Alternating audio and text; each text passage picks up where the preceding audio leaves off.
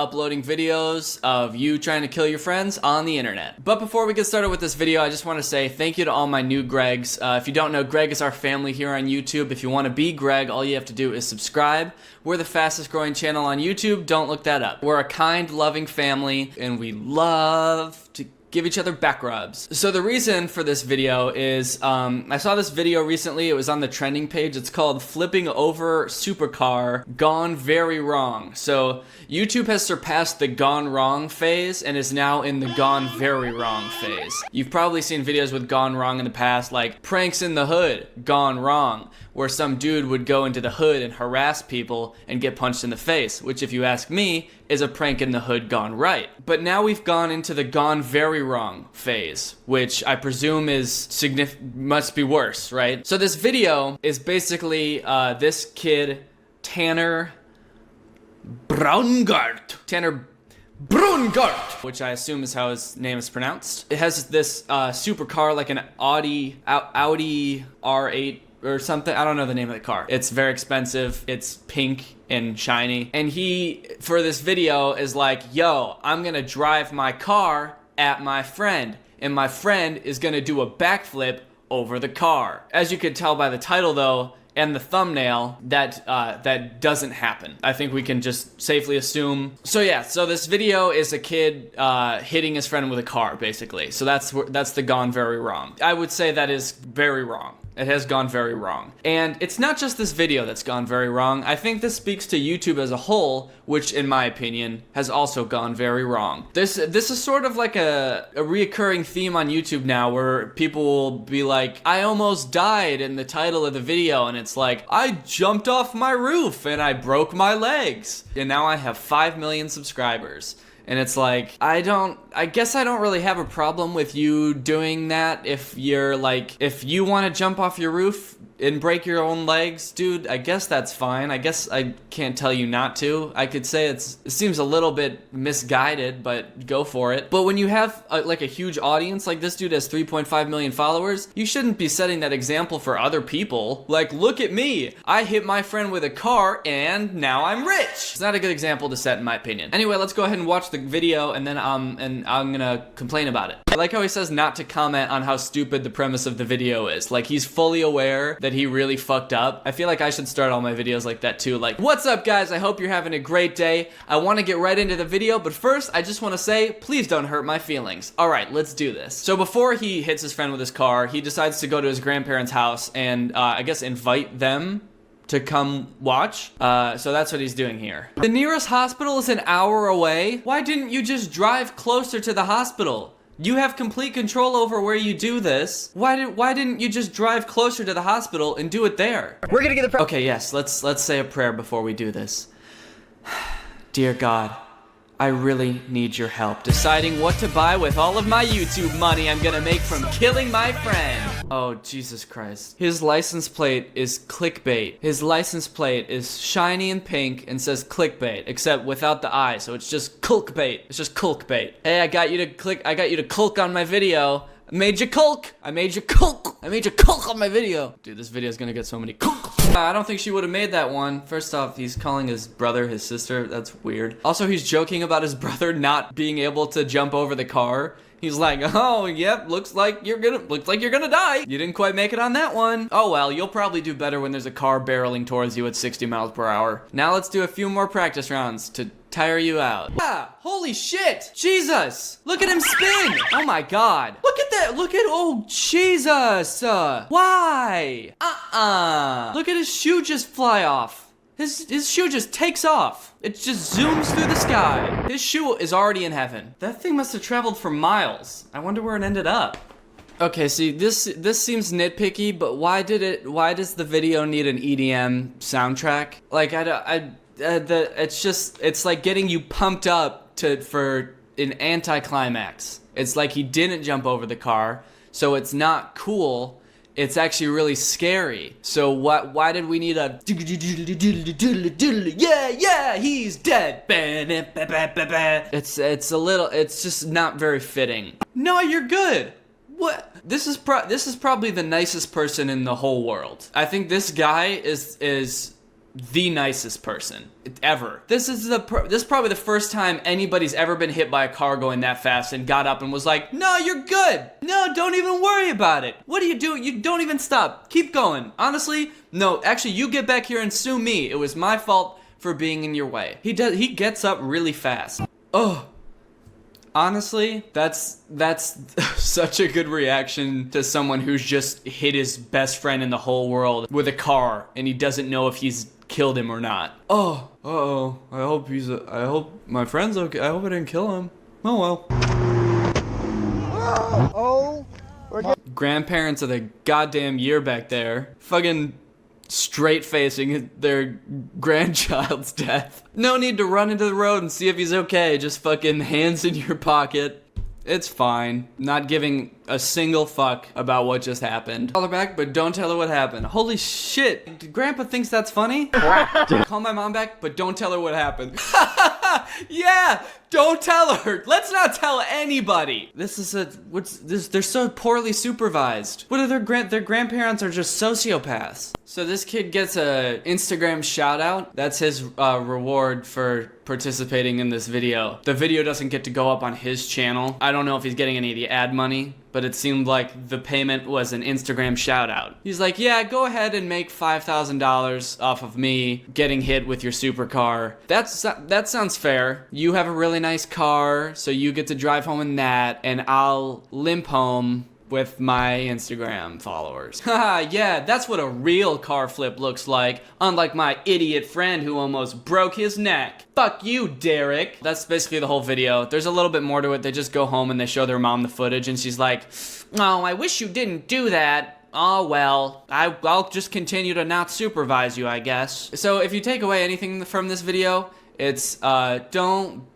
don't be an idiot. I guess that's the whole point. And also, to any of my friends, if you're watching this, if I die or you almost kill me, if you react by just going, then I'm gonna haunt you. I'm gonna haunt you for the rest of your life. Not really a joke, and it's really just at my friends. So if you're watching this, please be more upset if you harm me. Okay guys, well, thank you so much for watching this video. Thank you, Sal, for turning on my notifications. I will be back very soon with a new video and possibly a very special announcement for all my Gregs out there. So thank you guys for watching. I will see you next time. Bye-bye. What's up, Greg? I hope you're all having a great day. Welcome back to my channel. This, of course, is another episode of Candy Dan. I've been seeing this dude named Candy Ken a lot on TikTok lately. He's super popular on TikTok. He's got like 8 million followers. His videos are some of the weirdest things I've ever seen on TikTok. Every time they pop up on my For You page, I'm like, dang, this is really weird, and I feel like I need more context. So I go to his profile and watch more of his TikToks, only to realize that the context I'm looking for does not exist. But today, I'm actually not going to be talking about his TikToks. One, because most of his TikToks are just snippets from his YouTube videos that are cut down for TikTok, but with a popular song playing over them, and I don't want to get copyright claimed. And two, because the rest of them are ads for some app called TikTok Tracker. I downloaded TikTok Tracker and they gave me all my fans and followers. Which is some app that helps you gain followers on TikTok, which I'm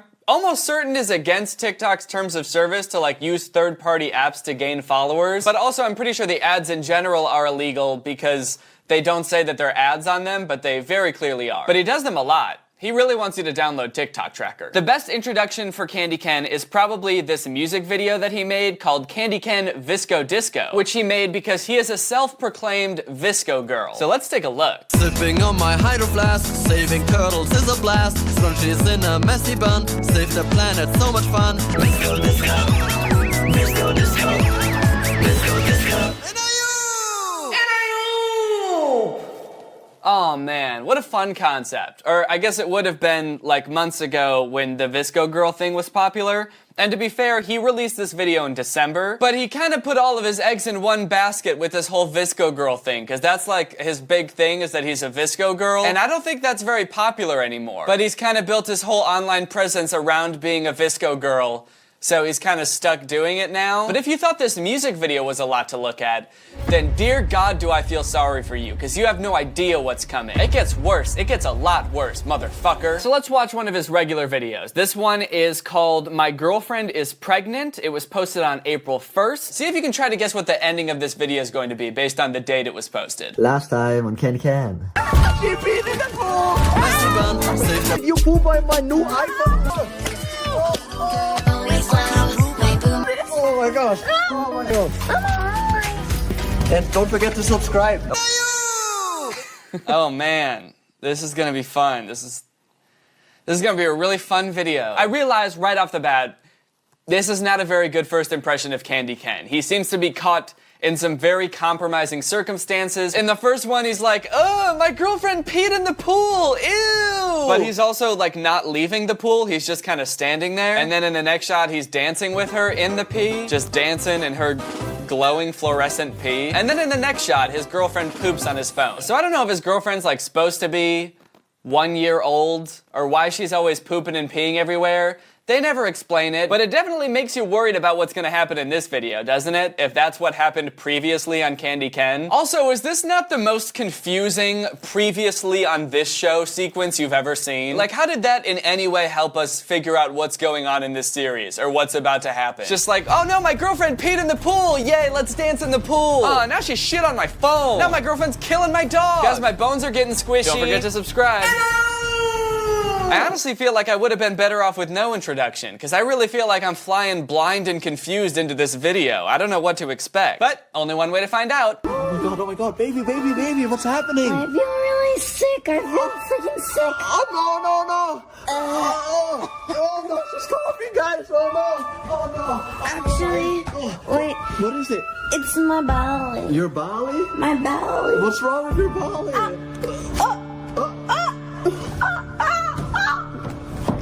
I feel something kick. Okay, there's a lot going on at the beginning of this video. I think we can all agree, too much going on. Almost to the point where I feel like I should apologize for not properly preparing you for this, because I've already watched this video and I'm still overwhelmed. I'm still more or less in my fight or flight response. That honestly is kind of how I feel. I'm like, I either want to get away or I want to get the fuck away. I'm in my fight or flight response. Basically, all you gotta know is that this is Candy Ken, and this is Candy Ken's girlfriend, Baby J. So I guess the name kind of explains why she's peeing and pooping everywhere. It's because she's a baby. She's Candy Ken's girlfriend. She talks like Marge Simpson most of the time. She doesn't always. Sometimes she just talks like a normal girl. And she's having some pretty gnarly tummy troubles. What do you mean, baby? Oh, my belly. Ow. Baby, what is it? I'm pregnant. So she says she's pregnant. And she also says that she can feel the baby kicking, despite the fact that she's nowhere near far enough along for that to happen. Doesn't that... It takes like months for you to start being able to feel the baby kick, right? That's gotta be one strong fetus, dude. Either that or it's not a baby and you need to get help right away. You got like an alien inside you. So Baby J is having a baby. Can baby have baby? What do you mean? I'm freaking pregnant. No, it can't be. We're not pregnant and we don't do this. Inappropriate. Super inappropriate. Why is he scolding her? If she's pregnant, it's probably because of something you did, right? He's like, inappropriate. You need to go back to manners school and learn some manners. Because it's very rude to get pregnant. By me. No, guys. She's lying. I would have never.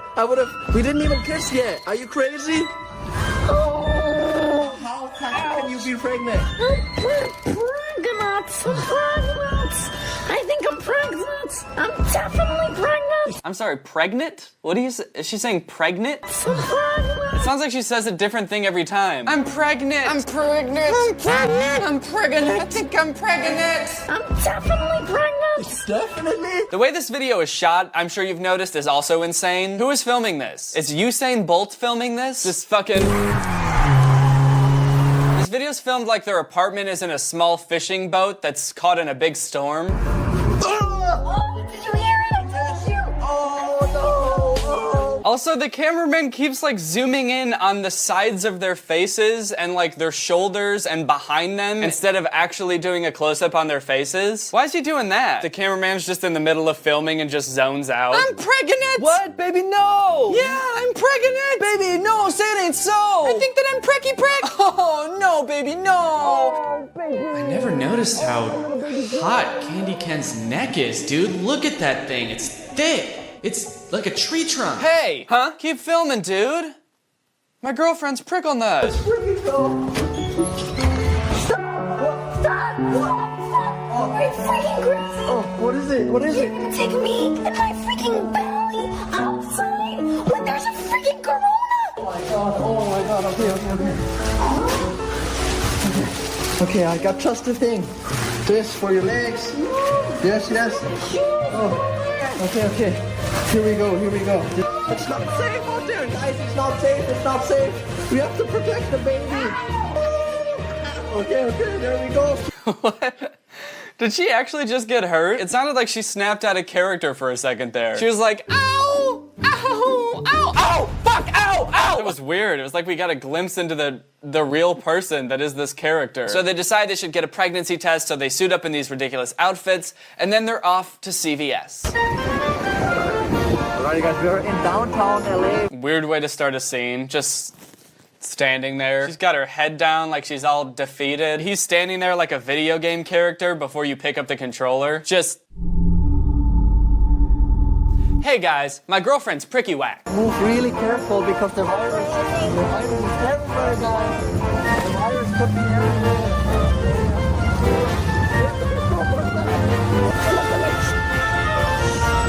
Oh, we have to be super careful, guys. The virus could be everywhere. Do they think the virus is like a dinosaur or something? They're like crouching, trying to stay really still, being like, shh. Guys, we gotta be careful. The virus could be anywhere. And its vision is based on movement. Excuse me. Just not talking to anyone. Who is she talking to? There's no employees around. Just walking around the aisles of a store, not talking to anyone. Like, excuse me, where's the pregnancy tests? I'm pregnant. I am pregnant. Oh, look at this wall. Do you see the plastic wall? Did she not know they were filming? She's just like, yeah. He's like, wow, look at this plastic wall. Babe, check out, they got a big plastic wall over the pharmacy. She's just like, Yeah, I get it, babe. why do they keep in the parts where she breaks character? Please, no, baby. Please, no. Are you crazy? One of my favorite parts about their videos, this happens in like all of them, is that like every other word out of their mouth is, are you crazy? Are you crazy? Are you crazy? Are you crazy? Are you crazy? They're freaking crazy! They say it so much. In this video alone, I think they've said it like 5 times already. And you know what? I'm starting to think it's because they both actually are crazy. Are you crazy? Yes. Are you crazy? Yes. Are you crazy? Yes. Are you crazy? Yes. Are you crazy? Yes. Are you crazy? We got the pregnancy test, now we can find out about the belly. Hurry up, I have to pee, Boomer! Okay, we're gonna go home and we're gonna find out if baby J is pregnant, guys. Oh my god. I really hope not. Oh my god! It's my freaking stalker! No way. That's my stalker!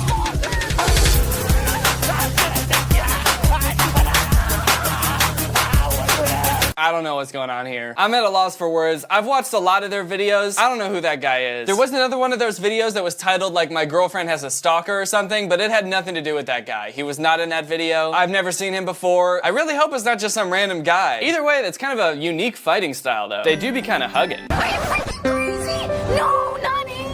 This stalker! This stalker! I can't see the phone. I don't know what stalker. Why do they do this? Why? Why are we zoomed in on her earring? My theory is that they have like a weird tripod where the camera is mounted right next to a phone and they're filming TikToks at the same time as they're filming from their YouTube videos. I don't know why they can't just use their phone the whole time. I don't know how the person who's shooting the video doesn't realize that he's totally fucking up all of the YouTube shots. And it's not just in this video either, it's in all of them. Does no one notice? I mean, not that it would have been like a great video if they nailed all the shots, but at least it would have been a little more coherent, you know? What is she looking at? Oh.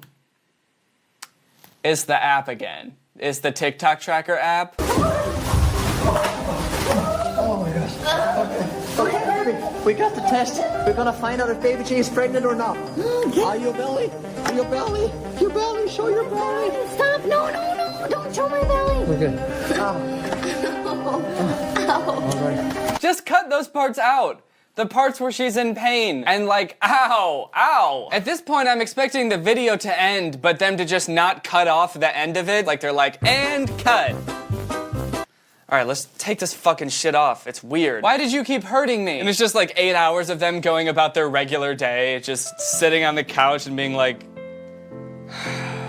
why do we do this? Okay, guys, the moment of the truth. The moment we've all been waiting for. Oh my God. The moment we've all been waiting for, you guys. Okay, okay. Is she pregnant or not? We're gonna find out. All right, we're gonna find out. Oh, is she gonna? I hope she's not gonna pee on it right here, is she? It seems like something she would do, where she would just start peeing right then and there. I hope she goes into a different room or something. Oh. Okay, bite on it for 5 minutes and then we're gonna see the test results. Bite on it? Uh-oh. Do they think pregnancy tests and thermometers are the same thing? Oh shit, man. 104. Oh, fuck, man. I have a fever and I'm pregnant? Yeah, that's how it works. What are you doing? I'll be right back. Okay. What is she doing, guys? I'm really gonna get him this time. I'm gonna get him super hard. Now he's breaking character. Like the second he's not in the shot, he's just like, okay, cool, I'm gonna go get a snack. The shot kind of had like Bigfoot vibes. Many people have seen this man, but none have gotten close enough and lived to tell the tale.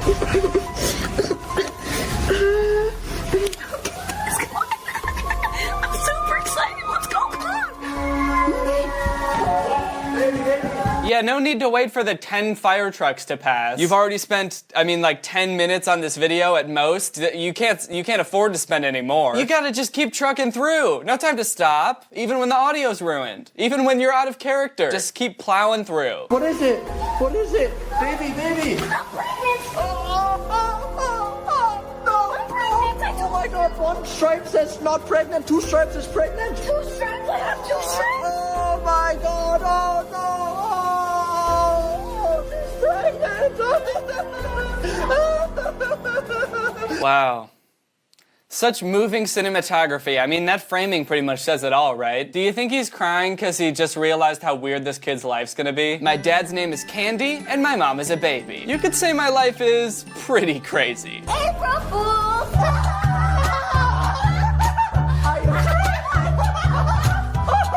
You got me so good. Don't miss the next episode.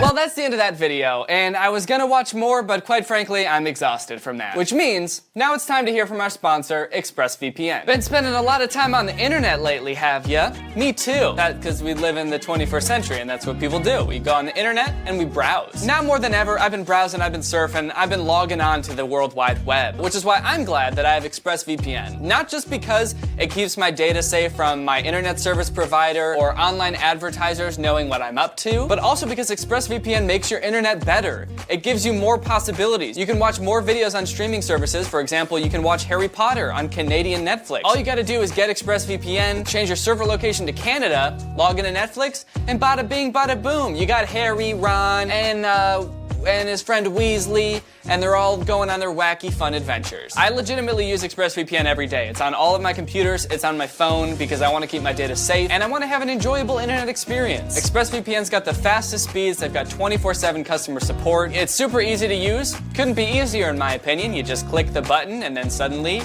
you are using it. They're also the best rated VPN out there. They're rated #1 by TechRadar, CNET, The Verge, and most importantly, yours truly. So find out how you can get 3 months for free by visiting the link in the description. That's expressvpn.com/Danny Gonzalez. One more time for the kids in the back. That's expressvpn.com/Danny Gonzalez. ExpressVPN's a great service. Again, I use it every day, so I hope you guys enjoy using ExpressVPN as much as I do. So thank you for checking out ExpressVPN, and thank you to ExpressVPN for sponsoring this video. All right, well, that's it for this video. If you guys are new here and you're not subscribed yet, make sure you subscribe and turn on my notifications to join Greg. That's all I have to say about that. No explanation. Thank you, Ugly Ass Bit, for turning on my notifications. You are truly Greg. I'll see you guys next time with a really interesting video where I climb up a telephone pole. and then I live there. Bye! This video is over now. Go find something else to watch, or just watch this video. I know we had a lot of fun, but you can't stay on this end screen forever. This video is over now. So why are you still watching this? Alright, here's your ice cream, and your total is $14. Thank you, and here is 15. You can just keep the change. Oh, thanks. We got a tip! Oh, great. Thank you for the tip. Thank you for the tip. For every buck, we'll do a flip. For every buck, we'll do a flip. That's awesome. Did they make you do that for every tip? It's not over. Oh.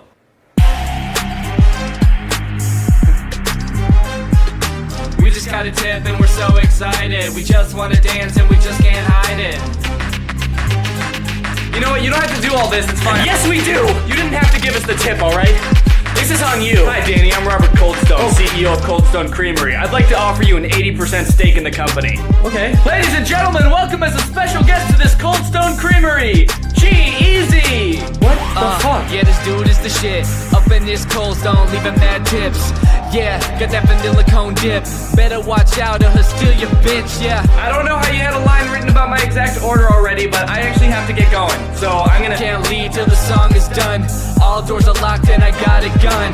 Ain't gonna stop cause we're having fun. It's G-Easy on the mic. It was just $1. What's up, Greg? It's me, Danny, back with another episode of Coming to Terms with Our Own Mortality. Aging and getting older can be really tough, realizing that you're not the same young guy that you used to be. The other day I was trying to fix my hair, and long white, very thick hair fell out of my hair onto my lap in front of me, and I picked it up and I looked at it and I thought, this is probably one of my dog's hairs that got into my hair for some reason, but it would suck if I started getting white hairs pretty soon. And I get the feeling that I'm not really alone in this fear of growing old. It seems like a lot of other content creators also have this fear. I know I've talked about Brent Rivera and his friends before a lot on this channel, but they do this thing a lot where they pretend like they're in high school and they make videos about being in high school or about being kids or teens when they're all at least 20. I think the twins are even 21. They'll make videos like this where they pretend to be in high school. They even went to some high school. I don't know if it's their old high school or something to make a video.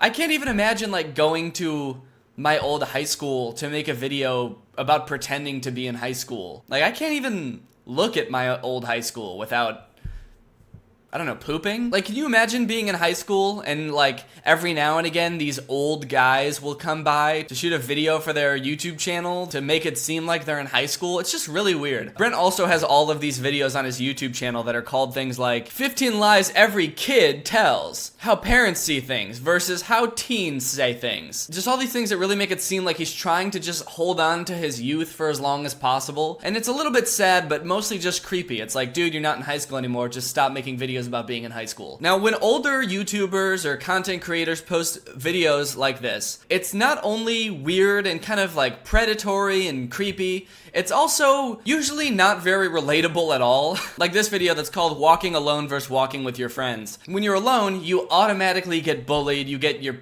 paper smacked out of your hands. But when you're with friends, you walk into school and you immediately take your shirt off. That also adds another level of creepiness to shooting at some high school that you don't go to. Just like, hey, you know that dude who graduated like 3 years ago? Yeah, he's in the hall with his shirt off, making a YouTube video. Lele Pons also recently posted a video called High School Bully. And I think that this is a really good example of when someone who's not in high school makes a video about what it's like to be in high school that is not like high school at all. It starts off with this dude who's apparently the bully who walks up to this entire group of kids and just asks them all for lunch money. Lunch money, now! First off, the whole lunch money thing is a cliche, right? I don't think anybody ever actually gets bullied for lunch money. And if they do, it's usually just one person. You don't just walk into a crowd and say, everybody give me your money, I'm the bully.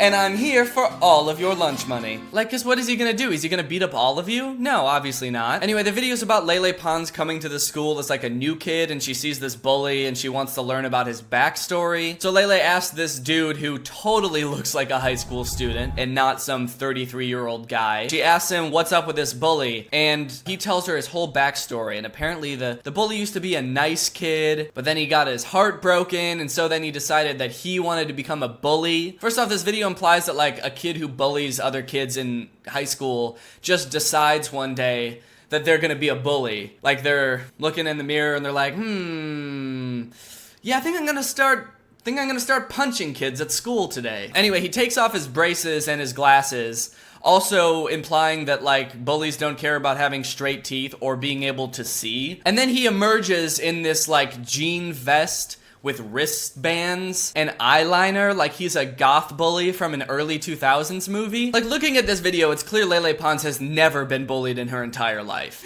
It seems like she's never even been, no one's ever even been mean to her. And the only reference for someone who's mean she's ever seen is the bully from Fairly Odd Parents.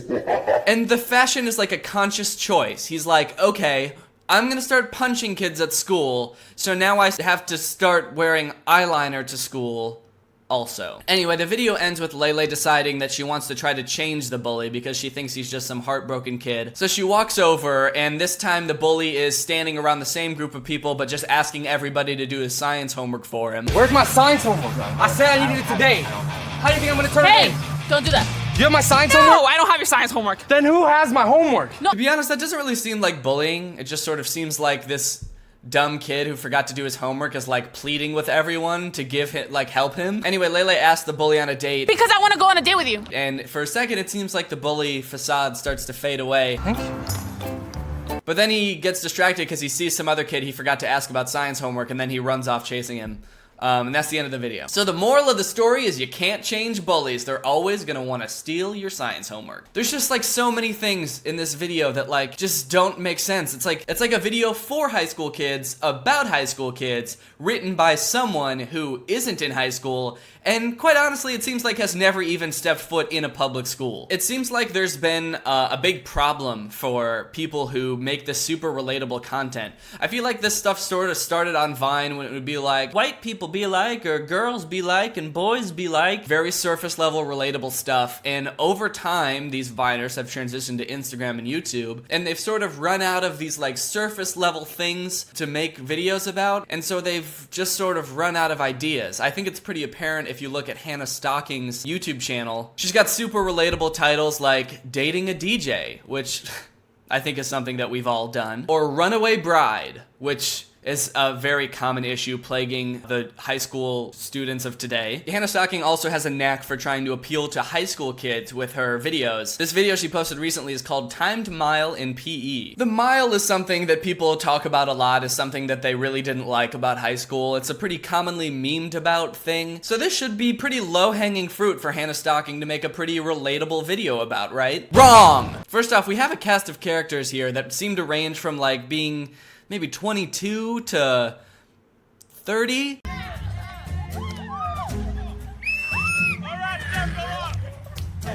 James! Jonathan? Right here. Berkey! Hey, can we just hurry up so we don't have to do anything? No. Today we're gonna be running 1 mile! Hey. Woo! Stretch it out! Why? 4 laps in under 15 minutes. This video has very weird pacing, if you haven't been able to tell already. We're like 30 seconds in, and it's just already very awkward to watch. It's like, you can sort of tell that they like got on set with a vague idea of what they were going to film, but they weren't entirely sure. That's how a lot of like Hannah Stocking and Lele Pons videos, they're all like this, where it's just like, well, we have the basic idea of what we want to do, and shooting a video is very easy and not complicated at all. So let's just figure it out when we get there. Hey, what's up? Hey. Cool. Oh yeah, me too, totally. Yeah. Yeah. Hey! I'm out of here. Hey! Hey, you're expelled! Expellation! That moment when your gym teacher expels you, that crazy moment when your gym teacher has the power to expel you. High school was crazy, man. The gym teacher was just expelling kids one after another. You're not listening, you're expelled. You're trying to get out of this? Expelled. Those gym teachers had way too much power. Got a doctor's note? All right, that's fine, yeah. Sit out, no worries. What's your excuse? I got in a car accident. Do you have a doctor's note? I do not. I'm so much pain. Get over there and start running! Come on! Oh yeah. Yeah, we all had that one gym teacher that was physically abusive and made kids with crippling disabilities run the mile. Remember, 4 laps! Yeah, look at this dude. In what world can this guy pass as a high school student? He's like jacked, and he's got a 5 o'clock shadow, a more than 5 o'clock shadow. It's an 8 o'clock shadow at least. On your marks! Anybody else thirsty? Get set!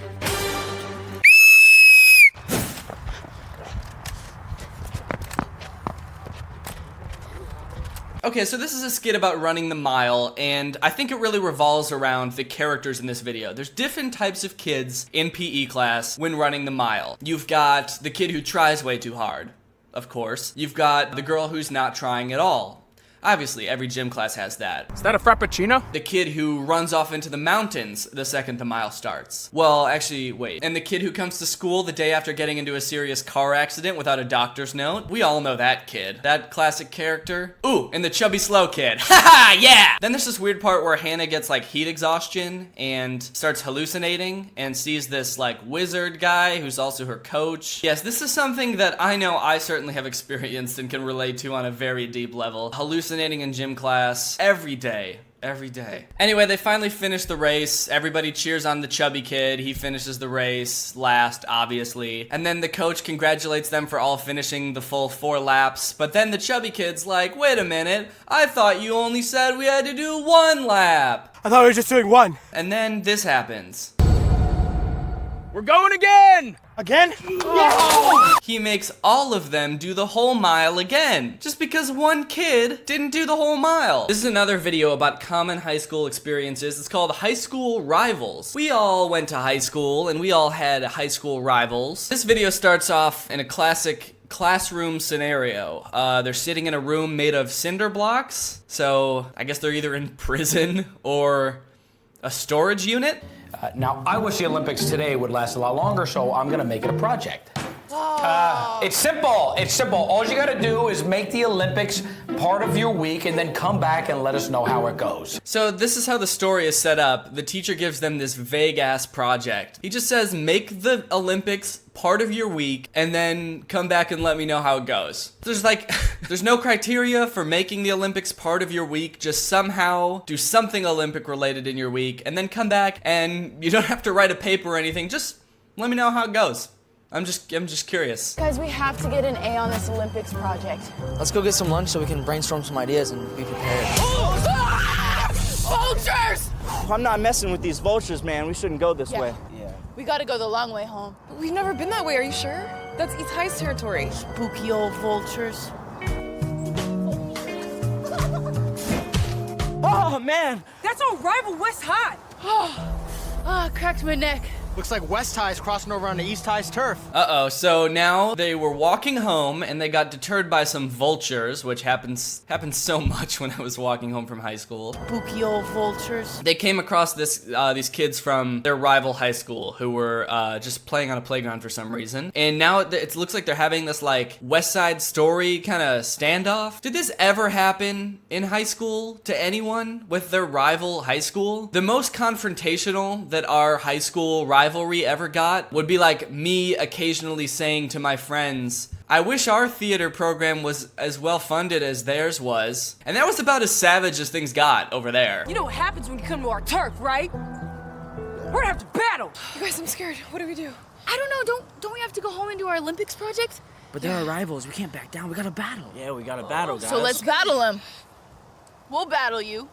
Olympic style! Yeah! A beautiful sunny day here in downtown Los Angeles, where two competing high schools are competing in their very own Little Olympics. The plots of these are so confusing. They met their rival high school and they wanted to battle, but they also had to finish this vague Olympics project. And so they're gonna just combine the two things and they're gonna battle these kids with this Olympic style competition. The news is here for some reason. They have a referee. They have this whole thing set up. I mean, they must really hate each other to work together so well to coordinate this whole thing. I mean, this is a whole event. You gotta really hate somebody to organize an entire event around kicking their butts. Anyways, the rest of the video is just them competing in these weird, made-up events that are somehow Olympic-like. You're probably wondering, well, do they get an A on the project? You never really find out. They finish the whole competition and the ref is about to crown a winner when one of the kids gets picked up by an awful looking CG vulture and carried away,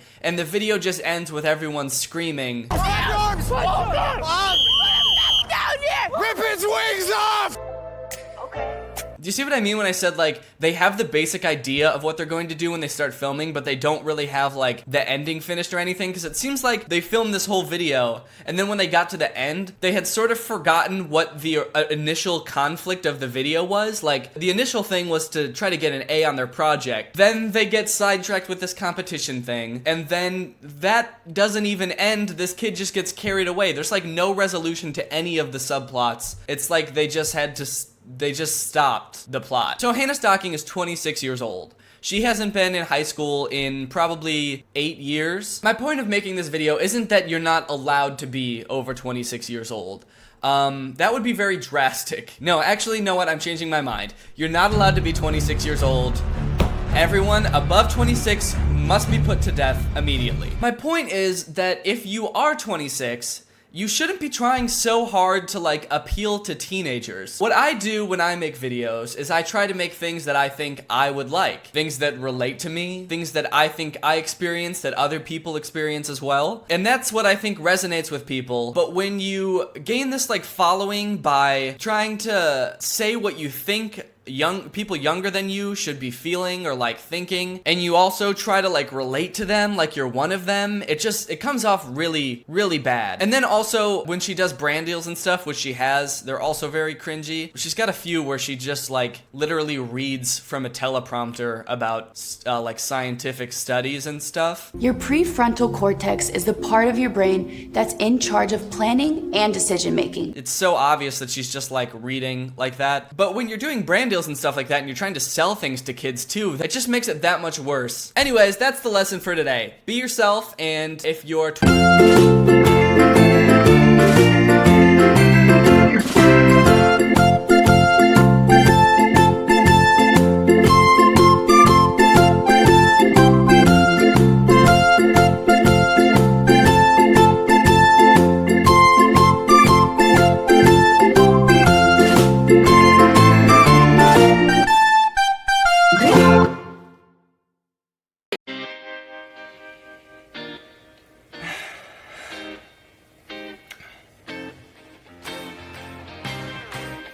job is to stand in the background of my videos for 15 minutes at a time. You sure sleep a lot. Go, go, go, go.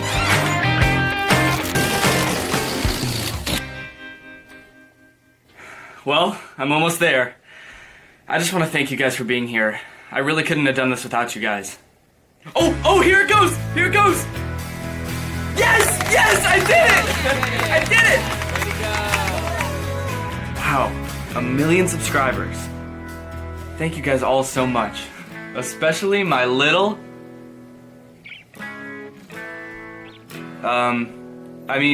especially all of you guys. Hey, buddy! Whoa. Are you? Yep, I'm you. From Vine.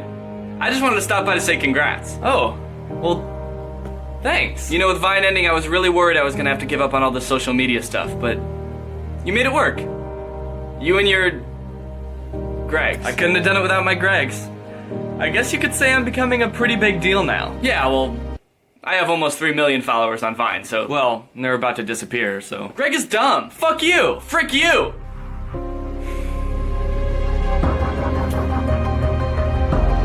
Wait. 1 million subscribers.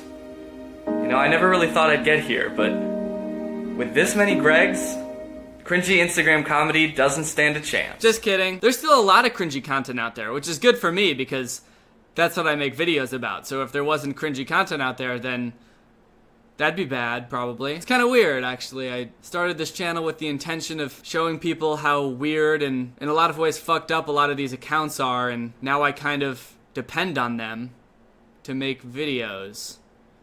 So anyways, let's talk about Supreme Patty.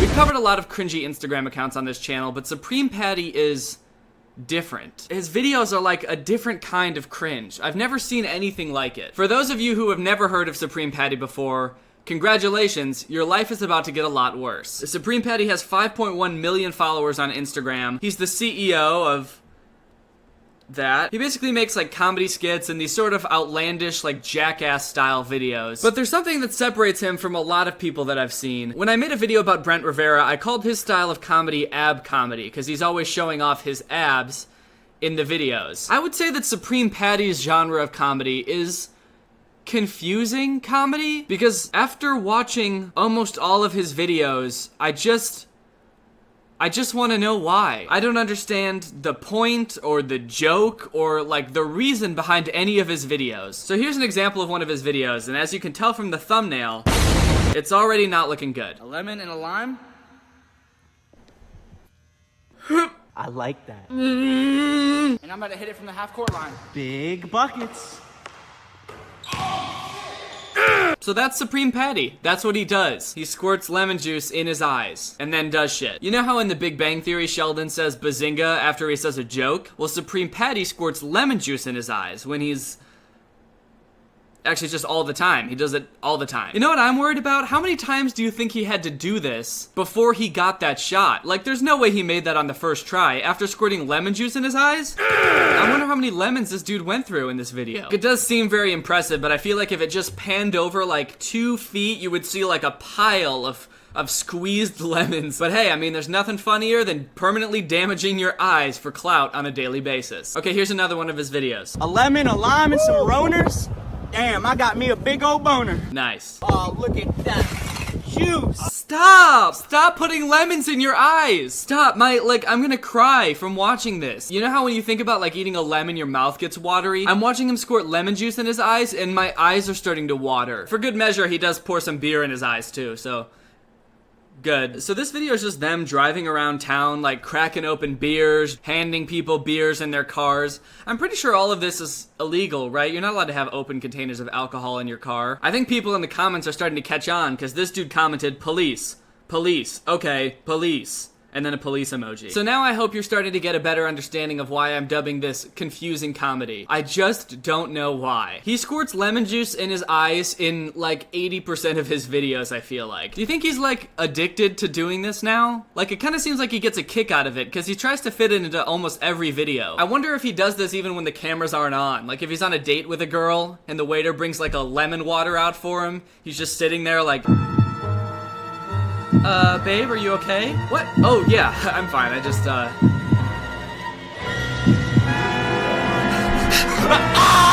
What the fuck? Yes! Now, I know you think you've probably got the gist of Supreme Patty's shtick by now, but he's actually a very versatile comedian. He has a wide variety of bits that he uses in all of his videos. For example, oh, he's squirting lemon juice in his eyes again. This time with Lele Pons and Hannah Stocking. Great. Honestly, though, if this isn't the crossover of the century... I don't know what is. Today's a great day to squeeze some acid in my eyes, isn't it? Wow, what a creepy thing to say. What the fuck? That's something a sociopath would say. Excuse me, miss. It's a great day to squirt acid in my eyes, don't you think? And they're doing this at the grocery store? Like, how disrespectful is that? Imagine like a father rushing home from work, stopping at the grocery store to pick up some food for his wife and his newborn daughter. But he gets home late and the mom's all mad and the baby's asleep. And the mother's like, what took you so long? And the father's just like, there were these fucking kids squirting lemon juice in their eyes. They held up the whole store. And the thing about these videos is like, they're not even very funny. They're just like awkward. I just imagine everybody in the grocery store just standing around awkwardly, like looking at them being like, what the fuck is going on? Hot sauce, baby powder, and some eggs? I'm about to break a leg. I like how it gives you a little preview of what's about to happen before he does it, and it's a rhyme, which is really sweet. Hot sauce, baby powder, and some eggs, I'm about to break my legs. What great last words. Like, if this goes wrong and he gets seriously injured, what a great way to plummet to your death by prefacing it with a little nursery rhyme. Now, in this video, he doesn't do lemon juice, actually. He does hot sauce. Guess he decided to spice things up. That was really bad. Oh, come on, what's wrong with you? Crack the seal on the hot sauce, baby. Oh, yes! I can barely even watch this. It's so hard to watch because my whole body like shrivels up. It's a very physical cringe. It's a full body cringe. Good, yep, slap him in the face for good measure. Throw some eggs at his head, hell yeah. Oh, shit! Like, which one is it? I don't know. This left eye. Wow, his eye hurts.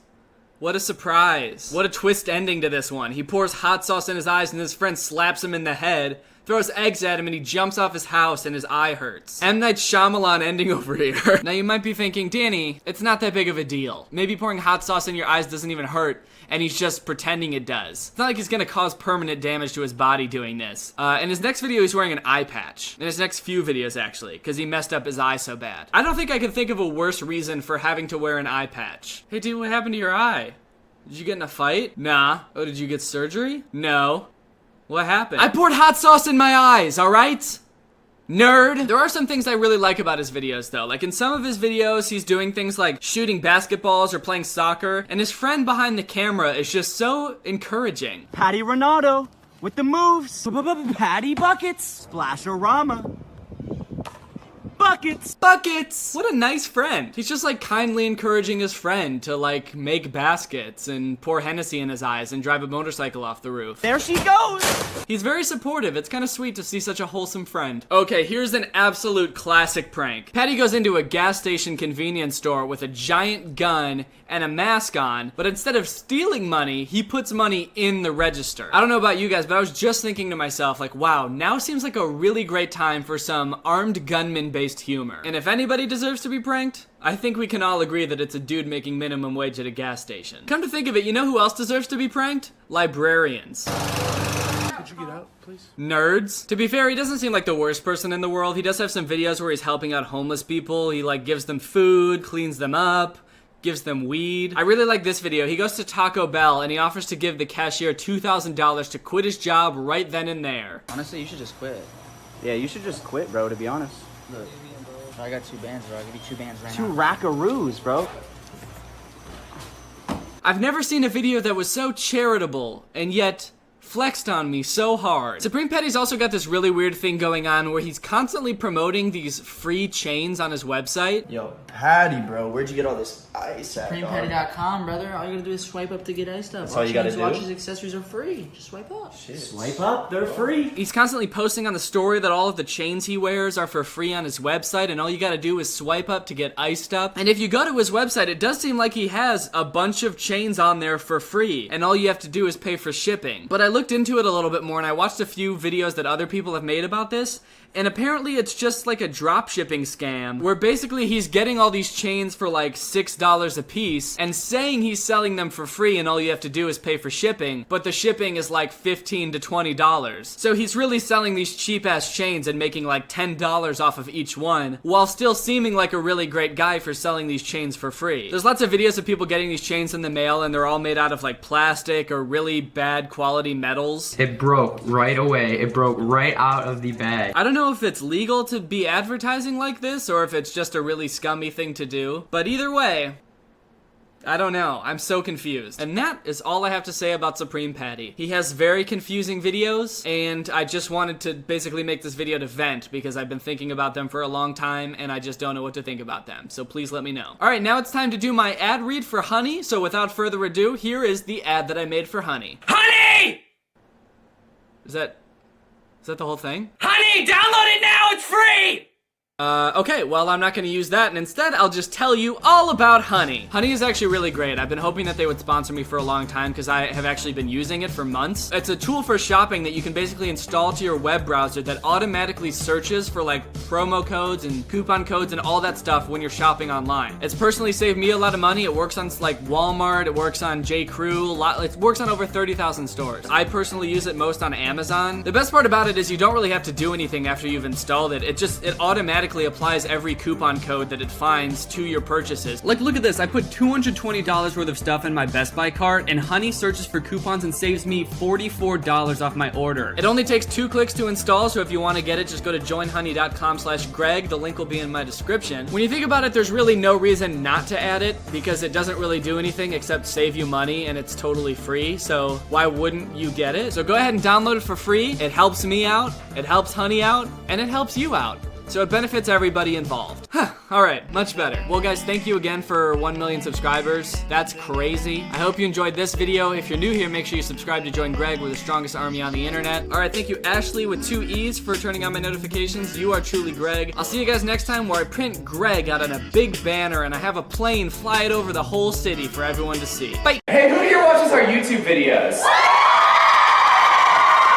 If you have seen our YouTube videos, then you know that we're not afraid to roast some internet stars from time to time when they're doing something. Oh, thank you. When they're doing something they shouldn't be doing, like exploiting their children for money so they don't have to get a real job.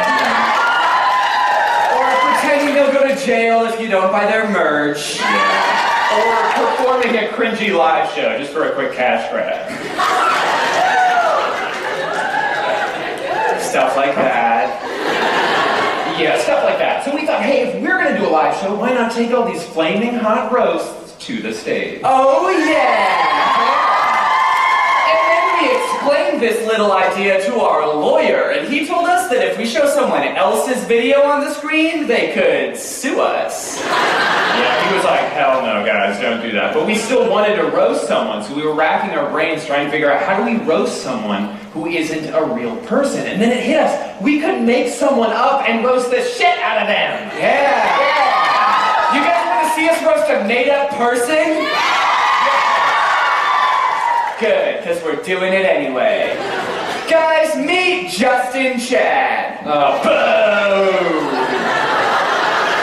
Boo, stinky. Boo. Stinky. Guys, Justin has 4 million followers on Instagram, and he's the world's biggest douchebag.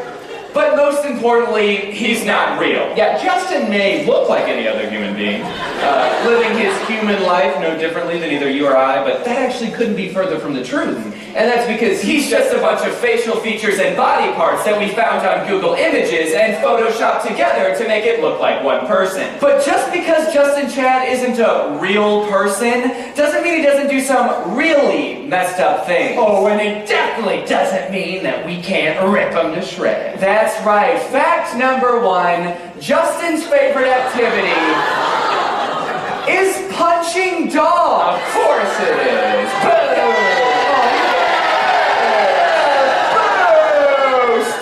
Fucking dog! Get this lame-ass dog out of here, dude! Get that mangy mutt off the screen! Danny? You thought we were booing the dog? Huh? We're booing the guy. Yeah, that's what I said.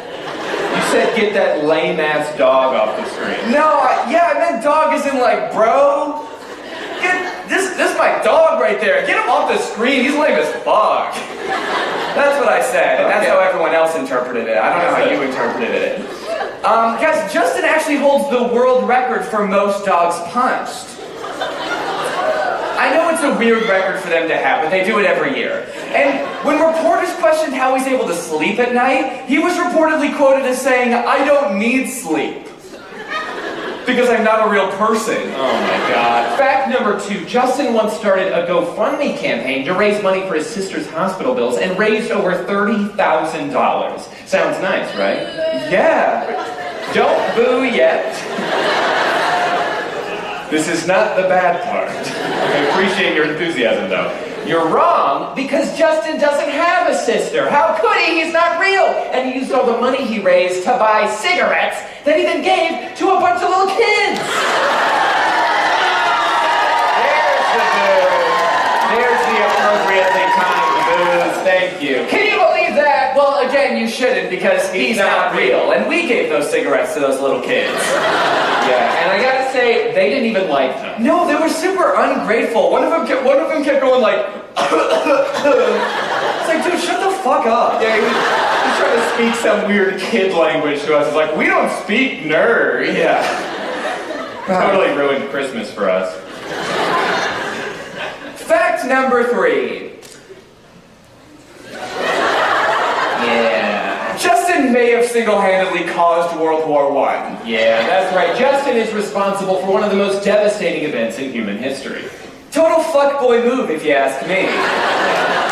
You'd think the United Nations would be able to track him down and hold him accountable for his crimes against humanity, but for some reason, they haven't been able to yet. Which, now that I think about it, must be because he's a fictional character that we both made up. Yeah, and that's all bad enough. It really is. But we haven't gotten to the worst part yet. Justin's content. The thing that made him famous in the first place. And it's disgusting. It's awful. And of course, it's not real. So we hired a team of the world's best and most expensive visual effects artists to bring our vision of his content to life, and we're all gonna watch that right now.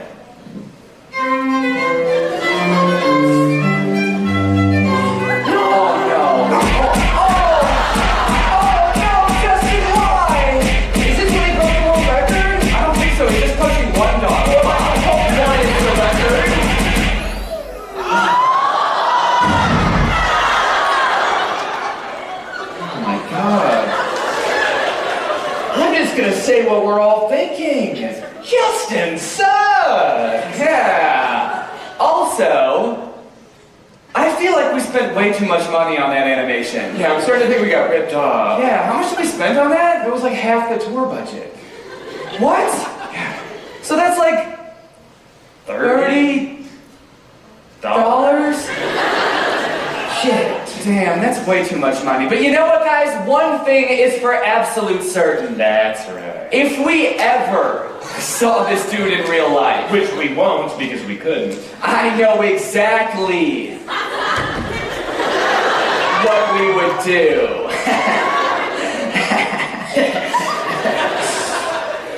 Apologize for roasting him in our show. Hello everyone, welcome back to the second channel. Boy, do I have some interesting news to go over today. It's just come to my attention that Andrew Tate, who you may remember from my video about the Alpha Male Club, that like insane business / degrading / firebending club, the guy from that video is apparently under investigation for some absolutely devious acts. And I should probably say before I get into what they are, be warned that this video is gonna cover some heavier topics such as potentially sex trafficking and abuse. So I would definitely steer clear of this video if you are sensitive to those things. And that is because this article from the Daily Beast came out that said police raid MAGA king of toxic masculinity, which I suppose is Andrew Tate, in human trafficking investigation.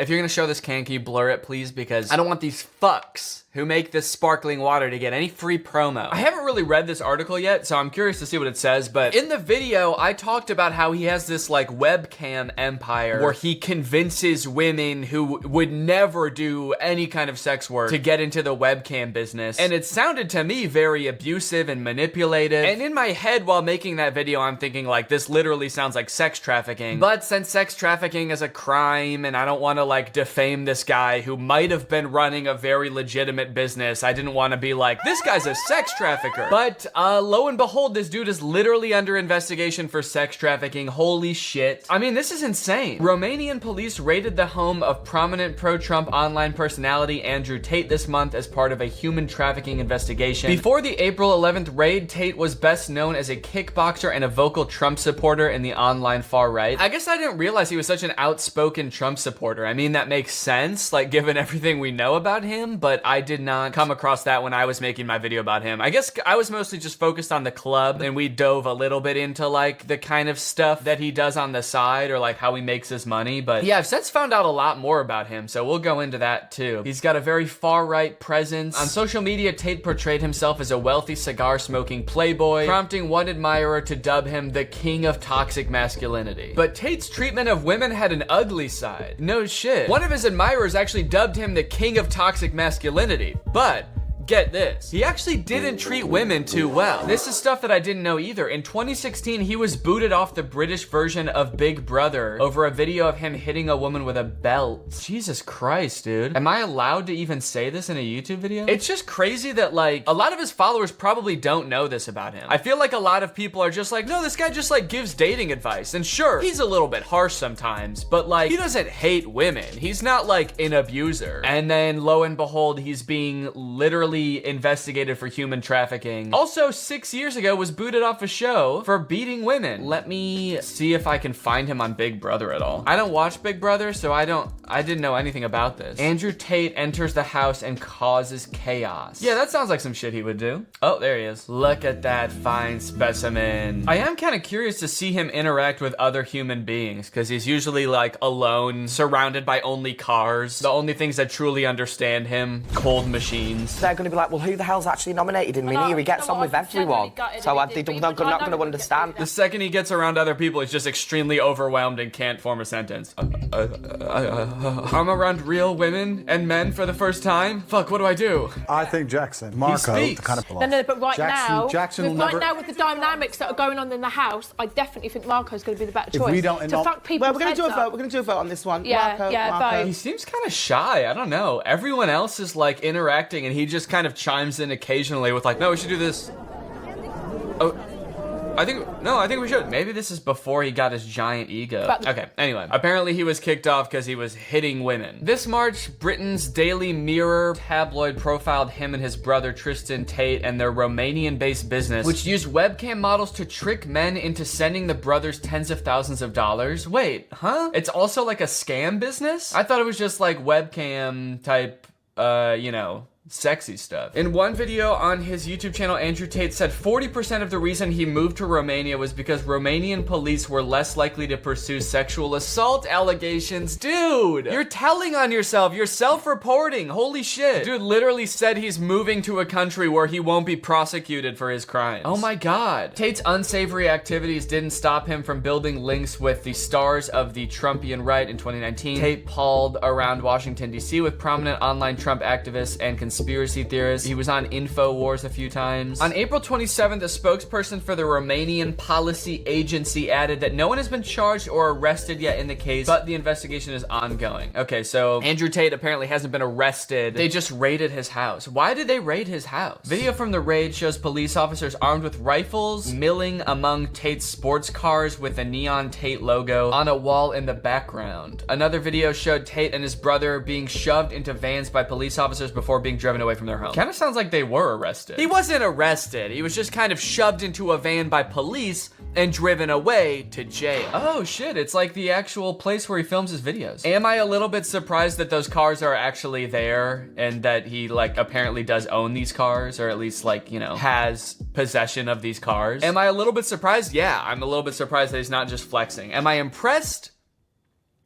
No, I'm not impressed that he made this much money doing the absolute most evil thing in the world. A Romanian newspaper reported that the raid was sparked over reports that an American woman was being held captive at the Tate house. Police found both the American and a Romanian woman in the building during the raid, according to the report. Oh, well, that seems pretty cut and dry to me. They got reports that a woman was being held captive, and they went there and they found her. No girls were found in my house, and nobody was arrested, Tate said. Yeah, dude, I think both of those things are actually wrong. It seems like allegedly a woman was found in your house, and also you were escorted away from the house by police. So, I mean, it seems like both of the things you said were not true. Also, it's kind of funny that it seems like the only thing this dude cares about from all the videos I've watched about him is like getting attention from women and like making it seem like women are all over him all the time. So I do kind of enjoy the fact that he's now trying to make it seem like women, there's no women ever at my house. There were no girls were found at my house. I never have girls at my house. Women hate me. Andrew Tate appeared to address the raid in Instagram pictures featuring him smoking a cigar in a staged interrogation room as faux police officers loomed over him. Tate added a caption, "Officer, I think we can all agree that bitches love to lie." This is insane. I mean, like, honestly, I'm not that surprised because the video that I made about him before really made it seem like he was a sex trafficker. And it turns out that that might be becoming true. All right, let's see if we can find him talking about this on Instagram. I'm curious what his comments are from like his supporters. Okay, so I guess he's in a fake interrogation room smoking cigars. This post has 37,000 likes. The top comment is "Real G. Can't break the unbreakable." Oh my God, he's got stans, dude. He's got like Andrew Tate's logo as his profile picture and his username is Tateism. Everyone's commenting "Real G, Big G." Is that like Andrew's nickname? Everybody calls him Big G. What does that stand for? None of his fans seem turned off by this. This is very disturbing. Yeah, they do. They do lie. They lie. They love to lie. That's why I moved to Romania, actually. Because I know that women are gonna try to lie about me so much that I actually have to move countries where no one will believe them. I cannot believe you took pictures. Okay, well, obviously this isn't the actual interrogation room, dude. This is like the stairwell of an apartment building or something. These are obviously staged. It's not obvious to stupid people. Man, people are obsessed with this guy. What the fuck? In front of a McDonald's, I have a Bugatti. The Big Mac. People just listing foods. The Big Mac. Someone else comments, hash brown. People are trying to order things from Andrew Tate. Fries? French fries? Okay, hold on. I think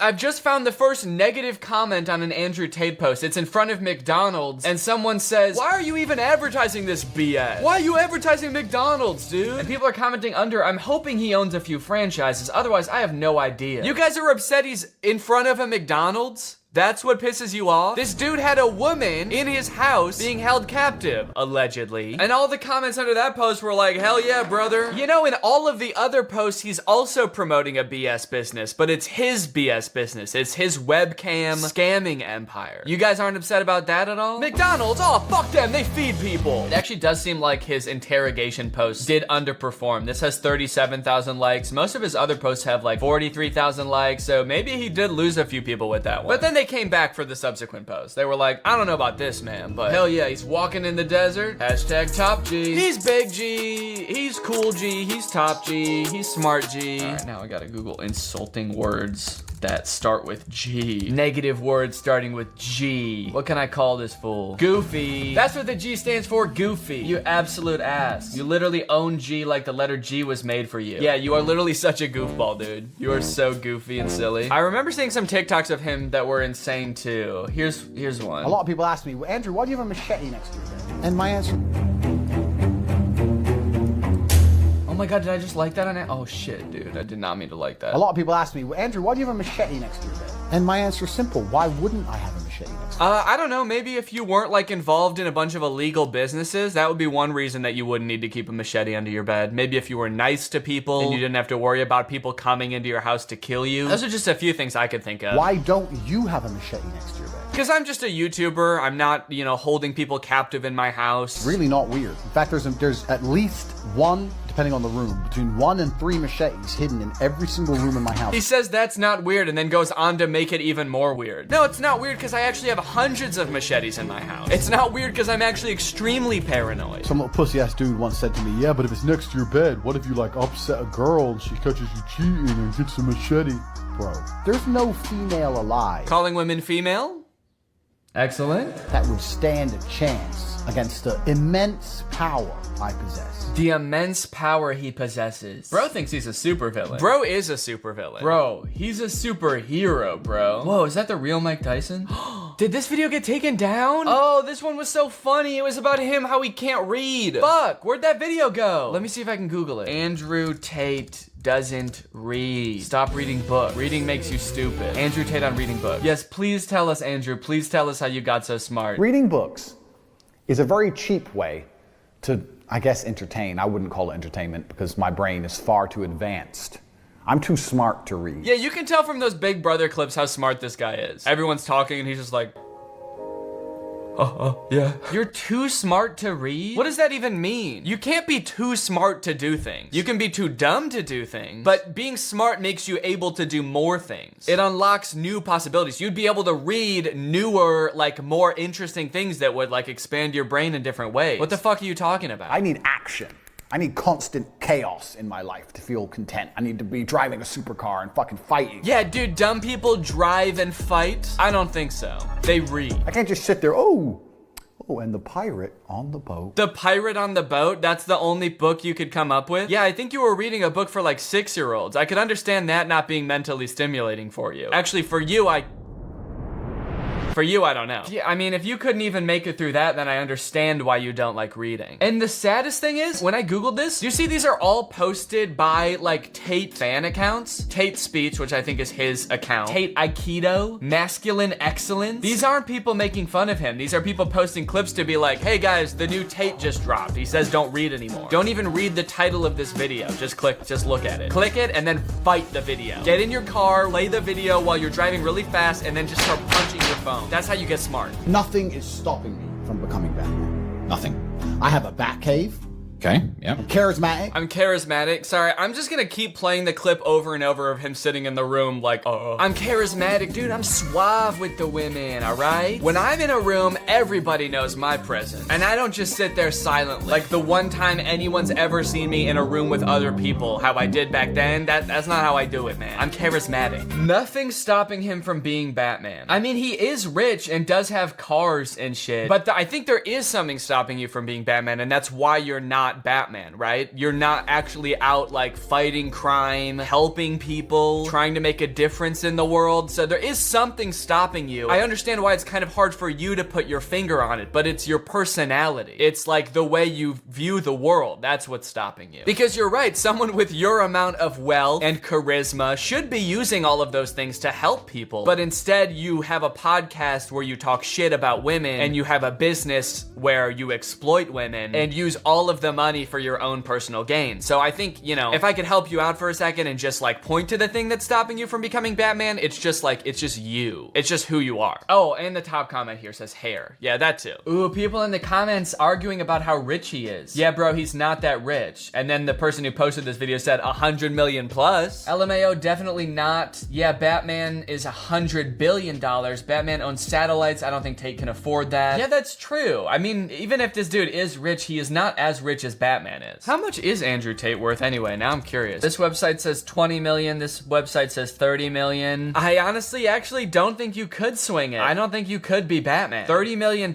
You know, Batman has like military grade equipment. You know how much like one military thing costs? Military stuff costs so much. Like everything costs $1 billion, I feel like. How much a tank costs? Okay, so if you want the Batmobile, that's basically a tank that's gonna run you $6 million. That's already a fifth of your net worth, dude. The Batman suit, I mean, that's gotta be another $1 million. There's so much R&D that goes into this stuff too. Also, Batman keeps his identity secret. There's no way you could do that. You would be bragging about it constantly. All right, well, anyway, that's all I wanted to cover in this video. I just wanted to do a quick update. Thank you for watching. Sorry if this wasn't very funny. I just thought it was kind of a necessary update to the video. So, yeah, thank you for watching and goodbye. What's up, Greg? I hope you're all having a great day and welcome back to my channel. This is another episode of Screaming is Funny. Okay, so I know that I'm probably a little bit late on this trend, like probably 2 years late on this trend, but why is everybody so obsessed with slime all of a sudden? Or at least I assume everyone is, because it's literally all over my explore page all the time. Videos of people touching slime, folding it over, poking it. It's slime ASMR.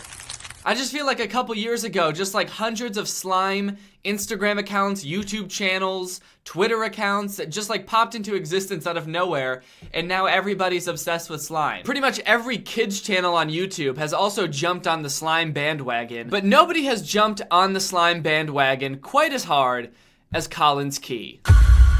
Colin's Key has been a very heavily requested topic for me to talk about on this channel for quite some time, but I've always tried to steer clear of talking about Colin's Key, and the reason for that is that I'm scared. I'm very scared of his videos. I've literally sat down to make this video like 20 times, not even recording it, just watching his videos to try to find good ones to talk about in a video. But you know what? Today, I'm feeling brave. I think I can do it. I think that I can finally sit down and react to a Collins Key video. This video is called Mystery Wheel of Slime Challenge 2. So I guess this is the much-awaited sequel of Mystery Wheel Slime Challenge. The viral sensation that everybody's been talking about. Finally, we have a sequel. So in most of the videos, this dude's making slime with his brother. They're just in the kitchen, fucking whipping up slime. So in this video, they're doing this challenge where they're spinning a wheel and whatever ingredient the wheel lands on is what they have to make the slime out of. Let's check it out. You challenged us to make slime with blenders. All right, let's spin for the first blender ingredient. 3, 2, 1. All right, I got white glue. And I got packing peanuts. Wait, dude, you're starting without me? Yeah. How do I get mine? Oh, well, don't worry, Devin, because I've actually ordered something which should be delivered right about now. Yeah! Jeez, yes! what? Dude, it's the meat delivery service number 4 in America. This is my shake, bro. This is my shake. All right, there we go. Dude, what do you keep on talking about shakes for? Because these are my shakes, bro. I ordered them. I thought these were my packing peanuts, Colin. Ah, there we go. This is my shake. There you go. Dude. Cheers. Cheers, yes. And I guess I gotta return this now, so Okay. I lied. I can't do it. Fuck this. I can't. I'm sorry. When I came across this video, I watched this clip, this beginning clip, like 50 times. And it amazes me every time. And it's because I don't think I could have ever imagined anything this bad if I tried. I think this might be the worst thing. Just the worst thing that could happen. The plot, it just doesn't make any sense. This dude says he needs packing peanuts, and so he's like, oh, I ordered you a package, and then the package shows up from Yeet Delivery Service, and it's milkshakes in the package, not packing peanuts. But there's so many other things that make no sense. Why are they yelling at each other when they're standing, like, at most 4 feet apart? Have these people never heard of using their inside voices? What the fuck is Yeet Delivery Service? It's all just nonsense. It's utter nonsense. Fun fact, I actually thought this dude's name was Colin for a long time because his channel's name is Collins Key. And he's always got this key around his neck. So I thought, okay, that's Collins Key. For some reason, he named the channel after the key that he wears around his neck all the time. But I didn't really think anything of it. But his name is actually Collins, with an S at the end. So, I don't know, just a weird detail. I didn't know that was a name. Maybe it's kind of like the iPhone 7S. Like it's the better version of Colin. That's why his parents named him that. They were like, this is the new and improved Colin S. Now with no inside voice. His brother's name is just Devin. He didn't get an S at the end of his name. So, I guess he's like the older model. I still don't have my packing peanuts though, bro. Oh, what, you mean these? No. Oh, good. His packing peanuts showed up. So now we can finally make a slime. Now, I don't know if you can tell here, but on the screen, there's actually a really subtle merch plug going on. It's in the bottom left-hand corner, and it's really subtle. If you blink, you might miss it. Jesus, what a distracting way to promote your merch. Nothing says, like, I don't care about the content I make, I just care about making money, like putting a giant-ass ad over your video to distract from the content and get people to spend money on merch. That's such a scumbag thing to do. What greedy little— What's up, Greg? I hope you're all enjoying this video. Make sure you head on over to Danny Gonzalez. Hey, down here! Don't look up there, look down here. Buy my merch, buy my merch, buy my merch. Pink glue. I got shaving cream. All right, I got the shaving cream, and right now, there's a special way I gotta dispense it. Wow, all right. No! Dude, my hand! Touch my horn, it'll go away. All right. Oh no, dude, I can feel it building up. I gotta add this quickly. Oh no, dude, look, it's going. It's gonna go any second. It's gonna go. Oh no, oh no, oh no. Oh. Ah! How can kids even process what's going on in this video? How can you make any sense of this? He gets shaving cream as the next ingredient, and he says, okay, for this one, I've got a special way to dispense it. He puts on this unicorn horn. He starts, like, shooting lasers everywhere. He turns his brother's hand a different color, but he's, like, not dispensing the shaving cream. And when it comes time for him to actually dispense the shaving cream, he's just like, oh yeah, and I guess I have to do this. So the special way to dispense the shaving cream was by yelling for 2 minutes and then dispensing the shaving cream like normal. There's no way this is good for kids. No way. I can say with near 100% certainty that this will stunt your child's growth. Mentally, and what the hell, physically too. Your kid will be short if he watches this. At least most kids channels and kids TV shows have like some sort of vague plot or progression that you can follow. A lot of kids shows these days are actually pretty smart. I feel like adults can laugh along to a lot of the jokes in kids shows because they're actually smart and thought out. But this is just too random. It's utter nonsense. There's no logic or reason to draw from any of this. It's just Two guys yelling. Just two guys yelling at you. Wait, dude, how are you floating? Isn't it obvious? I have become one with the universe. If I was their editor, I think I would go insane. There's so many special effects in these videos. It is a little bit impressive, but it's also just like, why? Why do you need so many special effects to make slime? It's almost like they're admitting that making slime isn't interesting or fun, and so they have to way overcompensate by throwing all of this like extra shit in. It's utter nonsense. This video is 20 minutes long. This goes on for 20 minutes. 20 minutes of just Oh no, oh no, oh no, oh no, what's gonna happen? Oh no, oh no, oh no, oh no, oh no. this. That might not seem that bad until you realize that we've only watched 1 minute and 44 seconds. And I've probably cut a lot of it out. Okay, this one's called Dogs Pick Our Mystery Slime Challenge 2. So I guess this is another sequel. I'm gonna see if this vinegar can turn this into volcano slime. All right, here we go. 3, 2, We're 1. doing a 5-second subscribe challenge. We want to see if you can subscribe to this channel and turn on the channel post notifications in 5 seconds. Are you ready? Here we go. Okay, I didn't think that there would be a challenge right now, but okay, I got this. 5. All I have to do is find the subscribe button. You got this. You're a YouTuber. You know where the subscribe button is. 4. Wait, where is it? Oh, fuck. 3. Come on, you know where the subscribe button is. It's right above the video, right? No, come on! Come on, you got this! 2. Where is it? 1. Where is it? Done. You can do that. Comment down below, Keeper Squad, right now. Oh, it's over? Oh. Shit. That was too hard. They need to make that easier. That is a weird thing to do. I understand why they do it. They're just trying to get you to like subscribe really fast without even thinking about it. Just go and hit the subscribe button, but like, what happens if you don't hit it? I wonder if there's like a consequence. Like if they're like, hit the subscribe button in the next 5 seconds. If you don't even bother subscribing to us. If you hit that shit after 5 seconds, unsub right now. We already have 16 million subs. What, you think we need you? We don't need you and your slow ass fingers. Get the fuck out of here. Fast Finger Gang. That's us. Keeper Squad. We got fast fingers. Try to keep up. Try to keep up.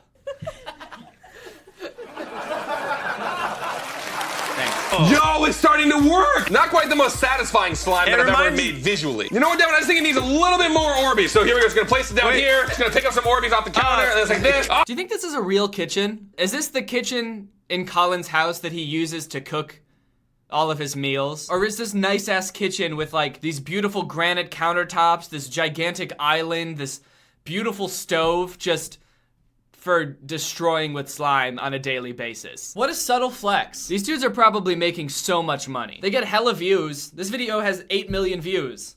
They're constantly promoting their merch. I mean, you don't just have a spare nice ass kitchen if you're making chump change. They're not making chump change. They're making utter nonsense change. So usually they end the videos with one of them getting slime dumped on them. Sometimes it's just regular old green slime, sometimes it's the slime they made in the video, but it usually ends with somebody getting slimed. And I think this part in this video really highlights the relationship between Collins and his brother Devin. They decided in this video they're each gonna let the other person dump slime on them. So Devin dumps slime on Collins. 3! Oh, not again! 2! Oh no! 1! But then when it's Devin's turn to get slimed, he's like, all right, Collins, time to get up. It's time for me to get slimed. Collins just starts joking around. He pretends to be slipping. Oh, scary! Oh, dude, you okay? I'm like ice skating. I'm like, I'm like doing a little dance, but I was like, hey! He's just being his goofy self. He's yelling, he's slipping, sliding around, and Devin's like, come on, dude, get up. It's time for me to get slimed. I just get the feeling that Devin like hates being in these videos. My theory is that Devin is a bit of a slime purist. He appreciates the art of making slime. And that's enough for him. He just wants to make slime, he wants to dump it on his brother, and he wants to get it dumped on him. That's Devin's ideal slime video. I think he would probably do it even if it wasn't in a video. He would be making slime in his free time. Collins is just in it for the clout. That's slime clout. I mean, you can tell in the whole video, like, Devin just wants to make the slime. Collins is like pulling milkshakes out of boxes from the Yeet delivery service, dumping packing peanuts all over Devin. And then when it's Devin's turn to get slimed, Collins just starts dancing around like a clown. Rotate this way, okay, and then kind of like pull my arms. I'll pull you. Yep. Go this way. I'm gliding. Switch. No, this way. All right, Devin, you ready to get slime dumped, bro? I'm ready. Gotta take in my surroundings here before I slime dump you. Got a little scoot around Seems here. like you're having way too much fun with and this. Then, Devin's is just like, come on! Slime me! I need it! This isn't what slime is about. Slime is serious. It's an art, and you're making a mockery of it. So this may come as a bit of a surprise to you if you're not big into the slime scene like I'm not, but the more and more I watch Collins Key's videos and other people like him, the more I started to realize there's like a gigantic slime community. The Sharers have made many videos about slime. Shroom Shroom has some slime hacks, whatever the fuck that means. Rebecca Zamolo made an awful music video about playing with slime, or working out with slime, or exercising. I don't know what it was about, but it was really bad. Working with slime, so I try harder. Sweating while stretching, yeah, I'm clever. Making slime at home is fun, it's true. But working out with slime, you can do too. It's so satisfying. I just want to know what life is like for these people. Cody Ko also made a video about Collins Key and some other kids content creators, and he made a really good point that they're like always flexing. Papa Jake was one of the people he was talking about in his video, but like Collins Key, he's got this nice ass kitchen that just exists for him to destroy it with slime every day. I just wonder, like, when they meet people in real life, when they pull up in their Lamborghini, people are probably like, whoa, nice to meet you. What do? You obviously make a lot of money. What do you do for a living? And then they tell them. I just wonder, like, what their reaction is. Like, how does that interaction go? I don't know, honestly. My guess is that it would be something like this.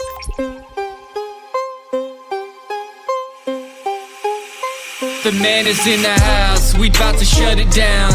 Every time I step up in this club, I make it bounce. Don't fuck with small amounts, I buy it by the pound. And when we pulling up, boy, that Lambo making sound. Got that rollie on my wrist, you know I had to flex. And I got those twin chains, ice climbers on my neck. Now your girl wanna drink, it's cool, I got the check. I throw a couple bands, now she's showing me respect. She wanna know where I get this money, how I ball so hard.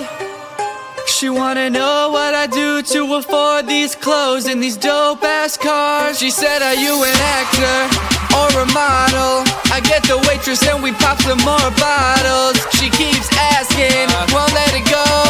Looks like I really have to let this girl know. I told her I'll make slime, candy DIYs. Post that shit on YouTube, children can't believe their eyes.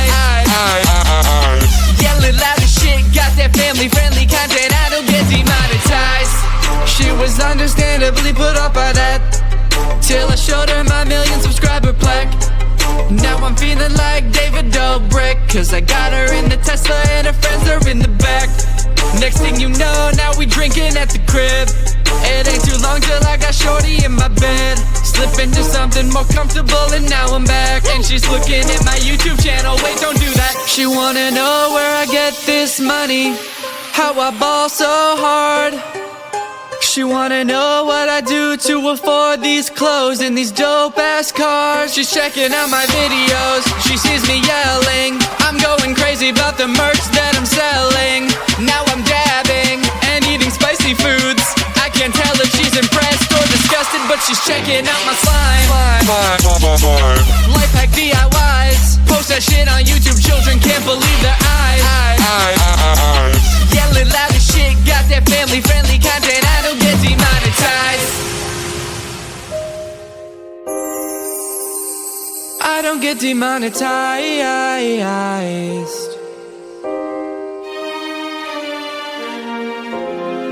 There is nary a doubt I am the slime king, but I feel so alone. Will you be my slime queen? I can't tell you how long I've searched. I won't even make you buy my merch unless you wanna buy my merch. You're totally free to do so. It is soft as hell, but it only comes in youth sizes, and there's no refunds. No refunds. Probably something like that is how it would go. Well, that was fun, wasn't it? If you want to listen to that song some more, it's on iTunes and Spotify and Google Play and Apple Music and any other streaming site that you would probably use. The link is in the description. I hope you guys enjoyed that. That was really fun for me to make. I've never done anything of that scale before, but I had a lot of fun. I hope that it shows. I hope that you guys liked it. If you want one of these Slime King shirts that I was wearing in the video, I'm selling them at DannyGonzalez.store. There's also shirts that say Slime Queen and shirts that say Do It for the Slime. So it's like do it for the vine, but instead of vine, it's slime. If you want to get any of those, go to DannyGonzalez.store. All right, thank you, Harper, for turning on my notifications. You are truly Greg. Bye. Make slime. Candy DIYs. Post that shit on YouTube. Children can't believe their eyes. Yelling loud as shit. Got that family-friendly content. I don't get demonetized. Before this video starts, I'd like to say that this video is sponsored by Mischief. Mischief is a brand that creates and releases insane new things every 2 weeks. You've probably seen some of their drops before, but didn't even know that they were the ones behind it. I've seen their next drop that's coming up, and it is sick, and the only way to know about it is by downloading the Mischief app. So if you want to be in the know, search MSCHF on the App Store or Google Play Store, or go to mischief.com. Anyways, here's the video. What's up, Greg, and welcome back to another episode of Ditzy Gaki, the internet's most notorious ripoff of Diggy Gorgonzola. So it has been brought to my attention that the movie that I made a video about a couple weeks ago, What's Up, is actually a sequel. I did not realize this. There were a lot of things that I was confused about in that movie, and apparently it's because that movie is a sequel to a different movie called Big and Little Monsters, which is actually a ripoff of Monsters vs. Aliens. I gotta be honest, it's kind of clever of them to just use the same characters to rip off a different movie. That's pretty genius. Like, they didn't have to like remodel any new characters or make a new set or anything like that. They can just stick all of these characters in a different movie. So today we're gonna be taking a look at Big and Little Monsters, and we're gonna see if it's any less bad than What's Up. And we're also going to see if it's any less racist. Also, I'm curious to see if any of the questions that I had about What's Up are answered in this movie, because this movie is supposed to set up What's Up. All right, let's dive in. I'm about to dive in. So the movie starts with Dr. Crumb being woken up. He's got a very technologically advanced room, but what else would you expect from Dr. Crumb? He's got all these little gadgets designed to wake him up and give him a good morning. He's got this little floating robot that comes to give him the news. Express breakfast, country breakfast, breakfast with nuts, Sunday breakfast, breakfast delight. Huh.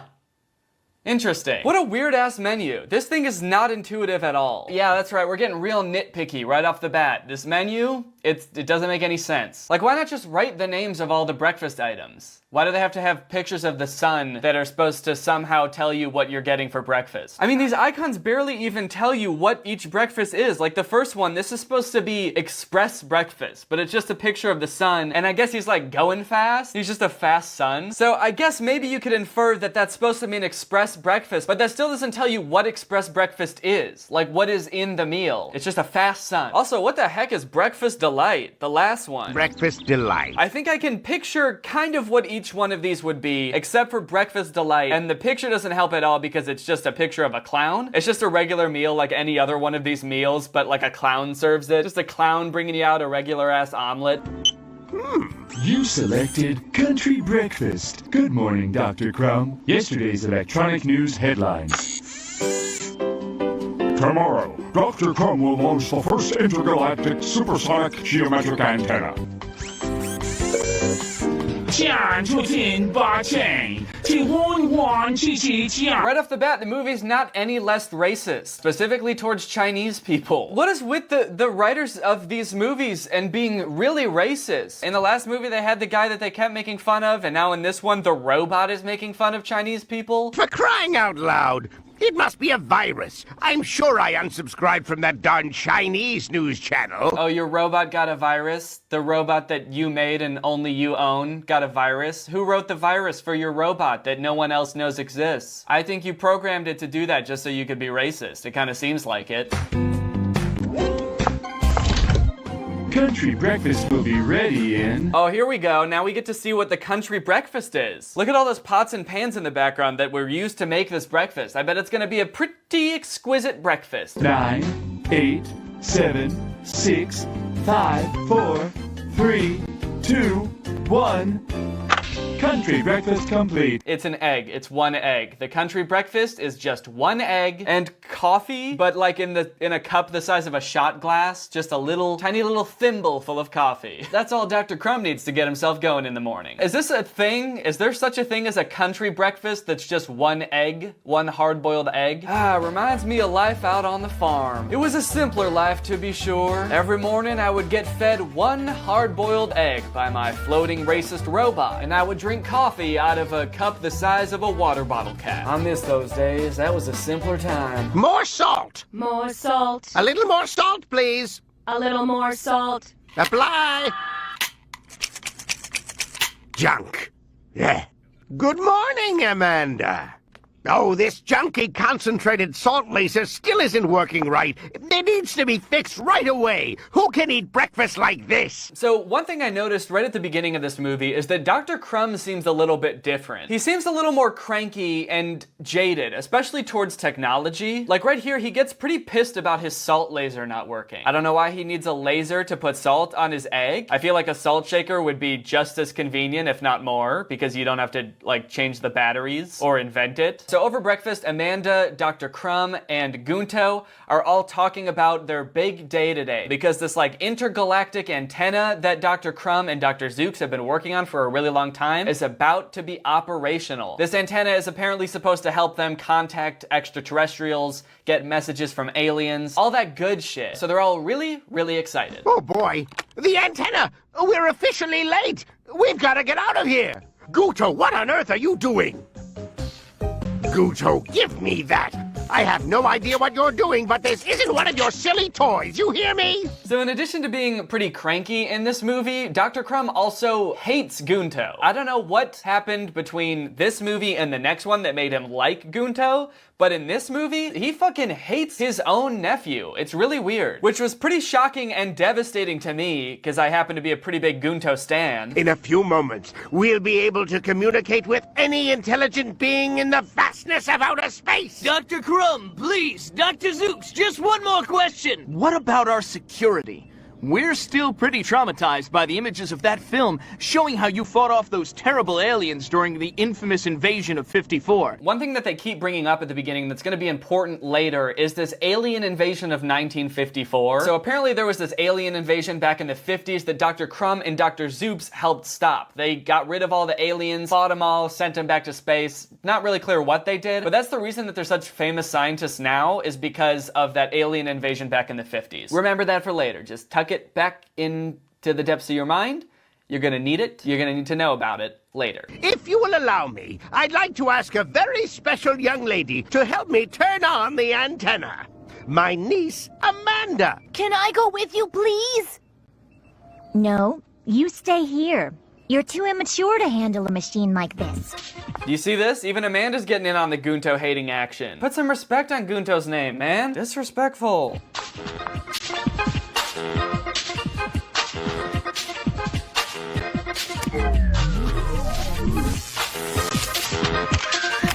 Wow, yeah, looks like it really took a lot of maturity to turn that machine on. Way to go, Amanda, you're so smart and mature. If only Gunto could have flipped that switch. Why they gotta do my boy Gunto like this? After this press conference, Gunto's walking around all sad because nobody let him turn on the machine. And while he's walking around, this meteorite comes from outer space and crashes like right at his feet. Just a quick side note, I feel like if something of that size really came that fast and crashed into Earth, it would probably have killed Gunto. I'm glad it didn't. I'm just saying, like, physics-wise, I'm pretty sure it would have rocked his shit. If there's any scientists watching this and want to confirm that, let me know. But it was literally burning up on its way to Earth, so I'm pretty sure that Gunto should be dead.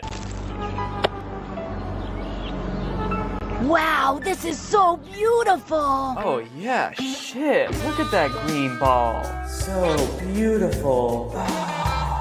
Green ball. Flat green ball that is somehow not affected by light. There's no shading on this ball. It's so beautiful. Uncle, there's something I've been meaning to ask you. Is it possible for the antenna to receive alien messages through a baseball? No, Guto. You already saw. So you might have thought that the animation in What's Up was bad, but get ready because it seems like there are a lot of issues that they had worked out in What's Up that they were still having in this movie. For example, in this movie, there's a lot of scenes where certain characters' hair and clothes will just start vibrating for no reason. Like in this scene, Dr. Crumb's hair is just going brrrr. Why is it doing that? What's up with that? You know, maybe it's because he's so goddamn smart. Ever think of that? His brain is doing fucking front flips in his head. He's so smart that his brain just gets bored sometimes with regular life, and it's just gotta do extreme sports in his head, and it's making his hair go. It's time to go to sleep. Still plenty of awkward pauses in this movie, though. There was no effort to change that. I mean, I guess this movie came before that, so it makes sense that there would still be so many awkward pauses. Starting to think that this was more of an artistic choice than a mistake. That moment when you're putting your brother to sleep and you've already tucked him in. It's time for bed. New message. It's a message! It's a message! Oh shit! The intergalactic antenna is getting a message. Our boys Dr. Zooks and Dr. Crumb are over the moon. They're getting their first message from aliens, so let's check it out and see what it says. Salt, sugar, mutation, danger, salty junk food, hurry, salt, repeat, no sugar. Is there a defect? What a strange message! I can't stand machines! I hate them! What a bunch of hunks of junk! If only one of them would work right! Yo, holy shit, dude, calm down. So mad immediately about a machine not working. What a bunch of hunks of junk! One that you built, by the way, so if it's not working, it's probably your fault, right? Because you didn't build it right? I gotta be honest, guys, Dr. Crumb, he's different in this movie. Dr. Crumb hits different in this movie, dude. He's a little bit wild. He's kind of off his rocker. He's a cranky little man. Imagine getting your first message from outer space. You get a message from aliens on an antenna that you built, and it doesn't make sense at first, and your first reaction is just like, what the fuck, I hate science! I hate machines! Fuck technology! I hate electricity! I'm going to go live in the woods! I'm gonna live with the squirrels forever! I swear, dude, Dr. Crumb is like one tiny little glitch away from going Amish. He's gonna go full Amish. And what do we have here? It's a piece of the baseball I saw hit the antenna. That's what I was trying to ask you about at dinner. Remember? I thought it could be a message from space. Uh-oh, it looks like whatever was in that green ball, remember the sexy hot green ball from earlier? Whatever was in it, it looks like it escaped, because it's in pieces on the floor. What do you mean it hit the antenna? But when? Yeah, look at that. Look at her hair. It's doing that thing that Dr. Crumb's hair was doing. Just, what's going on there? She looks like she's gonna fly away. What was that? A weird sound? I gotta go! Oh my goodness, that can't be what I think it is. We have to tell Uncle Crumb. Tell me what? What was that noise? This scene's weird because they're looking at whatever is outside. It's whatever came out of the green ball. They're like watching it and saying shit about it, but they're not showing it, which I guess could be like an artistic choice. Some movies do that where they're like, oh my god, look at that. And then it cuts to the next scene and you're like left in suspense. But because this movie is so lazily animated, all I can think is that they just did this to get out of animating the monster for one scene. They really got too lazy to animate like the main antagonist of the movie. He's destroying everything!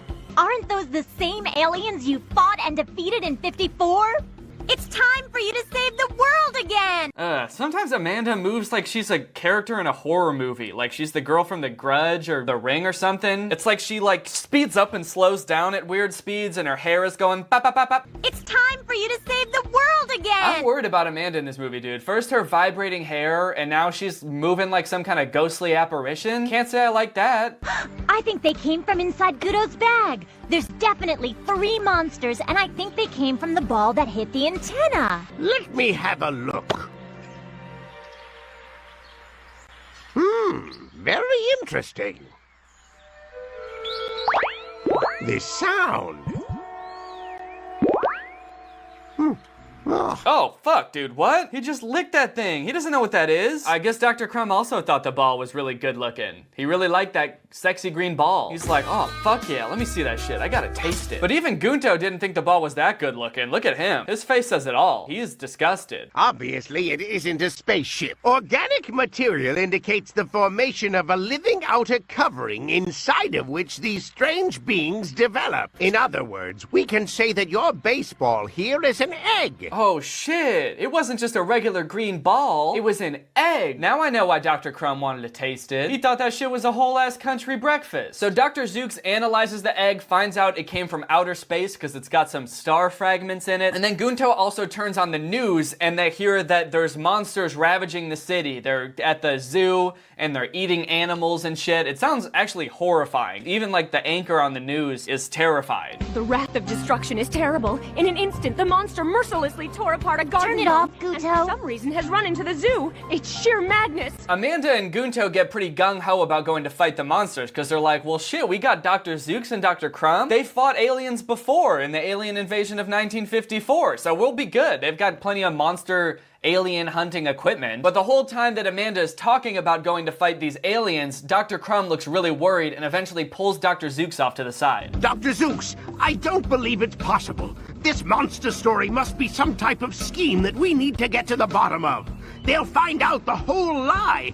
Monsters don't exist. We invented everything. That story about an invasion of monsters we made up was just so that the government would invest in our interplanetary communication project. Wow, so it turns out they were phonies the whole time. Turns out they made up the whole alien invasion thing just to get money from the government. I don't know how they faked an entire alien invasion just to get money from the government. Like, wouldn't there need to be other witnesses or like buildings destroyed and stuff? Did they kill people and destroy buildings to pretend that they were fighting aliens? That's pretty fucked up. These monsters are a fraud! They're gonna find out everything! We're done! Fried! Oh, fuck him up, Dr. Zooks. Oh, I love that sound that he makes when he slaps him. He sounds like he's really getting his shit rocked. Yeah, his brain's really doing flips now. That's kind of a weird thing that only happens in movies, I'm just realizing. Like, in movies all the time someone will be having like a nervous breakdown and their friend will be like, snap out of it, and slap him in the face. How many times in your life have you had a friend that was in a serious crisis? Maybe they were having like a mental breakdown and you thought to yourself, oh, I know what'll calm him down. I'm gonna slap the shit out of him. Oh, you may be having a panic attack, but get ready for a physical attack, bitch. Kick him in the face. Kill him. But Amanda gets into everything. Whatever tweaks her interest, she wants to know everything. Dr. Zooks, my niece will find out. And when she does, she'll no longer respect me. Do you understand? Come on, Dr. Crumb, that girl completely idolizes you! Yo, what about Gunto? What about the boy? What the hell? Why is this dude so obsessed with Amanda? This whole movie is so disrespectful to my boy Gunto. My niece! What am I gonna do when my niece finds out? Ugh. Chill out, you weirdo. It's not important what you did, but who you are. A dedicated scientist, an attentive uncle, and a man with character she can be proud of. Look at everything you do. Everything you think. You're a famous scientist. Yeah, I wouldn't be that confident that she's still gonna like you. Like, sure, you're still a famous scientist. Like, we've all established that the reason for that is a big hoax. So you shouldn't even be a famous scientist. And judging by how baffled you are at technology, it still seems like even after all this time, you still suck at science. Anyway, so they have that conversation, and then Dr. Crumb goes back outside to talk to Amanda and Gunto and finds that they've left. They went to go fight the aliens on their own and are just gonna let Dr. Crumb and Dr. Zooks catch up with them. Dear Uncle, we went ahead of you with the photoplasmolithium guns. I'm sure the plan you're putting together will work perfectly, saving us all and the whole world will be grateful again. Amanda, you're in danger. My dear niece, in danger, and it's all my fault. What are we going to do? What about Gunto? Hey, remember the little boy that you're to care for? You know, you got Amanda, and then your much more younger and defenseless little nephew, Gunto. Yeah, he's there too. He's gone off to fight monsters with fake guns. Do you think that that's maybe a problem too? Or are you just concerned about the niece? So Gunto and Amanda show up to the park. They find this guy selling popcorn, so Gunto starts to buy some popcorn. But then one of the aliens pops out of nowhere, and they all freak out. Dr. Zooks and Dr. Crumb pull up just in the nick of time, and they hop in the car and they make a getaway. Good for nothing, kids! These days they walk all over you. Even an old popcorn vendor. There's no respect for the corn. When's it all gonna stop? Why do I suddenly feel like this movie was written by a retired popcorn salesman? So they're riding along, they have a little heart-to-heart because Dr. Crumb eventually tells Amanda that the whole alien invasion was a hoax before, so they're really not as safe as they thought. Then a monster comes out of nowhere, tries to eat them again, and they end up hiding in a movie theater.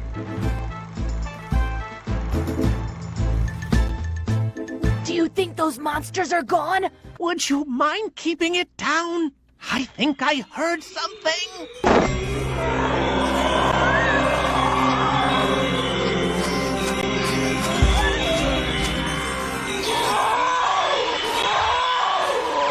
How did that work? I guess the salt shrank the monster, but like, how did the salt come out of the salt shaker like that? Like, Gunto shook it up and popped it open and the salt just came shooting out. Hey, animators, you know that salt isn't soda, right? You know that that's not how salt works? You can't just shake up a thing of salt and let it spray like that. That's not how it works. Also, Loki kind of disturbed about how pained the monster sounded as it was being salted. Like, that is some seriously haunting shit. It really seems like it's experiencing the most pain it's ever felt.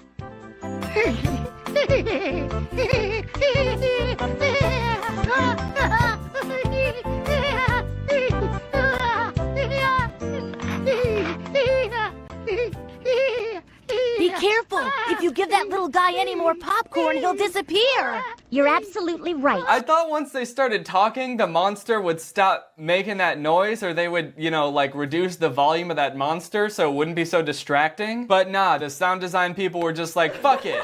Monster giggling through the whole scene. Good luck trying to pay attention to the dialogue now, bitch. So they've caught one monster, but there's still two more. But Dr. Crumb doesn't want them to go out and try to catch more monsters because he thinks it's not safe, so he grounds them. But Amanda and Gunto decide to sneak out, and now that they know that salt makes the monster shrink, they decide to bring a bunch of little packets of nuts, like tiny little bags of nuts. They bring them along to try to fight the monsters. Now,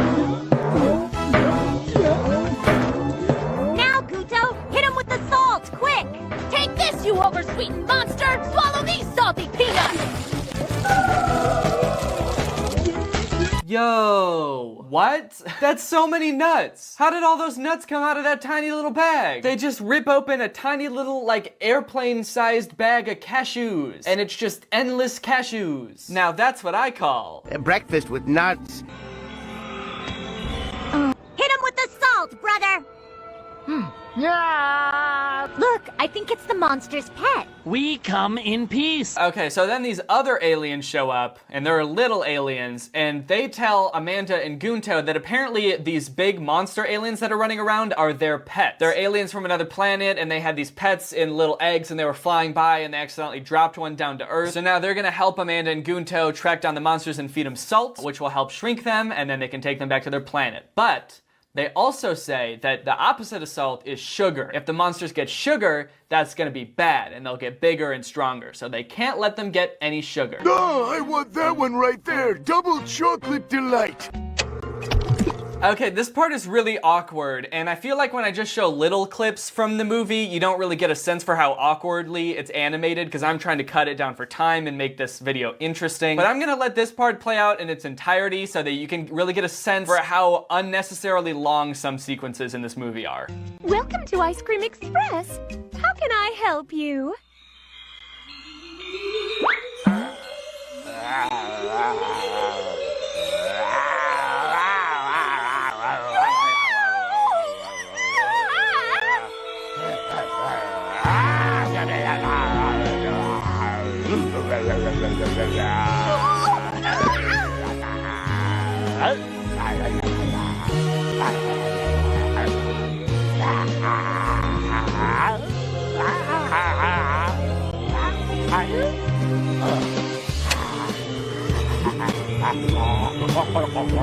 Oh no, he got the ice cream. He got sweets. That's bad. Also, did they run out of time to model background characters? Because this person in the background is clearly Gunto, but just in the shadows so you can't see him. That's very clearly the silhouette of Gunto. But they really thought we wouldn't notice, huh? Actually, honestly, maybe it is Gunto. Everyone's disrespecting him so much in this movie, I wouldn't be surprised if he was just like, you know what? I'm gonna fuck off and just go eat ice cream by myself. At this point, I can believe it. I think Gunto needs a break from his really mean family. Anyway, eventually they catch all the monsters, and just like in What's Up, they've caught all the monsters and the day is saved. You know, now that I think about it, like even the plot is the same. There's 3 monsters that get loose and they have to go find them. So what did they change? What is different about these movies? Thank you for all your help.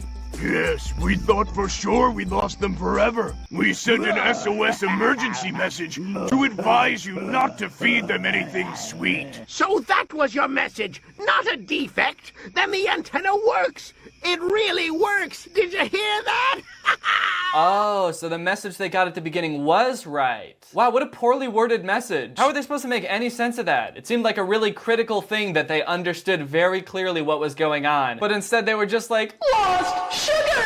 Junk food danger! Sugar danger! really helpful, aliens. Good job. Anyway, that's the end of the movie. In conclusion, did we learn anything new about the universe of What's Up and Big Little Monsters? Actually, yeah, I think I did. Well, no, I guess I didn't. I didn't learn anything that I wanted to know the answer to, but I did learn things that I didn't think needed a different answer. Like in What's Up, I just assumed that Dr. Crumb and Dr. Zooks were good scientists, and that's why they had all of the cool stuff and the great technology. But from this movie, it kind of seems like everything that they have, they either fake or got it from aliens as a gift. So that's a thing that I didn't think was gonna change in this movie, but did. Well, that's the movie. I should mention that I have some new merch available on my merch store. There's a nice yellow Greg hoodie, and then there's like a light blue and a coral Greg t-shirt. Some nice summer options for you. All right, well, with all that out of the way, guys, now it's time to talk about our sponsor, Mischief. Mischief is a really cool brand. I've been seeing their drops for a while now, and honestly, they do some really impressive stuff. They release something crazy every 2 weeks, and they'll range from like viral digital experiences to weird luxury items. The most recent one that you might have heard about is their collaboration with Mr. Beast. It was called Finger on the App. It was basically a competition amongst millions of people. Anyone could download the app, and it was a competition to see who could keep their finger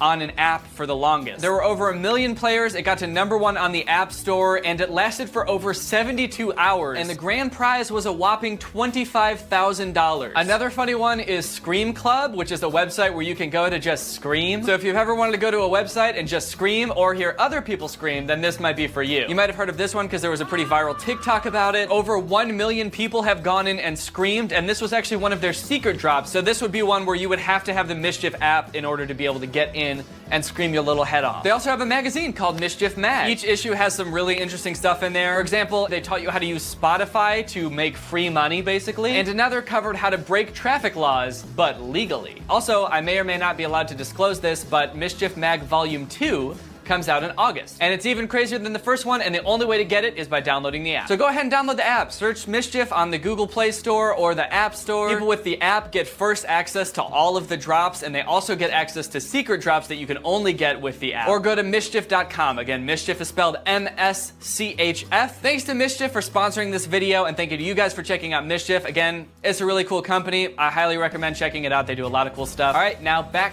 to the rest of the video. All right, well, that's it for this video. Thank you guys for watching. I hope you enjoyed it. If you're new here and you're not subscribed yet, make sure you subscribe and turn on my notifications to join Greg. Greg's what I call my subscribers, but more importantly, guys, we're a family. We're all blood related. We all came out of the same mommy, and we're one big happy family, and we're the strongest army on the internet, and please don't look that up. All right, I'll see you guys next time. Bye. This video is over now. Over now.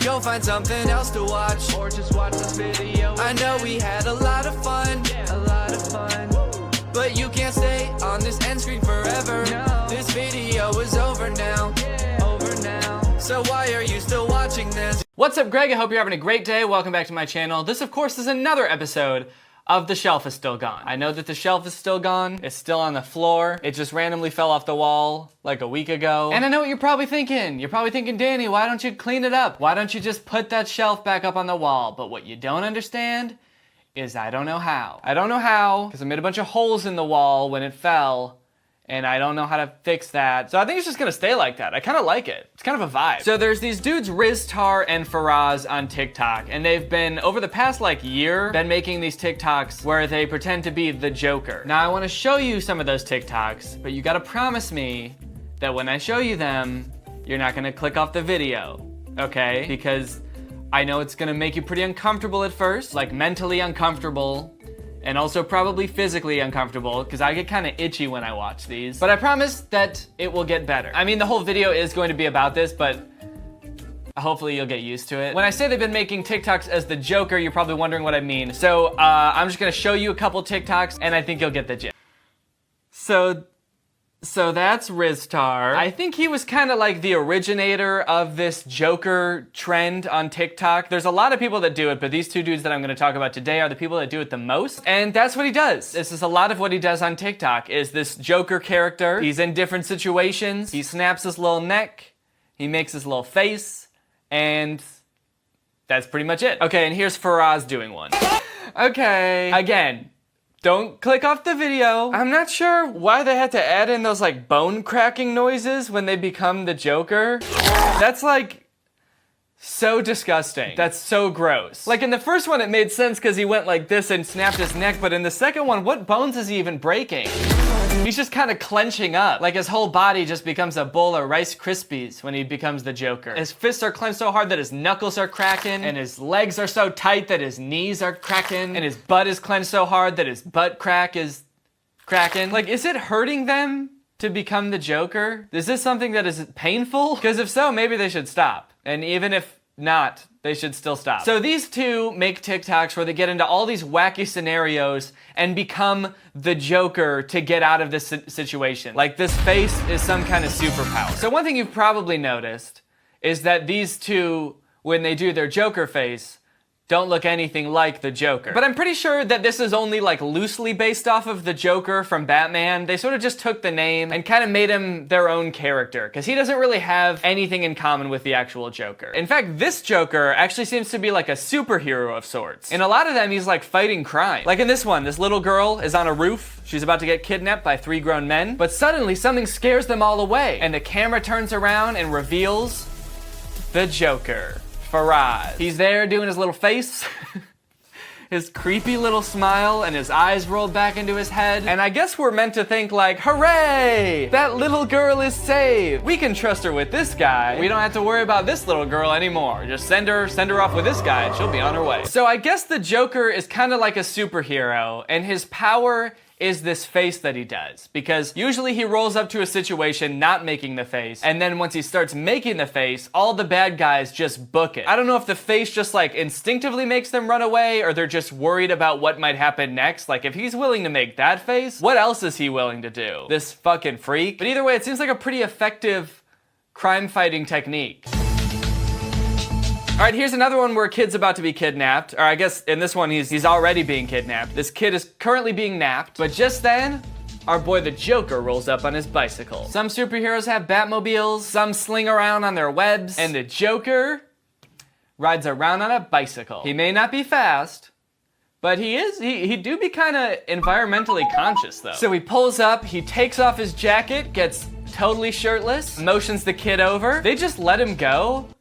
I'm not really sure why they let him go at this current stage, because he hasn't made the face yet, so I don't know. He doesn't really pose a threat to them at this point in time, because there's 3 of them, there's 1 of him, and sure, he may be shirtless, but I don't think that poses like a tactical advantage. He motions the kid over, they crack their little bones, and they both become the Joker this time. Double Joker. I'm trying to understand like the lore of this superhero character. So either this kid also has some weird supernatural superpower that makes this face so special, like he's his sidekick and they know each other, this is the Joker and that's the Jester, or just like anybody can do this face and it's so terrifying that it works as like a self-defense technique. All you gotta do is just like, am I doing it? Anybody can just do that, and it sends bad guys packing. They just run on home to their mommies. I am a little confused as to why he got shirtless for this one. It did seem a little bit unnecessary, right? And it was also kind of weird how he gets shirtless and then motions the kid over. He's like, now that I'm shirtless, the boy, please. I thought something cool was gonna happen with the rest of his body, because his face gets all distorted, but instead he's just flexing his muscles, as if that's gonna be the thing that scares them off when he's making that ungodly, terrifying face. I think what would have been cool is if his torso also made the face. Like his nipples are the little eyes, and then his little belly button smiled like that. That'd be cool. Okay, and this one, a masked stranger is walking down the street. I wonder who it could be. He's got his wallet in his hand. He's just kind of flipping it around like, oh, I love my wallet. What could ever go wrong? Just holding my wallet up in the air like this, waving it around for everyone to see. But then he starts getting mugged.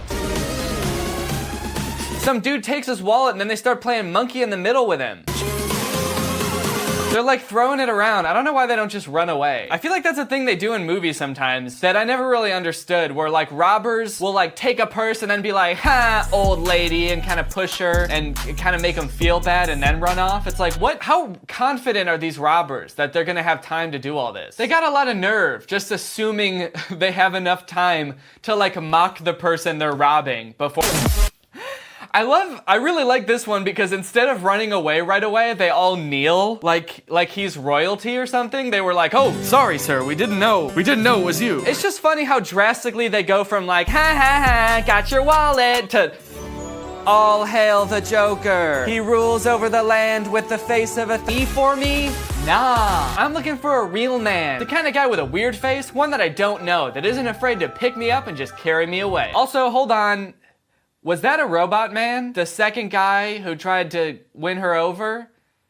Was that a metallic robot man? I feel like that definitely warranted some kind of explanation, right? But no, they just kind of gloss right over that. They gloss right over the robot man. There's so much unexplained lore in this Joker universe. Is he another superhero? You just have to understand that in this universe, there's Jokers and there's robot men looking for love. These are just things you have to accept if you're gonna watch these TikToks.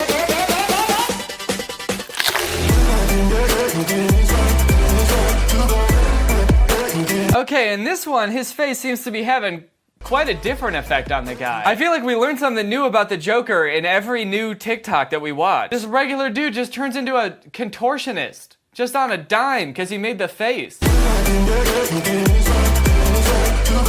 He's probably like, what the fuck? I didn't know I could do this.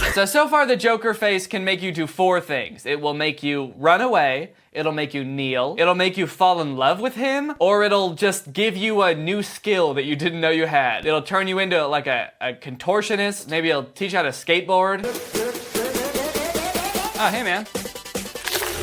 Whoa, what the fuck? Where did the skateboard come from? Why am I so good at this? What, now I'm cooking creme brulee. I don't know how to do that. Oh, and there it is. Cured Alzheimer's. How? This one's weird too, because all the other ones seem to have some kind of motivation, like they're stealing his wallet or they're gonna kidnap some kid. But this one, he just like walks up to him and just makes the face and changes his life forever. Breaks all his bones. Just walks up to this poor guy and gives him the squishy bones, for God's sake. Also kind of weird that the Joker doesn't even really seem that interested in what's going on. It looks like he's kind of like looking around to see if there's anything more interesting going on. Oh no, they broke up! Oh no, she got a new boyfriend! Oh hell yeah, he's gonna kill him! Jeez, man. What the heck? You wanna date my ex? Not so fast, Buster! You're dead! If my ex even thinks about getting a new boyfriend, I'm gonna break her hand. And your hand too. And then I'm gonna strangle you. And then I'm gonna make a scary face at you. The kind of face that'll turn your bones into pipe cleaners, motherfucker. I'm struggling to figure out like what this dude is. Is he a superhero? Because the first couple, it made it seem like he was fighting crime, but now he's just on some petty shit. I guess this is why you don't break up with a superhero. Imagine being on a date with your boyfriend, you guys are holding hands, having a great time, and then your ex-boyfriend Batman comes out of nowhere, runs up behind you and just hammer kicks both of your hands, breaks them both, and then he starts strangling your boyfriend and punching him in the stomach. You're all like, Bruce, stop! And he just keeps on punching him. He's like, if I can't have you, no one can. You broke up with me. My God, all he did was like yell at him, and he breaks his spine over his knee. I really hate how intensely it looks like he's breathing.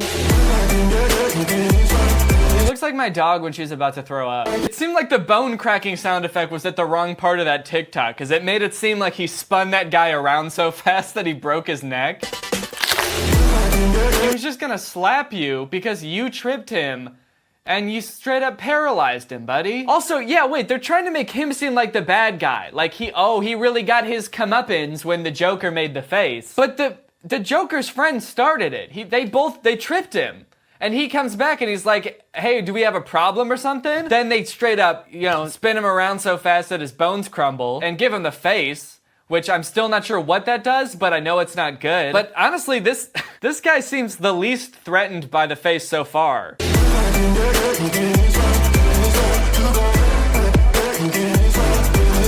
In fact, he doesn't really even look like he's reacting to it at all. He's just standing there like, well, I don't know. I don't know what this is. Huh? And then it just ends in the middle of this heated confrontation. How long? Not really sure what this one is about. I think he must have just gone through like a breakup or something, or he was on a date because he's got a rose, or maybe he was just on The Bachelor. But he looks upset about something. He's got the rose, he crumples it up, he snaps his own damn neck, and now he's the Joker. And the caption says modo sexo activado, and I googled what that means, and it means sex mode activated. Sex mode activated! That sounds like something a horny Power Ranger would say. Sex mode activated! It's fucking time! But wait just a minute and hold the phone. Is this face supposed to be sexy? He's distraught about getting broken up with, but then he snaps his neck, activates sex mode, and he's like, yeah, who needs that bitch? Who needs her, dude? I'm the sexiest guy around. Look how sexy I am. Time to have a sex. I thought this face was supposed to scare people away. Come to find out, it's actually supposed to seduce them. So that's why all the robbers ran away. Because they were prude. Just kidding. When he made the face before and everyone kneeled, was that like, were they gonna... Huh, good for them. Well, I think I could go the rest of my entire life without seeing another Joker TikTok. I think they need to take it back to the drawing board, figure out exactly what the face does, because as of right now, I have no idea. But, with that being said, it's time to talk about our sponsor, Raycon. Greg, we've been seeing each other for a while now, and if this is gonna continue, then I want us to take things to the next level. So, I just gotta ask, will you check out the amazing sound quality on these Raycon earbuds? That's right, this is another video sponsored by Raycon, the company founded by Ray J for Ray J. And us too, for everyone. Let me tell you why I like Raycon. They don't cost too much, in fact, about half the price of other premium wireless earbuds. They sound amazing, they've got some pretty bumpin' bass, which is great for when you're lifting weights, trying to get pumped the F up. And they're small, the carrying case is yay big. The earbuds are even smaller. They just look like cool little high-tech doodads in your ears, so you can take them with you anywhere. They're perfect for working from home, going for walks, going for runs, exercising. I wear them most when I'm working out, which these days, since the gym is closed, consists of doing push-ups and pull-ups in my basement. These little doodads I have here are the E25s, which are their best model yet. These little bad boys boast 6 hours of playtime, seamless Bluetooth pairing, more bass, a compact design, and it gives you a nice noise-isolating fit, so you don't gotta hear all that nonsense going around you, like babies crying and dogs crying and your wife crying. If you don't like the black color, even though I personally think it's the coolest, there are other fun colors as well. So if you want to check these bad boys out and see for yourself just how amazing they are, click the link in the description to get 15% off your order, which is a great deal because these are already like half the price of other premium wireless earbuds. So yeah, click the link in the description below to get 15% off. Thank you to Raycon for sponsoring this video, and thank you to you guys for checking out Raycon. I know a number of you have already purchased Raycons and are happy with them, so thank you guys. It's honestly very cool of you. All right guys, well I hope you enjoyed this video. If you're new here and you're not subscribed yet, make sure you subscribe and turn on my notifications to join Greg. If you want to get some of this merch or any of the new merch that I just released, go to dannygonzalez.store. The link will be in the description for that as well. Also, let me know how I should fix this. Maybe I'll make a second channel video about fixing it. That would be fun, right? Do a little room makeover. Could be fun. Or maybe I'll procrastinate and leave it like this for months. We'll see. Bye. This video is over now. Go find something else to watch, or just watch this video. I know we had a lot of fun, but you can't stay on this end screen forever. This video is over now. So why are you still watching this? Whoa, my new YouTube video is doing really well, and I'm getting subs like crazy. I must have really figured this YouTube thing out. I mean, if I just keep doing this, I'll be a YouTube star in no time. Well, as long as nothing gets in the way of me posting videos. Time to sit back and relax with a nice warm beer to celebrate my pending YouTube fame. Gosh, I feel like nothing could go wrong right now. This is pretty good, actually. What is this? Forget juice. That's a weird name for a beer. Oh god, I don't feel so good.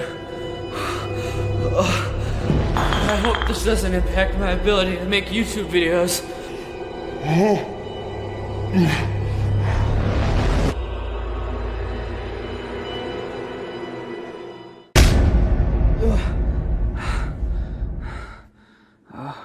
God, how long have I been asleep for? 3 days?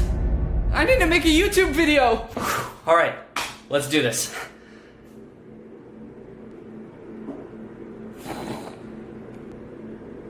Where's the camera? Camera.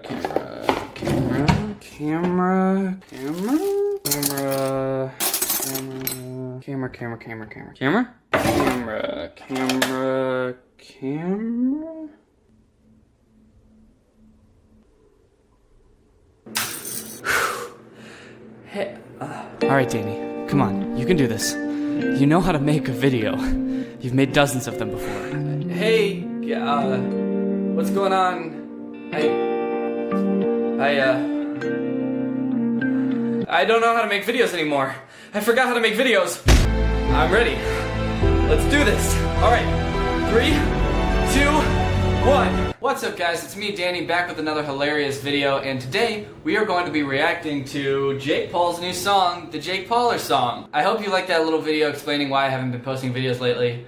None of it's true, but I hope you like it. The real reason I haven't been making videos is because I have this autoimmune disease that made it so all of my joints were swollen and painful for a really long time. But for a while I couldn't walk or get out of bed, so that makes it kind of hard to make YouTube videos. So I'm feeling a little bit better now, so I'm gonna start posting more videos here on JakePaulHate.com, or sorry, YouTube. So let's just dive right into it, because there's this new song called the Jake Pauler song by Jake Paul. And I just want to dive in and take a look and analyze this thing because, for reviews. So, it's actually pretty funny. So let's go ahead and watch it. I'm sure a lot of you have already seen it, but let's go ahead and watch it. So far, the beat sounds pretty banging, and the cinematography is pretty good. Both things that I don't think Jake had any part in, but I still gotta give him credit. It's a solid intro. Jake Paul is coming through. Yep. Jake Paul's on the crew. Jake Paul's with the views. Yeah. Who the are you? Who the f are you? Dude, what happened to who the hell are flipping you? You can't just start dropping F-bombs. You can't just go from flipping to f like that. What? Get fired from Disney Channel and all of a sudden you're Mr. F now? All of a sudden you're Mr. F I love my army, be my family, they be riding so hard. My fans so fly, I don't know why they all be rocking Goyard. What is Goyard? What is Goyard? Is that a thing? Goyard? What is that? Did he just make that up so that he had something to rhyme so hard with? Goyard? A French trunk and leather goods maker. Your fans are all rocking leather suitcases? How much does this stuff cost? Goyard bag. How do I find how to buy one? $900? All of your 13-year-old fans are rocking $1,000 leather bags? Go to work, they buy their merch, it's selling like a god. Okay, that's not like a compliment to your fans, that's a compliment to you. So you're just rapping about yourself now. Just hit 10 million subs. Guess my prayers to God. You hit 10 million subs. All of your fans didn't also hit 10 million subs. Jake Paul's over in first. Think about it. It's every day, bro. Tatted on our shirts. It's tatted on our skirts. It's tatted on my socks. It's tatted on your shirt? You can't get something tattooed on a shirt. Well, you can't you can't tattoo socks. You could just say written. You don't have to say tatted. It's written on my shoes. It's written on my socks. It's written on my shirt. What is why tatted? Yeah, Jake Paul is other shit. What's up, guys? Checking on you. Why is he shirtless in every shot? And why is there a crowd of 11-year-old girls dancing behind him? That's the most mysterious thing about this video. Who are those girls? Where are their parents? Where is his shirt? I'd like to see his shirt, honestly, because apparently he has something tattooed on it. I love you guys, and I wouldn't be anywhere without. And then who's that 25-year-old guy having a stroke? Can't get views without my name. They make stuff about my name. They pay their bills with my name. I give them all their content and I feel personally attacked by that, but he's not wrong. That's correct. Guys, it was not good. I have a lot of questions. Where is his shirt? How did you get somebody to tattoo your shirt? Where did those girls come from? Every time he releases a song, I'm like, okay, this got less than 300,000 likes and 310,000 dislikes. There's no way he's gonna keep making music, right? And then I see somewhere in the news, now he's making a song with Gucci Mane. Gucci Man? Is it Gucci Mane or Gucci Man? Like an actual rapper is making a song with Jake Paul. Like, first off, why? On both sides. Jake Paul, your 11-year-old fans do not listen to Gucci Mane. And also, Gucci Mane, what part of your demographic overlaps with Jake Paul's fans? You can say what you want about how clever the song was, or about how bizarre the video is. The Jake Paulers really are a great fan base. And it makes me mad because, like, where's my fan base? I know you guys are there and you're watching this video, but, like, we don't even have a name. I think I said in a video, like, months ago that our name is, the Goons. We are Goons. That was a reference to my old Instagram handle, Danny Gonzalez, and my old Twitter handle, Danny Gonzalez. But I got those changed, so now I'm Danny Gonzalez on both, so now it doesn't even make any sense that we're the Goons. What is that? What does that mean? It honestly sounds pretty stupid. We need to step up our game. Okay? We need a new fan base name. We need a strong name, because we're the strongest family on the internet. That's true. See, I don't have a name, but whatever we are, we're the strongest army out there. We need a name that makes everybody want to be a part. So let's, you know what? I'm gonna Google strong names. 8 strong and powerful baby boy names. Gregory. Greg. That's a good strong name. What do you think when you think Greg? You think strong? You think loyal, committed? That's perfect. Greg. That's gonna be our fan name. We're Greg. I don't see any reason why not. Other YouTubers have names like Jake Pauler. He just added onto the end of his name. Logang. He just added a G on the end of his name. And we are gonna be Greg. Our fan base is called Greg, and we are all individually Gregs. I'm a Greg. You are Greg. We're all Greg. Greg is beautiful. Greg is the strongest family on the internet. Greg is changing the world. Greg is a savage. Greg doesn't care what you think. We're gonna be Greg, okay? And I don't already regret this decision. So Greg, it sounds cool, right? Yeah, that's cool. Greg. That sounds cool. Greg. Shout out to Cat Fable. Thank you for turning on my notifications. You are truly Greg. And so thanks for watching, Greg. If you're not Greg yet, go ahead and hit the subscribe button. Hit that notification button to turn on our notifications. And you can be Greg. It's cool. It is cool. It's cool, right? It's cool. Greg is cool. Okay, so subscribe if you want to be part of Greg. Make sure you throw a like on this video. And I will see you guys next time. Logan Paul, diss track. Rice Gum, diss track.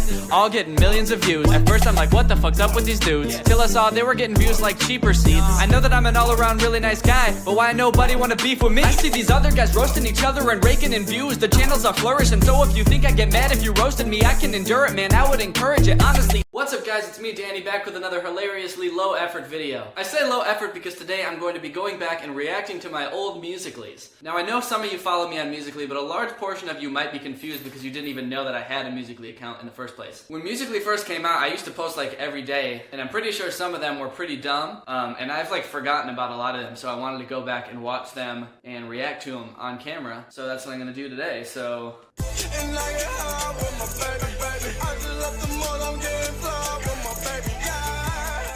That was like one of the most popular Vines I ever made. I still think it's really funny. One of the funny things about that Vine is that when I first posted it, apparently somebody else had done that idea before, and she got really mad at me and had all of her like followers go and comment corn emojis on my Vine, because like they said that it was corny, or they said that I'm corny. But the way Vine works is that the more comments a post gets, the higher up on the comedy page it gets. So my Vine actually ended up doing really well because all of her followers were commenting on my Vine. It actually helped me do better.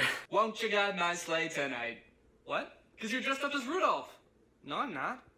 Oh! Alright, that was pretty funny, I guess. Classic pimple joke. It's Christmas and there's no presents. I don't get it. Santa should have come down the chimney. Oh God, Santa, you want to get out of there, okay? I actually thought that one was pretty funny when I made it. It's not that funny.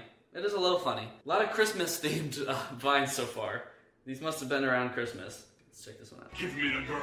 If you want her, you're gonna have to go through me. That's pretty dumb. That's a funny idea. I wish I did that better, because I don't know, it's so goofy.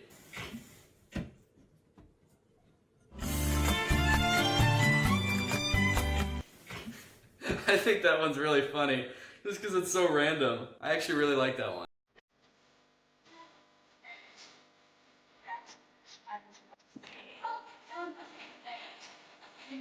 Okay, so I remember making that one, and I remember it literally took me like 20 tries to get it right. I don't know why, and I for some reason thought it was so funny that I needed to get it exactly right, and it ended up just being it's so dumb. It's just like, it's just a singing frog, but for some reason I was like, no, I need to get this perfect, because when it's perfect, it's gonna be awesome. But it just turned out to be a silly singing frog. Hey Danny, what are you doing? Just killing some time.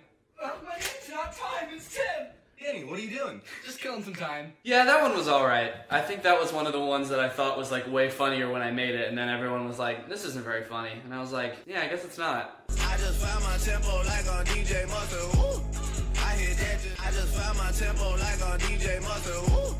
I hit that. Okay, that one I actually like. That one I think is like one of the first actual Musical.lys that I posted. I made that in the Musical.ly app. But that one, that song, Jumpman by Drake, it's got that little, it sounds like a crow or something going, ah, in the background. So I really just wanted to draw attention to that. So the next time you listen to that song, just look out for it.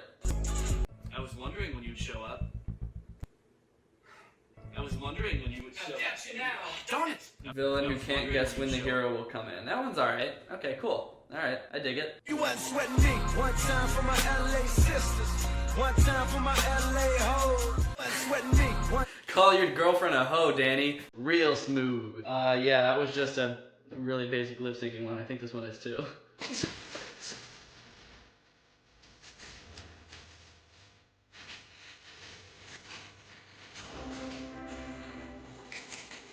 Real creative. How about we just lip sync the song? Also, it's like super dark. Why is it so dark?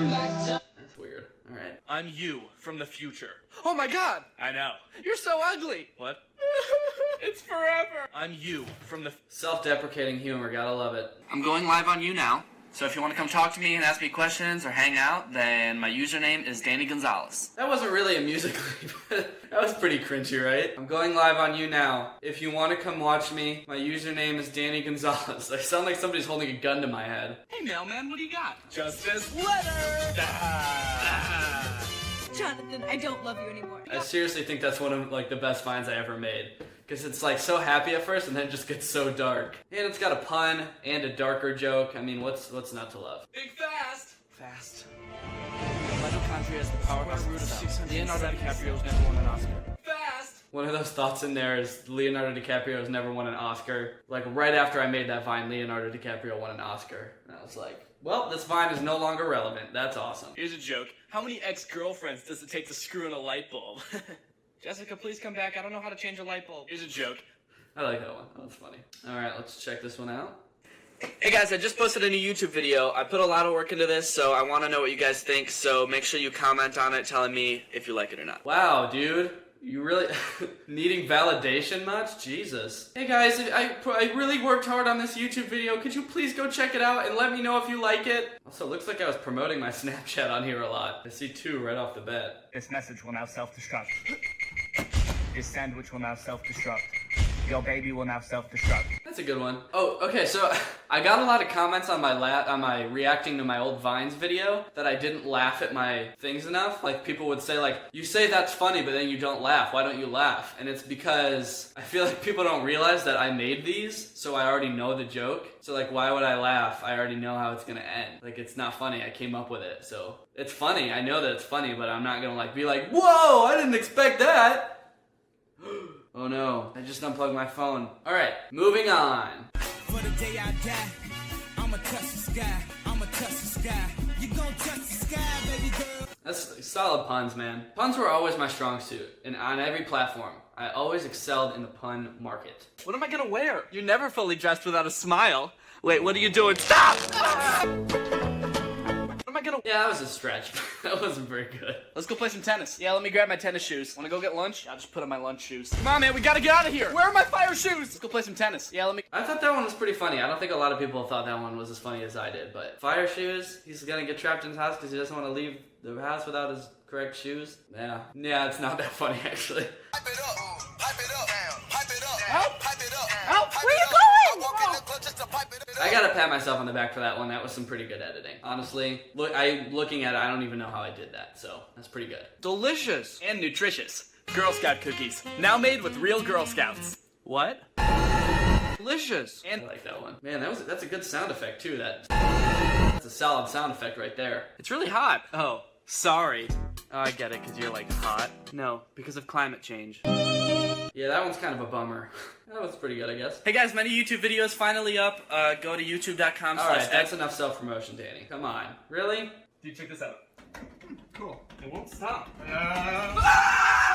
Dude, check this out. That's pretty dumb. That was pretty dumb. I remember thinking of that one and being like, oh, this is gonna be so funny, and it's not. I don't know why. Sometimes ideas are just like way funnier in your head, and then you go and do them and... Dude, let's make the punchline, we scream. That's funny, right? We scream? Dude, that's hilarious, man. Thanks, man. When you go to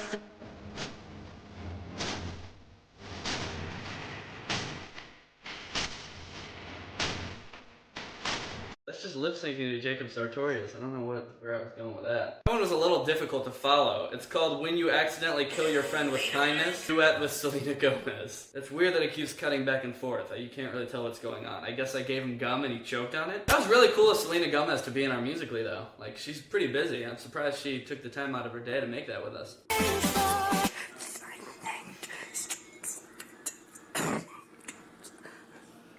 Musical.ly without the music. That was pretty funny. The cough in the middle. Solid joke. Hey everyone, I posted a YouTube video yesterday. So Alright, we get it. Jesus. Let's lose our minds and go crazy! I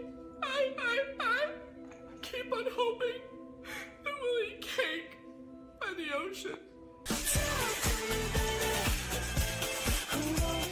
What was that? That was a hashtag? Dramatic reading. So you have to read the lyrics of something dramatically? I don't know, that just reminded me of like every bad Instagram video ever where the punchline just ends with music and people dancing. I went through this weird phase where I just started lip syncing sounds instead of just songs, so like, just like... This is Bell.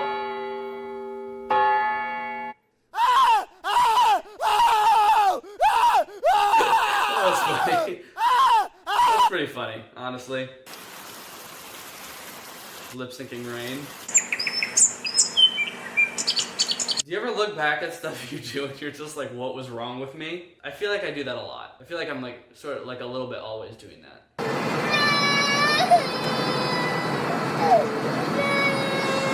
one I'm just actually lip syncing a baby that was crying behind me on a plane. Pretty rude, now that I think about it. That was pretty rude of me to do.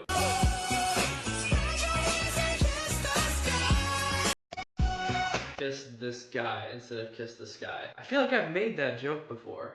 Nah.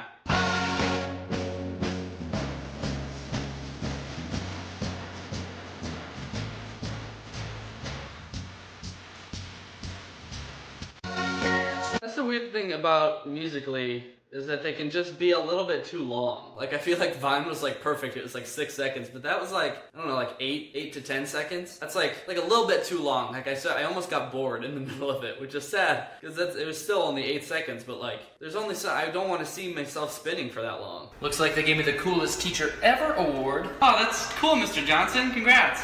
Basically cooler than you!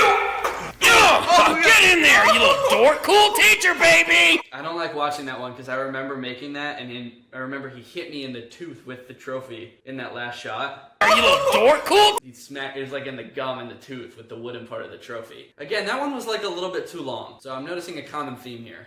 What's up, guys? I just posted a new vlog on YouTube if you just search Red Robin Young. Oh no! Oh god! That's a good scream. I don't really pride myself on having a good scream, but that one was good there. That was a good scream. Dad, can you drive me to the movies? Why can't you be more like your friend Kevin? Dad, Kevin went missing yesterday. Savage Dad. I really like that fine. Here's another Savage Dad one. Dad? Is this where you've been for the past 10 years? Dad, no! Fun fact, that when I go inside, it's a different location. I didn't film that entire thing in Target. Just me going into the pants. You'll notice it's pants when I go in, but then when I'm actually in there, It's Dad? like women's clothes. This is Laura's closet. I just pretended that it was still in the same place. Movie magic, people. Oh my god, yeah! No, tell your daughter Susie. Okay. Susie, I'm going to homecoming with your boyfriend! I like that vine. Your destination is ahead on the right. Your destination. Why did you kill my dog? Dude, chill. Chill. You're right. I didn't even like that dog. Oh, dude, new year, nude me. Yeah, man, well... Wait, did you say nude me? Oh, God, why are you naked? New Year's resolution, baby, no more clothes. That one was pretty funny. I like how I'm not laughing at all. It was alright. It was decent. I'll give it my thumbs up. Stamp of approval. Man, Danny's exhausted. He sure is yawning a lot. I like that fine. That moment when you enter a room and forget why you went in there. What you say? Oh, that's right, I was getting chased by a serial killer. Moment when you enter... That was good. I like that one a lot. It's those vines that have a twist at the end that really get you know? Alright, so just like la di di da da di da da. You try la da da da da da, and I said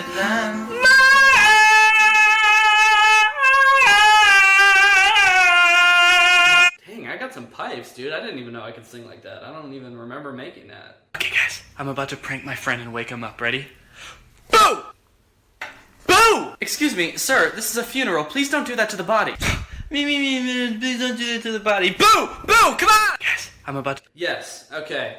I had that idea for a really long time, and I finally made it, and I feel like I did a really bad job of making it. I think it's a funny idea. I don't think I did it well. Let the record show. Okay, well, I'm pretty much at the top of my timeline now, so... That's pretty much all I got. So thank you so much for watching. If you're new here, make sure you subscribe. I post 3 times a week. Shout out to Legit Cookie. Thank you for turning on my notifications. If you want to be the shout out in the next video, just make sure you hit the bell next to the subscribe button to turn on my notifications. Thank you guys for watching, and I will see you next time.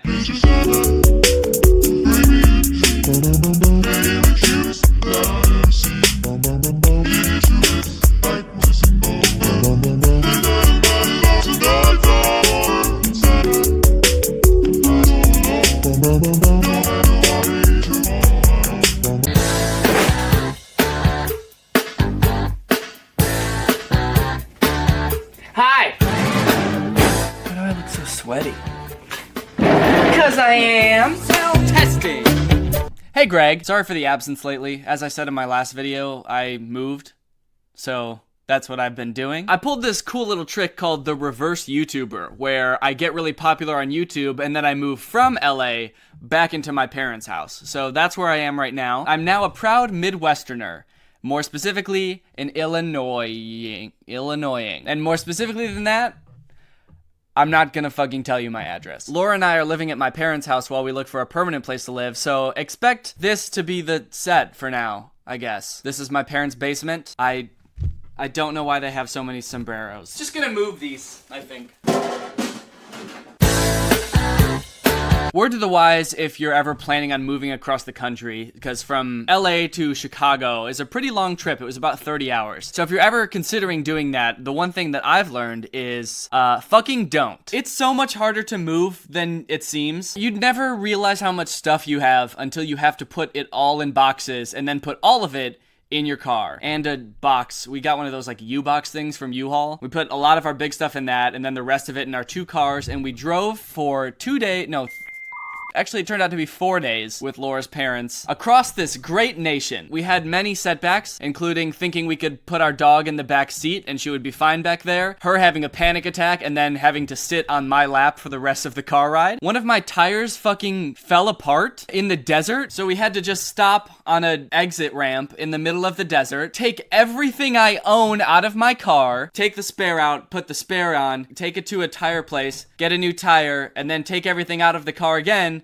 so I could put the spare back and then put everything back in the car. And then on what was supposed to be the last day, we got caught in a giant thunderstorm in the middle of Iowa. There were severe thunderstorm warnings, there was severe hail warnings, and there were about 3 or 4 tornado warnings. But now it's all over and I'm finally here in my parents' basement. Let's do a video. Now, I posted a video not too long ago about the Dobre brothers and how fake and boring and just like uncreative their content is. But if you watch that video and you're like me, you probably were thinking, wow, these brothers' voices are just so powerful and emotional and passionate. They would be great rappers. I don't understand. I know, I don't either. They just let me go. They didn't really say anything. So what was the purpose? And if you did think that, then boy, are you in luck, because they do make music. They've actually posted a few music videos over the course of their online careers, but this one that they posted the other day called Stop That is just, it is just, it's just, it's good. It's really good. It's called Stop That, and it has such a great message. It's for kids who are being bullied or feel insecure. It's just sort of like one of those power anthems that will get you through anything. Which is perfect, because the Dobre brothers are so enthusiastic, their presence is so powerful, that of course it just makes sense for them to do a song like this. It's got 3.7 million views, and it's inspiring people all around the world. So let's just jump into it. This song goes out to anyone who thinks they don't matter. Me. Literally me. Just wanna let you know that you do. Oh, okay. Problem solved. My insecurities are done, and guess I don't have to listen to this anymore, actually, or even make this video. Let's go. Think you ain't good enough? Stop that. Think you ain't beautiful? Stop that. Think you ain't worth it? Stop that. Think you ain't loved for? Stop that. Bully who you want? Better stop that. Making people sad? You can stop that. Giving people love? Don't stop that. Taking people's lives? You can stop that. The first question I had about this video is, what the fuck kind of school is this? The kid that's getting bullied is like, I don't know, like 10? And the kids who are bullying him are like 19. What kind of school is this? Are there schools that go from like K through 12th grade or 13th grade? These kids look like they might be out of high school. I get that the stereotype is that the bigger kids usually pick on the smaller kids, right? If you're like a nerdy little dweeb, then it would make sense for like the jocks to be picking on you. But this kid is like a baby. He's not like a scrawny little kid. He just is a little kid. Taking people's lives, you can stop that. I'm myself, you is you. Don't let nobody get through. I'm myself, you is you. Damn, deep, dude. I never really thought about it like that, but he is really he, and I really is me. Shit, damn. They can talk, they can hate, but you stay bulletproof. They make stories but don't listen. They realize they're missing. We all had that experience in high school where this like 8-foot tall dude would come up to you and steal your basketball and then just hold it over his head and look at you and shake his head at you while you try to get it back and not say a goddamn thing. That's the worst kind of bullying. Silent bullying? Are you kidding me? Stealing your lunch money without saying shit? Because you know, when you're being bullied in school, the one thing that you really want is like answers. Like, why me? Why are you doing this? Can I please have my ball back? The fact that this dude's just not saying anything is just absolutely ice cold. They realize they're missing. You beautiful, you strong. They won't be there for long. I like this like classroom setting where they're in front of the class because it looks like they're like motivational speakers that your school would hire to come and like teach you valuable lessons. But the line that it cuts to for this scene is, you beautiful, you strong. You beautiful, you strong. Like the motivational speaker's a fucking caveman. He just comes out like, you beautiful, you strong, you healthy, you good grades, handsome. Just stay true to yourself. Don't give up, don't cry. I'm telling you, I've been there too. You don't gotta keep it inside. But stay positive, you're worth it. Get back up, cause you won't quit. Keep the smile, keep dreaming. You can do it, you deserve it. Think you ain't good enough? Stop that. Think you ain't beautiful? Stop that. Think you ain't beautiful? Stop that. The first dude was like, think you ain't beautiful? Stop that. And then the other dude started pointing like this. What is this? What is this? Think you ain't beautiful? Stop that. Stop it right now. You think you're not beautiful? Stop that. Think you ain't loved for? Stop that. Bully who you want? Better stop that. Making people sad? You can stop. What is this dude doing? He looks like he's seen a ghost. The rest of them are all just sort of like somberly walking down the hallway. And this dude's like, he probably just got silent bullied. Giving people love, don't stop that. Taking people's lives, you can stop that. Taking people's lives, you can stop that. Do you think that would really work on someone who's about to murder somebody? You're dead, bitch! You hear me? You're dead! Hey man, taking people's lives, you can stop that. Oh, my bad. Yeah, cool. Nice. Thanks for letting me know. Do what you love. Don't let anybody tell you different.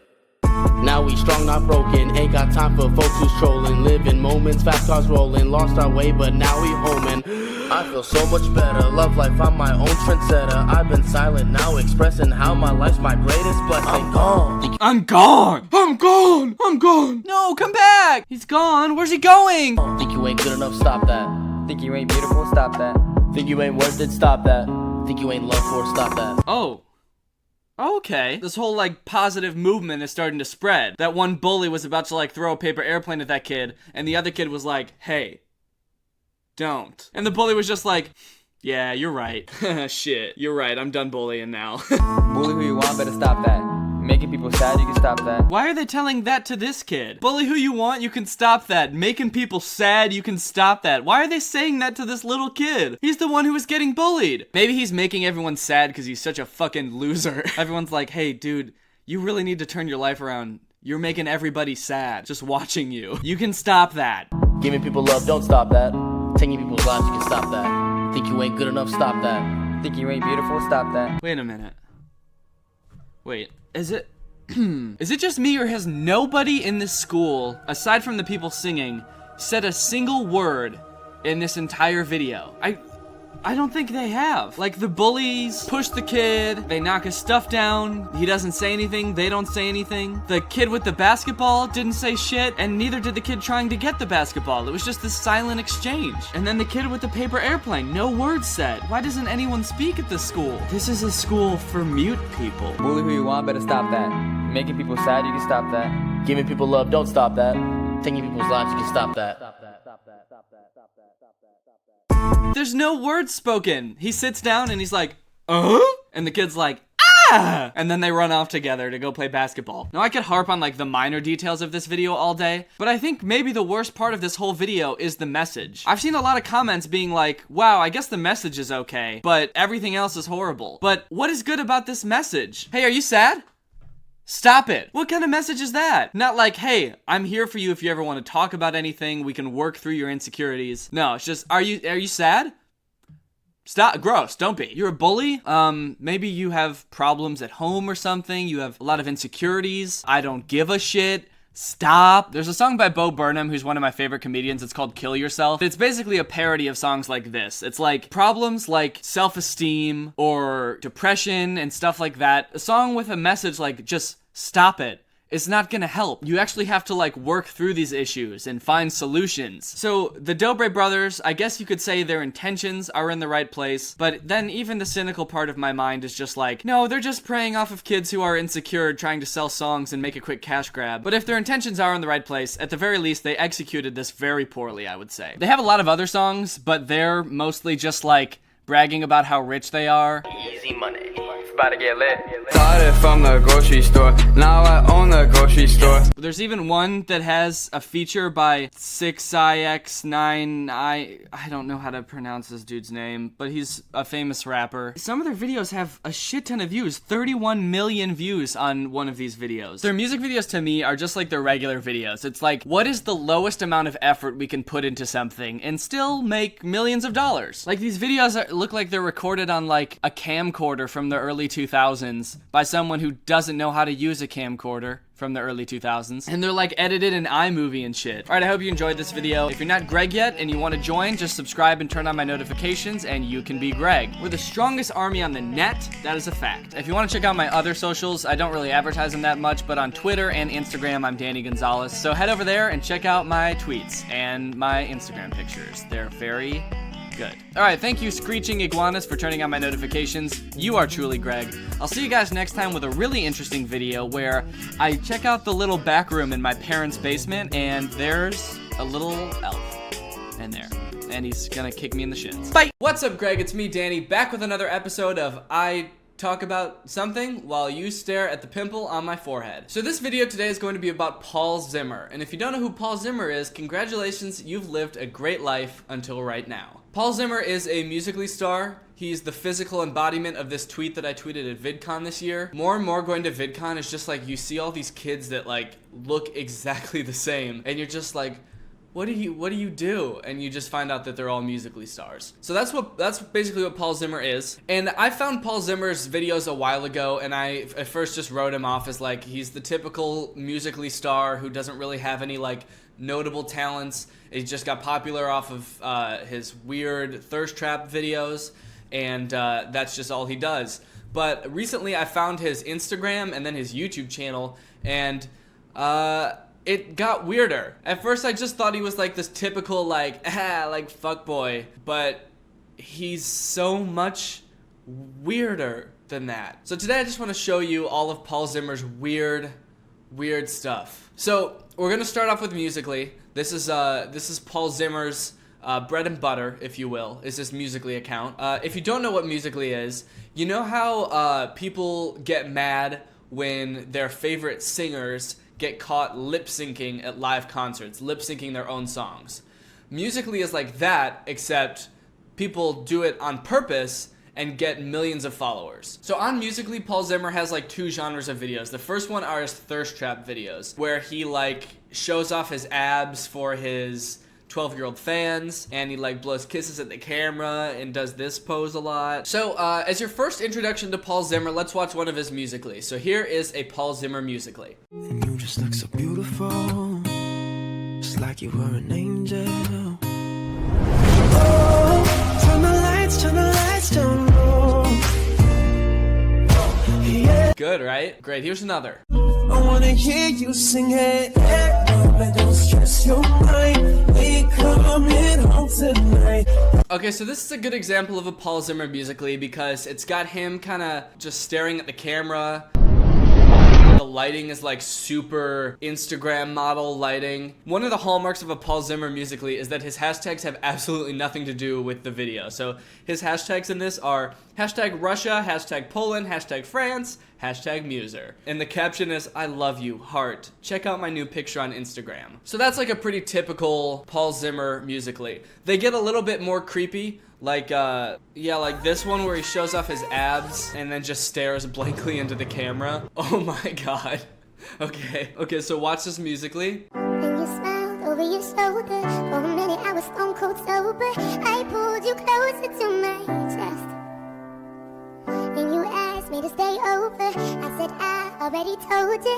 I think that you should get some. The caption of that Musical.ly is smile, and then a smile emoji, 2 hearts, Instagram, Paul Zimmer, hashtag Black History Month. That's his big Black History Month message. Then you smiled over your shoulder. For a minute I was stone cold sober. So yeah, Paul Zimmer makes these weird thirst trap videos, but Paul Zimmer has another genre of Musical.lys where he just does parkour at a playground. He just jumps off of things and spins around and in slow motion. A really weird 2 things to do. He's like thirst traps and then also like, I'm gonna cartwheel off a table, because that's quirky. Now I have to admit I was a little bit hesitant about making this video at first because I was like, okay, Paul Zimmer's obviously like this high school kid or maybe like, 14 or 15 years old. He's just having fun in a really weird way. And I don't want to make fun of kids. Like what kind of person would I have to be to just constantly be profiting off of mocking kids? But then I found out he was 22, and I was like, oh, perfect. Talk about having a young face, am I right? This dude is old enough to have graduated college, and his career is flexing his abs for like 12-year-old girls. Now this isn't even the worst part. This isn't even really why I'm making the video. This is just an introduction to Paul Zimmer. So now you're probably thinking, well, so what? This guy makes bad Musical.lys. So does everybody else that makes Musical.lys. Show me something new, Danny. Also, you should start going to the gym, and those are both good points. So like most Musical.ly stars, Paul Zimmer has ventured to greater things. A lot of Musical.ly stars are releasing music, starring in TV shows. Paul Zimmer has moved on to more prestigious platforms as well, such as Instagram comedy videos. And boy, are they terrible. I've made videos about bad Instagram comedy videos before, but I don't think I've ever seen such a poor understanding of what it takes to even make like a joke. So this is Paul Zimmer's Instagram page. He has 1 million followers on Instagram, and most of his pictures are just him, you know, looking into the camera with that dead look that he always has. But occasionally, when the stars align, he posts an Instagram comedy video. And I'm gonna show you one of those now. Sorry, my vocal cords gave out at the thought of watching one. But let's watch this one. It's called When You Accidentally Fart in Public. Yeah, no, for breakfast I just had some beans. Seriously? That's the entire video. Yeah, that is the joke is when you fart in public, he's walking, he farts in public, and someone says, seriously? And that's the punchline. That is the end of that joke. I just wonder if he thinks that that's funny, or if he's like, my fans are such idiots that they're going to think this is funny. Actually, I want to look at the comments on this video to see if people like actually did like it. I laughed so hard. At what, though? What did you laugh at? This is funny because some of his fans are actually acknowledging how bad this video is. I'm not gonna lie, I hated this. Here's another one of his Instagram videos. It's called How Girls Take Selfies versus Guys.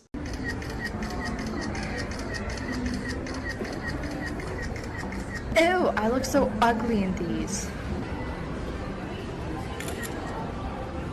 Perfect.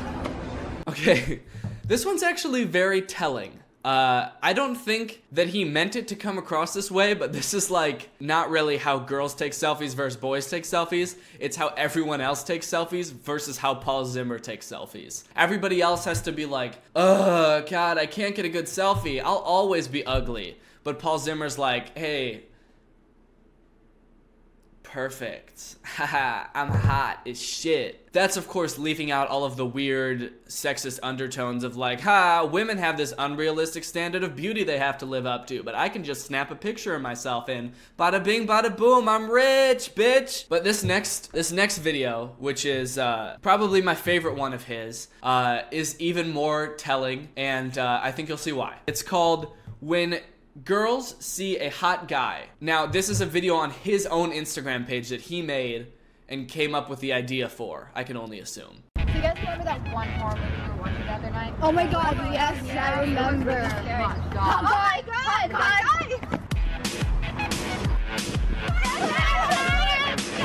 Yep, that's right, he was the hot guy. He made a video called When Girls See a Hot Guy, and he was the hot guy. He came up with that idea. When girls see a hot guy, oh, that relatable moment. Don't you hate it when you're just chilling on top of a parking garage and this swarm of girls just starts chasing you? Some classic relatable Instagram comedy. I mean, who doesn't love a good relatable joke? Like, what world does this guy live in? See, this is what I was talking about before. He's not like a typical douche. He's like, he actually lives in a different world or something. He's off in his own little world. And it's just kind of fun to just look at his life. But things get weirder. I found his YouTube account, and do you remember when I made that video about Tessa and what I like to call her boring vlogs? Boring vlogs. Paul Zimmer, I think, beats her in that category. I would describe Paul Zimmer's vlogs as life-changing in a bad way. My quality of life has significantly decreased since I discovered these videos earlier today. So let's go ahead and watch. Okay, this one's got a great clickbait title. It's called My Girlfriend Kissed Another Boy by Paul Zimmer. Baby, you better not kiss him. I'm honestly gonna be mad if you kiss him. So that was our little teaser for later in the video. You know how vlogs do that? They just give you the little teaser of the interesting part where he's just calmly telling his girlfriend, I'm gonna be really upset if you kiss that guy. I'm gonna be really upset if you kiss him. Baby, you better not kiss him. If that doesn't make you want to watch the video, then you're normal, actually. Then that's the correct response. What is up, guys? It is Paul Zimmer back again with another new video, and I'm actually really sad. I'm really sad because yesterday was Christmas. I had an amazing Christmas, but it means that I have to wait a whole entire year for another Christmas. I like how he's got this weird combination of like a little bit camera shy and nervous mixed with like trying to act like this like cool douchey guy. So he just comes off as like really confused. He's sort of like, haha guys, What's going on? I had a really great Christmas, but now I'm kind of sad. But anyways, guys, go ahead and comment down below, how was your Christmas? Also, what did you guys get for Christmas? And actually, right now, guys, I want to show you a couple things that I got for Christmas. They're super, super fun to use, so yeah. For those of you guys who don't know, Jamie is obsessed with Disney, so I literally got her, bam, a bunch of Disney characters. They're super, super cool. Jamie wants me to show you how small they are. Look. I'm already bored out of my mind. Boring vlogs. We're a minute into the vlog, and I'm gonna tear my eyes out. He has no, like, camera presence. He has, it's weird hearing his voice also, because of all of his musicallys, he's completely silent. Also, he doesn't say anything in his Instagram videos either, which I just realized. He doesn't, oh no, he does. In all 3 of the Instagram videos I showed you, he says one word, and it's perfect, and he's describing himself. Perfect. It's just weird to hear him talk for such a long period of time in this video, because I've never actually heard him speak before. So Jamie got me this super, super dope keychain. I mean, necklace. It's because you've also given me a keychain that kind of looks like it. Today we're actually gonna go out and get a different chain. Cannot think of what that is called. We're gonna get a different chain for the necklace today. I'm struggling so hard to like grasp what his personality is. I don't know. Is he really just that dumb? He couldn't think of the word necklace and chain? I think he's just really camera shy, and that's what it is. I'm gonna give him the benefit of the doubt and say he's just nervous because he's not used to filming his life. But it's so weird. Okay, for those of you guys who don't know, I am super obsessed with like little tabletop sports. So Jamie got me this sick bowling thing. Hold up, I'll show you guys. Okay, so I basically have it all set up, guys. So here we go. Literally, I just have to position this guy right here, and I just have to press this button. I really hope I get all the pins down. So here we go. 3, 2, 1. I think the weirdest thing about this video and all of Paul Zimmer's stuff is that Paul Zimmer seems to be entertained by the weirdest stuff. Actually, just anything. Anything is entertaining to Paul Zimmer. He's like, my girlfriend knows that I love small tabletop sports. Like he's a 60-year-old man. I feel like I'm bashing on this guy, and I'm not really trying to. At first, when I saw his videos, I was like, all right, I don't like this guy because he's just like, you know, lip syncing and pulling up his shirt. But now I'm just kind of like, there's like this childlike wonder about him that I just don't understand. I'm confused and intrigued and amazed. And I also don't like him. I'll be honest, he's pretty weird. Okay guys, I gotta show you one of the funniest things ever. Here we go. It's a normal stuffed animal, right? Until... Dashing through the snow. What the fuck? He just described that stuffed animal that dances as the funniest thing ever. Like he's never seen a Christmas decoration that dances and plays music before? Dashing through the snow. He's like, I'm telling you, he's so easily amused, it's so strange. Like, I would describe this as a boring vlog, but to him it's probably like, wow, I did so much today. I picked up my camera, and I walked around my house, and I showed everybody my Christmas presents. Man, I need to take it easy tomorrow because I did a lot today. Baby, you better not kiss him. I'm honestly gonna be mad if you kiss him. Okay, so now they're at the store trying to find a stuffed animal, and here is where the action happens, because you remember from the beginning of the video when he was like, don't kiss him, so now we get to finally figure out who she's gonna kiss. Don't do it. You just kissed another boy. It's Mickey Mouse. True. I guess I shouldn't be mad about that. He is just a stuffed animal. All right, guys, Paul's gonna jump to down there. Guys, this is legit like no walkway to Oh my gosh, it smells so bad here though. Look. Oh my gosh. What the fuck is going on? Okay, guys, Paul's gonna jump off this ledge. It's 1.5 feet high. Hopefully he doesn't break his legs, shatter his kneecaps. Yeah. That was so smooth. That was so smooth, dude. The way that you stepped off of that ledge. Honestly, it was pretty smooth. Okay, what is up, guys? I am back home right now. I'm still a little bit upset with Jamie, though, because she kissed Mickey Mouse. I'm still a little bit upset with Jamie. What if he's actually upset? Like, he's like, you think that he's just he's like playing this like bit, but he's like actually pissed at her. And when he turns off the camera, he like just goes in the other room and sits there, and Jamie's like, "What's wrong, babe?" And he's like, "Shut up! I told you not to kiss that mouse." Jamie, you got one shot to get a strike. Hold on, let me get closer. Okay, and go for it. Go for it. So now they're back home from a long day at the mall, and they're playing tabletop bowling again.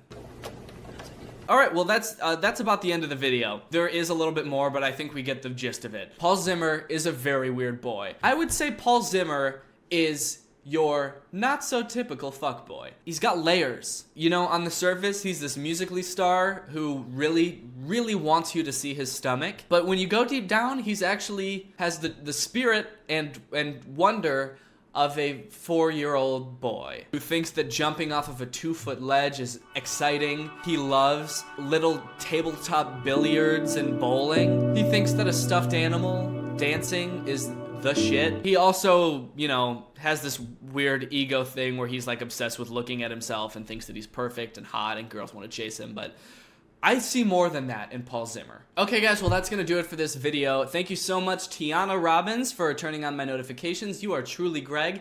If you want to get this Greg merch, by the way, it's at dannygonzalez.shop. Greg is the name of our family, our fan base here on YouTube, so all you have to do is subscribe and turn my notifications on. This is probably gonna be my last video of 2017, so I just wanted to say on the real, thank you guys for, you know, supporting me so much this year. This year I've gone from, I think, like 50,000 subscribers to 250,000 subscribers, which is insane. I can't wait for 2018. I've got lots more good stuff coming. I've got like 5 songs that I've made that I haven't released yet. I'm still working on, and more videos like this that you guys like. So thank you so much for watching. Stay Greg. I'll see you guys next year. Peace. Hey Greg, I hope you're all having a great day. Welcome back to my second channel. It's the channel where I post content that's not good enough for my main channel. So welcome to another worse video. I'm glad you guys liked the video that I posted last week. It seemed to get a pretty good response. People enjoyed the vlog style video, so I'm gonna be doing another one of those today. Since I mentioned in the last video that we just moved into a house, a couple people requested a house tour. So I figured, that's pretty easy for me to do without, you know, really any work at all. I don't have to leave my house. I don't really have to do any sort of planning or anything. I didn't even clean up, honestly, for this. So you're going to be seeing a very raw look into my meek existence today. So without further ado, here's my house tour. I guess we'll start outside because that's where the house starts. But before we step outside, I just gotta put on my Crocs. I bought these with my own money, and I don't regret it. Please don't comment about my Crocs. I don't want to see any comments about the Crocs. I like my Crocs. Alright, so this is the outside of my house. As you can see, it's really quite beautiful. A gigantic backyard. You know, I really don't want to flex on you guys too hard, but there is this beautiful waterfall, of course. We've got the peacock garden over here. Then, of course, there's a solid gold statue of me that was actually here before we started renting this place, which is kind of weird. Anyways, I don't want to flex on you guys too hard. That should give you a pretty good idea of what the outside of the house looks like. But now I think we can head inside. Now that we're inside, I can take off my Crocs. You can see how easy they are to slip off. One thing I didn't mention about the Crocs before is that they've got these action straps on the back. You can put them on if you're going to be running, or you can sort of just rotate them up like that if you're just doing casual outdoor activities. I like to keep them with the action straps engaged just in case I need to make a run for it or something like that. Alright, so this is what you see when you first come in the house. We've got a little area right here to drop your keys, your wallet. Not your wallet, this is my wallet. This is a pop socket that kept falling off my phone, which I should really throw away, but it's gonna stay here for a while. This is our doggy walkie station. It's got headphones, leash, harness, all for taking the dog out on walks. And a lot of poop bags, because, you know, one thing they don't tell you about dogs is they poop a lot. Every day, actually. That's part of this, like, built-in TV stand area. We got this PS4, which I bought specifically to play the Spider-Man PS4 game that just came out.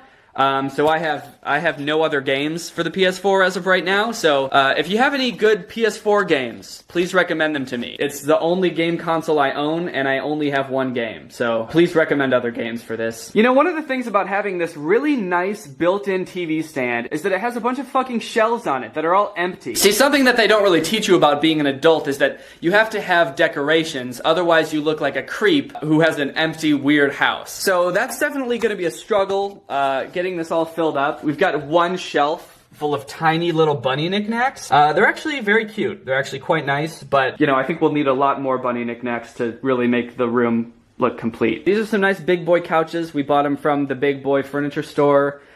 Because I'm a big boy. This is a giant ass window. It's really quite a big window, and we don't have curtains or blinds, and it really casts quite a glare on the TV, which is not ideal. One thing I forgot to mention is right when you come in, you've got this side, which has very utilitarian things. You put your keys there, you get the leash there. But on the other side, we've got some things for you to sort of ogle at right when you walk in. So this is my 100,000 subscriber plaque from YouTube. So when you walk into our house, you're immediately impressed. This is a picture of me kissing my wife on our wedding day. It was a beautiful day. The whole wedding didn't take place on that bale of hay, just that one picture. That was our first kiss. And then over here we got some more shit. This is my 1,000,000 subscriber plaque, which I actually haven't shown in any videos yet, but it's pretty cool. This is a candle that smells like pumpkins. It's really great because it makes our house not smell like gross, sweaty people. This is a whale tail that we got on our honeymoon in Hawaii.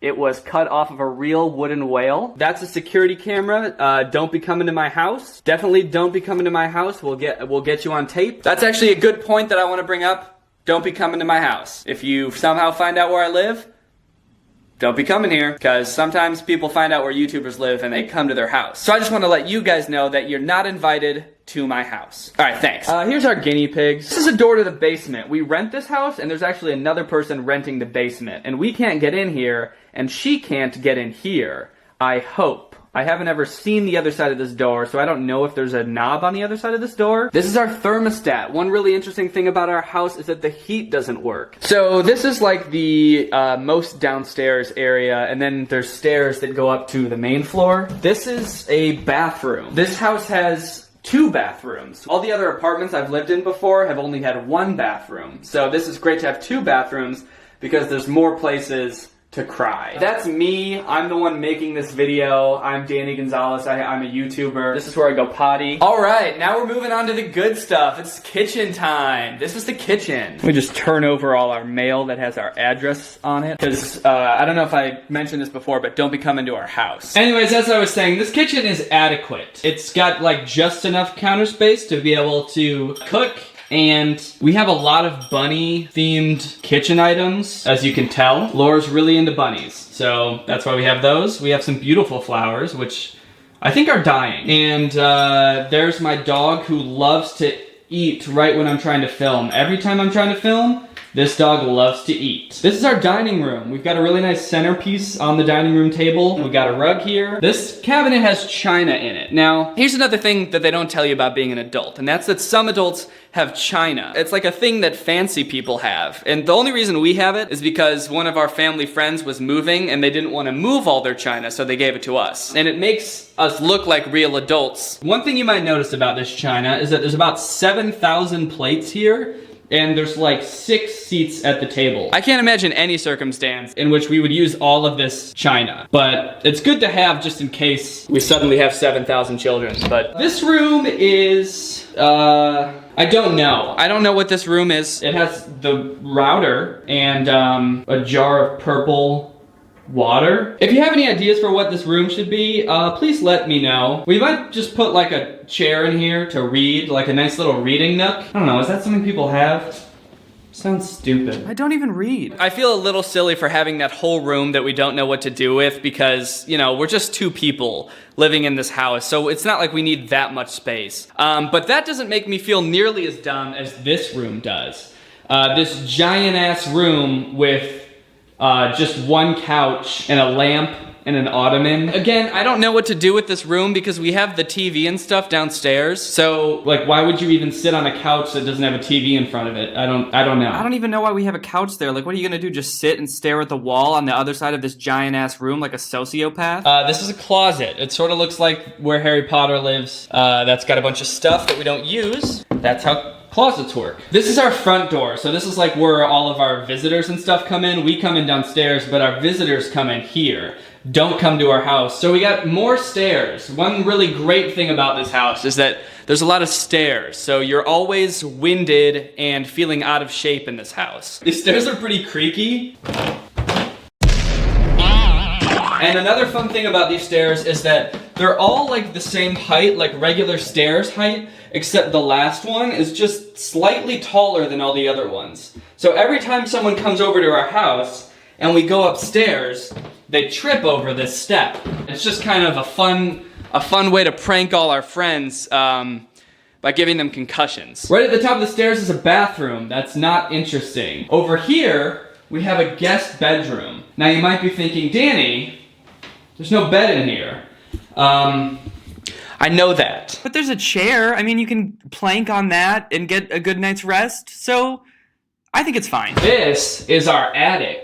We don't really use it. I only went up there once to make sure that nobody's living up there, because I've heard stories about people living in people's attics.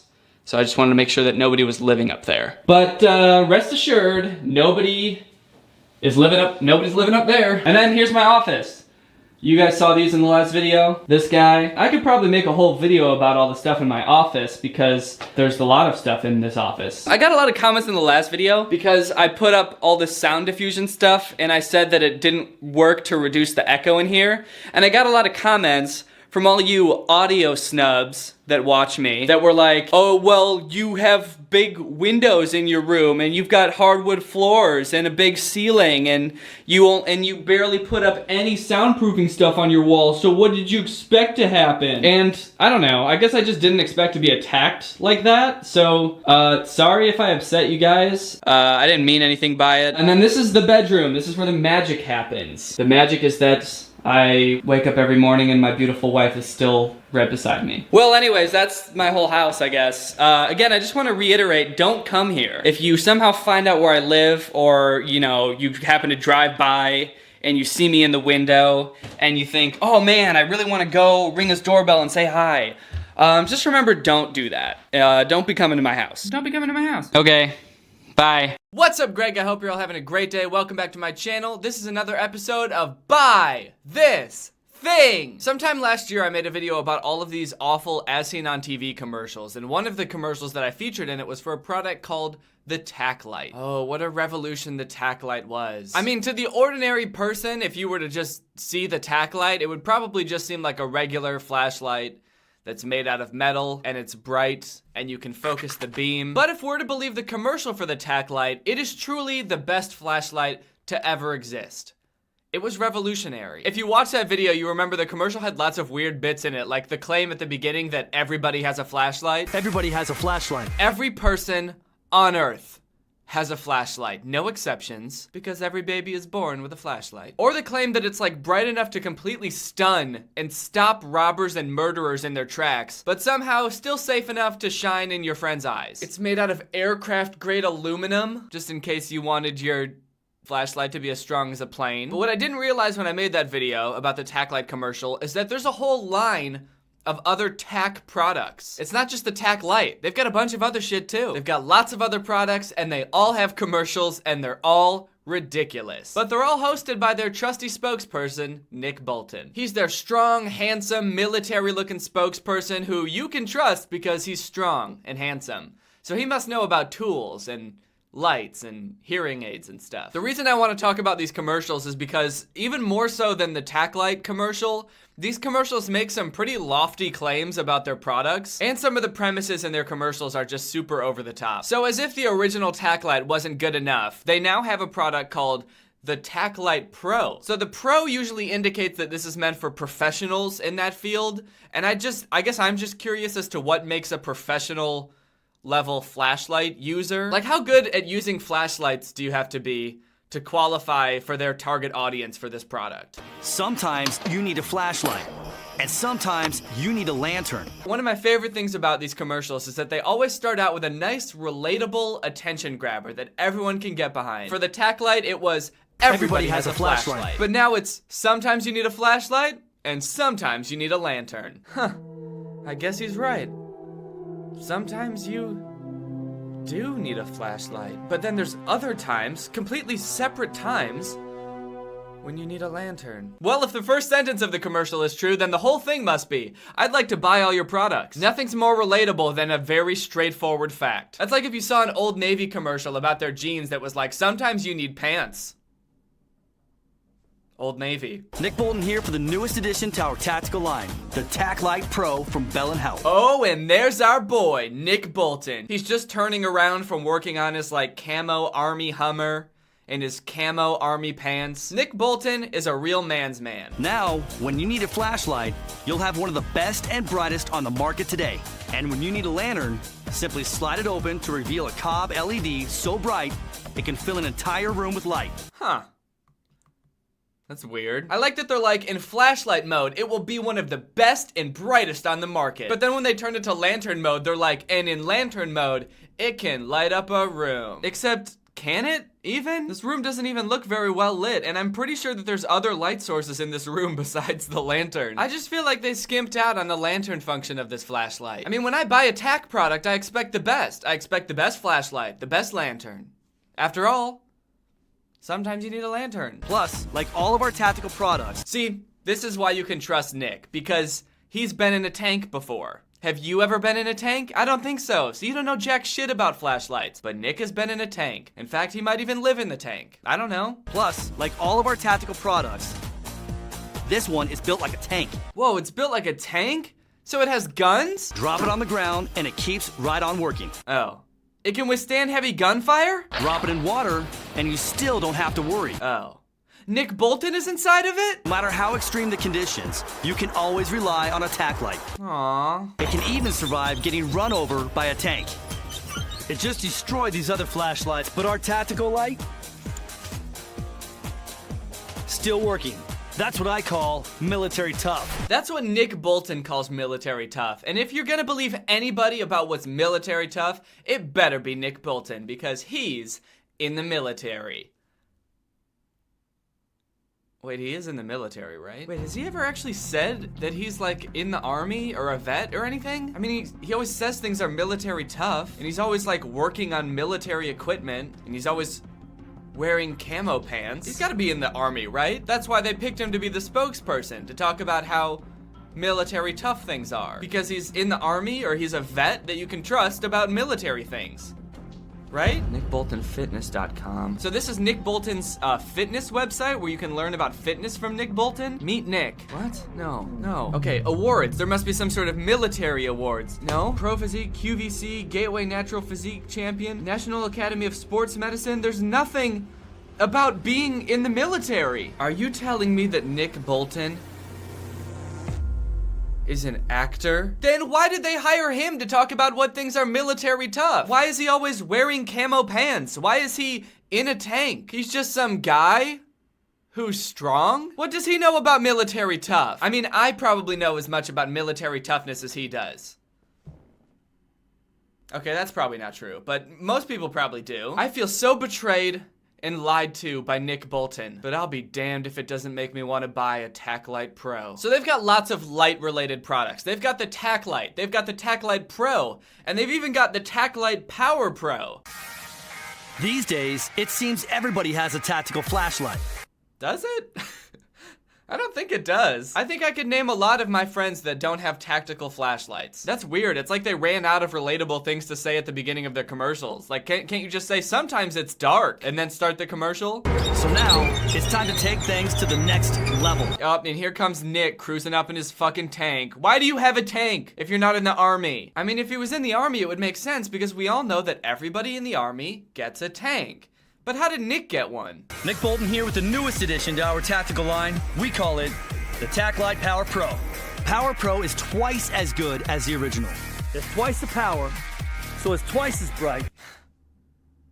The lies never stop. I thought the tack light was the most powerful flashlight that could ever be conceived. But here comes the tack light Power Pro with twice as much power and twice as bright as the original tack light. So why should I buy the tack light Power Pro when I know next year they're probably gonna come out with the tack light Super Mega Power Pro Ultimate that is gonna be twice as bright as this one? I feel like we need to pause for a sec because I feel like they're treading into dangerous territory here. I mean, the original tack light was already bright enough to stun murderers. It's visible from like 2 nautical miles away, they said. And this one is twice as bright as that. I feel like if these tack lights get any brighter, like the second you turn it on and point it at something, it's just gonna burst into flames. Imagine somebody breaking into your house in the middle of the night and you take out your new tack light Ultimate and you put it in self-defense mode and you shine it at the intruder and you just set him ablaze. Now that is a self-defense mode. They've got other great products that have nothing to do with light, such as Tack Mender, so you can fucking glue your pants back together. A torn pocket in everyday life? Oh, man. That's no problem. But what do you do when it happens in the field? Oh, no. Oh no! Oh, man. Oh man! I'm Nick Bolton, and I use this, Tack Mender. Liquid sewing solutions aren't new, but some of us, we need tougher solutions that can hold up in the harshest conditions. Man, shut up. We know you're not in the army. It's so weird. It's like they're trying to make it seem like he's like a military expert without ever actually saying it. Like putting this clip of people army crawling under barbed wire, a thing that you do in like military training camps, over him talking about how some of us need a little bit stronger glue. If they're not trying to imply that he's in the army, then I don't know what they're trying to imply. But some of us just sometimes randomly put on military gear and army crawl under barbed wire fence for fun. And so we need better glue for when our clothes rip. Use it to fix a belt loop or patch a hole.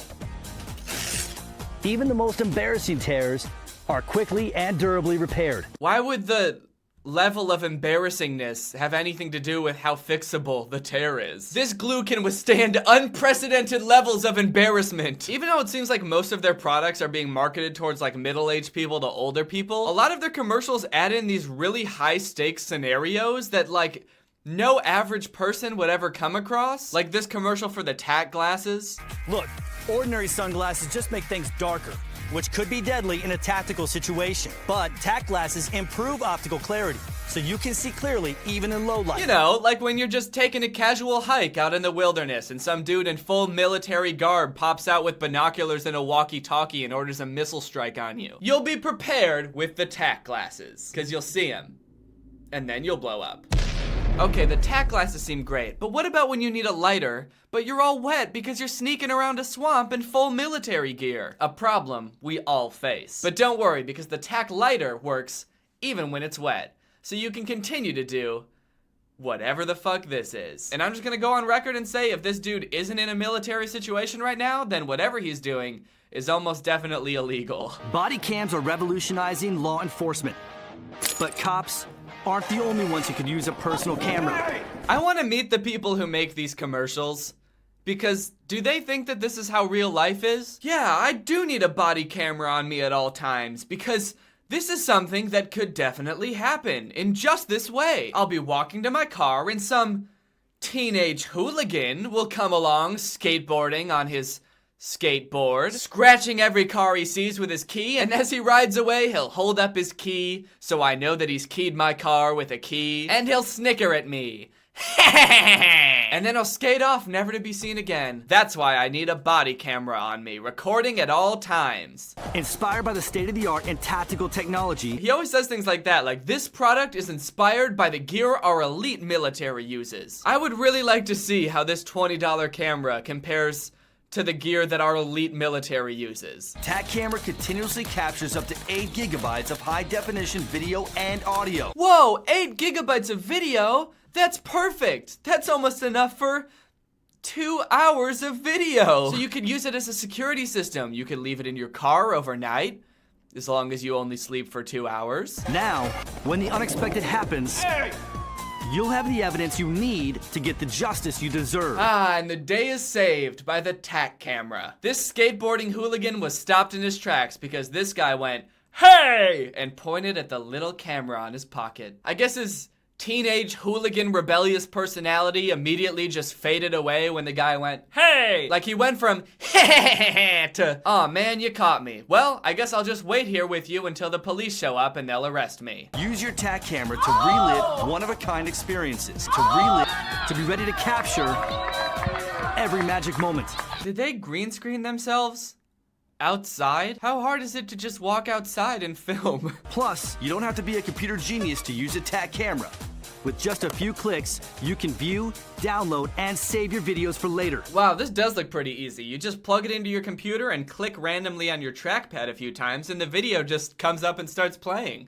TAC camera is everything you've come to expect from a quality Bell & Howell product. It's what I call military tough. Shut the fuck up. State-of-the-art body cams can cost hundreds of dollars. That's because they're good. But you won't pay that much for a TAC camera. That's because it's bad. You know how I know it's a bad camera? Because they never once show footage from the camera. And I've looked at reviews on YouTube of the camera, and it's a really bad camera. Well guys, that's about it. I think it's safe to say, I'll be buying all of their products. I hope you guys enjoyed this video. If you're new here, make sure you subscribe and turn on my notifications to join Greg. Greg is my fan base on YouTube, and all you have to do is subscribe and turn on notifications to become a Greg yourself. Greg is the strongest army on the internet and the fastest growing army on the internet. Please don't look that up. Whatever you do, don't Google it. I mean, if you did, don't get me wrong, it would say that I was right, but please don't Google it because it's a sort of a trust exercise, and you can't really be Greg if you don't trust me, so please don't Google that. Alright, that's it for this video. Thank you, Tessa or something, for turning on my notifications. You are truly Greg. I'll see you guys next time with a really interesting video where I find out that I'm half elf. Bye! This video is over now. Over now. Go find something else to watch, or just watch this video. I know we had a lot of fun. A lot of fun. But you can't stay on this end screen forever. No. This video is over now. Over now. So why are you still watching this? Do you not have thing? So stay tuned for that. Bye. What's up, Greg? It's me, Danny, back with another episode of The Best Abs on Instagram, the show where I review everybody's abs on Instagram. Guys, it's no secret that Instagram comedy is just terrible. I don't want to make any like huge generalizations here, but about 98% of Instagram comedy is just garbage. You know it, I know it, he knows it. But you know what? I kind of like it. Instagram is a place you can go and just scroll endlessly through cringy Instagram account after cringy Instagram account. And honestly, that's how I spend a lot of my free time, is just scrolling through cringy Instagram accounts. And that's how I found Brent Rivera. Well, actually, I found Brent Rivera before. He used to be super popular on Vine, but then Vine died and I forgot about him for like 2 years. And then all of a sudden, his Instagram videos started popping up on my Explore page. Instagram has a lot of different genres of comedy videos. There's like race comedy and gender comedy, where people are like, girls are like this and boys are like this. Brent Rivera's Instagram videos are what I like to call ab comedy. It's a genre that I think Brent Rivera made up, where basically he finds any excuse to take off his shirt in a video and show off his abs, and then also there's a joke in there somewhere. Like this video, for example, it's called My Sister Walked In on Me While Dancing. God, get out! Man, I don't know about you guys, but that seemed real to me, right? It's that classic scenario that everybody has, where you just got out of the shower and your hair is dry and you're wearing socks, and you decide to just start blasting some music and you're dancing in your room. And then your sister, who knows you just got out of the shower, decides to barge in your room filming. She doesn't know if you're naked or not. All she hears is the music blasting from your room. So she just bursts in there and just records whatever happens. I also like that she shushes the camera before she goes in. That's like one of my favorite things that happens in fake prank videos. They're holding the phone and they're like, shh. As if when she walks into the room, I could be like, Brent, look out! Huh? Okay, here's another one of his videos. It's called When Your Friends Are As Weird As You. And as you can tell by the thumbnail probably, this is gonna end with all of their shirts being off. So let's check it out. Hello? Is anyone home? All right, right away, he cut to the chase real fast. He's like, gotta take off my shirt. Boop. Just, ugh, look at those abs. Rock hard, steel abs, and real skinny arms. His workout routine must be like 1,000 sit-ups and nothing else. He's so skinny, but his abs are just so fine.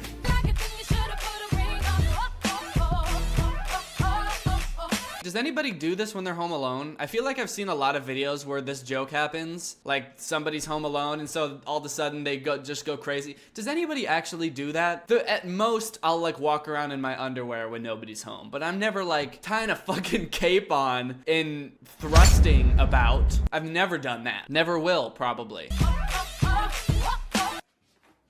Uh-oh, his friends were home, and 2 of them are twins wearing the exact same shirt. What the fuck is that all about? Oh, but his friends are just as weird as him, and now they're all dancing with their shirts off. Brent Rivera took ab comedy to the next level in this one. He was like, wait a minute, all my videos have just 1 6-pack in them. Why don't I show all my friends' 6-packs too? This video has 5 million views. So that's the video. They just dance. They have a little choreographed dance that they do because they're all just so weird. Man, Brent Rivera is so quirky and cool, and his abs are hot. His abs are real hot. It's kind of sad that it's so obvious. His thought process when making these videos is like, I have to appeal to 11-year-old girls, but I'm not very funny. So I'm just gonna try to make a joke, but really just be shirtless in the end, and that's really what's going to be the thing that makes people like my videos. His abs are hot though. So now you're probably thinking, okay, Danny, that was a really interesting video where all of his friends were dancing shirtless, but I feel like it was missing something. Is there a part 2 to that video? And yes, there is a part 2. And thank you for bringing it up, actually. I was trying to figure out how I was gonna transition to the next video, and that exchange really helped, so thank you. Okay, here it is. I'll tell you what I want, what I really, really want. So, tell me what you want. Ooh, shirtless guy. 2 seconds into the video, we got a shirtless guy coming through the door. Tell me what you want, what you really, really want. I'll tell you what I want, what I really, really want.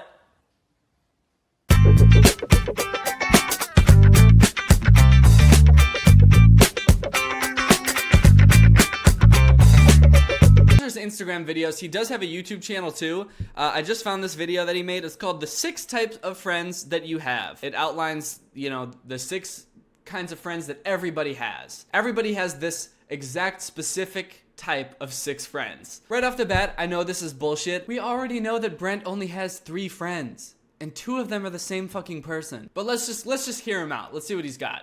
Every friend group has these friends. So basically, today I'm going to be showing you guys different types of friends that every friend group has. Question, how can you make this video if you don't have any friends? Dissed, burned, torched. I do too have friends. Okay, whatever you say.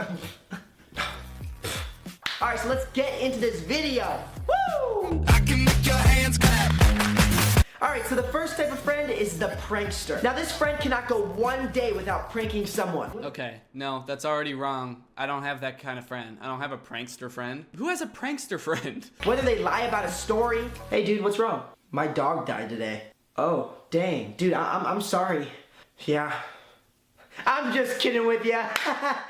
Gotcha. Well, yeah. Oh! Pranked. I told you one thing and then I said, just kidding. Pranked. Call me Joey Salads. We all have that one friend that just lies all the time. Or this person can be very physical with their pranks like this. Hey Brent, do you see something in this water bottle? Look. What? Where? Right here. You see it? Right there?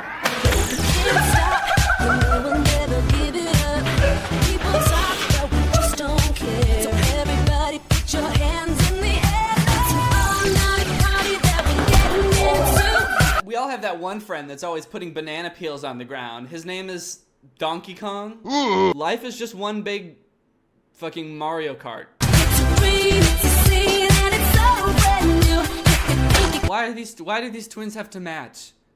Why did the twins match? Okay, yeah, I'm done watching that video. Alright guys, well I hope you enjoyed this video. If you're not Greg yet, Greg is our family here on YouTube. We're the strongest fan base on the internet. If you want to join Greg, just subscribe and hit that notification button, and you will be Greg. Also, I just launched a new merch store. It is now DannyGonzalez.store. You can go and cop your Greg merch. I'm going to be updating it even more with some newer, cooler merch. So if you want to show the world that you're truly Greg, head on over to DannyGonzalez.store and cop your merch. Thank you, Ugly Me, for turning on your notifications. You are truly Greg. I will see you guys next time with another very funny video. Bye. What's up, Greg? It's me, Danny, back with another episode of Coming to Terms with Our Own Mortality. Aging and getting older can be really tough, realizing that you're not the same young guy that you used to be. The other day I was trying to fix my hair, and long white, very thick hair fell out of my hair onto my lap in front of me, and I picked it up and I looked at it and I thought, this is probably one of my dog's hairs that got into my hair for some reason, but it would suck if I started getting white hairs pretty soon. And I get the feeling that I'm not really alone in this fear of growing old. It seems like a lot of other content creators also have this fear. I know I've talked about Brent Rivera and his friends before a lot on this channel, but they do this thing a lot where they pretend like they're in high school and they make videos about being in high school or about being kids or teens when they're all at least 20. I think the twins are even 21. They'll make videos like this where they pretend to be in high school. They even went to some high school. I don't know if it's their old high school or something to make a video.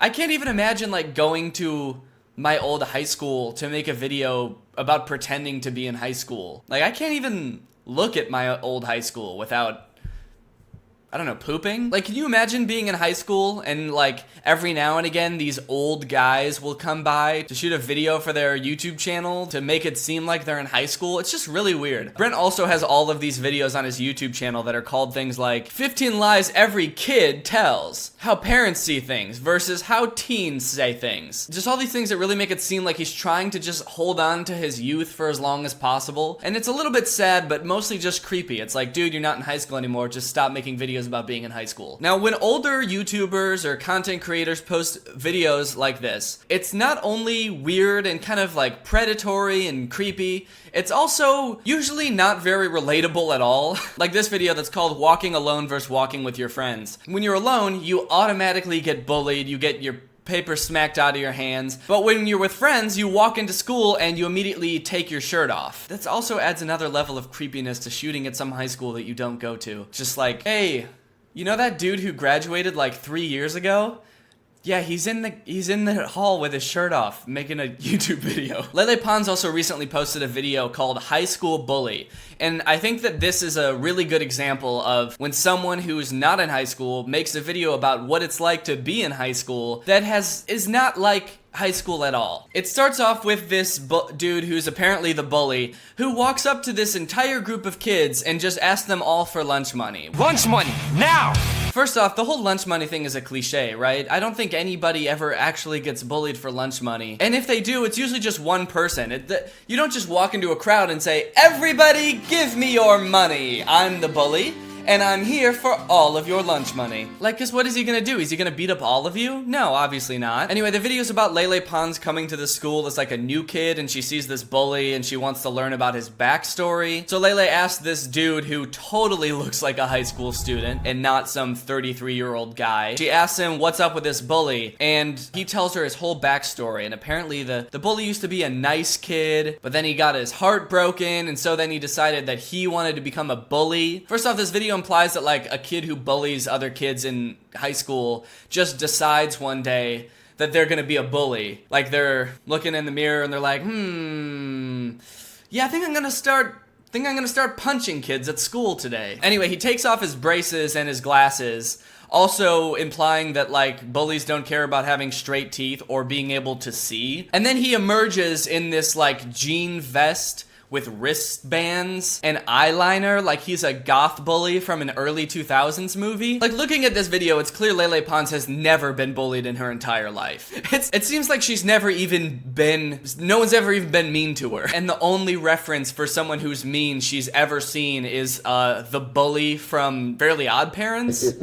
And the fashion is like a conscious choice. He's like, okay, I'm gonna start punching kids at school, so now I have to start wearing eyeliner to school also. Anyway, the video ends with Lele deciding that she wants to try to change the bully because she thinks he's just some heartbroken kid. So she walks over, and this time the bully is standing around the same group of people, but just asking everybody to do his science homework for him. Where's my science homework? I said I needed it today. How do you think I'm gonna turn it in? Hey, don't do that. You have my science homework? No, I don't have your science homework. Then who has my homework? No. To be honest, that doesn't really seem like bullying. It just sort of seems like this dumb kid who forgot to do his homework is like pleading with everyone to give him, like, help him. Anyway, Lele asked the bully on a date. Because I want to go on a date with you. And for a second, it seems like the bully facade starts to fade away.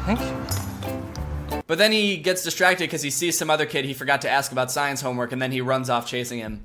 And that's the end of the video. So the moral of the story is you can't change bullies. They're always gonna wanna steal your science homework. There's just like so many things in this video that like just don't make sense. It's like a video for high school kids, about high school kids, written by someone who isn't in high school, and quite honestly, it seems like has never even stepped foot in a public school. It seems like there's been a big problem for people who make this super relatable content. I feel like this stuff sort of started on Vine when it would be like, white people be like, or girls be like, and boys be like. Very surface level relatable stuff. And over time, these Viners have transitioned to Instagram and YouTube, and they've sort of run out of these like surface level things to make videos about, and so they've just sort of run out of ideas. I think it's pretty apparent if you look at Hannah Stocking's YouTube channel. She's got super relatable titles like Dating a DJ, which I think is something that we've all done, or Runaway Bride, which is a very common issue plaguing the high school students of today. Hannah Stocking also has a knack for trying to appeal to high school kids with her videos. This video she posted recently is called Timed Mile in PE. The mile is something that people talk about a lot, is something that they really didn't like about high school. It's a pretty commonly memed about thing. So this should be pretty low-hanging fruit for Hannah Stocking to make a pretty relatable video about, right? Wrong! First off, we have a cast of characters here that seem to range from like being maybe 22 to 30.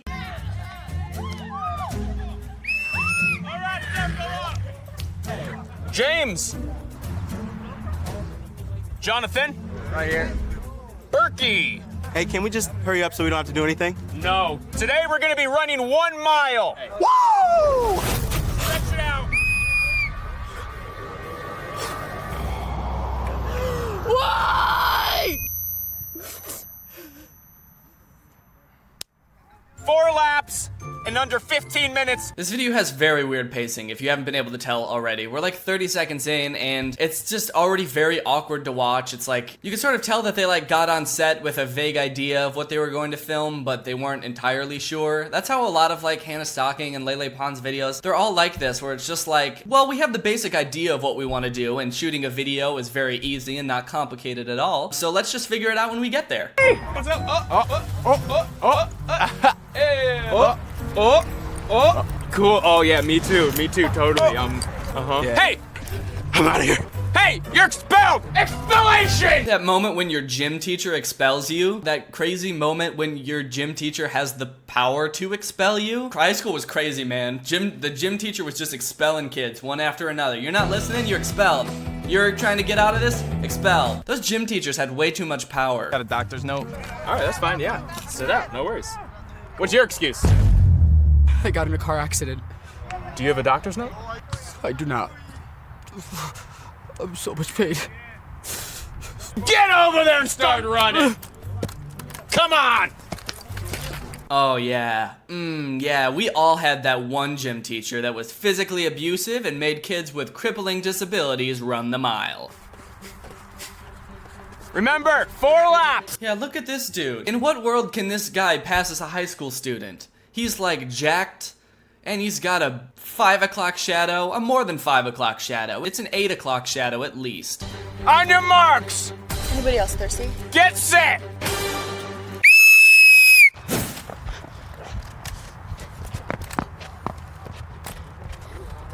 Okay, so this is a skit about running the mile, and I think it really revolves around the characters in this video. There's different types of kids in PE class when running the mile. You've got the kid who tries way too hard, of course. You've got the girl who's not trying at all. Obviously, every gym class has that. Is that a frappuccino? The kid who runs off into the mountains the second the mile starts. Well, actually, wait. And the kid who comes to school the day after getting into a serious car accident without a doctor's note. We all know that kid. That classic character. Ooh, and the chubby slow kid. Haha, yeah! Then there's this weird part where Hannah gets like heat exhaustion and starts hallucinating and sees this like wizard guy who's also her coach. Yes, this is something that I know I certainly have experienced and can relate to on a very deep level. Hallucinating in gym class every day. every day. Anyway, they finally finish the race. Everybody cheers on the chubby kid. He finishes the race last, obviously. And then the coach congratulates them for all finishing the full 4 laps. But then the chubby kid's like, wait a minute, I thought you only said we had to do 1 lap. I thought we were just doing 1. And then this happens. We're going again! Again? Yeah. He makes all of them do the whole mile again, just because one kid didn't do the whole mile. This is another video about common high school experiences. It's called High School Rivals. We all went to high school and we all had high school rivals. This video starts off in a classic classroom scenario. They're sitting in a room made of cinder blocks, so I guess they're either in prison or a storage unit. Now, I wish the Olympics today would last a lot longer, so I'm gonna make it a project. It's simple. It's simple. All you gotta do is make the Olympics part of your week and then come back and let us know how it goes. So this is how the story is set up. The teacher gives them this vague-ass project. He just says, make the Olympics part of your week and then come back and let me know how it goes. There's no criteria for making the Olympics part of your week. Just somehow do something Olympic related in your week and then come back, and you don't have to write a paper or anything. Just let me know how it goes. I'm just curious. Guys, we have to get an A on this Olympics project. Let's go get some lunch so we can brainstorm some ideas and be prepared. Vultures! I'm not messing with these vultures, man. We shouldn't go this way. Yeah. We gotta go the long way home. We've never been that way, are you sure? That's East High's territory. Spooky old vultures. Oh, man. That's our rival, West High. Cracked my neck.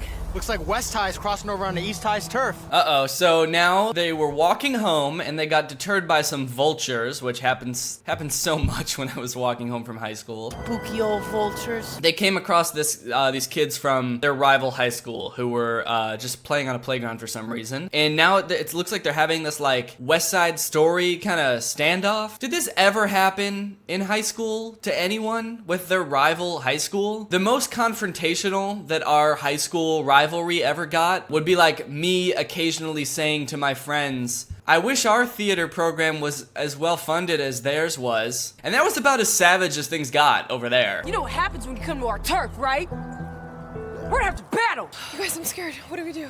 I don't know. Don't we have to go home and do our Olympics project? But they're our rivals. We can't back down. We gotta battle. Yeah, we gotta battle, guys. So let's battle them. We'll battle you. Olympic style! Yeah! It's a beautiful sunny day here in downtown Los Angeles, where 2 competing high schools are competing in their very own Little Olympics. The plots of these are so confusing. They met the rival high school and they wanted to battle, but they also had to finish this vague Olympics project, and so they're gonna just combine the 2 things, and they're gonna battle these kids with this Olympic-style competition. The news is here for some reason. They have a referee. They have this whole thing set up. I mean, they must really hate each other to work together so well to coordinate this whole thing. I mean, this is a whole event. You gotta really hate somebody to organize an entire event around kicking their butts. Anyways, the rest of the video is just them competing in these weird, made-up events that are somehow Olympic-like. You're probably wondering, well, do they get an A on the project? You never really find out. They finish the whole competition and the ref is about to crown a winner when one of the kids gets picked up by an awful-looking CG vulture and carried away, and the video just ends with everyone screaming. Rip its wings off! Do you see what I mean when I said, like, they have the basic idea of what they're going to do when they start filming, but they don't really have, like, the ending finished or anything? Because it seems like they filmed this whole video, and then when they got to the end, they had sort of forgotten what the initial conflict of the video was. Like, the initial thing was to try to get an A on their project. Then they get sidetracked with this competition thing, and then that doesn't even end. This kid just gets carried away. There's, like, no resolution to any of the subplots. It's like they just stopped the plot. So Hannah Stocking is 26 years old. She hasn't been in high school in probably 8 years. My point of making this video isn't that you're not allowed to be over 26 years old. That would be very drastic. No, actually, you know what? I'm changing my mind. You're not allowed to be 26 years old. Everyone above 26 must be put to death immediately. My point is that if you are 26 you shouldn't be trying so hard to like appeal to teenagers. What I do when I make videos is I try to make things that I think I would like, things that relate to me, things that I think I experience that other people experience as well. And that's what I think resonates with people. But when you gain this like following by trying to say what you think people younger than you should be feeling or like thinking, and you also try to like relate to them like you're one of them, it comes off really, really bad. And then also when she does brand deals and stuff, which she has, they're also very cringy. She's got a few where she just like literally reads from a teleprompter about like scientific studies and stuff. Your prefrontal cortex is the part of your brain that's in charge of planning and decision making. It's so obvious that she's just like reading like that. But when you're doing brand deals and stuff like that and you're trying to sell things to kids too, that just makes it that much worse. Anyways, that's the lesson for today. Be yourself, and if you're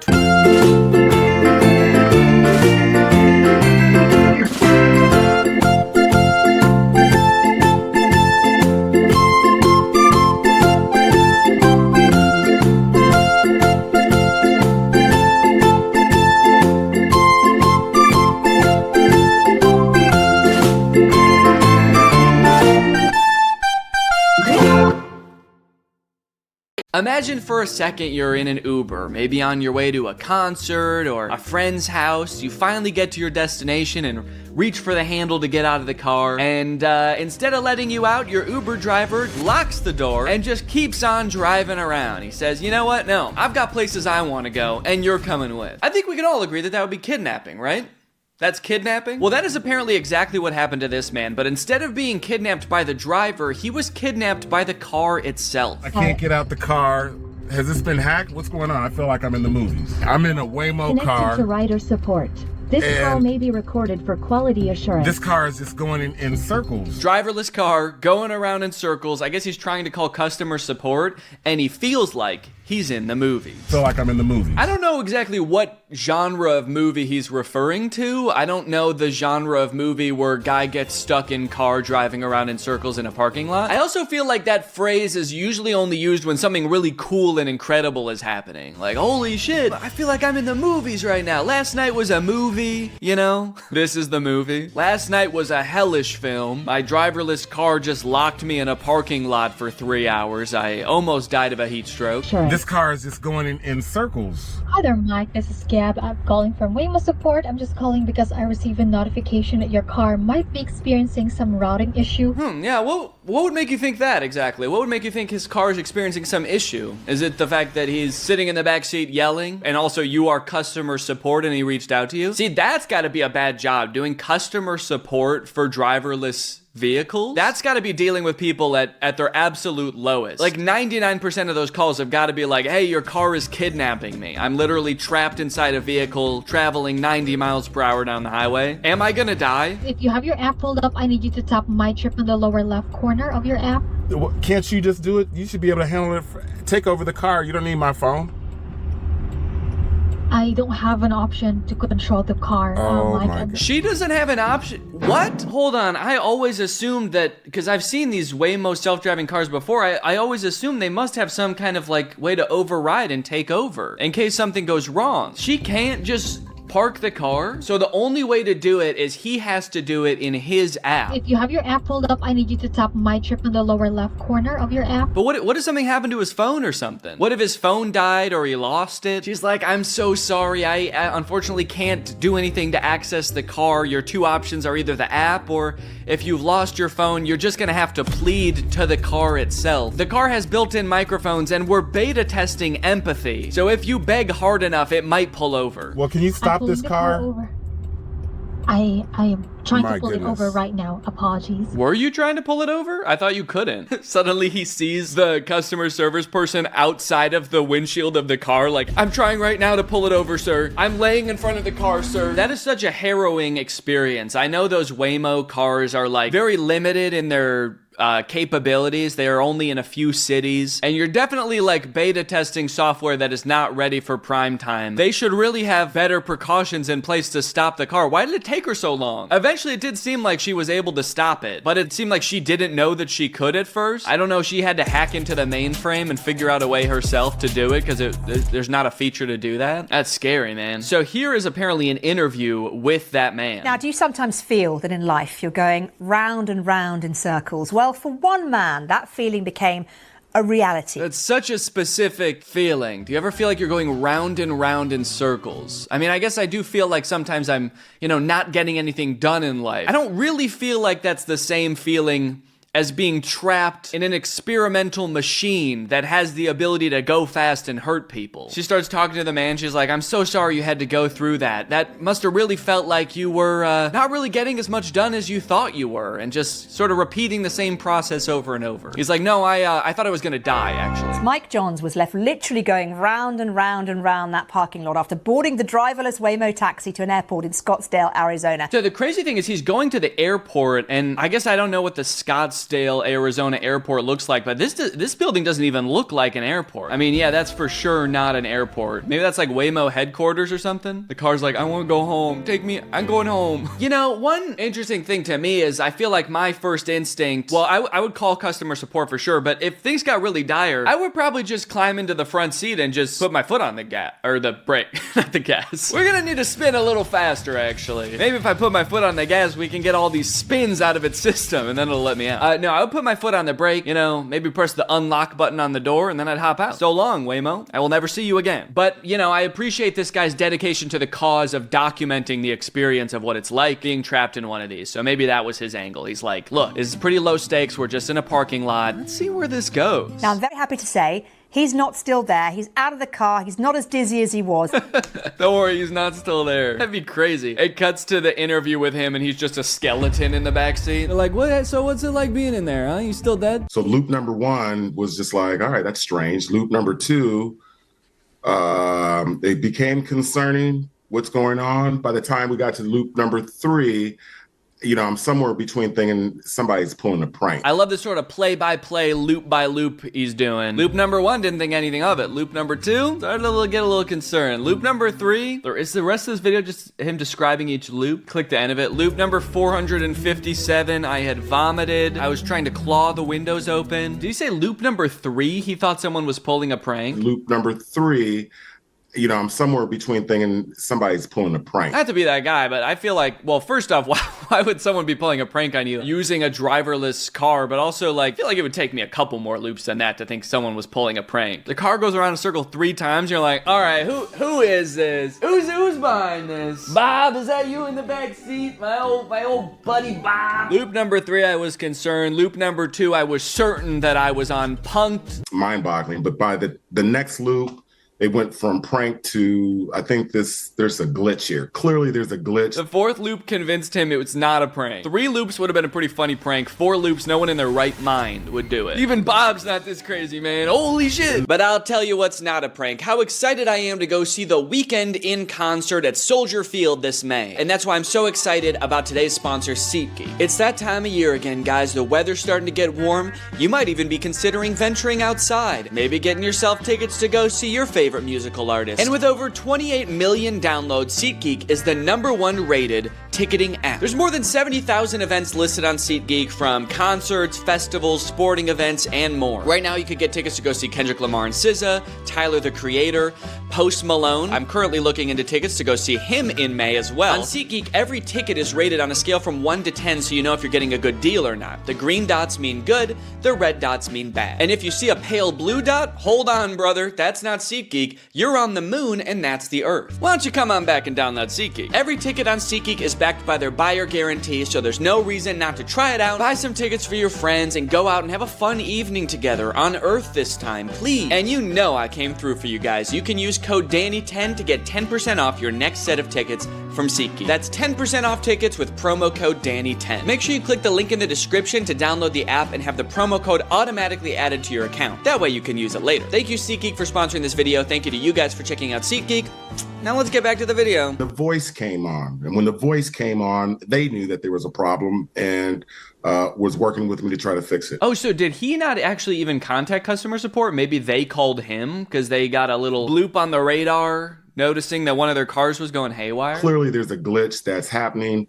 Then the voice came on. The voice came on, and the voice started screaming, "What the fuck did you do? What did you do to our car? You broke our car!" That is kind of crazy that he got in, did nothing. The car started malfunctioning, and then they called him to be like, "You gotta fix it in the app. You gotta get on that app and fix it, man. We don't know what to do." How did you feel going round in circles? Surely you were like, ugh. Yes, I didn't like that at all. The nauseated feeling, no, not cool at all. And so the nauseating feeling, not to mention the feeling that the robots are taking over, it's definitely not a good way to feel. Has it put you off driverless cars? It's put me off. I still am supportive of autonomous vehicles. We have work to do. And the message that I would say for your listeners in the audience is that we're all a part of this human experiment. Look, I mean, it's one thing to be like, I'm all in favor of a hypothetical future where we have driverless vehicles. I mean, that does sound nice in theory, you know, maybe that would fix a lot of traffic issues. Maybe that would fix a lot of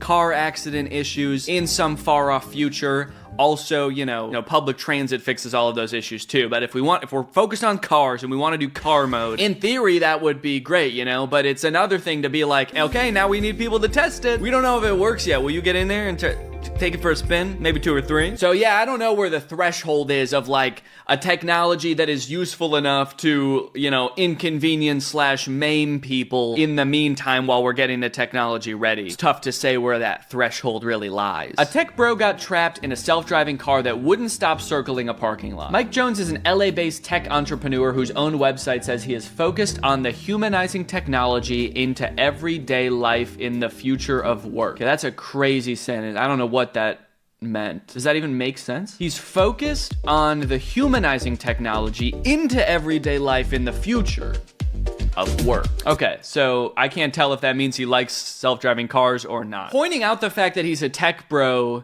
in the title is kind of interesting. It does almost make it sound like victim blaming. They're like, this tech bro got what he asked for, basically. Careful what you wish for, tech bro. Man designing dystopian future gets dystopian future. It's like, okay, he didn't design the car, man. He doesn't even work on that kind of stuff. He focuses on humanizing technology into the everyday life in the future of work. If that sentence looked a little wonky to you, it did. It's because it comes from a larger paragraph that feels like it was written by AI. Got it. Mike, an AI enthusiast, was basically kidnapped by a Waymo driverless car as it was driving him to the airport. Okay, so now I'm understanding the mocking tone a little bit more. They're like, this guy who loves AI'd a little bit too close to the sun. Yeah, the car, I guess, basically did drive him into the everyday life in the future of work. This past, sorry? What is this ad? Forever Spin. I'm getting an ad for a spinning top? Now I gotta click on this dumbass ad. What is this? What the fuck is this? Quality spinning tops. Okay, yeah, it is. It for sure is just a spinning top.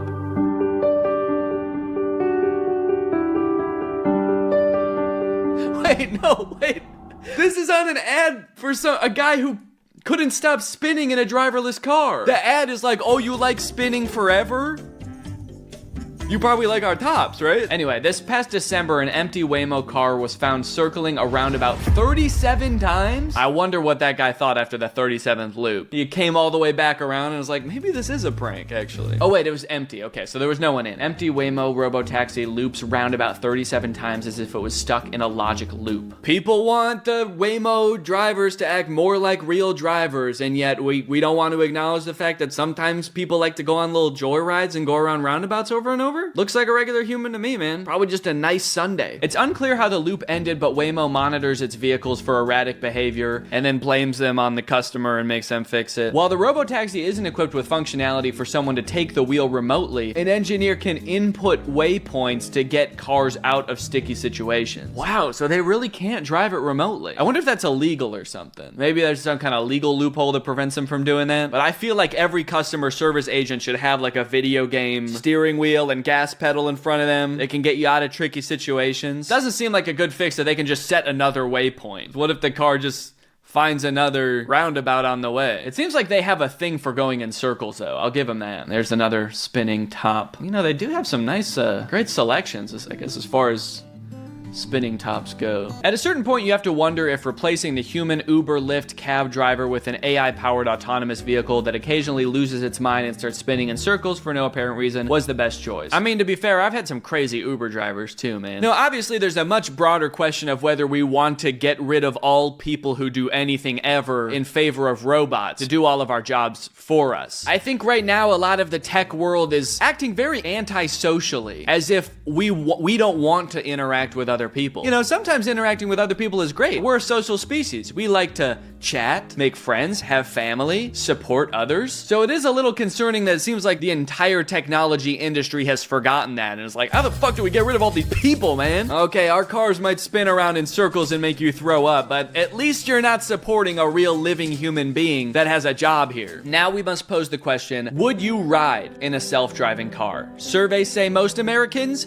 would not. Yeah, I definitely wouldn't ride in one that I don't even have the ability to take over and drive myself. Yeah, what do most Americans think about self-driving cars? Just 13% of US drivers indicated they feel safe riding in a self-driving or autonomous vehicle. That might not sound like a lot, but that is up from last year when 9% of drivers said they'd be comfortable. Honestly, that's kind of crazy that anybody would want to get in a vehicle that they literally have no control over. I guess it's probably not gonna crash. I've never seen one of these like fully autonomous ones. The Waymos get into a crash. At most, they just severely inconvenience and nauseate you. I know that Teslas get in crashes during their self-driving stuff all the time, but in those, there's always someone behind the wheel who is also not paying attention, I guess. Now with self-driving features, you can have two sentient beings not paying attention to the road, so that's pretty sick. Whoa, a driverless Waymo got pulled over in Phoenix. It's not every day you see a Phoenix police officer pulling over a driverless car.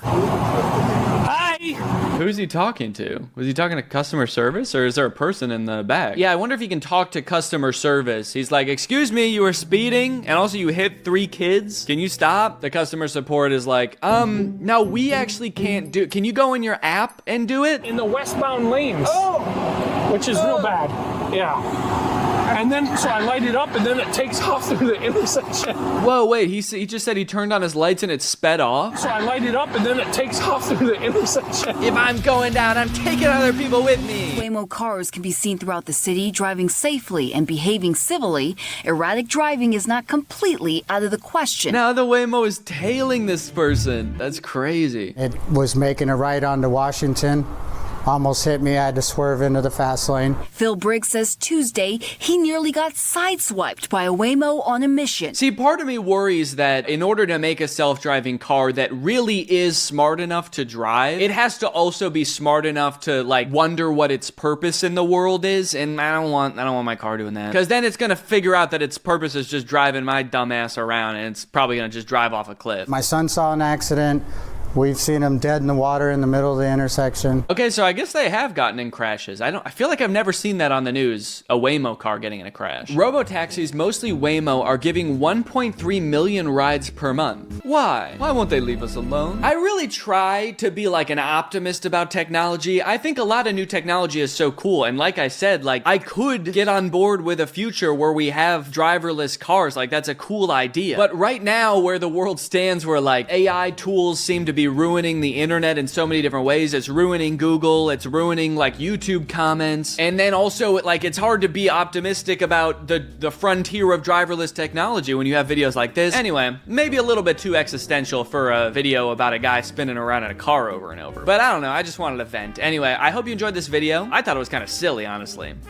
Bye-bye. What's up, Craig? I hope you're all having a great day. Welcome back to my channel. This, of course, is another episode of I Got a Curtain. I got a curtain. It's in the background of my videos now. Just when you thought you knew what this room was gonna look like, I went and got a fucking curtain for the window. So don't ever try to guess what I'm gonna do with this room, okay? Because you're gonna be wrong. So anyone who subscribed because I didn't have a curtain in the background of my videos, I guess you can unsubscribe. It's the Weird Side of Amazon Part 2, baby! This time, with more than just talking about 2 things. I realized in the last video I called it like the weird side of Amazon. Like I had a ton of products I was gonna talk about, but I really only talked about the Jeremy Renner store and a saddle, and that was the entire weird side of Amazon. Don't worry, we got more shit this time, okay? I'm not just gonna talk about 2 things. But real quick, speaking of the daddy saddle, the daddle, if you will, Pony Up Daddy still hasn't reached out to me in regards to my idea for the daddy drawn carriage. So Pony Up Daddy, if you're watching this, I just wanted to remind you again of my brilliant idea. Once again, if you've forgotten, it's a carriage for kids to sit in that's pulled by daddies. I just wanted to remind you of that idea. If you don't use it, I'm gonna have to build it myself, and I really don't want to do that, so I'd really like for you to start producing the daddy drawn carriage. Again, if not, I will have to build it myself. So this is a warning. Please make the daddy drawn carriage, or I'm gonna have to do it, and again, I really don't want to have to do that. So in my quest to find more weird shit on Amazon to talk about, I actually tweeted, hey, if you have any weird things on Amazon that you know about, feel free to send them to me, which a lot of people did. By the way, if you don't follow me on Twitter, you totally missed out. And you look like an idiot right now. So maybe follow me on Twitter and that won't happen next time. But you guys really came in the clutch there. You guys really sent me a bunch of weird shit on Amazon. And I feel like some of it is even weirder than the daddy saddle in different ways. So without further ado, let's complain. It's time to complain now. It's complaining time. Are you guys ready to complain? Cause I am. Wall Monkeys Senior Woman with Asthma Inhaler Wall Decal Peel and Stick Graphic. This is 48 inches by 41 inches. That's like 4 feet wide. This is a 4 foot tall image of an elderly woman using an inhaler. You can stick it on your wall and look at it. I cannot imagine why you'd want to do that. The only possible application I could think of for this product is if you are an elderly woman who uses an inhaler and you want to know what you look like, but you can't afford a mirror, but you can't afford this $60 wall decal of an old woman with an inhaler. Holy shit, this is $60. That's a hefty chunk of change to spend on an old woman with an inhaler. Easy and fun to apply. Okay, fun? Fun seems like a little bit of an over-exaggeration. I don't know how much joy anyone would get out of just putting a picture of an old woman up on their wall. Yes! I wish I could do this every day of my life. Just stick pictures of old women on my wall. Compare with similar items. Okay, there's this section on the page where you can compare the old woman with an inhaler decal to products that you might want to buy instead of that. So something that would fill the same void in your heart that this old woman with an inhaler would fill. One of the products is just the same image of an old woman with an inhaler. One of them is an old woman leaning on her hands, which is very sweet. And then the third product is just a picture of a bologna sandwich with 1 bite taken out of it that you can put on the wall. I guess that makes sense. I feel pretty much the same way about an old woman with an inhaler as I do about a bologna sandwich with 1 bite taken out of it. They occupy the same space in my brain. That space in my brain being things I would want to hang pictures of on my wall. I truthfully do not know why anyone would want this product, and the reviews do not help at all with figuring that out. This person gave it 5 stars and said, I was looking for a large wall decal of a stock photo of a woman using an inhaler, and this fit the bill perfectly, thank you. So it's not just that someone found this on Amazon and thought, oh, that would be funny to put on my wall. They were actively looking for a picture of a woman with an inhaler to put on their wall, and then luckily found this item. I'm so confused. Okay, this is actually kind of comforting. This person writing the review is just as confused as I am. My son needed this. I don't know why, but it shipped quick and he was thrilled. Poster, very vibrant in color. What a weird conversation that must have been. Hey mom, can you buy me something on Amazon? Oh sure, what is it? Is it something you need for school? No, it's something I need for personal use. Oh, is it? Okay, is everything okay? What is it? Yeah, everything's fine. It's just, I just need a picture of an old woman using an inhaler that I can hang on my bedroom wall. Huh? If you just give me your credit card, I can type it in and do it myself. You know what, son? I could ask you why the fuck you would want this picture hanging on your bedroom wall, but I'm proud of you for taking this initiative. So here, take my credit card and buy whatever you want, as long as it ships quickly and is vibrant in color. Thanks, Mom. You're the best mom ever. Yes, son, I am the best mom ever. What the hell? They just have my merch on Amazon? Someone else is selling my merch on Amazon. Well, it's actually my old merch. I don't sell this hoodie anymore, but still, I didn't put that there. I was about to say I think this is illegal, but technically I don't think it is because this hoodie was literally just Greg typed out in a totally free to use font. So it's not like it's a copyrightable logo. I don't think you can just copyright a word written in a free-to-use font. Otherwise, I could just copyright the word the in like Times New Roman and become probably the richest person ever. So If someone who knows about the law could tell me if that's legal or not, that would be great. And also, if it is legal, please don't steal my idea. It was my idea. I had it first. Shan Kapu, Danny Gonzalez, teenager hipster hoodie. Fitness pullover black. 100% cotton, material 100% cotton. These hoodies are made of breathable cotton. Okay, I get it. I feel like they're really cramming the whole cotton thing down my throat. Like, I believe them at first, but it's almost to the point where I feel like they're trying to cover up something. Like, they're not really made out of cotton. These hoodies are 100% cotton, and they're made of cotton, and we use cotton to make them. And there was cotton in the room while they were being made. And I have heard of cotton before, know what cotton is, and I use them and put them into this hoodie. It's made of cotton, all right?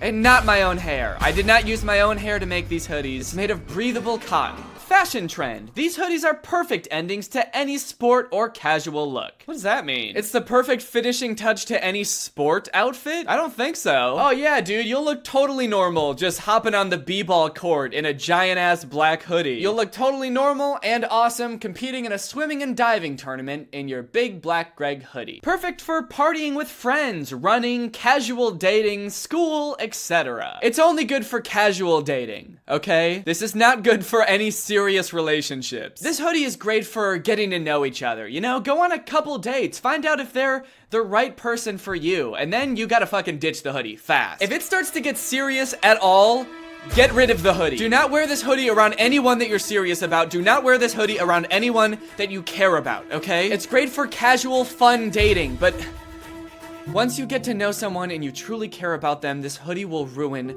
everything. Okay, it does make me feel better that this hoodie has 0 reviews, so hopefully that means that no one has actually bought a Greg hoodie from this counterfeit Amazon store, so thank you for that. Thank you, Gregs, for getting your hoodies straight from the source, you know? Straight from the horse's mouth. Straight from the pony's mouth. They even have the Greg family crest on a hoodie? I don't even sell those on hoodies. I only sell them on t-shirts. Shaking my head. Okay, now this one is not my merch, but it is a hoodie with a picture of a cat that has me as a face. And also the hoodie has cat ears, so you're a cat while you're wearing it. Red coffee, Danny Gonzalez, Greg, human face, funny cat, young lady, hoodie sweatshirt. I feel like they were trying to cram as many words into that description as possible. Like an essay where you have a set number of words you have to use, but you ran out like 3 hours ago, so you're just throwing random words in there. And I feel like there's a point where adding more words stops making something more descriptive and actually starts making it more confusing and vague. Like, there's so many words in this description, I would not be able to guess what this hoodie looks like based on this description. I do appreciate that they called my face a human face, though. That was nice of them. All right, let's check out the description of this product. Greg's face is very cute in the face of a white cat. Aww.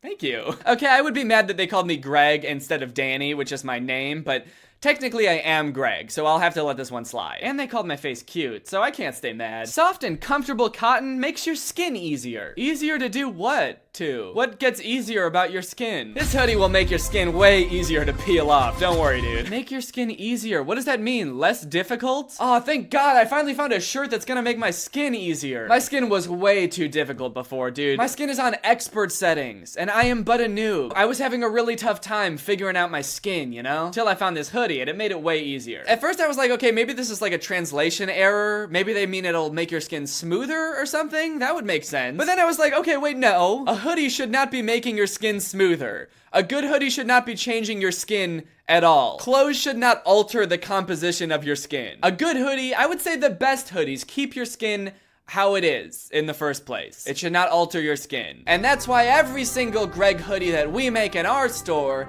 will keep your skin exactly how it is. Archie McPhee Handy Squirrel. Looks like it's just a bunch of little finger puppets to turn your little grabbers into a squirrel. Set of 5 finger puppets, includes 4 paws and 1 head. That's a good ratio. Transforms your hand into a squirrel. That seems like a bit of an overstatement. I'm looking at the picture and I'm not convinced that that hand has been transformed into a squirrel. And I mean, it's not gonna just like, oh, fuck, and then your hand is a squirrel now. This product just makes your hand look kind of like a squirrel that has no joint mobility. Transforms your hand into a squirrel with no knees. That's what happens. Your hand will climb trees and forage for nuts. Yeah, okay, what else is new? Oh, Wait, no. Damn, the reviews for this thing are glowing. 4.8 out of 5 stars. Sent this to my sister's house for no reason. I like to mail her weird things with no context. One time, I put a bunch of stamps on a potato and mailed it to her. This guy seems like a loose cannon. I don't know about him. He doesn't play by the rules. Dare I say he might even be a mad lad? I don't know, sis. Also, I just realized his name is Fat Daddy Fly Sock Soul. Anyway, she had a party last night and the handy squirrel was a huge hit. People love this thing. Buy one and get stupid. Have fun. I love the thought of his sister just going around the party with this little squirrel thing on her hand and everyone being like, ew, I love it! Ah, I can't believe it! Buy one and get stupid. He does sell it very well though. I would be lying if I said there wasn't part of me that's like, I think I'm gonna buy this fucking squirrel thing because of that review. Okay, here's a pretty perplexing shirt that someone tweeted to me with absolutely no context. It's a shirt that says, I'm Caleb, doing Caleb things. And at first I was like, I don't understand, is this a reference to something? Am I missing something here? Is this a quote from a movie or what? Why is this on a t-shirt? But then I Googled it and nope. No one has ever said this before. No one has ever said, I'm Caleb doing Caleb things. It's never been recorded in human history, anyone saying that. And yet here is a shirt with this saying on it as if anyone would ever buy this. It's just a generic shirt for people named Caleb who want everyone to know that their name is Caleb and they do the things they do because their name is Caleb. Wait, what the fuck? I just searched I'm Caleb doing Caleb things and there's like a million different variations of this shirt. Why are there so many different versions of this shirt? Who is buying this shirt? Has anyone ever bought this shirt? None of them have any reviews, so I can't imagine anyone has. I mean, there's multiple t-shirts, but with the saying designed in different ways. Like, this one's got a lot of pizzazz to it. Like, it's a Mardi Gras Caleb doing Caleb things. I feel like whoever is making these shirts really overestimated the market for people named Caleb who do Caleb things and want everyone to know about it. Oh my god, the company that makes this hoodie is called Shocking Styles Caleb Clothes. Someone started an entire clothing company for Caleb-based apparel. And yep, if you click on it, it's just item after item for people named Caleb. There's even women's clothing with I'm Caleb doing Caleb things on it, which, not to say there can't be women with the name Caleb, but it seems like a pretty ballsy business move to, well, one, in the first place, just assume anyone would want this on a men's shirt, but then on a woman's shirt seems like a whole other league. Oh shit, I just searched I'm Danny doing Danny things, and apparently that's a thing too. You can get a t-shirt that says I'm Danny doing Danny things. Shit. I might have to cop. I mean, I am Danny, and I'm pretty sure I do Danny things, so I feel like this shirt really speaks to me. Looking for a cool adult, toddler, or boy present for him? This sarcastic quote gag saying is a cute gift for any holiday. Sarcastic? So would this be for someone who's not named Danny? Like, get this for a dude named Dennis or something. It'll be like sarcastic. Some dude named Travis walking around in this shirt. Oh yeah, I'm Danny. And I do Danny things, idiot. It's perfect for any holiday, such as retirement, graduation, Christmas, Memorial Day, wedding week, Father's Day, birthday, 4th of July, or Independence Day. Yep, it's perfect for 4th of July and Independence Day. It would be perfect for either of those two separate holidays. Except, no, it wouldn't, because who the fuck gets people gifts for 4th of July? That's so weird. And even if you did get someone a gift for the 4th of July, it should probably be related to, like, America or something, right? Not just a shirt with their name on it. Hey, dude, happy 4th of July. Oh, thanks, dude. You too. I know you said no gifts, but you're always talking about how much you love America, so I really wanted to get you something for your big day. I never said no gifts, although it was kind of implied, because it's 4th of July. So I went out, and I got you a little something.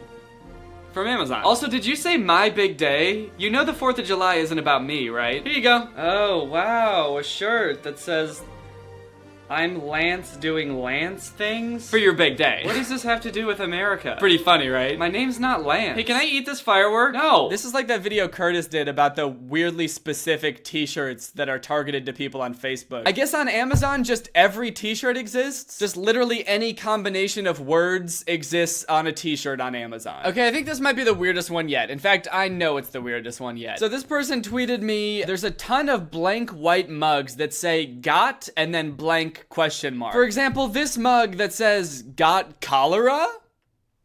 Excuse you? Got cholera? Who has ever said that? Who has ever said, got cholera, in such a casual way? Cholera is an infectious disease that causes severe watery diarrhea, which can lead to dehydration and even death if untreated.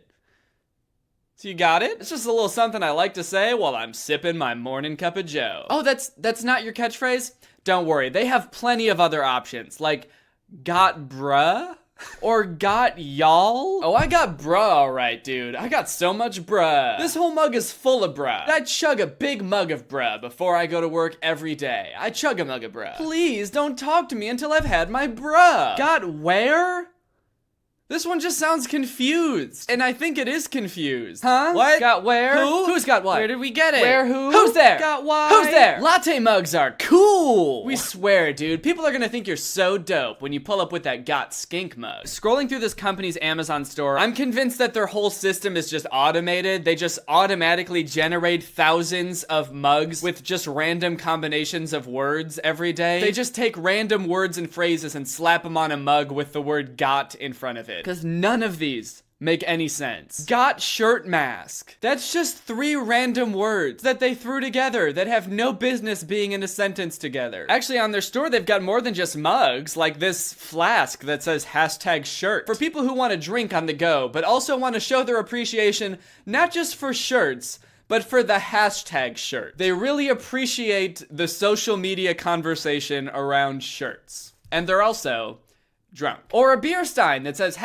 #ape. Or this little shot glass that says #anklet. I'm so confused about how this store even exists. Who runs this? I have so many questions. Why does this exist? But guys, I honestly feel like my questions never will get answered because it's time to hear from our sponsor. Oh man, I was working out and I got all tangled up in my headphone cable. That happens to me all the time. I want to get some wireless earbuds, but good ones are so expensive. Exactly. If only there was another way. Dang. Well, maybe you should. Has this ever happened to you? Hey! It's a common occurrence, to be sure. Hey, we're trying to have a conversation. What are you doing? Guys, I'm here to talk to you about today's sponsor, Raycon. Raycon has been a sponsor of the show for a while now, so you should know how much I enjoy using their earbuds. They're a great product. In fact, I'm wearing them right now, so I can hear myself while I talk. If you've watched my channel for a while, you know the deal, guys. Raycon earbuds are dope. I've got a pair of the E25s. I just got Laura a pair too. If you currently work out with wired earbuds or headphones, you are missing out big time. Wireless earbuds will change your life. The E25s, which are the ones that I have now, are a newer model, and I really like them. You store them in this cute little charging case, which actually reminds me, they have a really good battery life, or at least this case does, because I don't remember the last time I charged them. They sound just as good as other premium audio brands, but they start at half the price. So if you want to take your audio game to the next level, or you want to support my channel, go ahead and click the link in the description to check out Raycon's Black Friday and Cyber Monday deals. These deals are so good, you wouldn't even believe me if I told you how good they are, so you might as well just go check them out for yourself. Thank you guys for checking out Raycon. If you support our sponsors, it directly supports me. So I love seeing you guys support our sponsors. It means a lot to me, so go ahead and check out Raycon, and thank you to Raycon for sponsoring this video. Alright, thanks for watching this video, guys. If you're new here and you're not subscribed yet, make sure you subscribe and turn on my notifications to join Greg. We're the fastest growing army on the internet. Don't look that up, or if you do, close your eyes while you do it. If you want to get this merch that I'm wearing that has been cut off the entire time so you haven't been able to see it, go to dannygonzalez.store. It's very cute. Thank you, Morgan, for turning on my notifications. You are truly Greg. I'll see you guys next time with a really interesting video where I get just a little bit closer to building the daddy drawn carriage. Bye! This video is over now. Over now. Go find something else to watch, or just watch this video. I know we had a lot of fun, a lot of fun. But you can't stay on this end screen forever. No. This video is over now. Yeah. Over now. So why are you still watching this? Do you not have anything? What's up, Greg? I hope you're all having a great day. Welcome back to my channel. This, of course, is another episode of Danny Gonzalez. You guys know I love shitty low-budget movies, and especially animated ones, because I feel like animation is so ridiculously hard to do well. It requires so many people to do well, and so many talented people to do it well, that when you try to half-ass it, it will always come out just awful. Such was the case when we reviewed that B-movie ripoff, Plan B, which was terrifying. But it turns out that the world of animated movie ripoffs is bigger than I thought, and a lot of people have requested that I cover more of them, which brings us to today's movie, Rat-a-toying. If you couldn't tell by the title, Rat-a-toying is a ripoff of the movie Ratatouille. Ratatouille is a very good, critically acclaimed movie made by Disney in 2007. Rat-a-toying is a very bad movie, probably made by one dude in his basement, also in 2007. The Marvelous City. land of sun and heat, with one of the most beautiful urban skylines in the world. This is a prosperous city.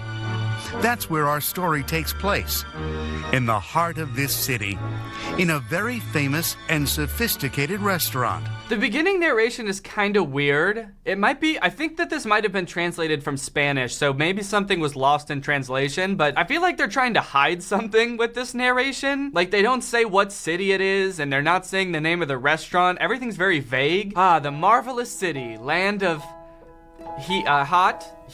It's hot in the city, and sun, because they see the sun. They can see the sun from this city. I don't know why they don't just say the name of the city. It's clearly Rio, as you can tell by the giant Jesus statue, unless this is a different city with a giant Jesus statue on a mountain. It seems that everyone, even from distant places, wants to come to this restaurant just to taste the famous recipes served there at Ratatouille. So the restaurant is called Ratatouille. So the movie's called Ratatouille. But why is the restaurant called Ratatouille, you may be wondering? Chef Marcel Touing prepares the most delicious and exotic dishes, always using special secret ingredients. Yeah, so the main character's name is Marcel Touing, and he's a rat. So he named his restaurant Ratatouille? That would be like if Papa John's, instead of being called Papa John's, was called like Human John's. Come on down to Human John's Pizza. We serve human food. For humans. We swear it's meant for humans. So in this introductory scene, it spends like a really long time establishing how much everyone likes the restaurant. It shows all these different couples and families at their tables talking about how much they like the food. There's this old couple talking to the waitress about how good the food is. Oh, I must say that smells delicious. Did you have any doubts, sir? There's no doubt about that here. Their food is always guaranteed to be delicious. It's so nice of you to say so. I'll tell Marcel he loves compliments. I hope you will tell him.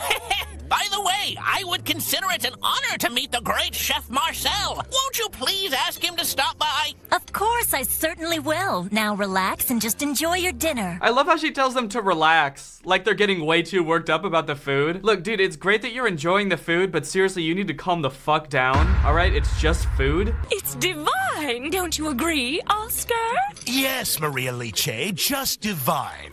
Indeed, this restaurant is very good, Maria Liche. You were absolutely right. Oh! Okay, we can't get too far into this movie without talking about how the characters look, because it's horrifying. All of the male rats are the same model, just like different colors with different facial hair or like a hat to differentiate them. And all of the female rats are exactly the same, but with just different hair and okay, why are the female rats like so curvy? Like, were they trying to make them sexy? Like, some of them have boobs. This one has boobs, and she's got real human curves. She's thick. The rat's thick. I guess some Disney movies also do that. Like, the rabbit in Zootopia is low-key kind of thick. But at least when they give the animals boobs in Disney movies, they put clothes on them. At least they make them modest, sexy bunnies. This rat's got boobs and a big butt, and is naked as all heck. Also, I know that this is a little bit nitpicky, but female rats have 12 nipples. 6 on each side. They just kind of go down like that. So what the fuck happened to the rest of her boobs? And I do understand that all of the rats are walking on 2 feet in this movie, so the fact that she has 2 boobs instead of 12 is kind of small in comparison to the fact that all of these rats are walking on 2 feet, but it's just anatomically incorrect. Like, if you're gonna give her boobs, give her the right amount of boobs, you know? Hello. Well. Oh God, that walk. Oh no, why does that rat have such a sexy walk? It's a rat. You don't need to give the rat a sexy saunter when she walks into the room. She does not need to walk into the room with that sexual energy. It's also this combination between, like, they shouldn't have animated the rat to look so sexy, but also they did a really bad job of it. Like, look at how her hands move. Hello, just a sexy rat coming to check on the food. How's it going in here? Okay, anyways, back to the plot. Business is going great at Ratatouille. It's the most popular restaurant in town. They always have the best ingredients. Everyone in the restaurant is constantly raving about the food, and tonight is no exception. In fact, it's one of the busiest nights they've had in a long time. It's going so great, in fact, that little Marcel, the chef, looks a little bit overworked. It's turning out to be some night tonight, huh, Marcel? Yeah, you're right. So far tonight, I've been asked to make 12 olive creams and soda. So, is it ready? Well, almost. Tell me, has the party at table 4 decided their order? Yes, he ordered tonight's special, the larva pie. Carol, why didn't you tell me sooner? You know perfectly well that dish requires a lot more time to prepare than other dishes. You've got to take it easy. Calm down, Marcel. What the hell? She walks into the room and he's like, hey, has table 4 decided what they want to order yet? And she's like, yeah, they want the larva pie. And he's just like, Carol! What the fuck? Why didn't you tell me sooner? What the fuck, Carol? Carol! Like, dude, what are you talking about? She told you the order as soon as she got it. That's why she came into the room. What, did you want her to tell you the order before he ordered it? Needless to say, it seems like the stress of single-handedly cooking for this entire restaurant is really getting to Marcel. Maybe they should hire some other chefs. I mean, it is kind of impressive that seemingly the biggest restaurant in this entire marvelous city only has one cook. And throughout the movie, you start to realize that every time it shows him cooking, all he's doing is just stirring this big cauldron of brown liquid. It's pretty amazing that he's able to make this variety of dishes that are revered throughout the city just by stirring this pot of brown liquid. Oh, you want ice cream? You want some ice cream? Yeah, I'll just throw some ice and some cream into the liquid. Stir it up. There you go. It's a sundae. You know that the party at table 4 has changed his order again? Now he wants Let me guess. He wants the spicy, fatty, and crisp spaghetti. Precisely. That guy always ends up ordering the same thing. I'm glad you know the ordering habits of your clientele.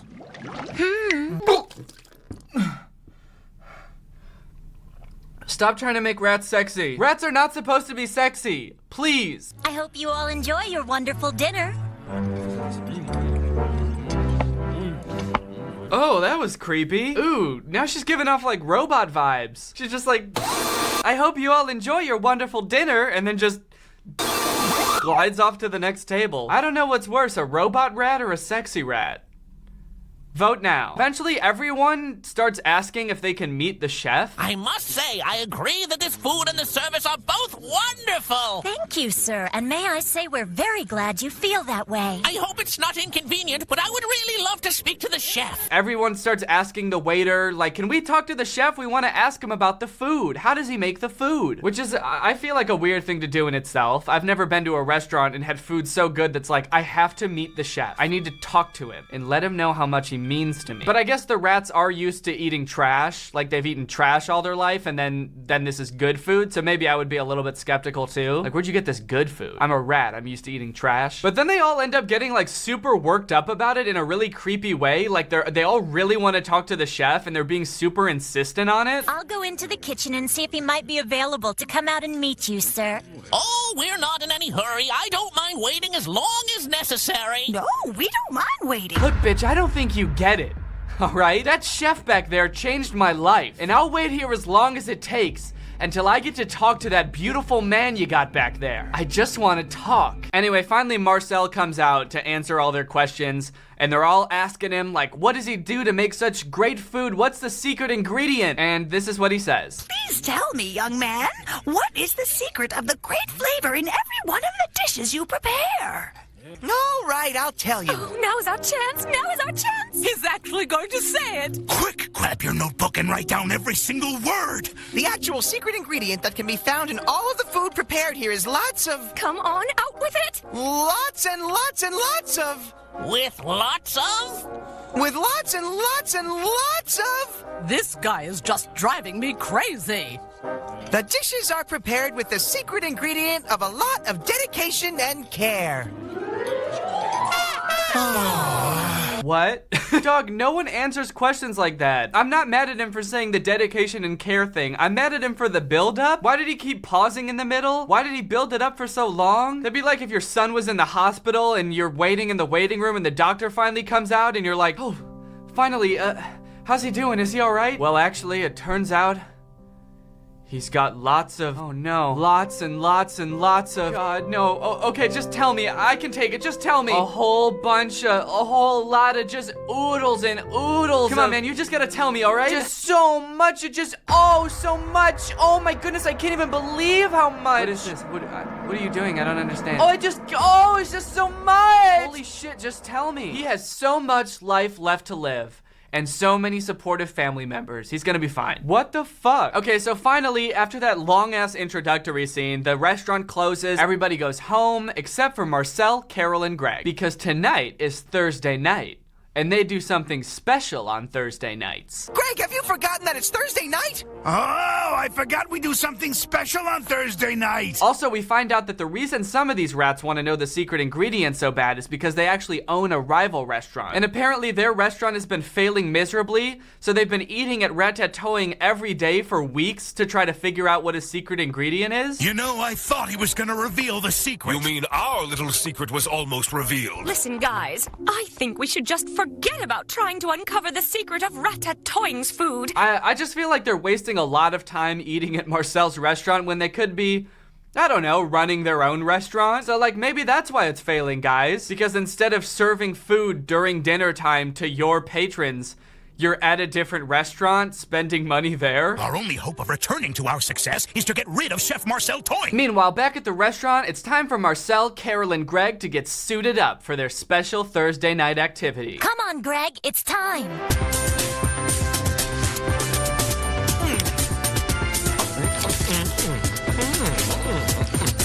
So we cut to this really awkward suiting up sequence that includes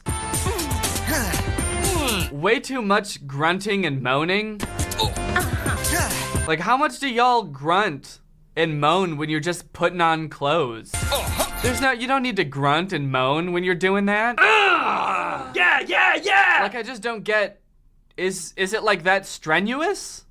Or pleasurable to put on your clothes like that? I don't understand. So they put on their little outfits, they run around and pose and run around some more and pose some more and run around. I don't know what the running around is all about. Like, what are they scrambling to do? They're already dressed. What are they doing? Are they on crack? But then finally, they're ready to go. Ready to go do what, you ask? Well, it turns out that the way that they get their fresh food is actually by stealing it from a human restaurant, instead of finding food in the trash like apparently every other rat restaurant in that town does. Wow, you won't believe it! What a bonanza! Guess what I found down there? What is it?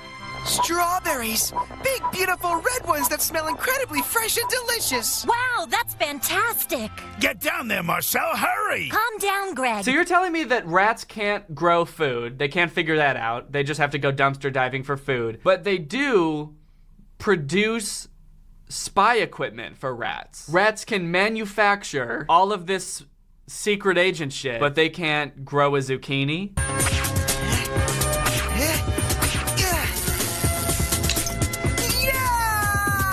So apparently they do this every Thursday where they go to the human restaurant to try to get some fresh food, but this time there's a bit of a fiasco because while Marcel is hanging from the fan, Greg, who is a colossal dumbass for the entire movie, accidentally turns on the fan. What have you done, you clumsy idiot? It wasn't me! It wasn't me! So Marcel is like swinging around at 100 miles per hour in rat speed, just screaming and hanging on for dear life, and Greg is just kind of standing there like, damn, I wish there was some way I could help, but unfortunately, I am just a rat. Hold on, Marcel, I'll grab you! Turn this crazy thing on! Greg, how did you turn that thing on? I think I pushed the switch! What switch? They pushed the button behind you! Did you say pull? No! Not pull the button! Push the button! Are you saying button?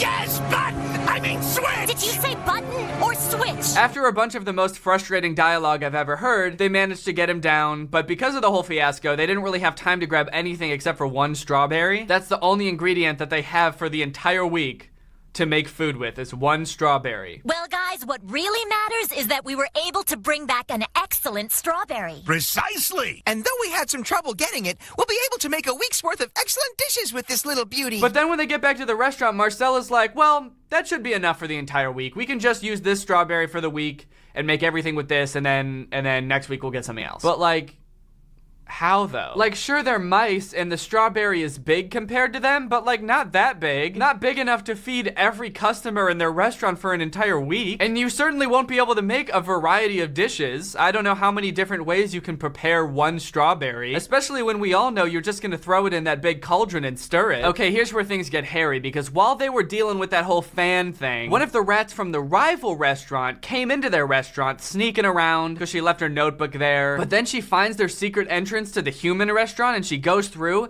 and she sees them stealing food from the human restaurant. So what I thought was gonna happen next is she would go back to her rat friends and she'd be like, hey, I found a place we can get fresh food because Marcel gets it from there, so we can also get it from there, and then we can also have a successful restaurant and rats will be able to eat fresh food from our place too. But instead she goes back and tells them, and they're all like, all right, so we have to sabotage Marcel and make sure he can't get fresh food anymore. What if Marcel suddenly found he wasn't able to get his fresh ingredients anymore? What would happen then? That way nobody can have fresh food, and we all have to eat garbage. So in order to sabotage this for Marcel, they decide that they're going to try to make the restaurant think they have a rat problem so that they put traps everywhere so Marcel can't get fresh food there anymore. So the group of bad guy rats go to the human restaurant during the day when people are eating there, and they put on this little rat show. 1, 2, 3, now!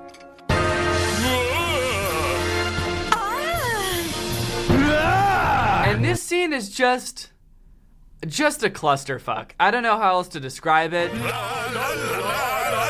The rats are putting on this weird show where they're dancing and jumping around, but they're also moaning and groaning really weirdly, just like in that other scene.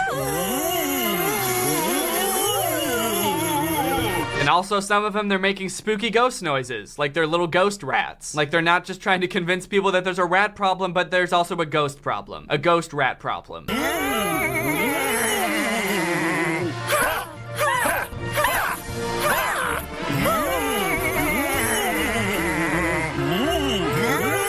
The scene is so weird, they keep reusing the same shots over and over, like especially this one, which I really don't like. This shot looks like I awoke in the middle of the night and found that I was being haunted by 4 demon rats. 4 low poly, poorly animated moaning demon rats.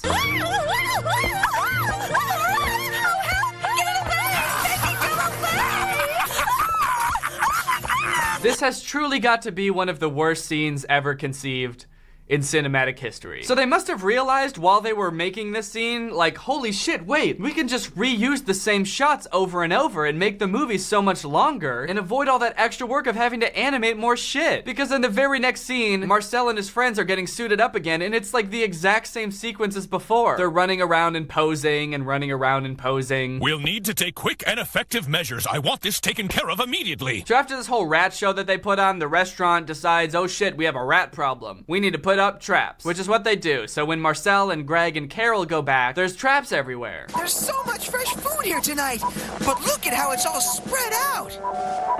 Oh, don't trust anything, Marcel. They might be traps. Wait, what do you mean there might be traps? You were just looking directly at the traps. Everyone saw them. Do you mean to tell me that the rats know that there are traps that humans use, they exist, and they put fresh food on the traps to catch the rats, but they don't know what traps look like? Like they have no idea what they could possibly be? How would they know all of these things about traps and not know what traps are? She can see the traps clear as day, but she's just like, be careful, guys. There's a slim chance that those things with food on them that we've never seen before are traps.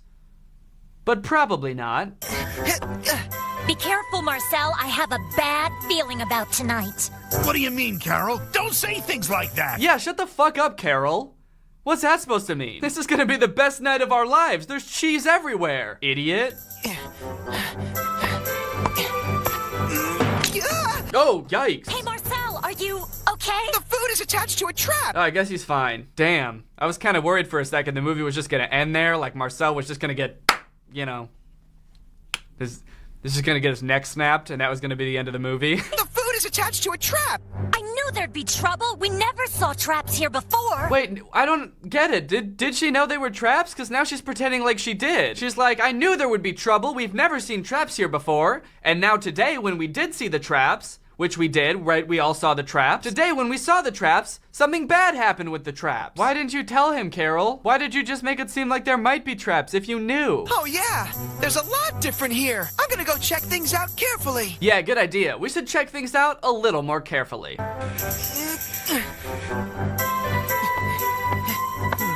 Yep, those look like traps to me.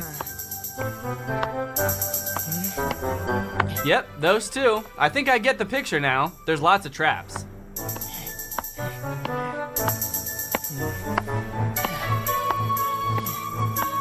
Oh my god, we get it. There's traps. Well, well, well. What do we have here? Oh, that's great. We've never had any chocolate before. Well, we certainly do now. I'm getting it. I got it. I think we have company. What do you mean? Can't talk now.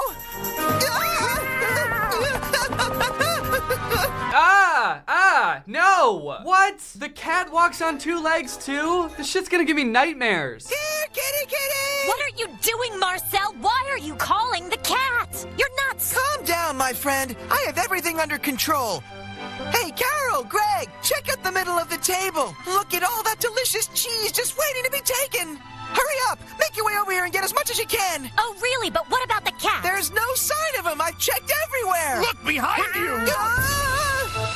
So it's a wizard cat. Anyway, we're getting close to the ending. Basically, the gist of what happens, I don't really understand it fully, but the bad guys show up and they're like holding Greg and Carol hostage. Then suddenly Marcel comes back on top of the cat like they're best friends now because he fed the cat one treat that he cooked. And the cat gets rid of the rats, takes him to his owner, and the rest of the rats get away scot-free. And soon the ratatouille was full again. Almost everything seemed to be back to normal. I heard those rats of ours were sent to an out-of-town laboratory. That's a pretty brutal punishment for those rats. All they ever wanted was to have a successful restaurant, and the punishment is they're getting sent away to be experimented on in a lab for the rest of time? Jesus, that's kind of dark. Anyways, that's pretty much the end of the movie. Everything goes back to normal after that. The cat is now their friend. He comes to the restaurant sometimes to eat, and he helps them get food from the human restaurant so they can keep getting fresh food. So in the end, nothing really changed. There's been no character development. The only thing that's happened is the bad guys are now being tortured in a lab somewhere. Well, I hope you guys enjoyed watching this movie with me. I know I did. But now it's time to talk about our sponsor. This video is sponsored by the Raycon E50 wireless earbuds, the only earbuds on the market that are currently in my ears. The Raycon E50s are the perfect earbud for any activity, whether it be just chilling watching your favorite movie or working out, because they're stylish, they're discreet, and the best part, they don't have those pesky wires hanging off of them like other headphones. If you currently work out with regular headphones that have wires coming off of them and you've never tried switching them out for wireless ones like these, holy moly does it make a world of difference. I seriously never realized how cumbersome the wire was until I started using wireless earbuds. These earbuds are made by Raycon, which is a company founded by Ray J, and celebrities like Snoop Dogg are raving about them. That's right, they're at a rave. They're at a rave with them.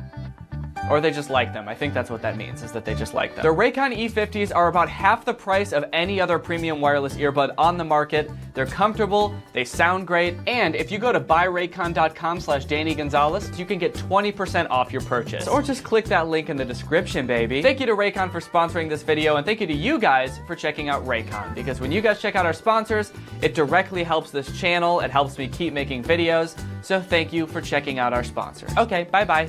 Alright guys, well that's it for this video. If you're new here and you're not subscribed, make sure you subscribe and turn on my notifications to join Greg. We're the fastest growing army on the entire internet. Please do not look that up, it is true. If you want to come see me on tour this fall, there's a link to that in the description. It's wearetwodifferentpeopletour.com. It's gonna be a blast, so get your tickets soon because some of the venues have sold out. Alright, thank you Cute Kitty 3000 for turning on my notifications. You are truly Greg. I'll see you guys next time with a really interesting video where I try to do a backflip and accidentally do 300 backflips. Bye. This video is over now. Go find something else to watch, or just watch this video. I know we had a lot of fun, but you can't stay on this end screen forever. This video is over now. So why are you still watching this? Do you not have it? Hello everybody, welcome back to the second channel. Take a look at these Greg pillows, dude. We got Greg pillows. Greg pillows in the background. You guys thought I didn't want Greg letters in the background anymore. Look at these sick freaking pillows I got. Thank you to Helpful Mig on TikTok for making these pillows. They fit the couch perfectly in all honesty. I'm really stoked about those pillows. So thank you for making them, Helpful Mig, and I hope you guys like them. Anyway, welcome back to the second channel. Today we're going to be talking about some of the weirdest YouTube shorts that I could find on YouTube. So crack open a sparkling water and we'll crack into these TikTok or YouTube shorts. YouTube has been pushing YouTube shorts like crazy. I'm kind of curious to know if anybody who watches this like watches YouTube shorts. I'm not trying to be judgy in any way. I'm just curious because they're pushing them so much to see if it's actually working. I was going through YouTube's list of the top 500 YouTubers over the past 30 days, and if you click on like half of these channels, they only post YouTube Shorts. So like all of the people that are being subscribed to the most right now are like just YouTube Shorts channels. That's how much YouTube is pushing this shit in our faces. They're like, you will watch YouTube Shorts instead of TikTok. But because YouTube is just kind of like pushing anybody that posts YouTube Shorts, there's a lot of weird channels that end up doing really well on YouTube now just because they're like one of the few that are just cranking out YouTube Shorts and posting them on YouTube. So I just scrolled down this list of like the top YouTubers over the past 30 days, and I clicked on some of them that just post YouTube Shorts. So let's get into them. First of all, these folks called Moni Lena now have 6.5 million subscribers. They created their channel in May of last year, and they already have 6 million subscribers. That's how hard YouTube is pushing YouTube Shorts. So let's go ahead and check out some of their TikToks and find out, like, is YouTube's heavy endorsement of YouTube Shorts paying off with some quality content? My voice did not crack. That was in your head.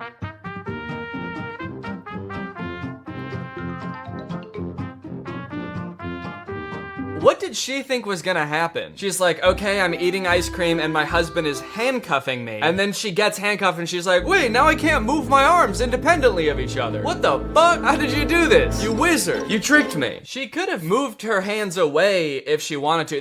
That didn't restrict her from moving her arms at all. She could have just gone like this and been like, no. He could have gotten the ice cream by just grabbing her hand and putting it in his mouth, because he is already grabbing her hand anyway. So he could have just done that without tying her up first. I guess his aim was to humiliate her and then take her ice cream. Is this an ad for this ice cream? Why is this laying out like this? I don't know about you guys, but I'm about to freaking fly to Russia and buy one of these because I'm being advertised to so hard. Is this Russian? We'll never know. OMG left without candies. Okay, so the guy's moving around the bucket. She's got to pick which one has the lollipop in it. She picked the wrong one because that one doesn't have the lollipop in it. And it has actually more than the lollipop in it. Oh, so he's a magician in this one too. Are all of their TikToks just about the guy being the most clever guy in the world and the girl being the dumbest girl in the world? Just tricking her constantly and she is just at wit's end trying to figure out how the fuck he's doing it? What a sad existence. OMG, you can't joke with your wife. Is this TikTok about to be about like cancel culture? What, you can't even joke with your own wife anymore? You walk into the room and she's eating a cucumber and you call her a slur? You're not even allowed to joke with your wife anymore? Come on, dude. People are so PC these days. Oh no, he hits her. You can't even hit your wife anymore! As a joke! As a joke I did it. And then she hits back. So you can't even joke with your wife anymore because she might hit you back. The lady is cute and good looking. Yo, dude, is your wife single? Because I think I have an interested party here. I am done, dude. I am done joking with my wife via flip-flop violence. Okay, well, you know what? She actually seems to be the clever one in this TikTok, so I guess they do kind of go back and forth. Sometimes the guy has 100 IQ points on his wife, and sometimes it's the other way around. Sometimes it is the guy getting slapped with the cucumber. That age-old saying. One interesting thing about YouTube Shorts is that when you click on one and then you scroll, it just starts playing random shit that you're not interested in at all.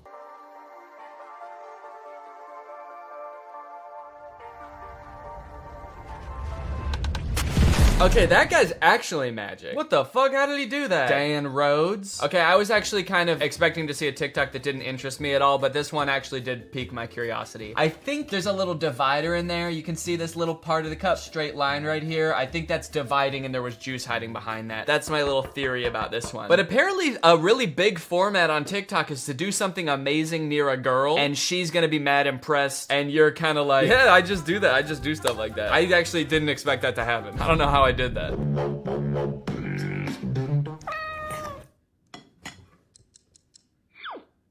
Wait, what? So is this a cat trying out viral life hacks or something? I don't guess it's not a life hack. How to make a squishy carrot. You know, you always want to do that, but it takes forever. Here's sort of a DIY life hack way to do it. Okay, but the cat is clearly pouring in Coke and it's said to do Pepsi. So actually, we're not sure if this one works. What a strange idea for a YouTube channel. That little puff. He just tries out viral things. I don't even know how to classify these. Life hack crafts. They're just like things that you can do. Viral things that you didn't know you could do. And also that you can't do. It doesn't work.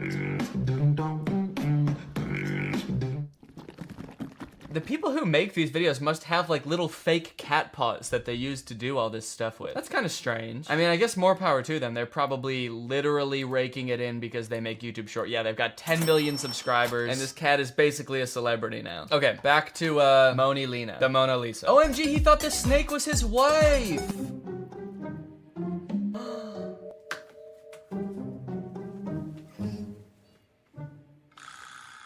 Okay, that went a different direction than I thought. I thought it was gonna be a prank where he wakes up and gets scared by the snake. Maybe that's what the wife was expecting too. Do you think the wife is like, what the hell? You're supposed to realize it's not me. I'm not a snake. And the husband's like, I love my wife who is as thin as my wrists and covered in scales and slimy and biting me all the time. I love my little wife who hisses at me.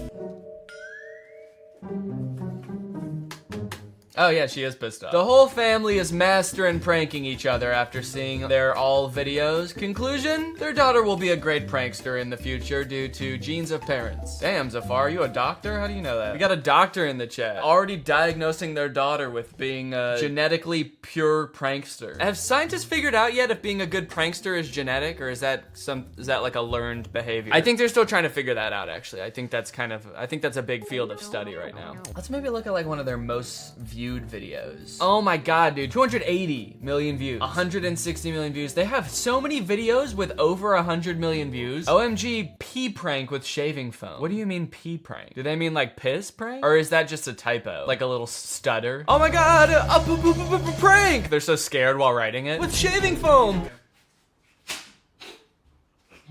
Monica! The fuck? Okay, for one, he looked directly into the barrel and there's no possible way you could have missed a white speck in the barrel unless you're incredibly behind. So I would put this as staged. Well done, Enzo, you figured it out. I feel like I said this in the last video I did about YouTube Shorts, but it does make me like wonder, are we supposed to think it's real or is this just like a funny scenario and even if we don't think it's real, it can still be kind of funny? Cause like, I mean like you can go watch a movie that's funny and you know it's not real and it can still be funny and I'm just explaining the concept of fiction to everybody at home. But you know what I mean? I mean, maybe it's just like teeny tiny little kids watching these videos and so they're like, yeah, this is probably real. Everything else I've experienced in life has led me to believe this is real. My parents are real, my friends are real, everything I've ever seen is real. Blue's Clues is real, so I don't see any reason why this wouldn't be.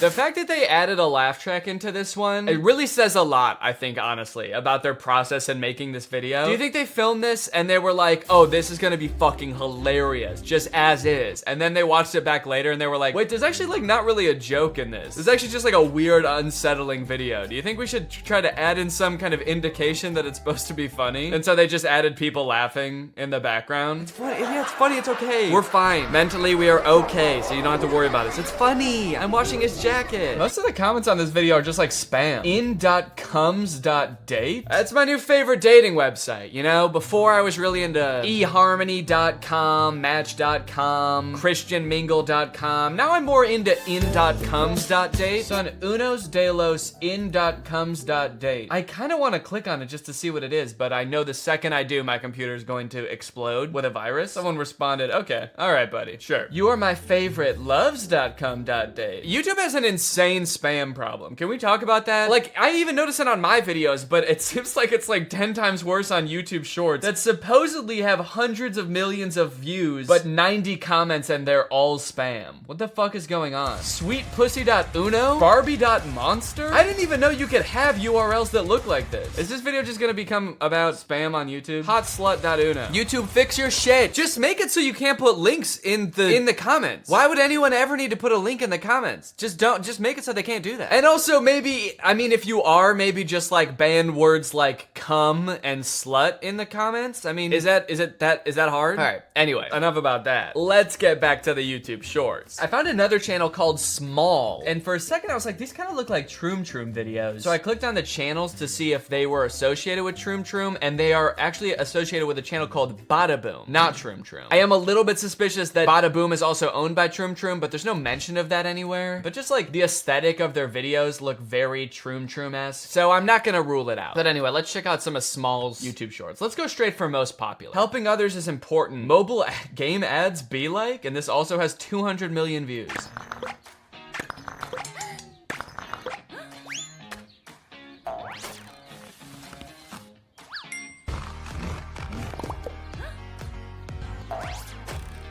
is like an insanely well-produced version of those videos that I made a video about with Drew and Curtis. But these ones actually look very well-produced and well-animated. I'm also noticing that the last YouTube channel we were looking at had like 90 comments on some videos. And this one has like a similar amount of views and has almost 6,000 comments. That's a little bit odd. Weird ways to sneak food into the movies and not get caught. Edible hair. I'll give it to him. That is a weird way to sneak food into the movies.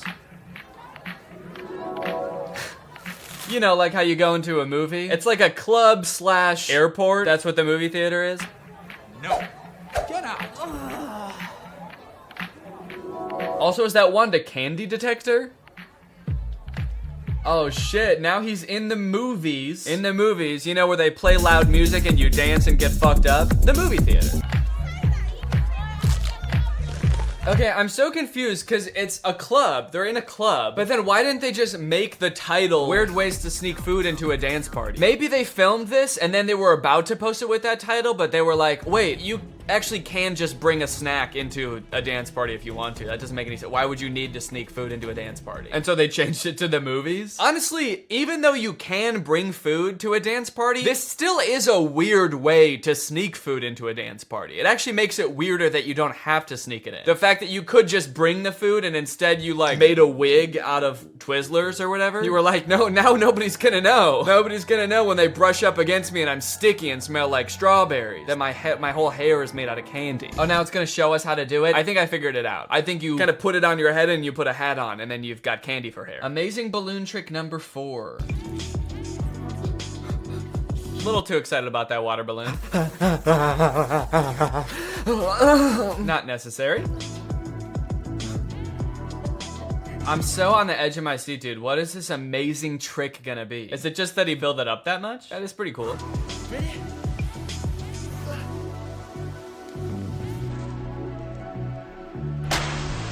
Wow, that's amazing. Okay, that actually is pretty sick. The slow-mo shot was cool. I'll give him that. I just thought it was gonna be like a trick shot. Imagine if Dude Perfect videos were like this. They're like basketball trick shots, and it's just them throwing the basketball off of a large thing onto the ground, and it just hits the ground. Whoa, gravity still works. That's awesome. I was worried they were gonna stop doing that. Upside down prank. Dude, this channel is all over the place. Dude, they know what types of videos they make? What does the description of this channel say, actually? Hello, everybody. We are short, funny, and humorous videos on a variety of topics. You can say that again. If you like magic tricks, pranks, life hacks, vines, challenges, ASMR, and much more, then join us. We will not let you get bored, be sure. We will not let you get bored. If we even sense you starting to get bored from one of our videos, we're gonna come over there, strap you to your chair, we're gonna handcuff you with a belt, and we're gonna entertain you with some amazing water balloon tricks.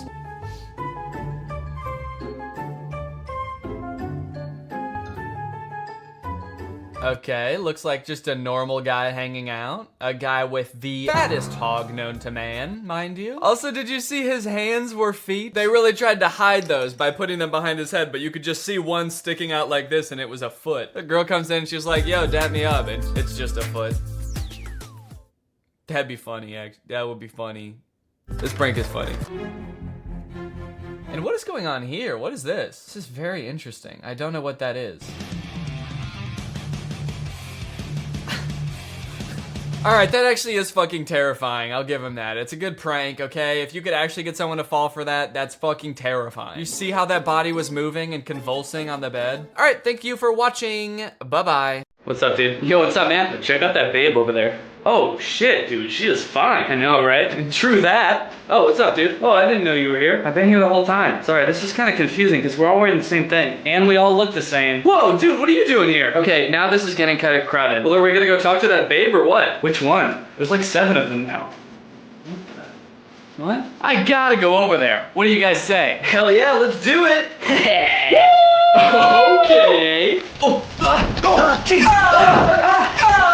Dude, you tripped me. You tripped me. I tripped me. Oh, man. Now we're never going to get those babes. Well, I guess we're going to have to keep doing sit-ups till we can get those babes. You guys, maybe we were those babes all along. Hey, you know what? I think you might be right. What's up, Greg? The video is going to start in a second, but I just wanted to announce I've got a stand-up show in Chicago coming up on April 23rd. For the past year or so, I've been dipping my toes in the stand-up realm, getting up on stage, standing there. Here's a little preview of that. I've been slowly building up material. At this show, I'm gonna do like 20 minutes. I've got some really funny other comics on the lineup as well, and they told me they're planning on being pretty funny that night. If you wanna get your tickets, check out the link in the description. And now the video will start.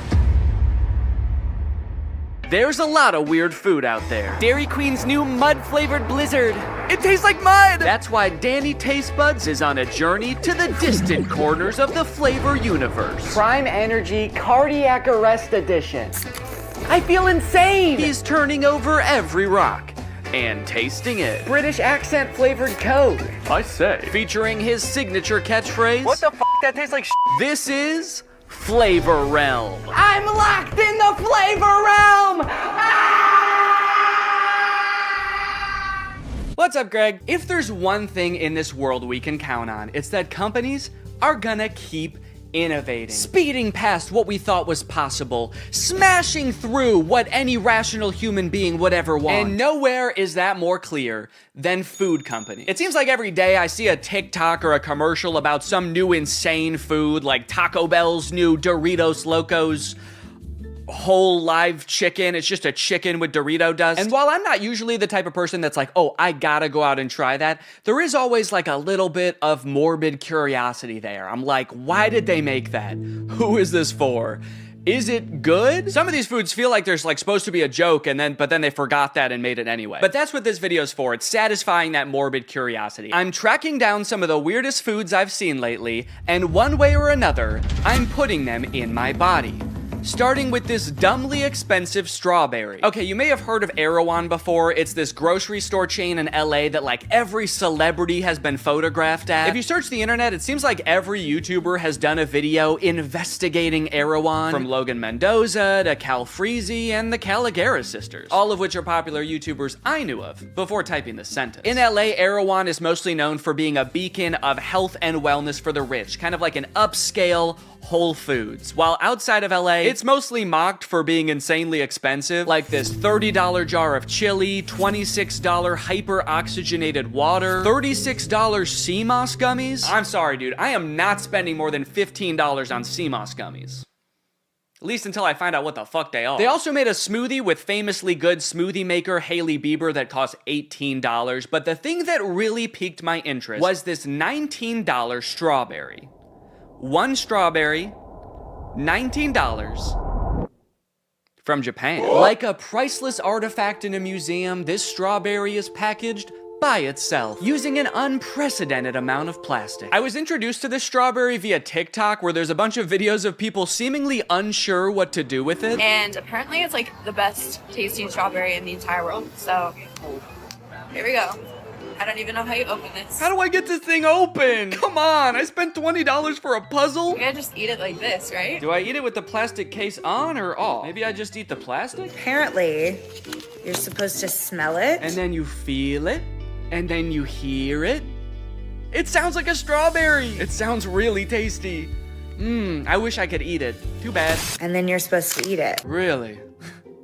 What will they think of next? I'd give it an 8 out of 10. 8 out of 10? 8 out of 10. For a strawberry that costs 200 times as much as a regular strawberry? Dang, I probably should have watched this whole review before I booked a flight to LA. You guys know Danny Taste Buds is always willing to travel for a sweet treat. So here I am boarding a 7 a.m. flight to Los Angeles. As the plane started speeding down the runway, visions danced in my head of me, Danny Taste Buds, bumping shoulders with the Hollywood elite. Brad Pitt, Gwyneth Paltrow. Who am I kidding? I knew deep down there was only one celebrity I really wanted to meet. George Washington. And just like that, gang, here I am in sunny Venice Beach, California. As you can see right behind me there is the Erewhon grocery store, the Venice location. When I step in there, there's no telling what celebrities I'm gonna encounter. Actors, actresses, Hollywood casting agents hoping to discover the next big thing. Deceased president? So apparently the $20 strawberry is actually pretty hard to find because sometimes it's out of season, they only make so many, and so you gotta look around at different locations to try to find them. Over the past day, I have been placing orders for the single strawberry at different Erewhon locations, and they keep canceling my order because they say they don't have them. I've tried like every location, but when I tried this one, they texted me and said, hey, we don't have the $20 strawberry. We don't have the $15 strawberry. Unfortunately, all we have is a $120 box, wooden box of strawberries. And you wouldn't want something like that, right? Wrong! I replaced the order, and my $120 box of strawberries is waiting for me in there. When I made my account on the Erewhon app, I did accidentally type my name in as Danu, and then I tried to change it, and they said I would have to call customer support to change it. So I'm gonna have to go in there and tell them that I'm looking for an order for Danu. I flew here just for this. I left my house at 5 a.m. this morning, and I'm gonna get back home at my house at 11 p.m. tonight. So I pretty much just have time to march in there, tell them Danu's ready for his strawberries, and then eat it, and then go back to the airport. Let's go! Let me tell you what, guys, I have never felt more immediately out of place than I did when stepping into this store. This place was packed with wealthy tech bros and Venice Beach surfer dudes all perusing the $30 jars of chili, $50 body wash, cheese that's so expensive that they're not even gonna put how much it costs on there. You have to guess. If you gotta ask how much the cheese costs, man, fuck you. No cheese for you. You got raw bee pollen. I have no clue what this is for. Is this for bees? Do you give this to bees? The first time I saw it, it was just in the regular, like, refrigerated section next to the expensive strawberries. But then I saw it again in the, like, health and wellness supplement area, so I guess it's for people. The back didn't really offer much explanation. It just says, begin with a few granules per day, gradually increase as desired. There was also a weird warning on the bottle. Something about how taking this consigns your blood to the queen and your time to defend her will come. I don't know. This shit does look kind of tasty, though. I'm picking up an order. What do I go for? What's it is? I think it's Danu. Finally, I had it in my possession. My $120 box of 12 strawberries. And the Hailey Bieber smoothie. Do you know which one is the Hailey Bieber smoothie? Now, I didn't know this when I started working on this video, but in Japan, it's actually common to give nice fruit as a gift for special occasions. Entire stores exist in Japan that look like jewelry stores, but they just sell fruit. They're all from special farms where they pick only the best looking and tasting fruits. Maybe they're a different variety than you're used to, and they sell them at a pretty crazy markup. And that's actually where this strawberry comes from. It comes from a company called Eli Amai. They have a website where they sell luxury fruits like this $105 musky melon and $45 blueberries that are packaged like they're something James Bond would use to kill someone. And when you think about it, giving a fruit as a gift is kind of a nice idea. You don't have to worry about it cluttering up their home because they're just gonna eat it and maybe they'll even share it with you. So I think that this strawberry at Erewhon is maybe an attempt to bring some of that Japanese gift-giving culture to the US. Anyway, let's get back to this YouTuber eating it alone on the sidewalk. All right, I won't lie, like on the surface, very visually appealing strawberry. It's got some heft to it. It is red.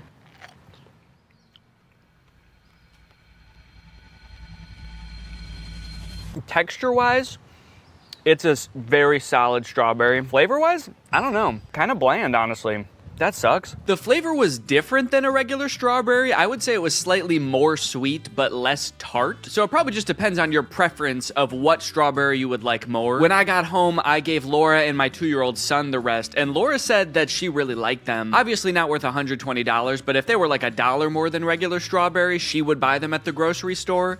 Me, on the other hand, I think they're just fine. And to top it all off, the Hailey Bieber smoothie just tasted like a regular ass smoothie. All right, well,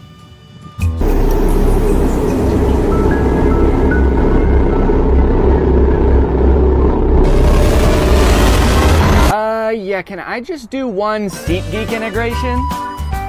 Sorry, I didn't catch that. Can you say— Guys, springtime is here, and I'm thrilled that I'm gonna be able to get out again and go to some fun live events. Which is why I'm super excited that SeatGeek is sponsoring this video. With over 35 million downloads, SeatGeek is the #1 rated ticketing app. There's over 70,000 events listed on SeatGeek, from concerts, festivals, sporting events, and more. And what a great time to get out and see some concerts, because there's so many artists on tour right now. There's Bruno Mars, BTS, Ariana Grande, Alex Warren from the Hype House. Plus, you've got some great sports on there right now, like the new MLB season, NHL playoffs, and even the World Cup this summer. I'm super excited to get out there this year and use SeatGeek. Last year, I used SeatGeek to see Post Malone and The Weeknd in Chicago, and this year, I'm going to see John Mulaney in July. I use SeatGeek a lot. It's super easy to use. You can see where you're going to be sitting. Every ticket is rated on a scale from 1 to 10, depending on how good of a deal it is. Green dots mean good deal, red dots mean bad deal. And every ticket is backed by their buyer guarantee. Concert season is about to kick off, so make it even better by using my code DANNY10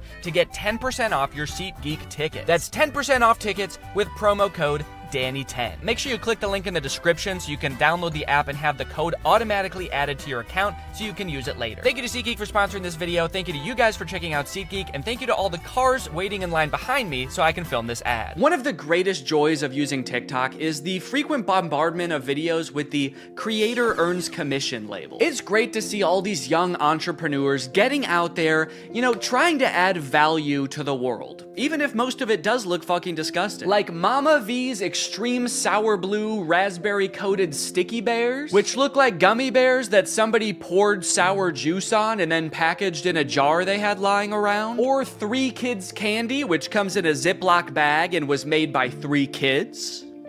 Or out of 3 kids? For some reason, all food products on TikTok look like something that somebody just made at home on a whim. There's a lot of food that gets promoted on TikTok Shop, which is crazy to me because food is something I would literally never buy off of TikTok Shop. Can't like anybody sign up to sell stuff on TikTok? It feels like you're just asking to get food poisoning. There's no way those 3 children are following safety food protocols. Possibly even weirder though is the fact that there is some very normal stuff on there too. Who is going to TikTok Shop to buy black pepper? Don't worry guys, you can trust this listing. They've sold 2. What, that's not good enough for you? Looks like good peppers, bottle's got a nice lean to it. It all checks out. But one of the weirder things I've been getting advertised to me on TikTok Shop for some ungodly reason is these. Fucking Trump has done it again here, folks. Why can we get military-grade meals ready to eat for more affordable than our everyday groceries? These are MREs, or meals ready to eat. They're food packages used by the US military to give soldiers everything they need for a complete meal in one package. It's basically food that's meant to be used in circumstances where regular food is not available.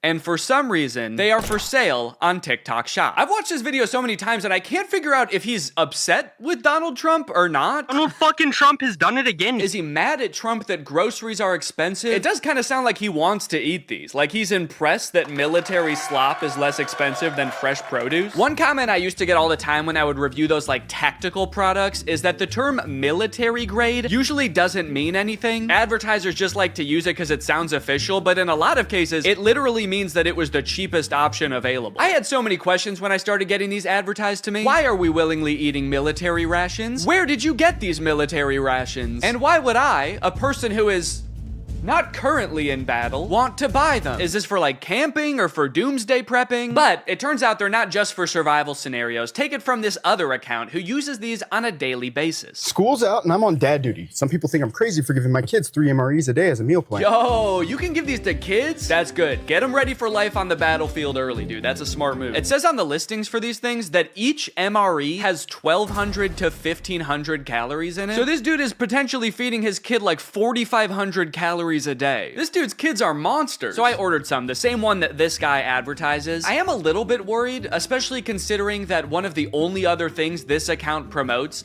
is something called a Shart survival kit. Do you have an older loved one who's suffering from bowel movement in public? What? Maybe shitting themselves a little bit? What? Can't take them.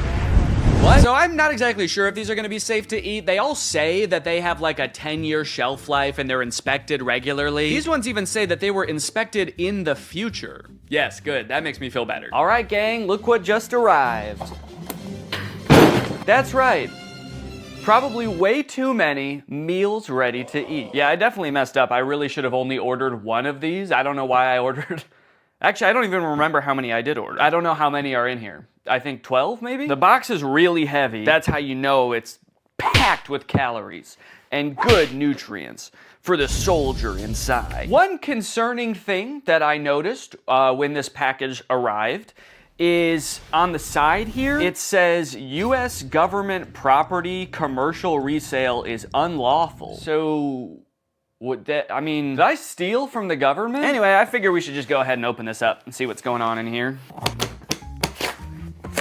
We got several meals packaged in here. 1, 2, 3, 4, 5, 6.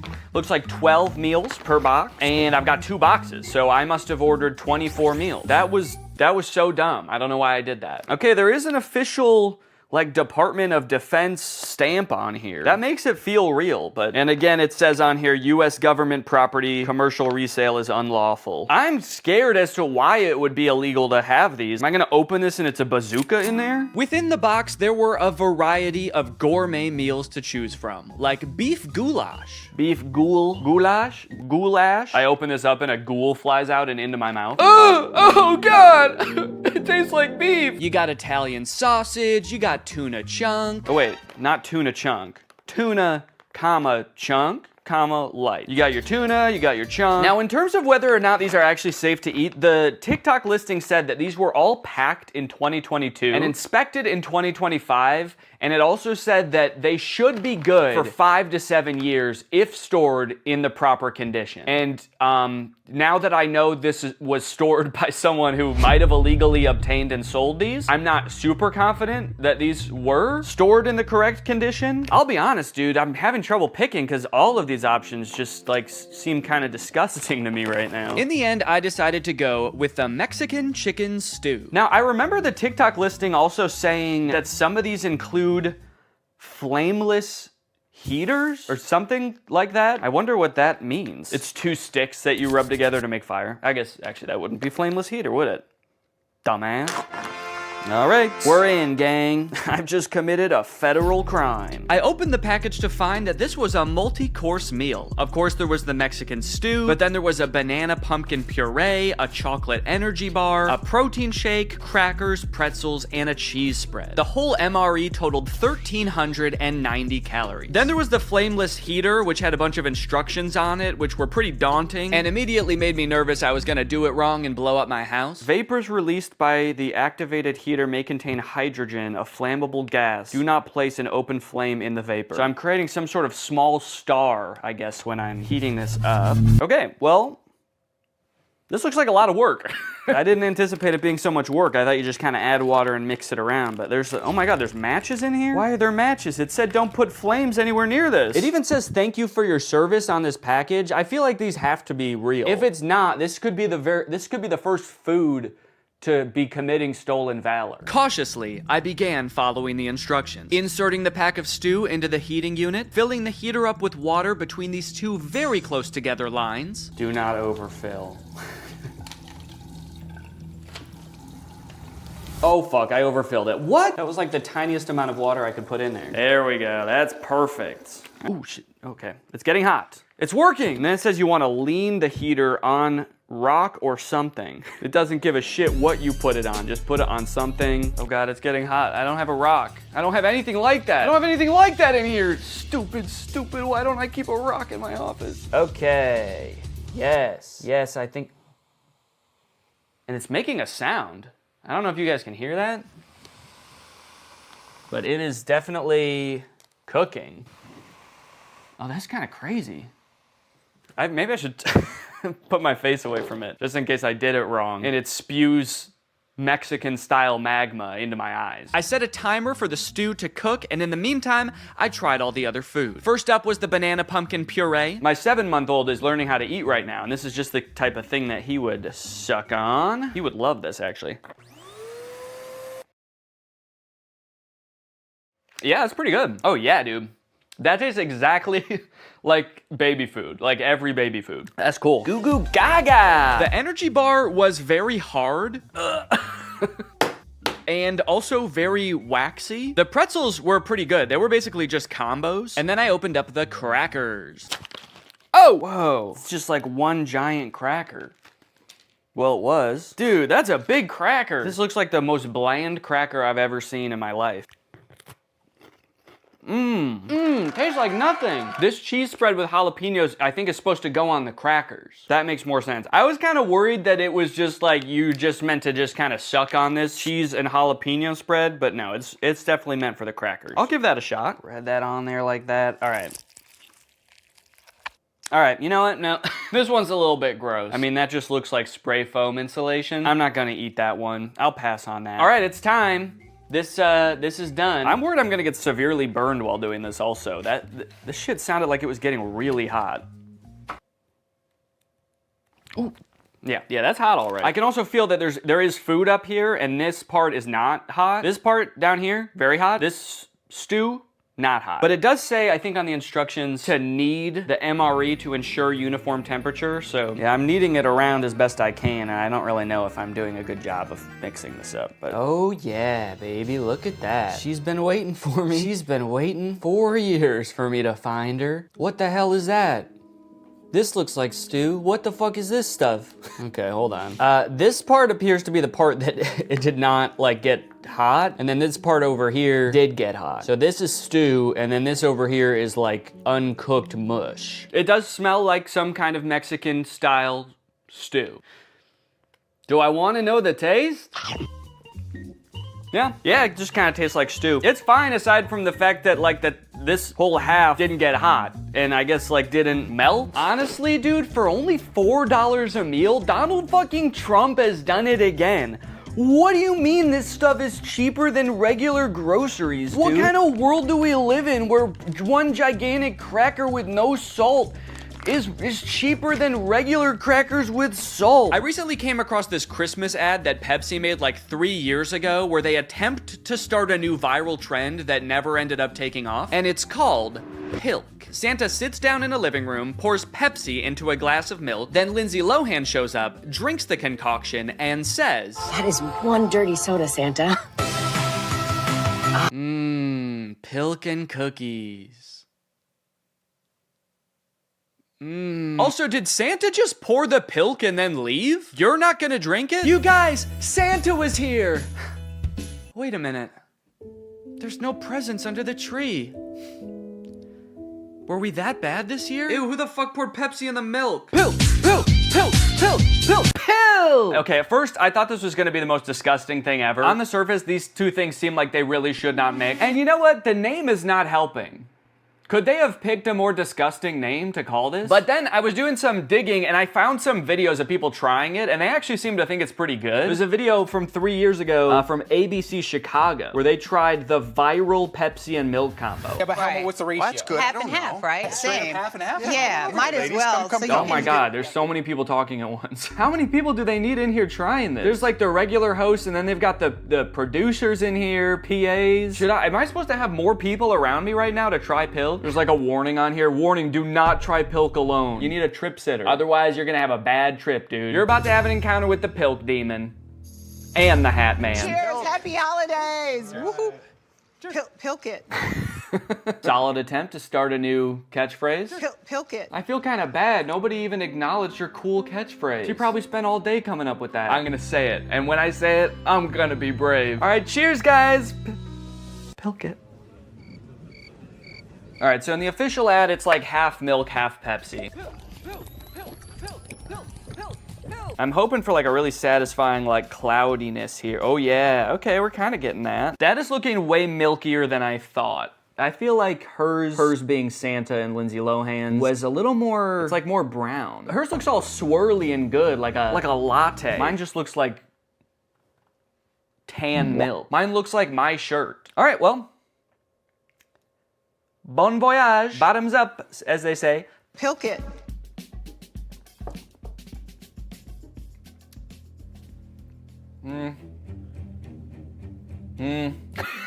That's my only reaction. I just can't talk anymore. The last thing I ever got to say was Pilk it before losing my ability to speak forever because I tried Pilk. No. No, man, I don't like it. I gotta be honest. That sucks. I was actually really thinking I was gonna like it, but this, no, it's not good. I don't like it. Maybe I just haven't had Pepsi in a long time. Do I like Pepsi? That's fine. And milk is fine. But together, It is not fine. I decided that maybe my ratio was off and I had too much milk, so I tried again with a little bit more Pepsi, but this time I ended up with a whole new problem. What's going on in there? Is the milk curdling? Is this curdled? I actually don't know like what causes milk to curdle, because that actually looks pretty disgusting now. It's actually starting to look like solid. What did I do? What did I do to my milk? Will Pepsi make milk curdle? Yes, mixing Pepsi with milk will cause the milk to curdle instantly. Results: the mixture produces a often described as foul-looking latte with chunks of milk. Yeah, I'd say that's actually pretty spot on. This is foul. This is the kind of shit you like, Lindsay Lohan? That is one foul-looking latte with chunks of milk. And Santa, you're not getting off the hook either. You're the one that did it. Yeah, that's nasty. I'm sorry that we all had to look at that. Like I said, I was kind of thinking I might like it, so I bought Baja Blast because I was gonna make Baja milk. But now knowing that it's just gonna curdle the milk instantly and then I'll have curdled milk. Yes, Baja Blast will cause dairy milk or cream to curdle. What is curdling also? Dang, I just realized I don't even know what curdling is. Is it bad? Is it poisonous? Or is it just gross looking? Does it just make your milk look like bread? What is curdle? Is it okay to drink curdled milk? Okay, it's safe if it's caused by acidity. Okay, so it is safe to eat. It just looks kind of nasty. That's so... Is this too gross? Are people gonna click off this video because it's too gross? No. Nah. Now, you might be wondering, why does Lindsay Lohan call Pilk one dirty soda? That is one dirty soda, Santa. Is that like her catchphrase? She just calls things she likes dirty? Well, no, obviously not. It turns out dirty soda is a pretty popular trend started in Utah, where restaurants wanting to cater to the Mormon population who don't drink coffee will mix soda with syrups, creamers, and other flavors, thus creating a dirty soda. So I figured if I had to sit here and try Pilk, I should at least attempt to make one dirty soda that I might like. So there's a ton of different dirty soda recipes out there, but I think one of the original dirty sodas that are like the most popular is a dirty Dr. Pepper, and I found a recipe for it on PepsiCo Partners. So this is like Pepsi's official dirty soda recipe. It's Dr. Pepper, ice, lime juice, coconut syrup, and a non-dairy creamer. I guess they don't want your dirty Dr. Pepper curdling on you. Also, for reference, my Pilk is still over here and it's starting to separate even more. It sort of looks like sediment at the bottom of a river, and I think there's like sort of an ecosystem starting to develop in there. I just saw a newt swim by. And honestly, I do really like Dr. Pepper. And I also like coconut and lime, so I feel like, if anything, the danger of this is not so much that it's gonna be bad, it's that I'm gonna like this too much, and this is gonna be what kills me. And then a splash of a non-dairy creamer. Now, I hope that there's not some crazy side effect of mixing soda with oat milk. Like, it doesn't curdle, but it turns into flubber, tries to become your friend. Yes, all right, I think we've done it. I think that this is a dirty Dr. Pepper for one dirty, disgusting rat. Ooh, I've got a bad case of dirty shingles, and the only thing that can cure me is a dirty doctor. Yo. Honestly, I don't really like it. I feel like Dr. Pepper is already so flavorful. Famously, isn't there like, they advertise all the time, there's like 900 flavors in Dr. Pepper? How many flavors in DP? 23. So I was close. It's like 900 flavors. So I just feel like adding coconut and lime and cream is actually too many flavors. If you asked me if I wanted to drink this or a regular Dr. Pepper, I would ask for the regular Dr. Pepper back.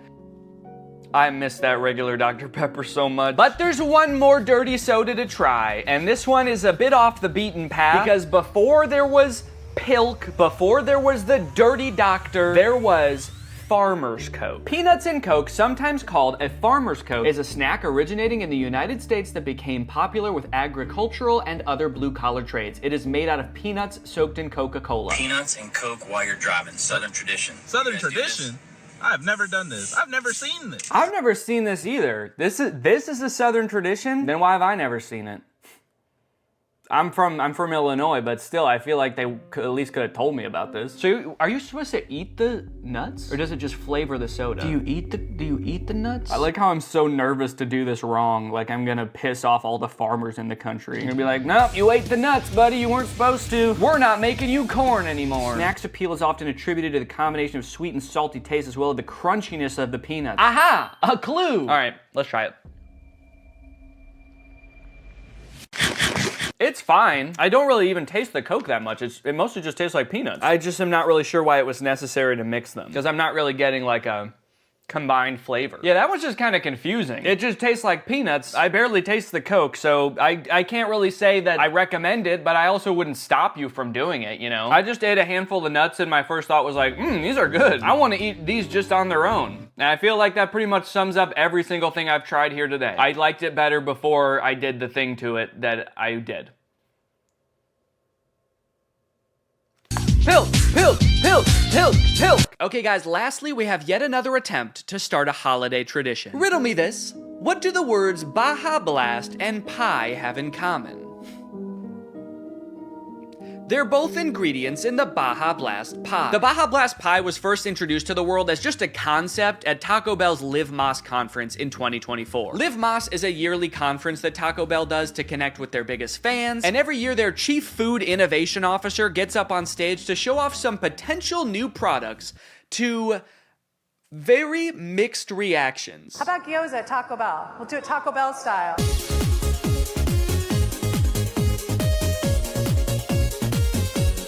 This goes on for pretty much the whole presentation, but then towards the end, right when she's got the crowd eating nacho fries out of the palm of her hand, she drops this bomb. All right, Baja Blast pie. I know.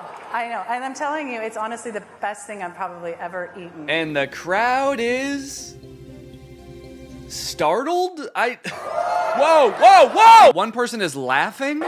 You've driven the crowd insane. Introducing the Baja Blast pie. What? So this was originally just sort of a concept they were floating out there, but because this thing went sort of viral in the Taco Bellosphere, they decided to bring it to life for real. Both metaphorically and literally.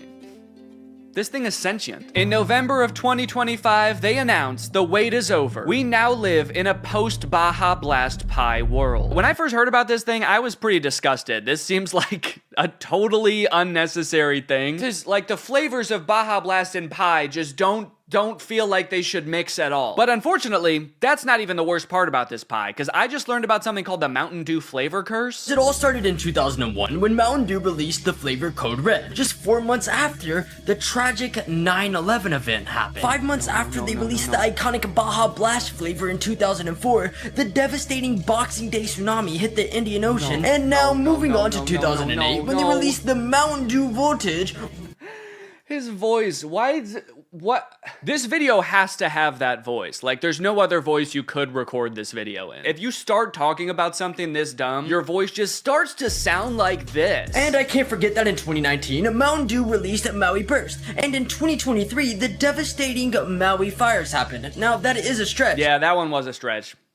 You've completely lost my trust. In 2024, they released Star Spangled Splash, the Baltimore Bridge collapse. Oh my god! Now, this is just a conspiracy theory, so don't think about it too much. Yeah, it's too late for that, man.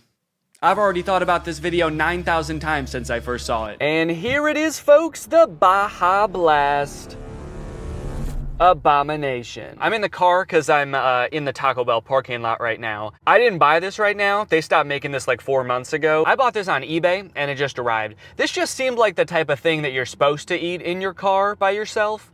So that's why I'm here. Unfortunately, there was a bit of a mishap with the shipping. Okay, this came in a box that is labeled as Periwinkle Purple Magic Red and Blue Grow Lights. I thought this was my Baja Blast pie, but this might be lights for growing weed, so let's check this out. I'm worried this box seems way too small to contain a pie and like dry ice to keep it frozen. Okay. Oh no, dude. They just put it in a box and sent it? There's no dry ice or anything?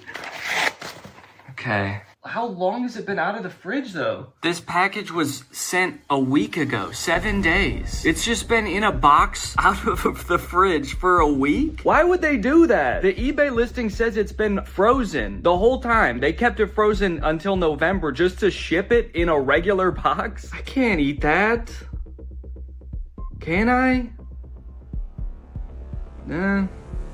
I don't know, can I? All right, let's take a look at the box here. Mountain Dew Baja Blast Pie. Then over here it says keep frozen. Oh yeah, man. That would be so cool if we did that. Chill out with a slice. Cut frozen with a warm, wet knife and thaw in fridge for 30 minutes. How about thaw on a UPS truck for 7 days? Cover remaining pie and return to freezer. Good luck waiting that long for your first bite. Okay.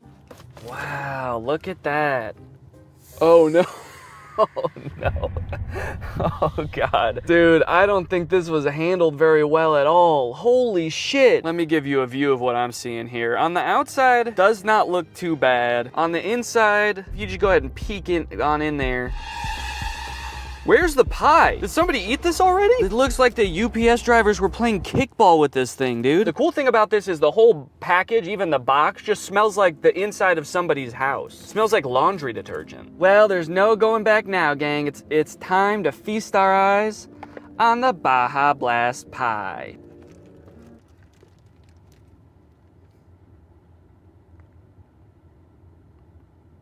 Good luck waiting that long to take your first bite. Do you think this is like for sure gonna give me food poisoning? Even if I just have like one little bite?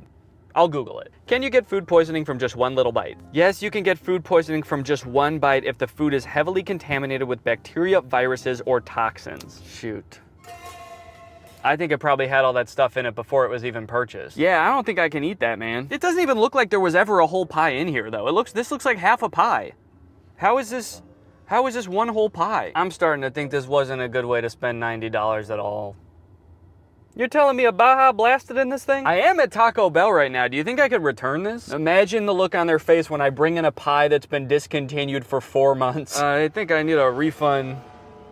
Something's not right about this pie. Well, I think if I had to write a review for this thing on eBay, I would say something like, why did you keep it frozen for 4 months and then you were just like, you know what, screw it, it's probably fine from here on out? This thing has milk, it has cream in it. You can't just let it air out for 7 days. Why does this smell like your house?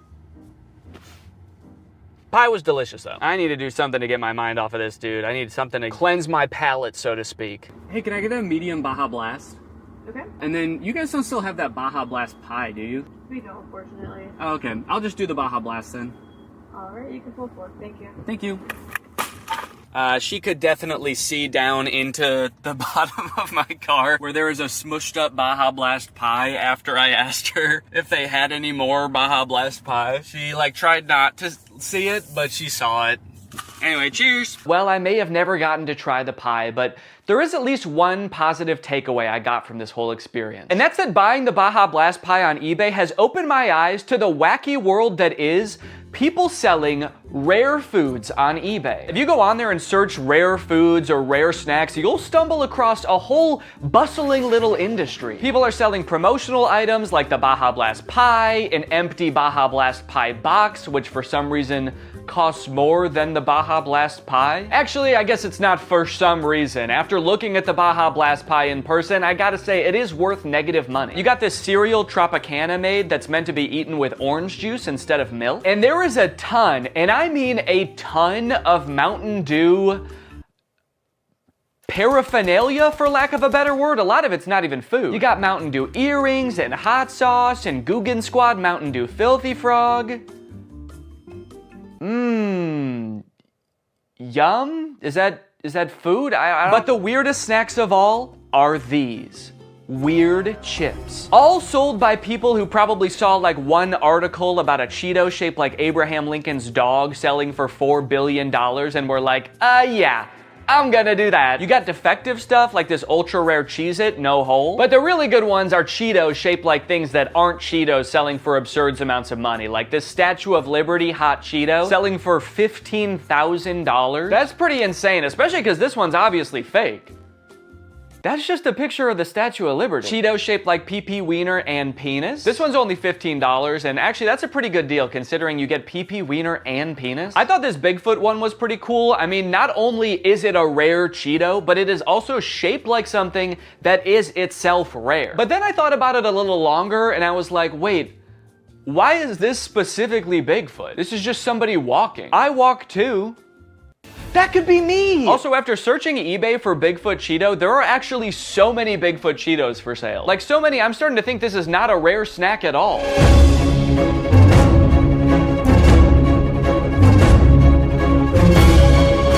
They even got Bigfoot's Cheeto footprint. That one's actually kind of crazy because it does look like a real foot, but again, I don't know why it has to be Bigfoot's foot. These people are so obsessed with making everything Bigfoot. I'm surprised that wasn't Bigfoot's pee-pee wiener. This one's not even sure what it is. They're like, it's either Bigfoot or Charizard or, I don't know, it's a little guy doing a karate kick. You pay me $500, it can be whatever you want, dumbass. I considered trying to buy one of these so I could eat it for the video, but it's pretty clear that these were not professionally handled. So I decided, you know what? I'm just gonna find my own. I figured if I buy myself a big old bag of Cheetos and just dump the whole thing on the table, I'll probably find at least one interesting shape in there. And I was off to an okay start. I found this chicken wing shaped Cheeto and a bunch of L's. But unfortunately, the vast majority of the Cheetos were just stick shaped. There was not nearly as much variety as I thought. Also, I was pretty hungry when I was filming this, so I got distracted and just started eating them. But then I found exactly what I was looking for. Ooh.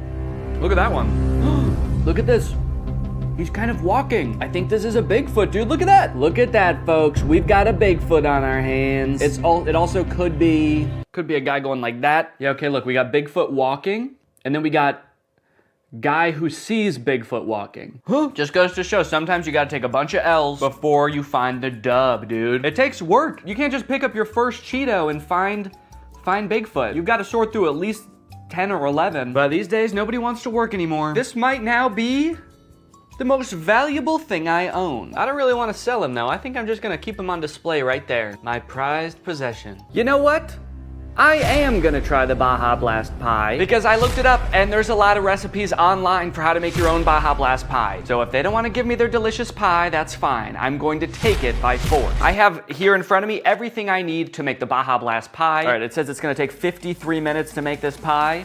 On your mark, get set, pie! All right, here we go, baby. Yeah. Dude, I'm crazy. A third cup of key lime juice. I'm lime man. We got the key limes, baby. Gonna chop these up. I don't know how many key limes I'm gonna need to chop for this, but it's kind of seeming like it's gonna be a lot.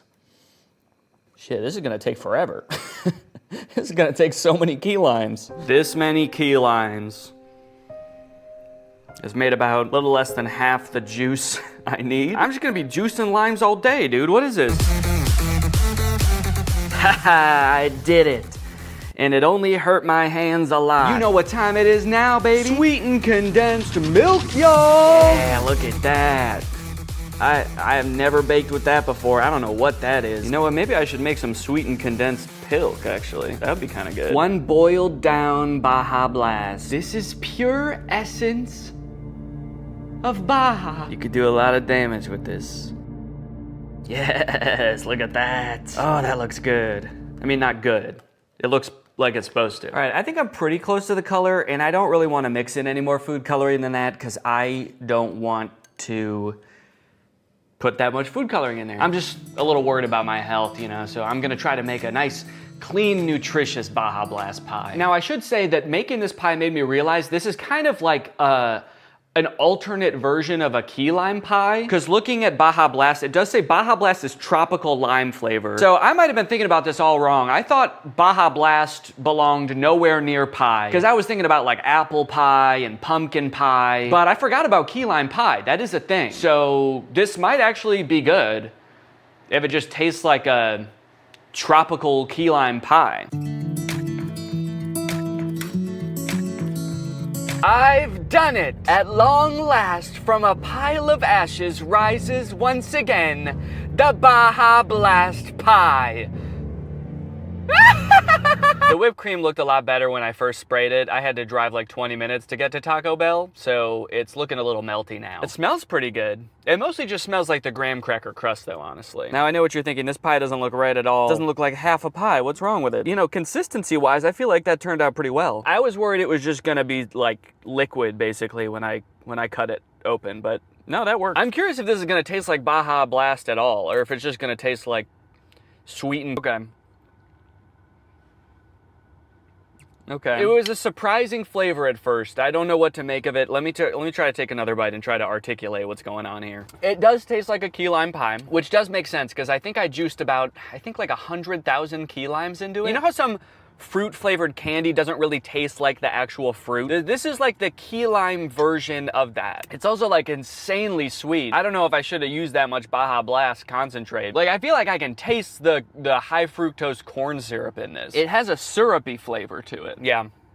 That's not good at all. I wanted to say it tastes like somebody just dumped Baja Blast onto a key lime pie, but that doesn't give you the full picture because it does taste like concentrated Baja Blast. You can taste that I boiled all of the water out of the Baja Blast. Anyway, I'm gonna stop eating that before my organs start failing. Dang, I just wish I had something to wash that down with. Hi, can I back? Everybody crack open a sparkling water. There's a lot to go over on the subreddit today, so I want to just get right into it. A lot's been happening, so everybody take a sip. And then let's do top, and it's been a couple weeks, so let's do month. Yes, indeed, we've got the biggest news of all right here on the top of the subreddit, guys. I am gonna be a dad, and Laura is gonna be a mom. Laura basically already is a mom. If you don't follow me on Instagram and you also missed it in the most recent main channel video, we're having a baby. It's due in October. We're very excited, as you can tell. The caption of this Reddit post is, so that's why he bought the tactical stroller. No, but seriously, I'm so happy for him and he's gonna be a great dad. First off, thank you. And thank you to everybody who's been wishing us well in the comments and everything. It's very sweet. I'm really excited. Just a heads up, I'm probably gonna be taking some time off once we have the baby. I'm not really sure how much yet, because I think I have a brand deal I have to do in December, so I'll probably post a video in December, but I don't know, I might take like, I don't know. I might be gone for a while, so yeah, just a heads up on that. Interesting you brought up the tactical stroller. I've seen a few people mention that, like, oh, he must have bought that because they knew they were having a baby, and he just wanted to make a video about it. It was actually kind of a crazy coincidence. The two were totally separate, and I started making the tactical stroller video first. Someone sent it to me, and I was like, oh, that's funny, I'll start making a video about it. And I bought it, I ordered it, I started the video, and then we found out that we were having a baby while I was making that video. It was actually kind of like a crazy coincidence. When I posted that video, I got a lot of comments being like, oh, I thought this was gonna be like a pregnancy announcement or something. Also people being like, this probably came up on his For You page because he's expecting a baby and so it got advertised to him. No, we didn't even know that we were having a baby yet like when I started making the video. Bro's gonna have the ultimate tactical baby. You know what? I still have the stroller. It's in my basement. It's covered in paintballs, but I'm probably gonna hose it off and actually use it. Or like we'll give it to Laura's parents or my parents so that like if they're ever staying with them, they have a stroller. It's a nice stroller. It was expensive. I'm not just gonna get rid of it. So I did have to make the conscious decision to keep it because we just moved. So I was like, we could get rid of it now or I can bring it. So we have it. It's in the basement. Oh my God, Danny has to buy the pony up daddy now. Oh no. No, it's not gonna be that kind of kid. It's not gonna be that kind of kid. They're not gonna like that sort of thing, so no. I like that was in response to a comment about the tactical stroller. That just made me think like, instead of the tactical stroller, he should buy the pony up dad to take the kid out for walks outside. I'm on all fours crawling around with a saddle on my back and the baby is riding me. That would be sick. It has got to be true. Why would he spend so much on a stroller? I'm so happy right now. It's unbelievable. I hate to break it to you, dude, but I just wanted to test the stroller. That was literally just for the video. He also like destroyed the stroller. Yeah, I was not intending to keep that thing. Okay. This is cursed. This is awful. Yeah, I'm just gonna downvote that real quick. I accidentally told my grandma Danny was pregnant, but she was really happy about it. Bro, Danny's having a baby. Oh, sorry, grandma, I didn't mean to text you. Tell him I said congratulations. Who is Danny? Dude, your grandma type's crazy. How can your grandma find the emojis, but can't find the space bar? That's wild. But I like that she sent a link to my favorite website, who.is.danny. It's my favorite website. It's just a picture of me. It makes everything she says like seem way more dramatic too. Who is Danny?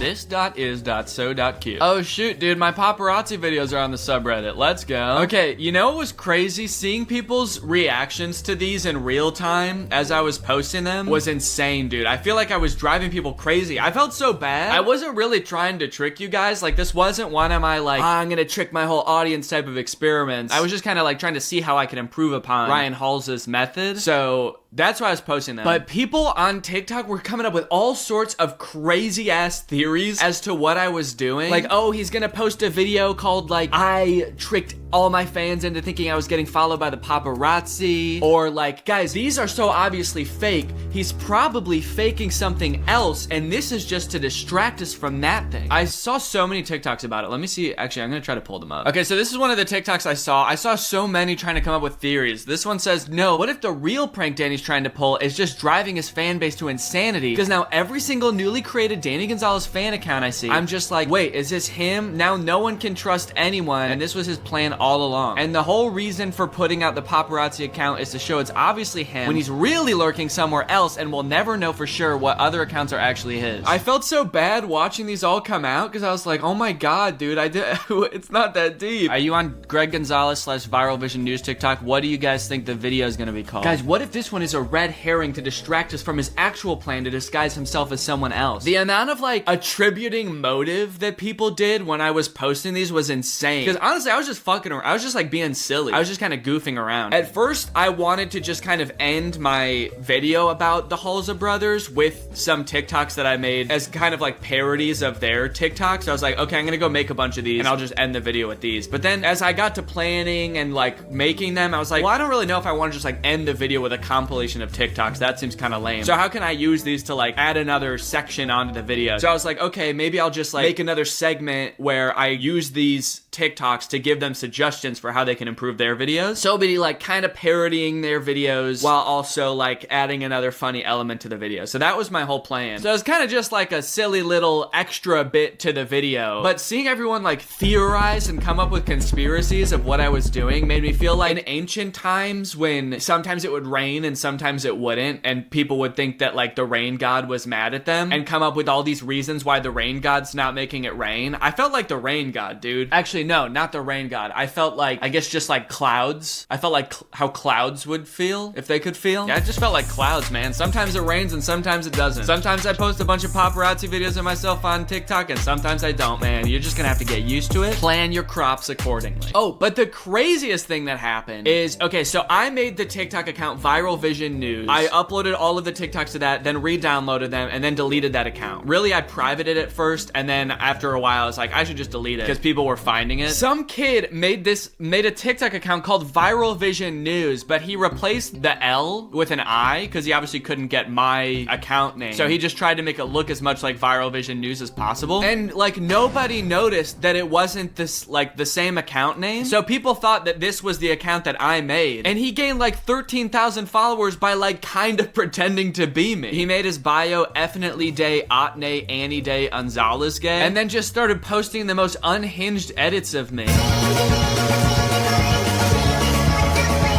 It's crazy because like this really had nothing to do with my video. It was just some kid that like took an opportunity and seized it. But it's so funny because like all of the comments on this dude's videos were like genuinely chomping at the bit trying to figure out how all of this is connected. I'm so excited for whatever video this is gonna be for. For some reason you guys seem to not believe me when I say that I'm not Danny Gonzalez. You can see here that I am not him. I am a child. This is literally Danny Gonzalez, can't you tell by his voice and house style? Oh, Danny probably paid him off to make this video. Guys, when I tell you to use your critical thinking skills, I mean it so hard, dude. It's not even the same account name. There's an I in there. And people were like including this account in their conspiracies of like, okay, so he's got these fake paparazzi videos and then he's paying some 15-year-old kid to post these weird ambiguous TikToks where he keeps saying he's not Danny Gonzalez. What the fuck is going on, dude? So yeah, anyway, I thought that was funny. If I do another video like this, I should probably plan a little bit better so that the account can't be so easily spoofed, maybe. But I think that the video did better because I posted all these TikToks beforehand. It was, in a way, it was kind of like a trailer for the video. Like, it was like, it got people interested in what the idea of the video was before I even posted it. So I thought that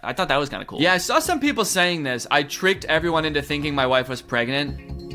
Do you guys think I'm a sociopath, man? There were genuinely people that believed that. I was pretty surprised by that. My little sister watching a Danny video on her flip phone. Dude, that is dedication, man. It's like the tiniest screen you could possibly watch a video on. I can't even think of a smaller screen you could do that on. An Apple Watch, maybe? The speakers on that thing are probably crazy, too. Like, my voice probably sounds like a little... like it's coming out of a tiny little can. Well, I appreciate the dedication. Behold, the commentary collab web. Okay, let's check it out. Who do we got? We got Chad, Jarvis, Jordan, Danny, Nick, D'Angelo, Drew, Curtis, Eddie, Cody, Jacob. And I have collabed with Chad, Jarvis. Okay, actually, I have collabed with Jordan, too, because I was on Jarvis and Jordan's Did I say Jarvis and Jordan? Jarvis and Jordan. I was on their podcast. Collabed with Nick. I've collabed with Curtis. Oh, I've collabed with Cody also. Dude, this web needs some work, man. I've collabed with Eddie too. Yeah, I think this needs to be taken back to the shop and looked at a little bit. Back to the drawing board, please. We need like a heat map kind of web or something where you can tell like by the thickness of the line how many times each person has collaborated with the other or something like that. This could be better. I like the format and it's kind of interesting to look at. But yeah, because like my lines with like Drew and probably Curtis would be pretty thick. Yeah, that would be pretty interesting to see. So I'm looking forward to a V2 if possible. Eventually, you could connect it to other genres of YouTube and you could like kind of make a whole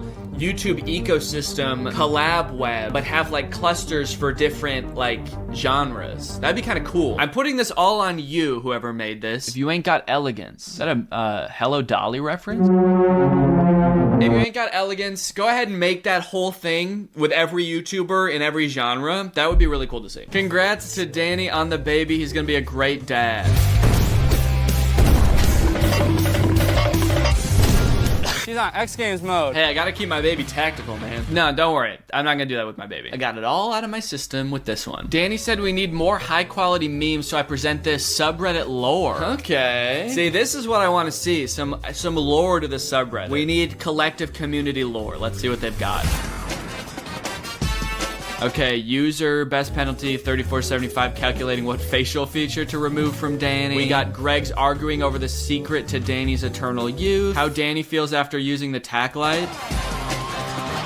That's so true, dude. And the stroller, honestly. Sub finding anything that has more than a 1% resemblance to Danny. Greg's after finally searching up if Greg is the fastest growing army on the internet. The sub after realizing only Ghostly Orchid is allowed to use their telekinetic powers. True Greg's explaining the in-depth lore of the My Bones Are Getting Squishy joke. And the sub's content exploding after Danny posts a new video. Thank you for the lore. I appreciate the new sparkly shiny meme. It's beautiful. Oh dude, I've been wanting to talk about these videos too. I saw Eddie did a TikTok about these, but I've seen people tweeting them at me too. This account posts so many videos. They posted like dozens and dozens of videos like this. Khloe Kardashian versus Danny Gonzalez, where like every video they're comparing me to a different celebrity, also making it kind of sound like we have some kind of beef or something. Khloe Kardashian versus Danny Gonzalez. Who would win in a fight? But yeah, look it. They've posted so many videos and like they're like not even comparing me to other YouTubers, which is the crazy part. They're comparing me to like A-list celebrities. But it seems like they'll like go through one person, like they did me and compared me to like every person possible, and then they move on to someone else. So then they started doing Eddie, and then if you scroll a little farther after Eddie, they started doing Sophia Nygaard. I'll click on one of the videos so you can see kind of what they look like. He was born on 27 June 1984. Currently in 2023, her age is 38. Okay, so that's Khloe. There's a lot of facts about Khloe. He goes through a bunch. The verses just makes it seem like he's comparing like how tall Khloe is to how tall I am, and like the audience is left to decide like who won. This is like epic rap battles of history in a way. Number 2, his name is Danny Gonzalez. He was born on June 12, 1994. So true. And currently in 2023, he is 28 years old. Yes, dude, he is spitting. He is 5 feet 11 inch tall. His weight is 70 kilograms. I don't know kilograms, but maybe. He is YouTuber by profession. Yep. He is very famous on YouTube with 6.09 million subscribers. How does Khloe compare on YouTube, by the way? Does he bring up her YouTube account at all? No, it doesn't look like he does. So he's not even comparing the same thing. His wife's name is Laura. His nationality is American. Yes. And his net worth is approximately $5.09 million. Shit. Dude, okay, how does that compare to Khloe? Probably richer than her, right? No, okay. No, she's worth $60 million.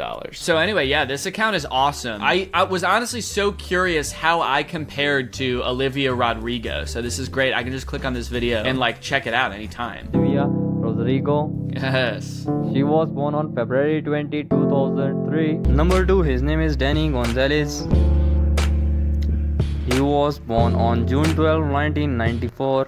And currently in 2023, he is 28 years old. Hey, I don't like that the music stops when he gets to me. The music was playing through the whole Olivia Rodrigo part. Olivia Rodrigo. Just makes it seem so ominous that you stop the music when you start talking about me. Why don't I get the music? Horror music starts playing. He was born on June 12, 1994. And currently in 2023, he is 28 years old. This makes it seem like I went missing or something. All right, well, anyway, thank you to Reality in Fact for the post. Okay, well, yeah, we got another Pride Month shout out. What's up, Pride Month? Hello, gays. How we doing? This is from my stream that I did last night. So if you don't know, I've been streaming every once in a while on YouTube on the Danny Gonzalez channel because I'm trying to speedrun Minecraft. I'm doing a video where I'm working on seeing if I can speedrun Minecraft. So if you want to come and watch me, go and subscribe to that channel. Sometimes I live stream on there, but also all of like the past 3 live streams that I've done are still up on there. So you can go check those out. But yeah, that's been pretty fun. And I think I'm gonna do it. I'm getting better. I'm a lot better than I was when I started. All right, guys. Well, thanks for watching. Hope you enjoyed this video. That's it for today. I'll see you guys next time. Cheers. Bye. Alright guys, it's time to watch another motivational TikTok account, but I think this one's got a pretty interesting twist. This dude's name is William Knight, and I've seen a few of his TikToks, but most of these I'm gonna be blind reacting to thanks to Robert. He has curated many of these TikToks. This dude seems to be all about motivation, opening your mind, opening your third eye, so to speak. He's all about making you think. To the point where, I gotta say, it's more than just his words that make you think. Let's take a look. Breathe in. Okay. Today's message comes from an old Chinese proverb. If you want happiness for an hour, take a nap. Okay. If you want happiness for a day, go fishing. Cool. If you want happiness for a year, inherit a fortune. But if you want happiness for a lifetime, then help someone else. Okay. Today I want you to breathe out as much love and kindness as possible. Okay, dude, thank you, but I'm not used to holding my breath that long. Damn. Guess it was only 30 seconds, but that kind of hurt. Instead of focusing so much energy on how can I make myself happy, focus on how can I be of service. Okay. Very nice message, you know? If you want to be truly happy and live a fulfilling life, dedicate yourself to helping others. Love the sentiment. There's a lot going on in the video besides that. I don't know if you noticed. First of all, he tried to kill me.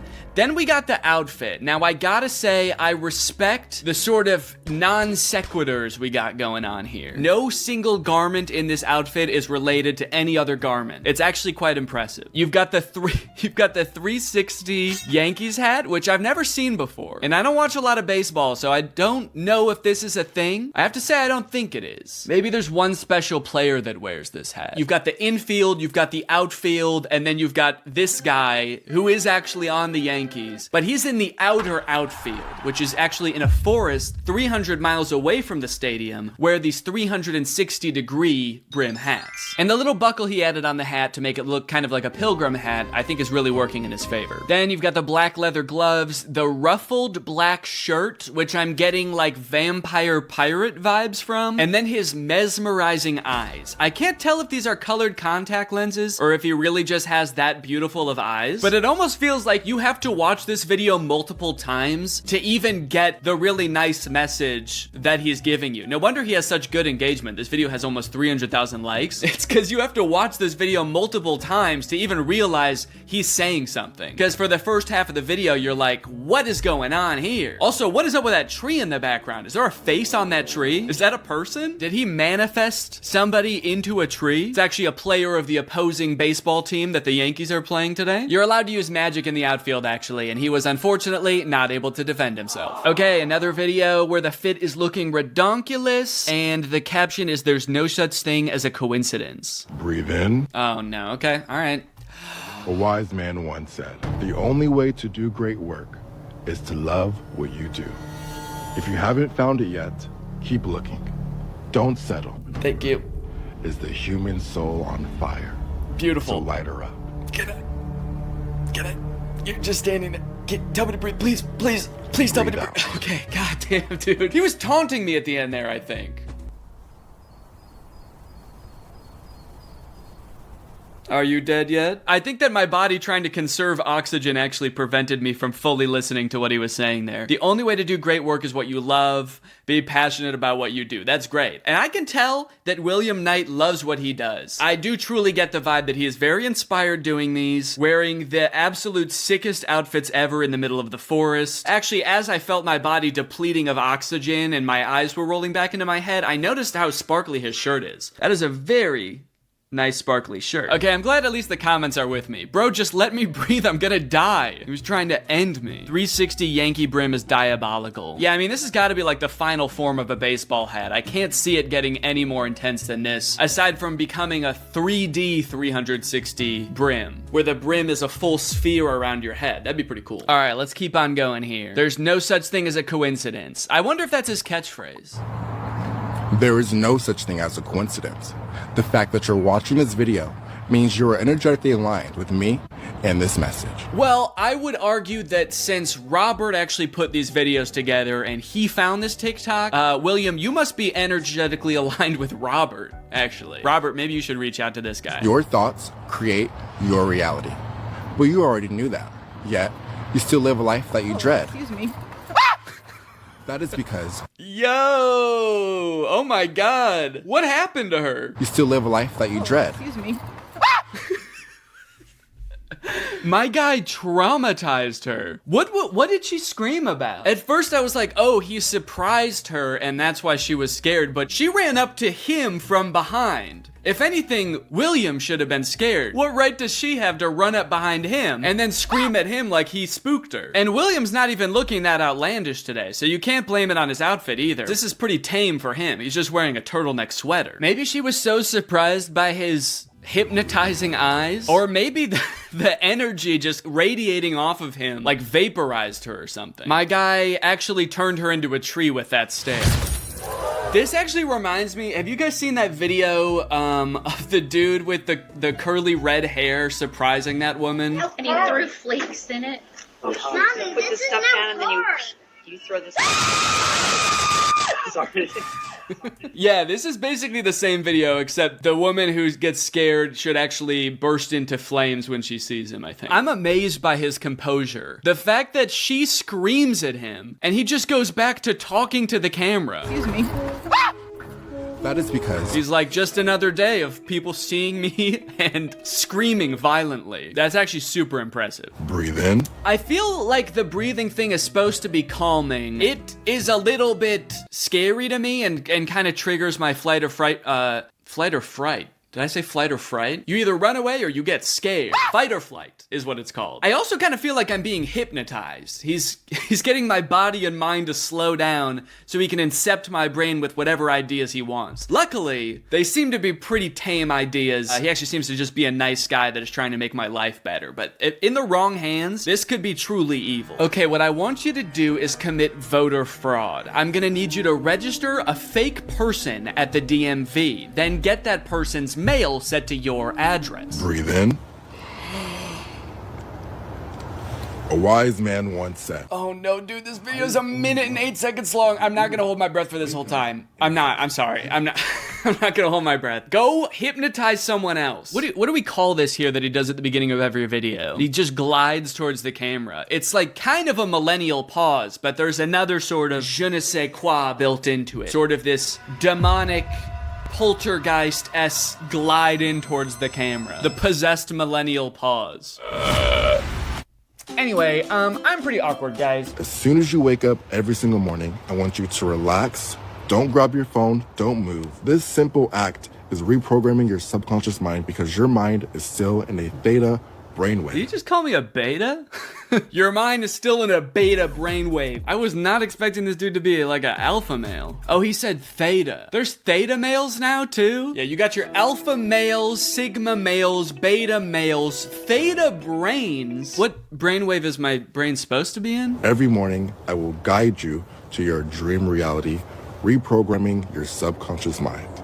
The link is in the bio. breathe out. Oh my god, dude, that was so long to hold your breath. If anyone out there was holding their breath, I'm sorry that you're dead now. Also, why does he breathe out when he says breathe out? Was he holding his breath for that entire video too? That's amazing. He also looks like he almost forgot to say it there for a sec, which is a terrifying thought. We could have all been holding our breaths forever. Anyway, see you next time. Oh shit, and remember to breathe. Remember to breathe and blink, guys. You need to do that. You just saved 100,000 people's lives. Oh no, this one's got the creepy tree in it again. Are there any comments about this tree? The Brim Reaper, someone called him. Accurate. He did kill that lady. Okay, lots of comments begging him to let them breathe, so this is gonna be another good one. Oh yeah, anyone else notice the tree face? Just me? Okay. Okay. Because I was kind of worried that I was the only person that saw it. Like there was some kind of energetic connection between me and the tree, but I'm glad other people are seeing it too. I am now on a new platform called Snapchat. Send me photos of your cats and dogs. I like that he says I'm posting an app called Snapchat, like most people don't know what Snapchat is. But, you know, to be fair, maybe he doesn't. Maybe he spends a lot of time in this forest. I don't even know if he has a phone. He could just be like recording this video on a tree somehow. I wouldn't doubt him having that sort of ethereal power. And you know what? I don't think I will send him a picture of my dogs. You know, I trust the guy and I think he's giving some nice advice for the most part, but he's gonna try to curse them or something. Or maybe take control of their bodies or something like that, and I can't have that. My dog walking around in a Yankees infinite brim hat. No thank you. It's gonna turn my dog into a boxwood. Always remember who checks in on you when you go quiet. Okay, speaking of dog, he just has a dog all of a sudden. This was the first person to send him a dog on Snapchat. You fell for the trap, dude. When you send him a dog on Snapchat, he can manifest it into his woods. Not your dog anymore, sorry. Always remember who checks in on you when you go quiet. That's love. Dude, this is so true though, because my dogs always check in on me when I go quiet. Today's message. Go back to your childlike perspective. Get excited over the bugs, the planes, and the trees.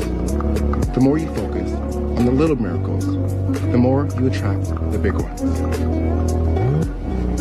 Yeah, do you want to address the child and the figures in cloaks? What's going on in this one, man?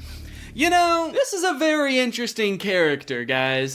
This is weird. There's so much going on in these videos. For one, he's giving this energetic advice on how to live your life and manifest things. He also appears to be advertising some app, his Grand Rising app, which I guess is some kind of meditation app. But then there's all of the extra stuff, which I'm sure some of it is kind of an act to get engagement, and then some of it is not. Like, I'm sure whatever he's doing with this child and the cloaked figures is just kind of like a weird thing he added to the video to get people to comment on it. And of course, yes, people are commenting, where do you get the kids?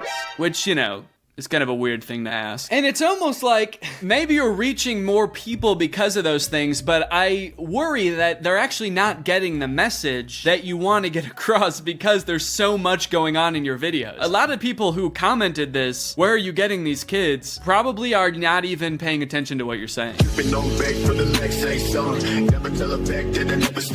Okay, what is going on here? This is a slideshow of images. The first one is a comment that says, it's so sad that this guy drowned. He was kind of funny. Then there's another image of a funeral for him. Then we have a bunch of pictures of him with wings. Maybe he's in heaven. Does the caption say anything to clarify? There is no such thing as a coincidence. The fact that you're watching this video means that Robert is energetically aligned with me and this message. Listen to my guided meditation to shift your dream reality. Okay, but did you die? He's figured out how to post from beyond the grave. So I don't know why people were commenting that he drowned, but the pictures don't really seem to confirm or deny that he drowned. They don't directly address it, and if you were to think he was alive, then these pictures obviously just show him alive, but if you think he's died, then all of these pictures confirm is that he's now a flying demon. Oh great, now we have an article. What happened to William Knight on TikTok? Viral star's drowning claim explored. It's kind of crazy to claim that you drowned, because it's like, you know, no, you didn't. The account of TikTok sensation William Knight, who is noted for his content on affirmation and manifestation, recently sent his fans into panic mode after suggesting on a post that he had drowned. The picture shared on X on November 30th appeared to be a screenshot of a Facebook post by Feejabot 1500. Okay, that was the funeral picture. Yeah, this one. Oh, he said it about himself. He reposted it and said, it's so sad that this guy drowned. He was kind of funny. The image, however, is doctored. What? As it is quite a viral Dragon Ball meme, where many have previously edited faces of other people. You know, I gotta say, all this does not seem very in line with the core message of his content. All of his videos are like, relax. You wanna find purpose in life, just be cool. You know, breathe in, wait 20 minutes, breathe out. Also, I died, I drowned, I'm dead. Or am I? I might be a demon. And then he just goes back to making videos being like, shh, shh, shh, it's okay. It's okay. It's okay, baby. Learn about these 4 ex-government employees who risked everything to tell you the truth about extraterrestrials. Okay, now this seems like a drastically different type of content than he usually makes too. Government whistleblowers? Meditation content and conspiracy theory content are something that feel like they should not go hand in hand. One is calming, the other is not at all. The top 4 people that tried to warn us that aliens are taking over the government but died by mysterious circumstances before they could. It's not very relaxing. Former Pentagon intelligence officer Angelia Schultz held a press conference detailing her encounters with extraterrestrials at an ET base in the Mojave Desert. And now, she is the tree standing behind me. This is what the government did to her for speaking out. Yo, what? I don't know what this video was, Robert, but it's currently unavailable. It's in the Google Doc Robert sent me as another conspiracy TikTok, and it is not here. That's kind of spooky, dude. William is being censored by the government. Well, I hope you guys enjoyed that guided tour through William Knight's TikTok account. I'll see you guys next time. Bye-bye. Okay, I actually did shave my head, but isn't that a great title? How crazy would that be if I actually did that? If I actually came on here and my hair was still long and I was like, yep, the whole thing was a farce. I faked my own Instagram photos. I got my friends to fake their wedding photos just for a video. I somehow have like the best filter on any video ever that's like the most convincing head shaved filter. I come on here, my hair's actually longer than it was before. It's like down to my shoulders. That's right, I actually got my hair lengthened. I'm like putting my hair up into a little bun at the start of the video. Well, everyone, welcome back to another video on this very fine day on the second channel. Got a little bit of sparkling water here, which I will be blurring. No free promo for you, vague sparkling water company. I have to say, a lot of people probably saw I was just in Europe for a couple weeks, and I think possibly one of my favorite parts of the whole trip, aside from like my friends getting married, was that like every restaurant just like automatically serves sparkling water. They come around and they're like, you guys want sparkling water? And you're like, hell yeah, and they bring it over. I was sipping this the whole time I was gone, dude. I was getting goofy and wacky, quite frankly. We are gonna be doing another subreddit video here today, so let's go ahead and click on top, and let's click on of the month. I don't remember the last time I did a subreddit video, but I feel like it was like a month ago, so let's freaking get into it. Oh, and the very first post is about how me and Laura ran a marathon. Wow, thank you guys. Yeah, it's just a picture of us both holding our medals, and I'm sure the caption is also congratulating us, so.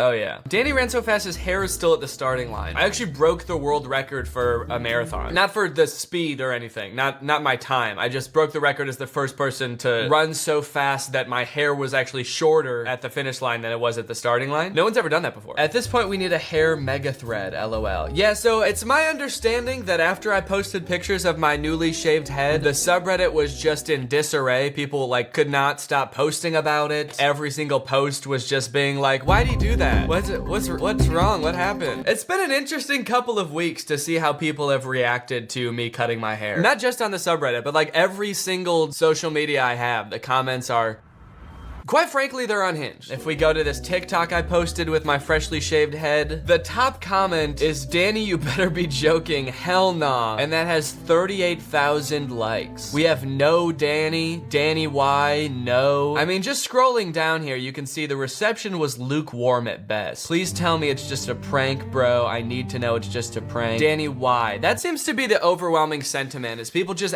like wondering why I did this. So look, do you want me to tell you why I shave my head? Do you need an explanation? Do I even want to give an explanation? Honestly, it's my hair. Do I need to explain every like minor change to my appearance that I make?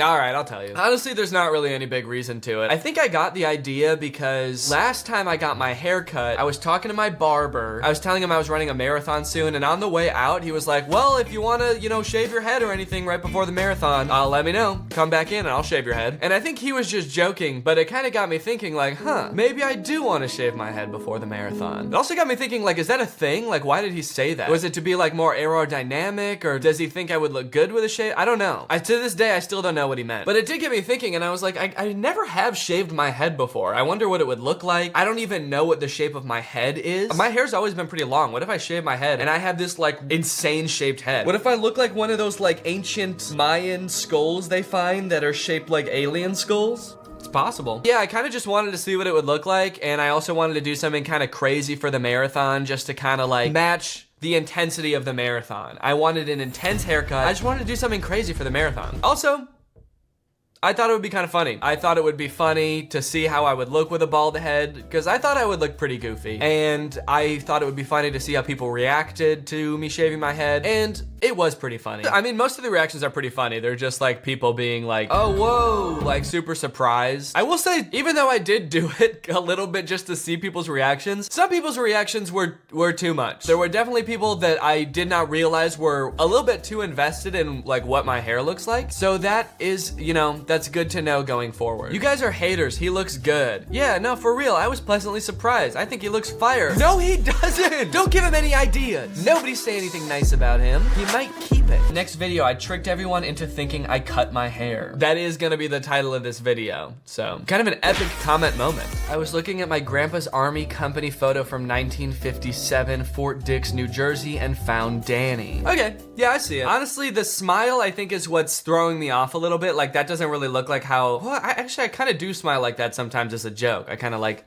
but it looks like he smiles like that for real. I don't think he's doing it ironically. I don't think he's doing like an ironic army photo shoot. If I was really in the army, I'd probably smile like this.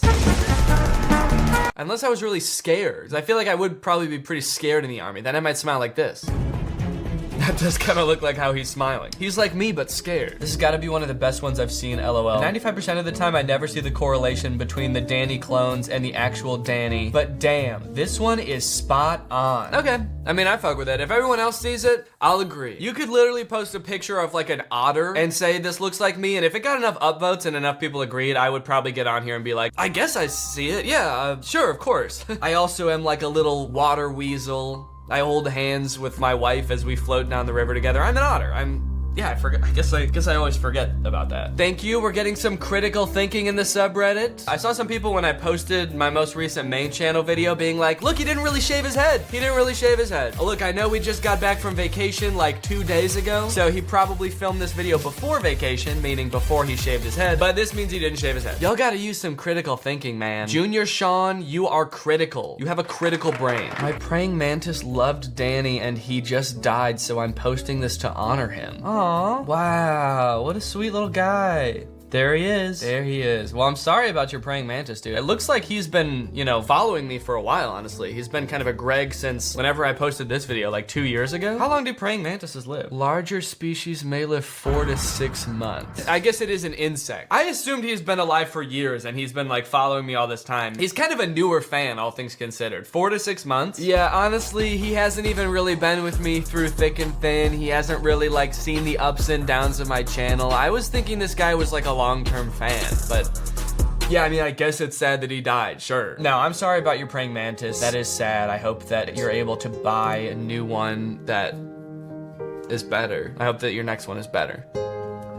I'm sorry for your loss. He was a true Greg, frowny face. It did seem like he was a Greg, to be fair. Actually, all the videos are full screen. I wanted to look to see if he had notifications on, but rip Danny. Hope the praying mantis is doing well, though. Oh, the praying mantis didn't die. I did. My praying mantis loved Danny, and he just died, so I'm posting this to honor him. Damn, I'm sorry for your praying mantis that his favorite creator just died, dude. That sucks. Literally any white guy. Is it just me, or does he look like Danny? That's me, too, honestly. Any white guy or, you know, otter that the subreddit posts, this is me.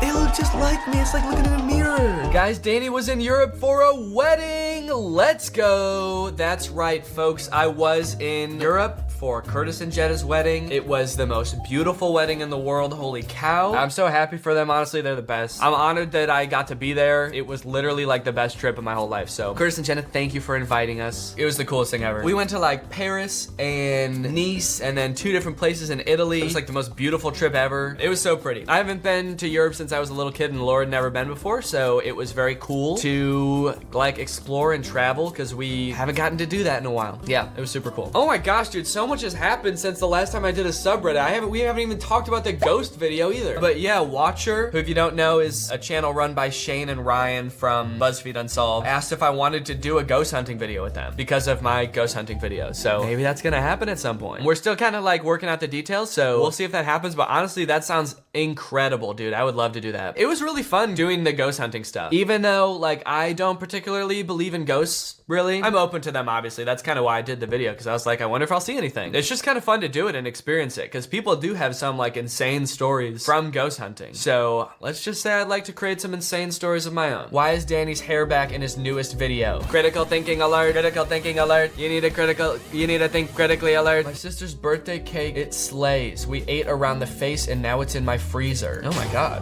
Holy cow. I like this, honestly. I love it. The dedication, the craftsmanship. This is a beautiful cake. I am kind of wondering, did you alter the colors of this picture at all? Why do I have like red bags under my eyes?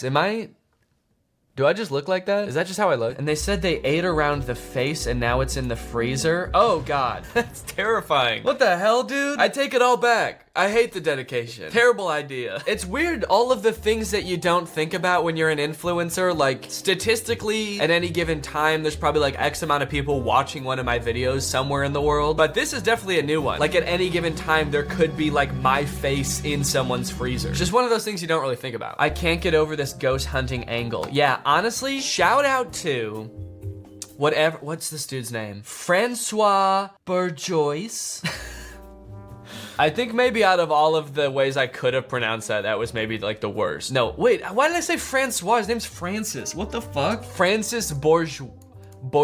He's a train TikToker and he uses this angle all the time in his train videos. I was like, this is like the perfect angle, I feel like, for this video, because Jake was holding the camera. No matter where he is, I can always have a camera angle of my face to show like my reaction to things. Also, one of the top 10 moments of the video, me like sniffing the pee, that camera angle came in so clutch, dude. That might be the best shot I've ever gotten in a video. Me just sniffing pee? What's better than that, huh? Just Danny bent over sniffing a pile of piss. Oh baby, now this is a meme, dude. When I say, can we get some memes in the subreddit? This is what I mean. New, fresh meme format straight out of the oven. Look at this. It's me opening a drawer with me in it, and I say, instead of no Bible, no hair. That's a meme format right there, all right? This is what I'm talking about. Upvote this more. How many upvotes does this have? 1,000? This should have at least, how many people are there in the subreddit? 122,000? This should have at least 122,000 upvotes. This is a good meme right here. Dear Danny, my birthday is today. You're invited. Time right now. And I posted it 24 days ago. Shit. Danny looks like Dream, or is this another prank? I've seen people saying that. I don't think I look anything like Dream. Yeah, I mean, I don't really see it at all. Like, we don't even have the same color hair. It's like a different shade of brown, drastically different faces. We're both just two normal looking guys, all right? And if being normal makes you look exactly the same as someone, then I look like everyone. I look like everyone then. Guys, I think all of Greg should stop posting RIP Danny's hair type posts. He likes his hair. I didn't say I like it, but I do agree. And I feel like it could be hurtful with all the negativity that people are putting on. That's a very nice comment, and I do agree. I think that maybe it's too many comments about my hair. You know, I don't really think it's gotten to me that much, but I would just urge people to think about, like, if you made a change to your appearance and you like posted it on Instagram, and then you got like a comment that was just like no, and it got like 37,000 likes, what does that do to you? Again, people are mostly just joking and like kind of in shock, so I get it. I think generally I probably commented a little bit too much on my own appearance in videos. I make videos talking about doppelgangers and like having a young face. So I feel like to an extent, I've probably like invited it a little bit, but I think going forward, I'm probably not gonna react to as much stuff about my appearance because, you know, it's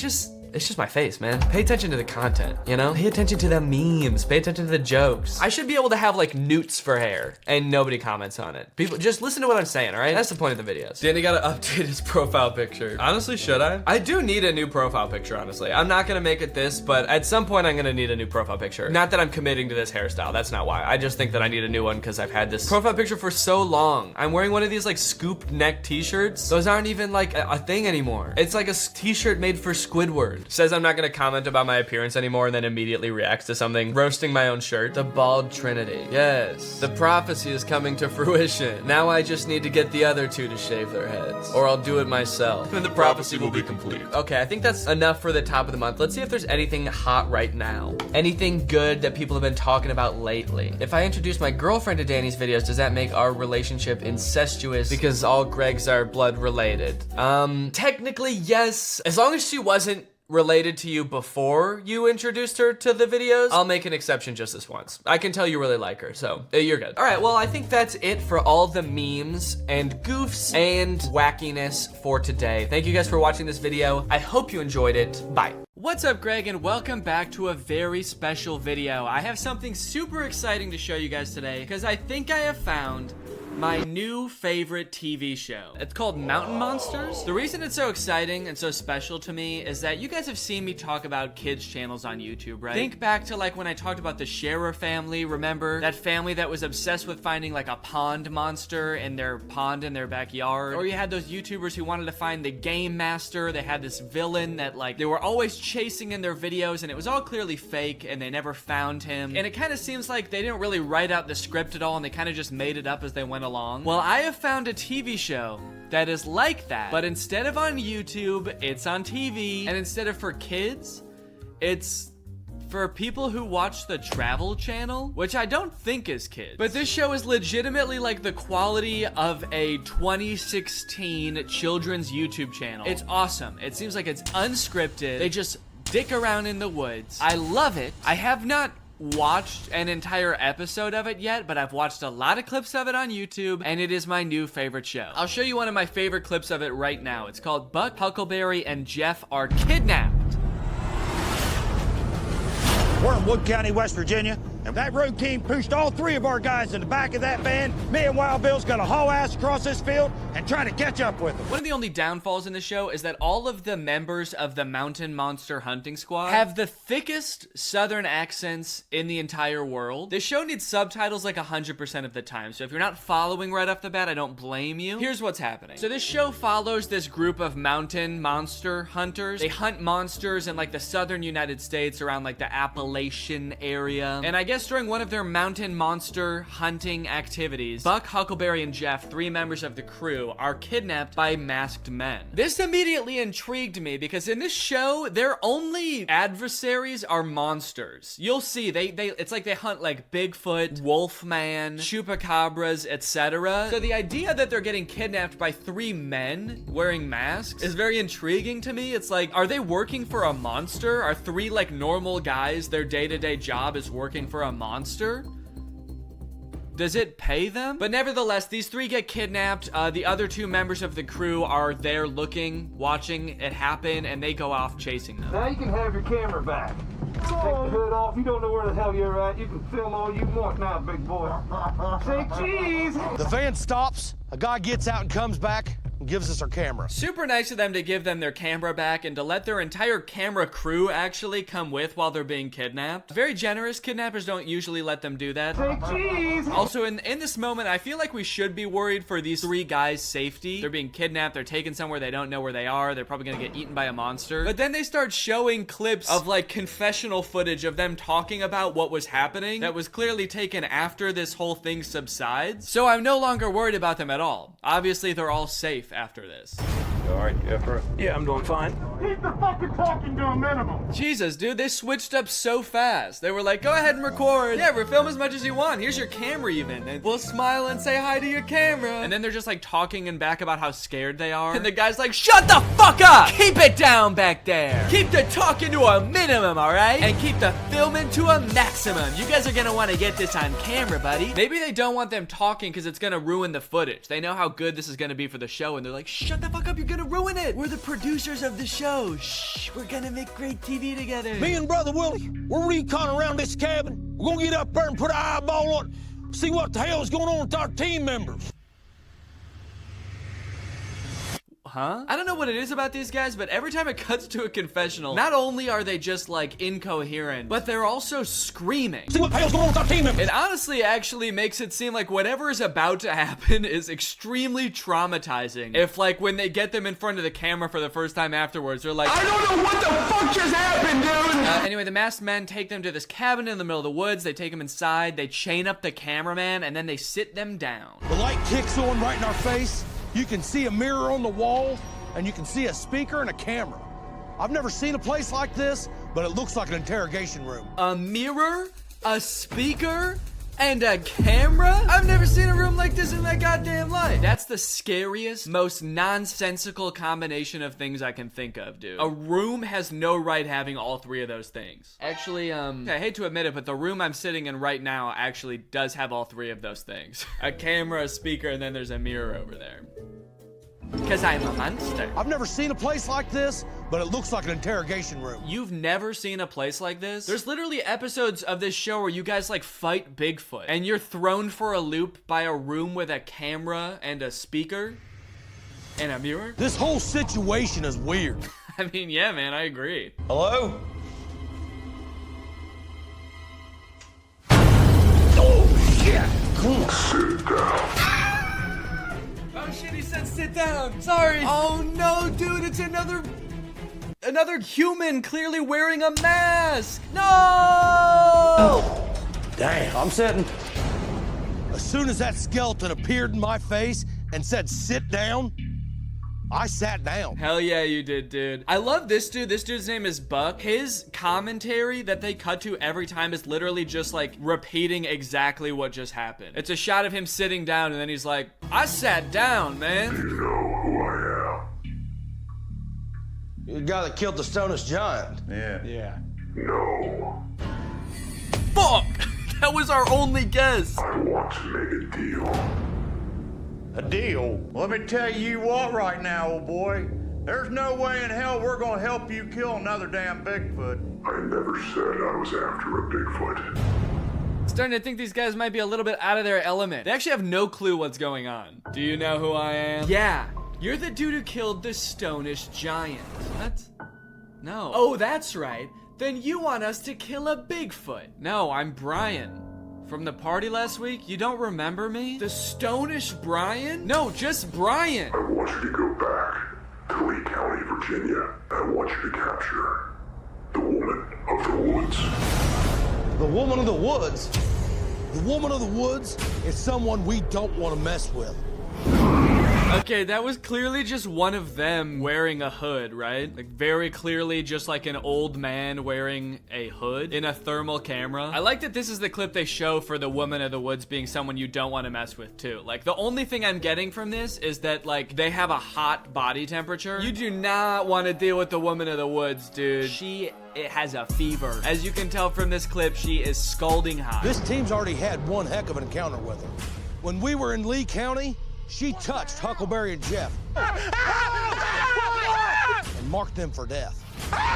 She affected Jeff's mind, maybe for life. Now you're probably thinking, dang, poor Jeff. This dude gets attacked by a woman of the woods and his brain is still like all fried from it. Well, let me tell you, dude, you don't even know the half of it, because this kind of shit happens to Jeff in every episode. I don't know what it is, but from every YouTube clip I've watched, if one of them gets attacked by a monster, it is Jeff. And every time, he is traumatized. As you could probably tell from the clip of him screaming. I think they might all be in the wrong profession, but especially Jeff. Please, Jeff, find a new job. All right, we help you get this woman of the woods.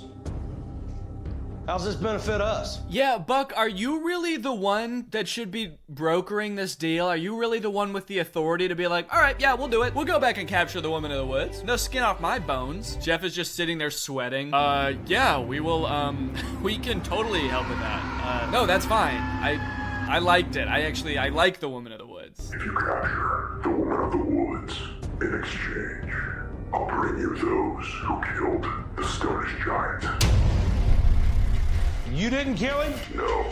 Yeah, he already said that, dude. Are you guys paying attention at all? How do I know the lore of the show better than you do? Why do they keep trying to pin the Stonish Giant on this guy like they're crooked cops or something? Where were you on the night of the Stonish Giant's death? Oh my god, dude, for the last time I did not kill the Stonish Giant. Aha! We never mentioned that the Stonish Giant even died. Yeah, you did. You did like 5 times. Oh yeah? Then explain this. That's a picture of you holding the Stonish Giant's decapitated head. Did you kill him? Ah, shit, I've been caught again. He says he can deliver who killed the Stonish Giant. If he can make good on that deal, that's something we're really going to have to consider. That's something that I'm really going to have to consider, and Jeff's really going to have to deal with. I've never lied to you, and I never will. Well, yeah, you kind of did. You kind of did. 30 seconds ago when you said you didn't kill the Stonish Giant. I didn't kill the fucking Stonish Giant! There are secrets you have yet to learn. Why is that a big surprising moment? I don't know everything in the whole world? Everything you need is in front of you. Where'd you go? So the skeleton disappears. These guys get all pissed off and they're like, where'd he go? They're sick of all the riddles and all of the cryptic messages. So Buck takes a chair and he just slams through the glass to try to get to the bottom of this. And let me tell you, nothing will prepare you for what they find on the other side of this glass. Damn. Oh my God. Holy shit. It's a hog's head. What the hell? Maybe this is crazy, but to me, if you hunted monsters for a living, like weird cryptic things like this wouldn't be that surprising to you. So I just love how surprised they are. And like the notion that this is totally outlandish, totally out of the realm of possibilities after they were just talking about like hunting the Stonish Giant. Just the fact that they found a hog's head. A hog's head? Doesn't make any sense. All of a sudden right there behind it, there's a damn hog's head. That's so true, Huckleberry, dude. That you could not have said it better. It was a hog's head. I love the sound effects in this show so much. They get so much mileage out of those impact sound effects. And I love a good impact sound effect as much as the next guy, so I really appreciate how many they were able to get out of that hog's head reveal. Damn! Oh my God. Holy shit. It's a hog's head. What the hell? Blood coming out of its nose, its ears, its eyes. What the hell does that mean? I don't know, man. Don't ask me. They go up to the hog's head. Did you kill the Stonish Giant? Then the other 2 members of the gang show up and they make their way into the back room to get a closer look at the hog's head. Holy shit. I'm telling you guys, there was someone in here. Dude, if this is the skeleton's lair, he's actually got kind of a sick setup, dude. He's got like a Pepsi vending machine fridge here. He's got a little sink in the background. Skeleton's not living too bad, honestly. Half expecting it to pan over. There's like a gaming setup. He's got one of those sick gaming chairs and 2 monitors. They're gone. There's nothing else we can do. We have a lot to fill you 2 in on. Let's do it away from here. I don't feel safe. Oh, dude, what happened? Why not? You okay?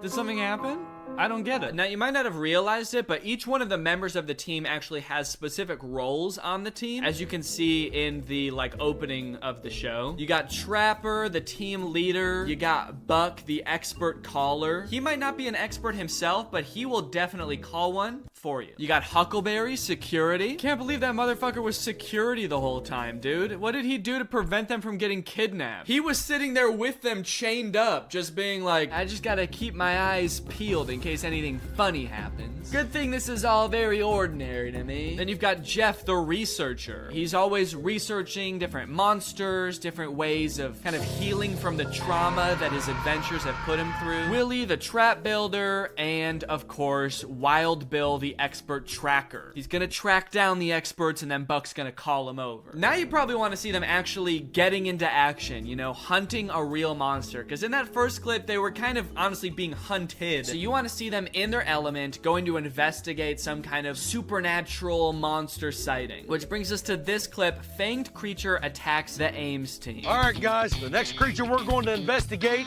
is one we have a history with. We're going after the Cherokee Death Cat. One thing you'll come to learn through watching clips of this show is they have a history with every monster. You could name the most obscure monster ever, the Patagonia Pants Swindler, and they'd be like, oh yeah, we've got history with that guy. Yeah, Buck actually dated him in college, right, Buck? Yeah, you do not want to mess with him, man. He'll swindle your pants. We know this Death Cat is nothing to mess with.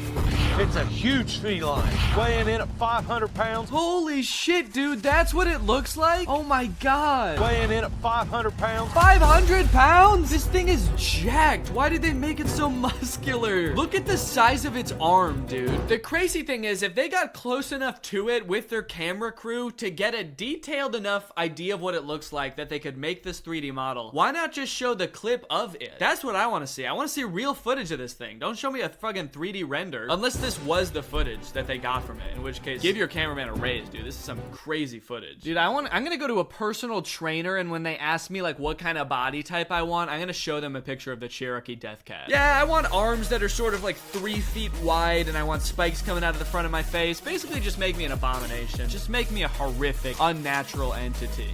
Well, Bubba, we heard you had a pretty interesting encounter out here. Well, yeah, we did. So when we're coming out of the woods, I was along about that tree right back there, and Dad was in front of me on that little bank, and he just stopped dead. And he said, "Did you see that?" And I said, "See what, Dad?" And he said, "That big cat." And he said, "Son, that cat was 8 or 9 foot long." Said it was huge. Daggone. 8 or 9 feet, man. Dude, if that cat they showed was 9 feet long, that's so big. I'm sorry, Buck, Huckleberry, and Jeff. You do not stand a chance. What are you gonna do? A 500-pound, 9-foot-long demonic lion? What is your plan? This dude, Huckleberry, is not enough security for you guys. You're gonna need more than Huckleberry to protect you from a 9-foot-long lion. And Dad said leapt through the air and hit right there on that bare spot on that tree. Okay, so the story is that this lion jumped from this log all the way over to that tree, somehow landed in this tree without snapping it in half, first of all. And his dad saw it and he didn't?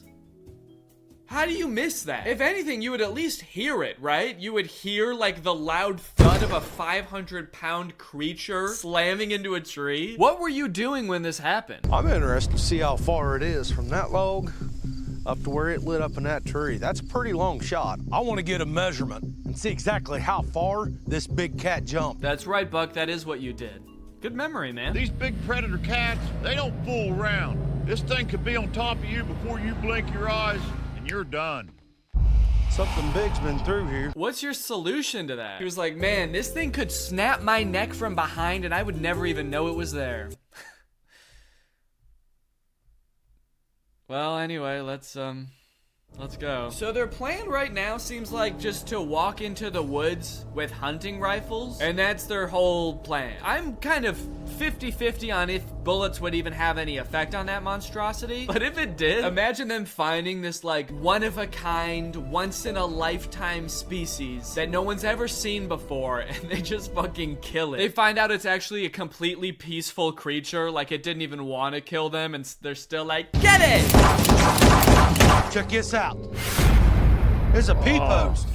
This is fresh pee, dude. We just found a scent post. You can see claw marks almost 7 feet in the air and fresh urine at the base of the tree. This has to be the death cat. It does? The only thing I can think of that can scratch and pee is a death cat that no one has ever seen before. Okay, guys, warning, here comes another oopsie daisy, we traumatized Jeff moment. So the other two guys, Buck and Huckleberry, start to walk off into the woods, not realizing that Jeff isn't with them. Jeff, meanwhile, is still staring at the tree that has claw marks and pee on it, like he just realized that there was a claw mark and pee on it. Hey guys, there's claw marks on this tree. Yeah, Jeff, they all saw that already, man. They talked about that like 5 minutes ago. You were also standing right there, so I don't know how you didn't see that. Jeff is useless, man. I'm starting to think that actually the other people bringing him along is actually a little more nefarious than I first thought. I think his purpose there is to be fed to a monster. I think they bring him as bait. They've kind of realized that monsters sort of gravitate towards him. He must just have that kind of energy that like monsters want to hurt him. So they just bring him along to like attract the most horrid things on the earth. Anyway, Buck and Huckleberry walk out of sight, and they're walking for a long time before they realize that Jeff is gone, and then Jeff starts hollering from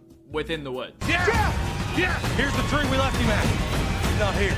Here's the tree we left him at. Here's the tree we left him at. You guys didn't even realize you left him until you were like a mile away from him. How do you know where you left him? See, it's shit like that that makes me think that they're up to no good. Here's the tree we tied him to. Where'd he go? There's like a trail of blood leading away. Oh, thank goodness. This'll lead us right to the monster. And Jeff, of course. And our friend Jeff. Wait, Jeff, hold up, Jeff. Yeah, grab it. Jeff. It locked eyes on me. Oh my gosh, that scared me to death. Jeff, talk to me, dude. What's wrong? What's wrong, Jeff? What the fuck, man? Why won't you talk to us? He already said it locked eyes on me, and they're like, what's wrong with you, dude? You're acting weird. We just got up to Jeff, and he shook up. Jeff, settle down, settle down. What happened, dude? Still taste his breath. What? Did you kiss the death cat? Buck's like, what did you just say? Dude, you know me and the death cat have a history, right? That's kind of fucked up. Are you hurt anywhere, Jeff? Are you hurt at all, dude? He looks fine to me. Jeff said when we got separated, that death cat came out of the tree right on top of him. I'm just imagining he's doing this confessional like right outside the car window where Jeff is like freaking out. Jeff almost died! That idiot almost got killed by a death cat, dude. Can you believe that? I think the best thing we can do is get Jeff out of these woods. Come on up. And try to talk to him in the morning. That could have ended really, really bad. Yeah, that could have ended really bad, man. Thank God it only broke Jeff's mind. Alright guys, well I hope you've enjoyed this look at Mountain Monsters, my new favorite TV show that I've never watched. If you're not subscribed yet, make sure you subscribe and turn on my notifications to join Greg. Greg's what I call my subscriber base here on YouTube. We are the fastest growing army on YouTube. Please do not look that up. Hope you guys enjoyed this one, and I'll see you in the next one. Bye. What's up guys, it's me Danny back with another hilarious video, and today I'm kicking my dog. Before we start, I just want to say shout out to Snappy Airhead. Thank you for turning on my notifications. If you want to be the next shout out, just be one of the first people to comment on my videos. So today's video is going to be about Zach King. If you don't know who Zach King is, he used to be a Viner. Now he makes mostly Instagram videos, and I think he makes YouTube videos too. He has a Twitter. He's just like an all-around influencer. And his shtick is that he's like he used to be like a Vine magician, and now he's like a Instagram magician. Basically, he knows how to edit videos, and then but he calls it magic. And basically, he just makes crazy stuff happen. Let's take a look at one of his things. When you can't solve the Rubik's Cube, eat it. Okay, so the reason I wanted to make a video about Zach King is because he makes probably some of the cringiest videos that I've ever seen in my entire life. And it's really funny how cringy they are, and I feel like he doesn't even realize it. Like, some people make videos that are cringy because they know people will watch them because of how weird they are, but I feel like he's just like blissfully unaware. They're just like weirdly off. Like, the first thing you'll probably notice about his videos is that his reactions are like, and everybody else around are just like weird. Like, nobody reacts properly to any situation in his videos. Wait, I have a different idea. Okay, stand clear. Clear. 3, 2, 1. Oh. Wow.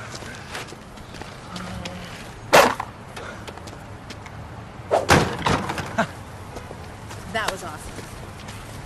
Just like the way he like sort of giggles after he does something, like he's like, ha, first off, the weird grunting as he like pushes the shopping cart into the car. Just like, no, like who would do that if they're about to do something amazing? And then like the weird giggle after he puts the cart away. I love how nonchalant he is about having like magical powers in his videos. He's just like, just makes the cart into a miniature cart, throws it, and then he's just like, huh. Oh, it's 5 o'clock. Sweet. Sure, dude, just take your shirt off in the middle of the office. That's probably cool, right? Why does nobody even care? Like, in this scene, nobody even looks at him when he does this. Like, he's in this weird fake office, and nobody even looks at him when he spins around in his chair and changes into a bathing suit and then just like jumps into his computer, and everybody's just acting normally at their desks. It's so bizarre. It's like the videos are almost really cool, but then you're like, there's something really like weirdly off about them. Pizza time? Yeah. Pizza time? Why would you, like, who sits down at a picnic and goes, Pizza time? You get all set up and your boyfriend just looks at you and goes, pizza time?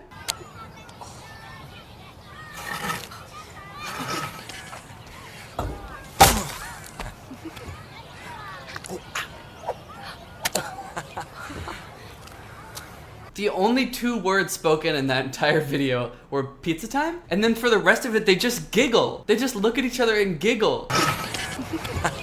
And this girl is just like staring at him the whole time, just like grinning and nodding, like, yeah, it's pizza time. Pizza time? Pizza time. Knockoff Anna Kendrick is just way too excited about pizza time. One of the weird things about these videos is that they all seem to start with like a scenario that doesn't exist in real life. Like this one just starts with him eating, like sitting alone in his room eating Peeps. Man, I love Easter candy.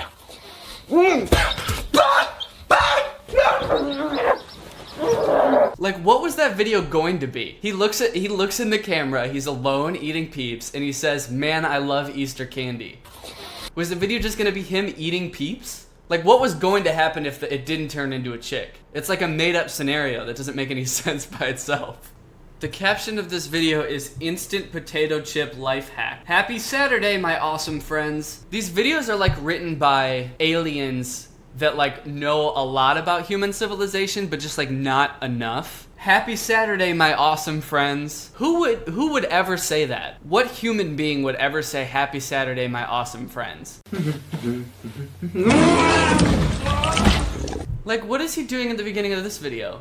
He's like making his bed, but he's not. He's just like petting the side of the bed. Just making my house a home. Now, all I need is a person. Hey.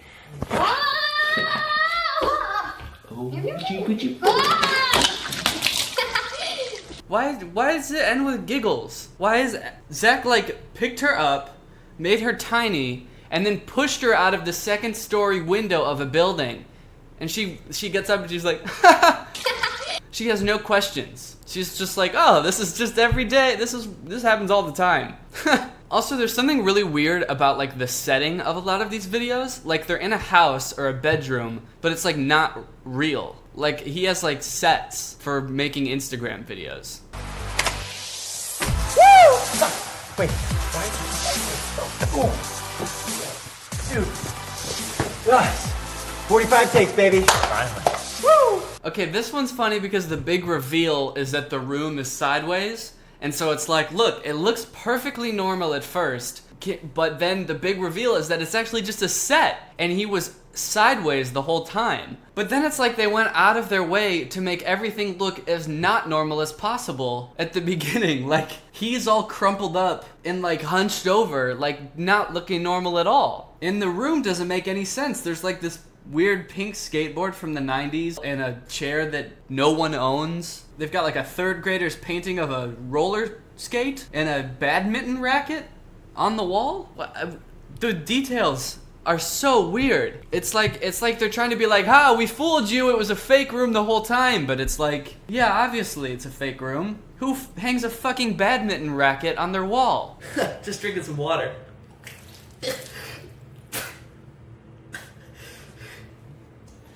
It's on the floor the whole time.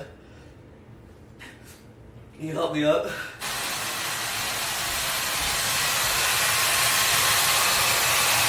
Like this bathroom, it doesn't look like a real bathroom. Like the doorway to his bedroom doesn't have a door. There's no hinge or anything. And the toilet's just there. There's like a random lamp in his bathroom. He has like sets, like TV production sets for making Instagram videos. You guys send me so much fan mail, and I absolutely love it. Like this room is, I guess, supposed to be like his bedroom or office or something, but he's like, this dude's like 30, and he's got like a kid's bicycle helmet hanging on his wall, in this like blue desk for a 5th grader, like toy cars and stuff on his shelf. Whose room is this? And if this is a set that was just built for this video, why didn't they make it look more like a grown man's room? Why is he pretending to be a 5th grader? I don't understand. Hey, I'm kind of hungry. Don't. How do you turn some clothes into a hot dog? No, don't. Wow. I guess it's still pants. Oh my god. Like a dog pants. No. Sorry.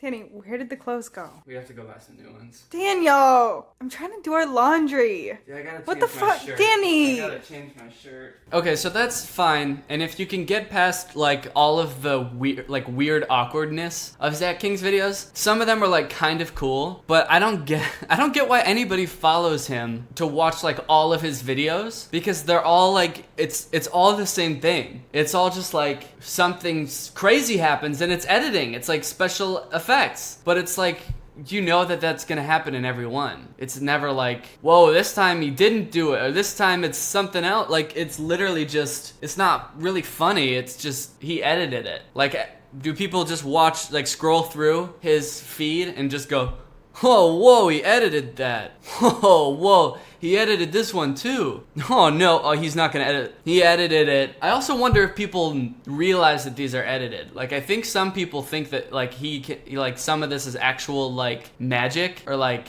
not magic, but like sleight of hand or whatever, and not just like editing. So I actually want to take a look at some of the comments on these videos and see what like people who follow him actually think of these, because I just don't get the appeal, and I would like to try to understand. Okay, so here's a video. Okay, so they pull this really long ladder out of his car, they put it up in a tree, and he glides down on the airplane. Pretty simple. Let's take a look at the comments. So this kid said, is that even real? Like, he's like skeptical, but he still kind of thinks it's real. Someone just says, you win.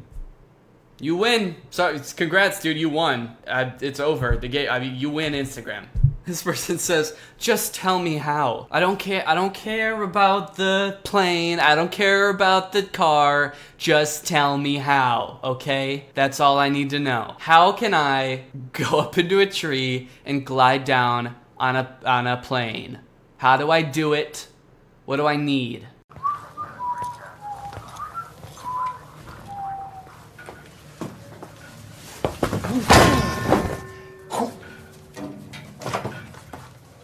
This is one of my favorite ones, because when he gets out and he's in his boxers, he like covers his privates, but he's wearing boxers. It's like, dude, no one's looking at your dick because you're wearing boxers. I don't get it. Why does he go, oh god, no, not my boxers, the thing that keeps people from seeing my dick? It's just a little bit off. Like, if he was actually naked, that would make sense, but he's not, and he does it anyway. Okay, there's some good comments on this one. This person just says, handsome boy. So maybe it's good that he did cover up his dick, because this kid seems a little horny. And then this comment I don't really understand. So it says, well, you was in Zootopia with this trick, Zach. Well, you was in Zootopia with this trick, Zach. What does that mean? Was Zach King in Zootopia with this trick? This person says, were those boxers? Because that was hilarious. What do you mean, were those boxers? Is that the funny part? Oh, those are boxers. That's funny. I've never seen boxers before. I can't believe he's wearing boxers. I thought he was going to jump through the prison cell and be wearing a thong. Danny, our dog isn't a prop. You can't keep doing this. She's not. She's a pair of shorts. Daniel, admit she's a dog. I don't know what you're talking about. This is a pair of shorts. Danny, I don't know how this marriage is gonna work. Hey, I've got a question. How do you turn a dog into some saltine crackers? No!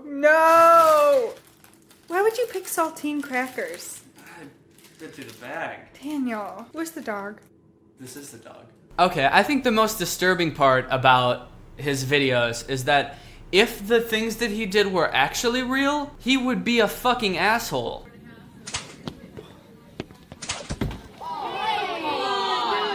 Like, most of these videos are like him like dropping a girl, like making that girl tiny and kicking her out the window, or eating a personified hot dog. I hate how my wife is dancing with this hot dog. Babe! Like, he gets jealous of a hot dog and then and eats it. I don't like to push my friends in the pool. I like to throw them. You ready, Josh?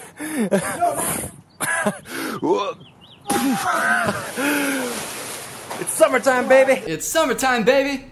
So I can make fun of Zach King as much as I want, but at the end of the day, he does have 19.5 million followers on Instagram. So he's obviously doing something right. I don't know what, but he definitely is doing something right. Whether it's the little giggles at the end of his videos, or the way he just awkwardly stares into the camera for a few seconds before he starts talking in every video.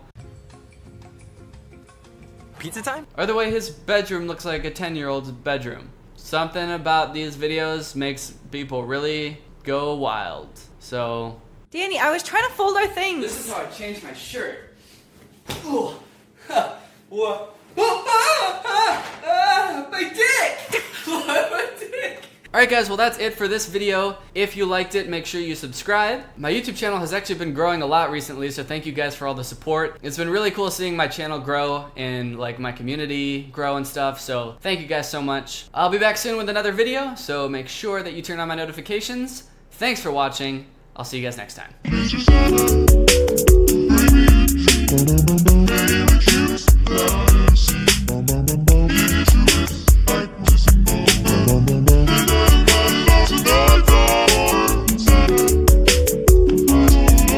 What's up, Greg? I hope you're all having a great day. Welcome back to my channel. This, of course, is another episode of Candy Dan. I've been seeing this dude named Candy Ken a lot on TikTok lately. He's super popular on TikTok. He's got like 8 million followers. His videos are some of the weirdest things I've ever seen on TikTok. Every time they pop up on my For You page, I'm like, dang, this is really weird, and I feel like I need more context. So I go to his profile and watch more of his TikToks, only to realize that the context I'm looking for does not exist. But today, I'm actually not going to be talking about his TikToks. One, because most of his TikToks are just snippets from his YouTube videos that are cut down for TikTok, but with a popular song playing over them, and I don't want to get copyright claimed. And two, because the rest of them are ads for some app called TikTok Tracker. I downloaded TikTok Tracker and they gave me all my fans and followers. Which is some app that helps you gain followers on TikTok, which I'm almost certain is against TikTok's terms of service to like use third-party apps to gain followers. But also I'm pretty sure the ads in general are illegal because they don't say that they're ads on them, but they very clearly are. But he does them a lot. He really wants you to download TikTok Tracker. The best introduction for Candy Ken is probably this music video that he made called Candy Ken Visco Disco, which he made because he is a self-proclaimed Visco girl. So let's take a look. Sipping on my hydro flask, saving turtles is a blast. Scrunchies in a messy bun, save the planet, so much fun. Visco Disco, Visco Disco, Visco Disco. Oh man, what a fun concept. Or I guess it would have been like months ago when the Visco girl thing was popular. And to be fair, he released this video in December, but he kind of put all of his eggs in one basket with this whole Visco girl thing, because that's like his big thing is that he's a Visco girl, and I don't think that's very popular anymore. But he's kind of built his whole online presence around being a Visco girl, so he's kind of stuck doing it now. But if you thought this music video was a lot to look at, then dear God do I feel sorry for you, because you have no idea what's coming. It gets worse. It gets a lot worse, motherfucker. So let's watch one of his regular videos. This one is called My Girlfriend is Pregnant. It was posted on April 1st. See if you can try to guess what the ending of this video is going to be based on the date it was posted. Last time on Candy Can. You peed in the pool! You poop on my new iPhone! Oh my gosh! Oh my gosh!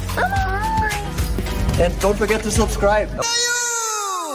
Oh man, this is gonna be fun. This is gonna be a really fun video. I realized right off the bat, this is not a very good first impression of Candy Ken. He seems to be caught in some very compromising circumstances. In the first one, he's like, oh, my girlfriend peed in the pool, ew! But he's also like not leaving the pool, he's just kind of standing there. And then in the next shot, he's dancing with her in the pee, just dancing in her glowing fluorescent pee. And then in the next shot, his girlfriend poops on his phone. So I don't know if his girlfriend's like supposed to be 1 year old or why she's always pooping and peeing everywhere. They never explain it, but it definitely makes you worried about what's gonna happen in this video, doesn't it? If that's what happened previously on Candy Ken. Also, is this not the most confusing previously on this show sequence you've ever seen? Like, how did that in any way help us figure out what's going on in this series, or what's about to happen? Just like, oh no, my girlfriend peed in the pool! Yay, let's dance in the pool! Oh, now she shit on my phone! Now my girlfriend's killing my dog! Guys, my bones are getting squishy. Don't forget to subscribe.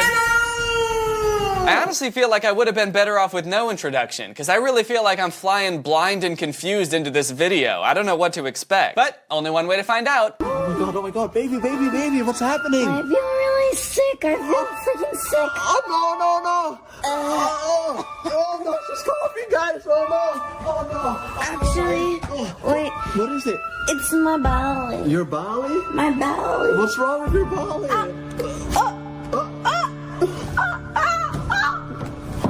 I feel something kick.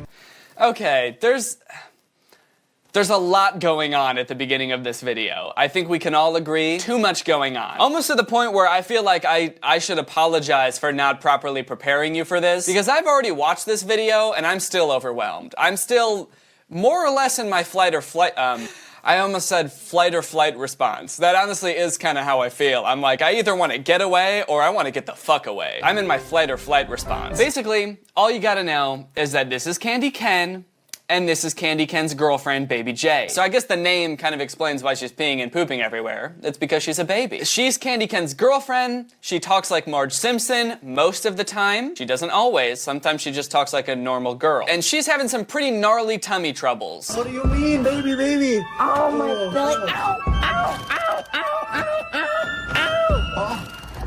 Baby, what is it? I'm pregnant.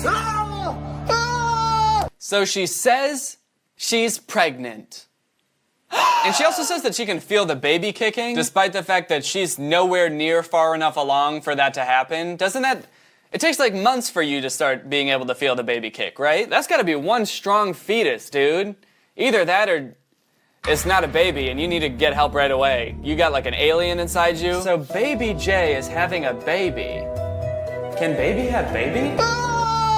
What do you mean? I'm freaking pregnant. No, it can't be. We're not pregnant and we don't do this. Inappropriate. Super inappropriate. Why is he scolding her? If she's pregnant, it's probably because of something you did, right? He's like, inappropriate. Inappropriate. You need to go back to manners school and learn some manners. Because it's very rude to get pregnant. By me. No, guys. She's lying. I would have never. We didn't even kiss yet. Are you crazy? Oh. How can you be pregnant? I think I'm pregnant. I'm definitely pregnant. I'm sorry, pregnant? What do you say? Is she saying pregnant? It sounds like she says a different thing every time. I'm pregnant. I'm pregnant. I'm pregnant. I'm pregnant. I think I'm pregnant. I'm definitely pregnant. Definitely. The way this video is shot, I'm sure you've noticed, is also insane. Who is filming this? Is Usain Bolt filming this? This fucking... This video's filmed like their apartment is in a small fishing boat that's caught in a big storm. Oh, did you hear it? I told you. Oh, no. Also, the cameraman keeps like zooming in on the sides of their faces and like their shoulders and behind them instead of actually doing a close-up on their faces. Why is he doing that? The cameraman's just in the middle of filming and just zones out. I'm pregnant! What, baby? No. Yeah, I'm pregnant! Baby, no, say it ain't so. I think that I'm precky prick! Oh, no, baby, no. Oh, baby. I never noticed how hot Candy Ken's neck is, dude. Look at that thing. It's thick. It's like a tree trunk. Hey! Huh? Keep filming, dude. My girlfriend's prickle nut. Stop! Are you freaking crazy? Oh, what is it? You're gonna take me and my freaking belly outside when there's a freaking corona? Oh my god, okay, I got just the thing. This for your legs. Yes. Oh, okay. Here we go. It's not safe out there, guys. It's not safe. We have to protect the baby. Okay, there we go. What? Did she actually just get hurt? It sounded like she snapped out of character for a second there. She was like, ow, ow, ow, ow, fuck, ow, ow. It was weird. It was like we got a glimpse into the real person that is this character. So they decide they should get a pregnancy test, so they suit up in these ridiculous outfits, and then they're off to CVS. Alright, guys, we're in downtown LA. Weird way to start a scene. Just standing there. She's got her head down like she's all defeated. He's standing there like a video game character before you pick up the controller. Just... Hey guys, my girlfriend's pricky whack. Move really careful because the virus is everywhere, guys. The virus could be everywhere.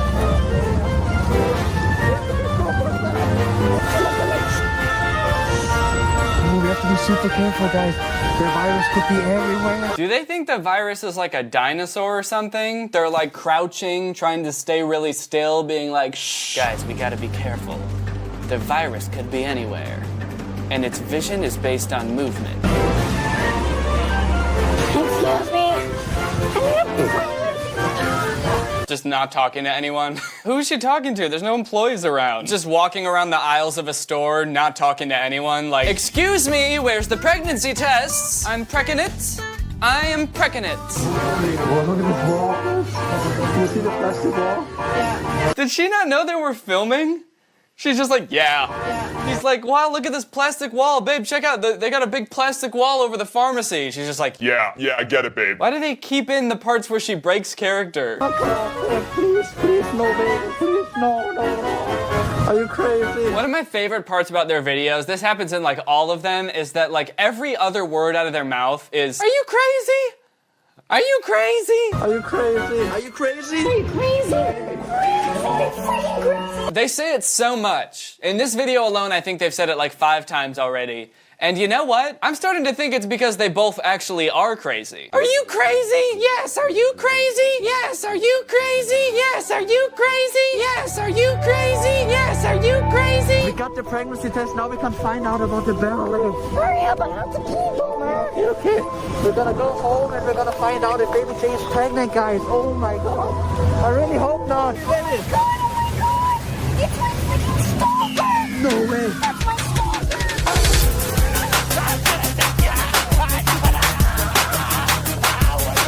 I don't know what's going on here. I'm at a loss for words. I've watched a lot of their videos. I don't know who that guy is. There was another one of those videos that was titled like My Girlfriend Has a Stalker or something, but it had nothing to do with that guy. He was not in that video. I've never seen him before. I really hope it's not just some random guy. Either way, that's kind of a unique fighting style though. They do be kind of hugging. Crazy? No, Nani. This stalker. This stalker. I can't see the phone. I don't know. What stalker? Why do they do this? Why? Why are we zoomed in on her earring? My theory is that they have like a weird tripod where the camera is mounted right next to a phone and they're filming TikToks at the same time as they're filming from their YouTube videos. I don't know why they can't just use their phone the whole time. I don't know how the person who's shooting the video doesn't realize that he's totally fucking up all of the YouTube shots. And it's not just in this video either, it's in all of them. Does no one notice? I mean, not that it would have been like a great video if they nailed all the shots, but at least it would have been a little more coherent, you know? What is she looking at? Oh. It's the app again. It's the TikTok tracker app. Oh my gosh. Okay, baby. We got the test. We're gonna find out if Baby J is pregnant or not. Are you belly? Are you belly? Your belly. Show your belly. Stop. No. Don't show my belly. Okay. Ow. All right. Just cut those parts out. The parts where she's in pain and like, ow. At this point, I'm expecting the video to end, but them to just not cut off the end of it. Like they're like, and cut. All right, let's take this fucking shit off. It's weird. Why did you keep hurting me? And it's just like 8 hours of them going about their regular day, just sitting on the couch and being like, why do we do this? Okay, guys, the moment of the truth, the moment we've all been waiting for. Oh my God. The moment we've all been waiting for, you guys. Okay. Is she pregnant or not? We're gonna find out. All right, we're gonna find out. Oh, is she gonna? I hope she's not gonna pee on it right here, is she? It seems like something she would do, where she would just start peeing right then and there. I hope she goes into a different room or something. Oh. Okay, bite on it for 5 minutes and then we're gonna see the test results. Bite on it? Uh-oh. Do they think pregnancy tests and thermometers are the same thing? Oh, shit, man. 104. Oh, fuck, man. I have a fever and I'm pregnant? Yeah, that's how it works. What are you doing? I'll be right back. Okay.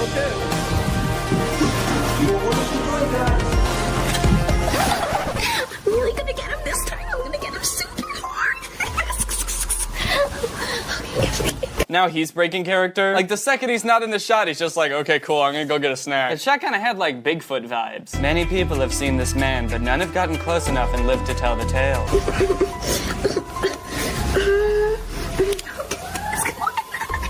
I'm super excited. Let's go.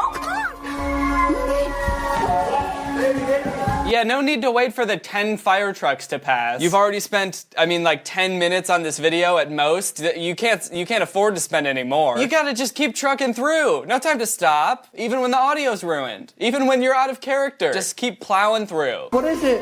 What is it? Baby, baby! I'm pregnant. Oh my God, 1 stripe says not pregnant, 2 stripes is pregnant. 2 stripes, I have 2 stripes. Oh my God, oh no, she's pregnant. Wow.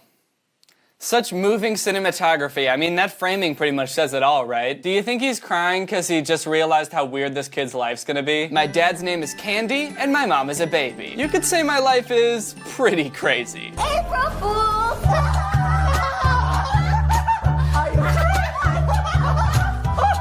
We got this so good. Don't miss the next episode.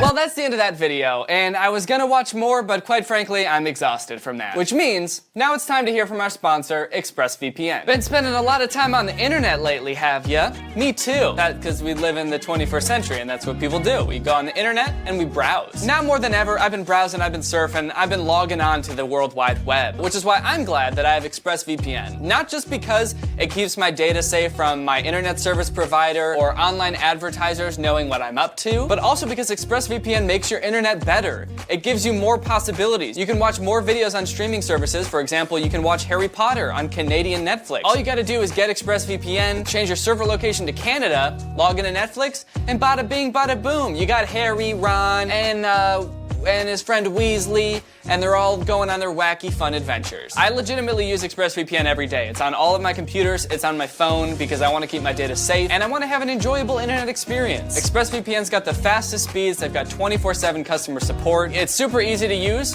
Couldn't be easier in my opinion. You just click the button, and then suddenly, you are using it. They're also the best rated VPN out there. They're rated #1 by TechRadar, CNET, The Verge, and most importantly, yours truly. So find out how you can get 3 months for free by visiting the link in the description. That's expressvpn.com/Danny Gonzalez. One more time for the kids in the back. That's expressvpn.com/Danny Gonzalez. ExpressVPN's a great service. Again, I use it every day, so I hope you guys enjoy using ExpressVPN as much as I do. So thank you for checking out ExpressVPN, and thank you to ExpressVPN for sponsoring this video. All right, well, that's it for this video. If you guys are new here and you're not subscribed yet, make sure you subscribe and turn on my notifications to join Greg. That's all I have to say about that.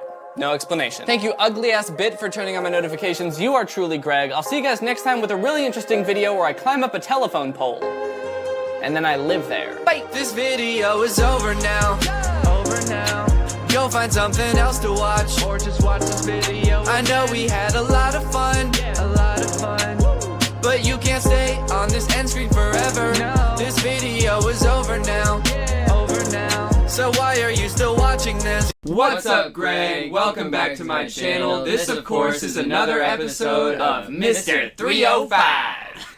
This is kind of a cool place to sit. I used to sit back like this with my boys, and then my boys can kind of sit here with me. So I'm sure most of you know we're all on tour right now, traveling across America, performing our comedy show, and in every city that we can. While driving around, we spend most of our time on the bus. We've been listening to a lot of Pitbull. Every day. Yeah, pretty much every day we're just bumping Pitbull back here. And one thing that we've come to notice is that a lot of his lyrics are either really fucked up or just don't make any sense. So the first one, I think I pointed out, and this was a really popular song when we were in high school. I remember this playing at like prom and stuff. I believe the lyric is, "Give me everything tonight because we might not get tomorrow." It's basically a song about like, we have to have sex tonight because you might die after we have sex. Yeah. So we have to have sex. I'ma make you feel so good tonight because you might die tomorrow. I think Pitbull has like 1 million songs. Yeah. Holy shit. And a Spanish version of every one. First off, I really like the way that this song starts. Me not working hard?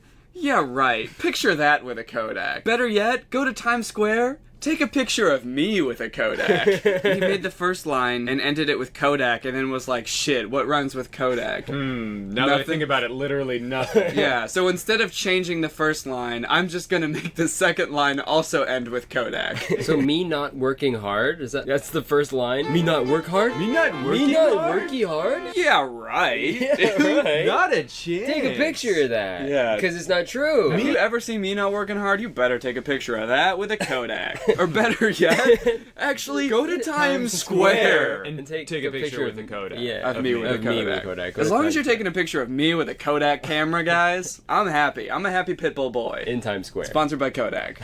I saw an article somewhere that said that actually was like a sponsorship with Kodak, or Pitbull was doing like a deal with Kodak at the time, because there was like a billboard somewhere of him with like a Kodak camera. So that was a brand deal? Yeah, and he doesn't want you to take a picture with the Kodak. It's a picture of him with the Kodak. Oh. And you can use any camera to do so. Take a picture of me with a Kodak. You can take a picture with any camera, but it's like of Pitbull with a Kodak. Yeah, you can use like a Canon or a Nikon, but let's get to the weird lyric. Tonight, I want all of you tonight. Give me everything tonight. For all we know, we might not get tomorrow. Let's do it tonight.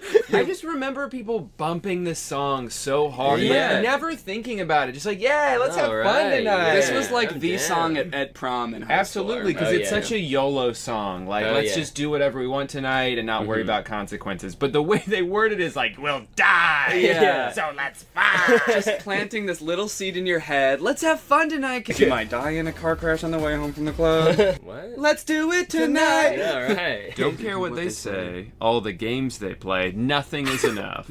Nothing is enough. What does that mean? Keep giving me more. I am never satisfied. I need it all. Give me everything, but I'll never appreciate it. Yeah. Grab somebody sexy, tell them, hey. Hey! Grab somebody sexy, tell them, hey. Give me everything tonight. You're right. Give me everything tonight. Give me everything tonight. Give me everything tonight. Is that a robbery? Hey, give me all your shit. Tonight. Give me everything tonight. As if a mugger would have to specify the time of day. Like, give me all your shit. Tonight. Right Right now. now. Preferably.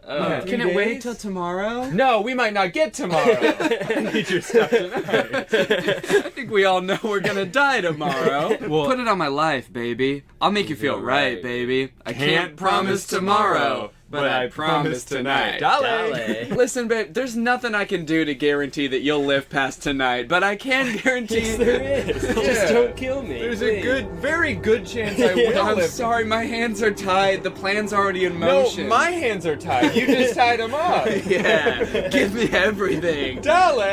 I think that's just like a general rule of 2010 pop songs, is that you have to say tonight as much as possible. Right, because we don't know what you're talking about. It could be tomorrow, it could be yesterday. Yeah, if there was a song about like next Thursday, that wouldn't be very exciting. Let's do it next Wednesday. I drink a little more than I should next week. Think about it, because if you slip, I'm gonna fall on top of your girl. So ominous, but also confusing. Yeah, I have no idea. if you slip, I'm gonna fall. Because I'm holding on to you. Yeah, what we're in the I'm song. involved with is deeper than the mazes. Baby, baby, What and it part ain't of no the secret. song My is that? granny's from Cuba, and I'm an American, and I don't got money like Seacrest. What the fuck did you just say, Pitbull? Okay. Was that like Nia? Was that someone else's line? No, I think that's him. I don't get money like Seacrest. That is all over the place. What's deeper than the mazes? What the fuck does that mean? What mazes? What I'm involved with is way deeper than the mazes I have in my basement that you're gonna have to escape from tonight. What is he involved with? Like a pyramid scheme or something? That sounds so dubious. What I'm involved with. And I don't get money like Seacrest. Usually rappers, they rap about how much money they have and how much more money they have than one person. Than but Ryan Seacrest. But this person's like, I don't have as much money as Ryan Seacrest. Okay, so this is from a song with J-Lo. I think it's on the floor, or so, yeah. Tonight on the Floor or something like that. That badonkadonk is like a trunk full of bass on an old school Chevy. 7-tray donkey donk. Yeah! Yeah! She's got a donkey donk. Her butt looks like a donkey's ass. A 7-tray donkey's butt. There's 7 trays on that donkey's ass. It's furry and she's got a little tail. All I need is some vodka and some chonky coke. What is chunky coke? Chunky coke. Is that slang? I've never heard that in my life. Does he mean chunky coke? This coke is chunky. Ooh, lots of yeah. chunks in here. Maybe he's talking about cocaine. In the lyrics, it's capitalized, like he's talking about the brand Coke. Maybe he means cherry Coke, and he doesn't know the word for cherry. Chunky. Look at these little chunky. Pretty pleased with a chunky on top. And watch, shit gon' get Donkey Konged. So what do you think he's talking about there? Shit gone get Donkey Kong. Gonna throw barrels. Because I think he's talking about her butt, right? Her butt is a 7-tray donkey donk. And watch, that shit gonna get Donkey Kong. You know in Super Smash Bros. When he like winds up to punch, that's what he's gonna do to her butt. He's gonna wind up, and then he's gonna stand there for a little while steaming. Yeah. And then when the moment's right, and knock her off the map. Yo, dude, last night that girl got fucking Donkey Kong last night, bro. Oh, dude, no way. Yeah, bro, I Donkey Konged her ass, dude. He's sick. I Donkey Konged that 7-tray donkey donk. Say no more, get on the floor. Woo! I'm on the floor now! Yeah, he is a robber. Say no more. Get on the floor! Hotel room service? Yeah. Meet me at the hotel room. Meet me at the hotel room. Meet me at the hotel room. Meet me at the hotel room. And then forget about your boyfriend and meet me at the hotel room. You can bring your girlfriends and meet me at the hotel room. So he just keeps saying that over and over. I think he just says it for as long as he thinks it'll take you to get to his hotel room. This just seems like a really creepy chant. Meet me at the hotel room. Meet me at the hotel room. Yeah. Saying this to a girl at the club. Meet me at the hotel room. Meet me at the hotel room. Oh no. It's like a trance that she ends up in. Meet me at the hotel room. Oh. Meet me at the Wait, hotel I don't know what hotel room it is. She liked that freaky stuff. 2 in the O and 1 in the I. Where's the O, first of all? 2 in the O. I think it's the... Oh. And 1 in the... Go in her mouth and you gouge her eye out with your other finger. That kinky stuff. You nasty. No, Pitbull, I think you're nasty. Yeah, I'm gonna put 1 in all the vowels, for God's sake. A, E, I, O, and U. You nasty, but I like your type. Yeah, you're so nasty. You want me to put 2 in your eye? She's like, I never said that. Oh, that was your idea. You kinky. You're a fucking weirdo. Yeah, you're so weird. Well, here goes some egg whites.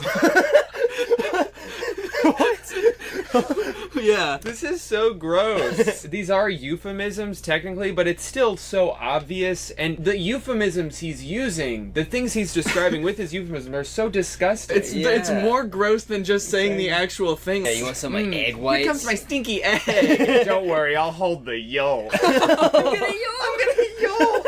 Oh, God. Now give me that sweet. That nasty. That sweet, nasty. Yeah, that gross. thing that is oh so sweet. Oh, just so beautiful and sweet. So sweet. And so nasty. And disgusting. Fucking weird. You That are Gucci stuff, you the know? most repulsive piece of delicious candy I've ever looked at. Yeah, a lot of these are from this article I found that are like the top 10 worst Pitbull lyrics. Oh, you can take this one. It's about a donkey ass again. Oh, hell yeah. He's got another line about a donkey. Weird loves fest. donkeys. Yeah. Don't bring Pitbull to a petting zoo. Yeah. You watch one of his music videos and all the girls just are donkeys. He goes to a petting zoo with a bunch of hot girls, but it's only hanging out with the donkeys the whole time. The girls are just like in bikinis, like I like these girls. You know those are not girls, right? Those are donkeys. Those aren't human Yeah, girls. she got an ass like a donkey. That is a donkey. Okay, mommy got an ass like a donkey with a monkey. Like a donkey with a monkey. So 2 butts, one smaller than the other. Mommy got a big butt and a little butt right on top. Yeah, one furry big butt and one red little butt. Okay, the next line makes it make less sense somehow. Mommy got an ass like a donkey with a monkey. Look like King Kong. So does King Kong look like a donkey with a monkey? Does he want a girl whose ass looks like King Kong? The ultimate woman to him looks like King Kong. Give me a big fucking gorilla, dude. Just climbing on Just destroying a fucking city. Yeah. And he's also saying a donkey with a monkey looks like King Kong. Yeah. I don't think he's ever seen King Kong. Well, maybe he's saying because, like, King Kong, he grabs the girl and then climbs up the building, so maybe the donkey with a little monkey looks like King Kong with a little girl. Welcome to the crib, 305. That's what it is. With a woman down here, yeah. Shh. What? With a woman down here, yeah. Shh. Hey, be quiet. Shut, there's a woman down here. And I'm not done with her yet. She's tied up. These lyrics just, I feel like they're written for people who just don't even listen to the lyrics of songs. Right. Like, if you found the most diehard Pitbull fan and read them this, they'd be like, That's what he said that. Oh, no, I didn't hear that. I Like just a donkey with a monkey. I don't think he said that. No, I don't know what he says, but I know it sounds cool when he says it. And the mama is like, wow. And the booty's like, bang, bang, bang.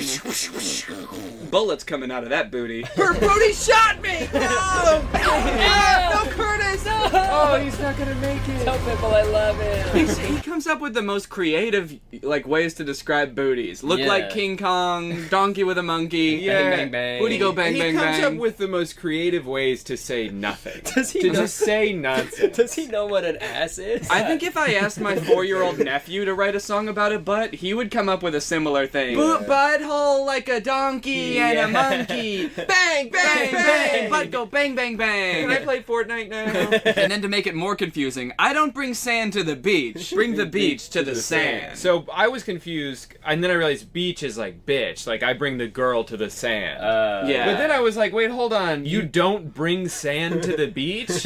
No one brings sand to the beach. It's like a potluck. Everyone's got to bring a little bit of sand to make the beach. BYOS. Yeah. Everyone's just showing up with like wheelbarrows full of sand. Yeah, you know how you see like people pulling up with coolers to the beach? They're all full of sand. Yeah, it's important. Cold sand. I'm always worried when I go to the beach that there's not going to be enough sand, because that's the best part of the beach, so I bring my own. Okay, so beach is bitch, like girl. Yeah, so then he's saying, so then it's like, I don't bring sand to the bitch? Is that what it's supposed to mean? But it's like, would he be walking around the club just throwing sand at girls? Who wants sand? Mr. 305. I have to throw it in your eyes so you can't see how creepy I look. Go to the hotel room. And then some in your ears so you can't hear how creepy I sound. Now let me look at your butt. Does it look like a donkey? How about now that there's sand on it? I don't play football, but I've touched down everywhere. Everywhere. Everywhere. I don't play baseball, but I hit a home run everywhere. Everywhere. Dolly! I've been to countries and cities I can't pronounce, which is saying a lot for Pitbull, because he's very smart. Yeah, he can say all the words. He can pronounce a lot of things as far as I can tell. Yeah, he said a lot of bullshit so far. And in Lebanon,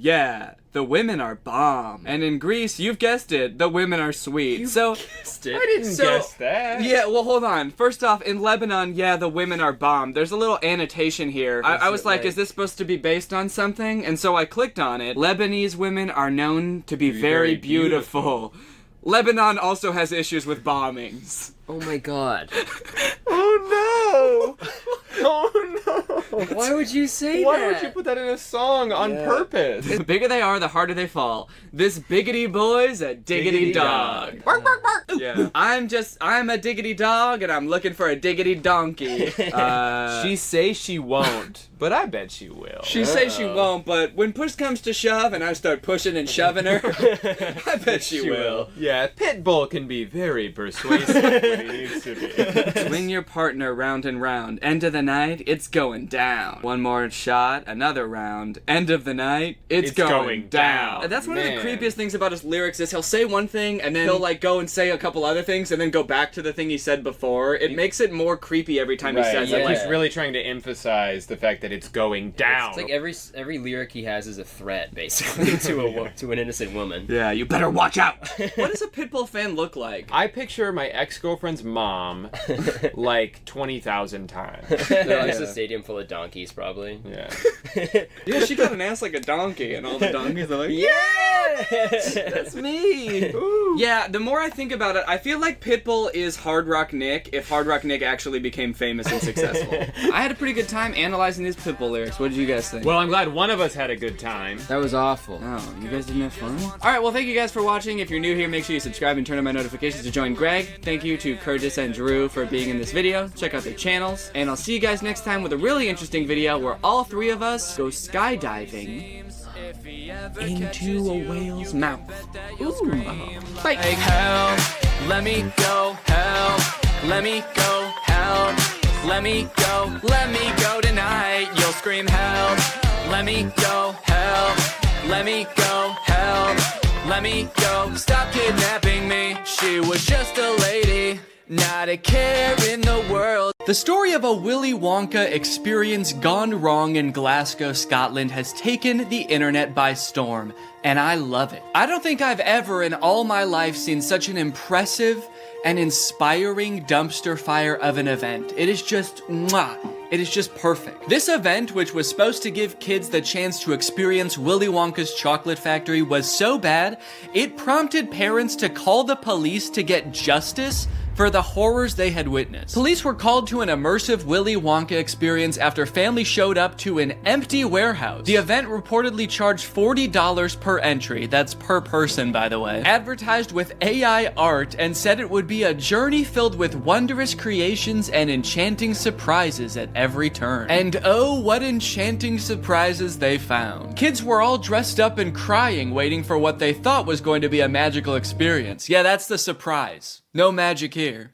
Just sadness. The surprise was them crying. If they called the police, that's how you know it was bad. Because they didn't even do that in the actual Charlie and the Chocolate Factory, and kids were dying in that movie. And honestly, it does look like it was terrifying.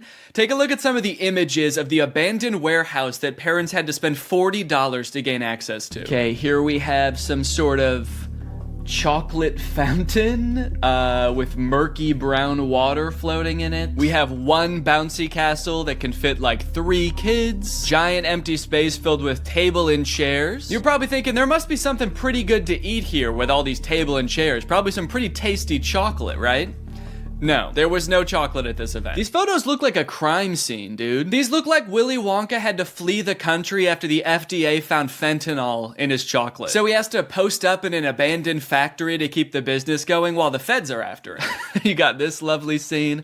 I think that the size of the warehouse really screwed them over, honestly. If it was a smaller room, it wouldn't look so empty. There would still be nothing to do there, but it wouldn't look so sad. In a way, seeing this photography light in front of this like $2 Candyland backdrop makes me feel kind of sad for the people who put on this event. Like, oh, you really thought people were gonna want to take pictures in front of this shit. Of course not. No. If 2 parents brought 2 kids to this event, it would cost $160, and you're getting this. I think I get why they called the police, honestly, dude. If I was promised some kind of fun Willy Wonka experience for the kids and then showed up to this foggy warehouse, I would think I was about to be murdered in some kind of Willy Wonka-themed Saw movie. And if that's not enough, wait until you see the nightmarish characters they had running around this place. So this is one of the most famous pictures to come out of the whole ordeal. This is an Oompa Loompa, obviously. A lot of people are focusing on the facial expression she's making in this picture. She looks exasperated. And honestly, I don't blame her. This has to be like the worst acting gig she's ever had. As far as I know, this actor wasn't putting on the event. She was just hired to be there. She's probably dealing with crying children,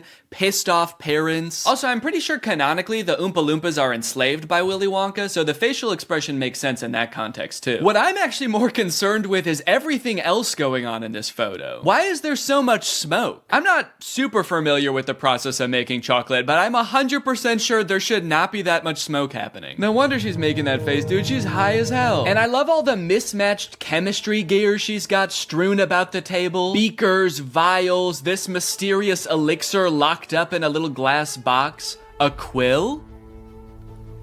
Oompa Loompas take notes like wizards from the 1300s? I didn't know that. All right, now the other 2 characters that were at this thing, I gotta introduce you to at the same time because they're both in the same video clip. So let me introduce you to Willy Wonka and the Unknown. What is that? It's the Unknown. Man, what the hell? Dude, fuck everything else. I would call the police based off of that. Who is that demon? Surprising twists and turns was right in the advertisement. I would not expect to take my kids to a Willy Wonka experience and have them be accosted by a shadow figure. I can tell you that right now. It's terrifying that Willy Wonka says, "What is that?" when he sees it. What is that? Like, dude, this is your chocolate factory. You don't even know what that is? We are so fucked. Here's a different clip of some other kids experiencing the unknown. As the soup flavor full of scary face. Oh my God. Scare the great unknown. Wonderful. I love fantastic. What is that? Yeah, that's the correct reaction to seeing the unknown. What is that? Wonka says it, this kid says it, I'm saying it. Also, I love that baby's reaction. That was like a primal instinct to make that sound. Humans have evolved for millions of years to make that sound when they see the unknown. According to some reports that I've read from the event, the unknown is supposed to be an evil chocolate maker who hides in the walls and scares little children. Is he a part of the actual Wonka story? No. Was it advertised that there would be a child-scaring monster at this event? No. But speaking of the advertising for the event, one of the most insane parts of this whole story is that this company that made this event, House of Illuminati, apparently used exclusively AI-generated images to advertise this event. Surprisingly, the website is still up, so you can go and check it out for yourself. Welcome to Willy's Chocolate Experience. Dive into the whimsical of Willy's Chocolate Experience! Exclamation point, comma. So you've got images like this, which at first look like some kind of fun candy land, but then the closer you look, it doesn't really make any sense. Like, what the fuck is this thing?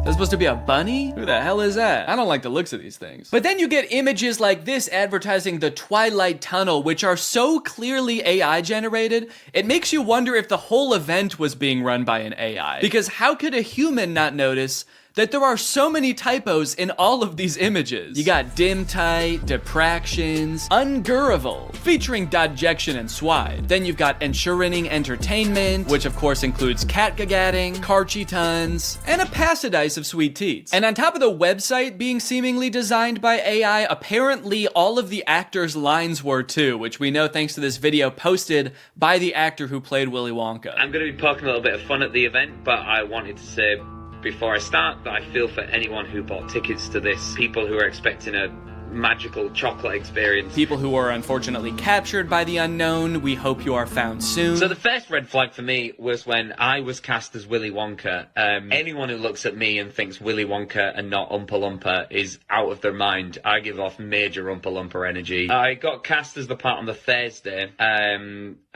was told that I needed to learn the script for the Friday. So I said, no problem, send it over. The script was 15 pages, monologue, pretty much, of AI-generated gibberish. You know what I'm kind of curious about? If the script was AI-generated, where did the unknown come from? Did the event organizers just ask ChatGPT to generate a script about Willy Wonka's chocolate factory and it just threw that shit in? Cause that's terrifying. ChatGPT was like, planning an event for kids, huh? I know just the thing to add. Don't worry, I'm great with kids. So I'll give you one of the lines from the script. I'm not going to do the Willy Wonka voice because I think I've embarrassed myself enough. But one of my favourite lines was, there is a man who lives here. His name is not known. So we call him the Unknown. The Unknown is an evil chocolate maker who lives in the walls. What? We were told on the experience to hand out a jelly bean, one jelly bean per child, and a quarter of a cup of Tesco's own brand lemonade. One jelly bean? All that smoke the Oompa Loompa had to endure and she was just back there cranking out one jelly bean? Maybe the unknown was introduced as some way to canonically explain why there was no chocolate at the event. Sorry kids, there's no chocolate here today. An evil chocolate maker showed up and he shot the Oompa Loompas. They're dead now. So one of the Oompa Loompas from the event also posted a TikTok kind of poking fun at the whole experience, but the one actor we haven't heard from yet is the one that we all obviously want to talk to. The unknown. Unknown, we need to know your story. What was your inspiration for your performance? How did you get into character? The unknown must have had the worst time of any of the actors because, like, you got hired to do a performance of Willy Wonka and you got cast as a character that's not in Willy Wonka? Just like an evil spirit that lives in mirrors? And then your job for an entire day is to scare and confuse unsuspecting children who have no clue what they're in for. Every time a kid came around that corner, you just know the unknown was like, God damn it, I gotta traumatize another kid. The Oompa Loompa from the famous photo ended up doing an interview with Vulture where she describes the moment that children saw her for the first time, and it is very sad. Tell me about the moment as the kids started coming in. Did you see the innocence leave their eyes? They were quite upset. I think they were confused, but it was more the parents. I just looked at them, and I think they must have known when they looked at me. An older couple said to me, I really, really hope you get paid well for this. This sounds like she's describing people witnessing the wreckage of a tsunami or something. It's crazy. Each individual person that laid eyes on her had to take a second to mourn. When you say walk through, how long are we talking here to walk through this event? I'm telling you, this would have taken about 2 minutes. I've never experienced anything like this in my life. Dude, honestly, that's kind of smart, because like 2 minutes isn't even long enough to process like the first stages of grief. You're getting these people in and out before they can even realize they got scammed, you know? They don't even know what the fuck just happened. After the police were called, people started getting refunded, the story blew up. The director of the company who put on this event did eventually apologize. I'm really shocked that the event had fallen short of the expectations of people on paper. Yeah, dude, on paper the event was awesome. No chocolate, abandoned warehouse, smoky oompa, just like the movie. There was every intention to hold the event from the pictures. Despite not being the best light, hopefully you'll be able to see that there was every intention to hold the event. No, we know you were planning on holding the event. That's kind of the problem. I think a lot of people wish you didn't. Unfortunately, there were unforeseen circumstances and the event didn't come to light. He's like, we were not expecting that evil chocolate maker to show up. The unknown ruined the event. These issues were technological in nature. We had ordered a holographic paper that didn't arrive on time. The holographic technology in itself is absolutely fabulous technology, and unfortunately, there was a delay in postage.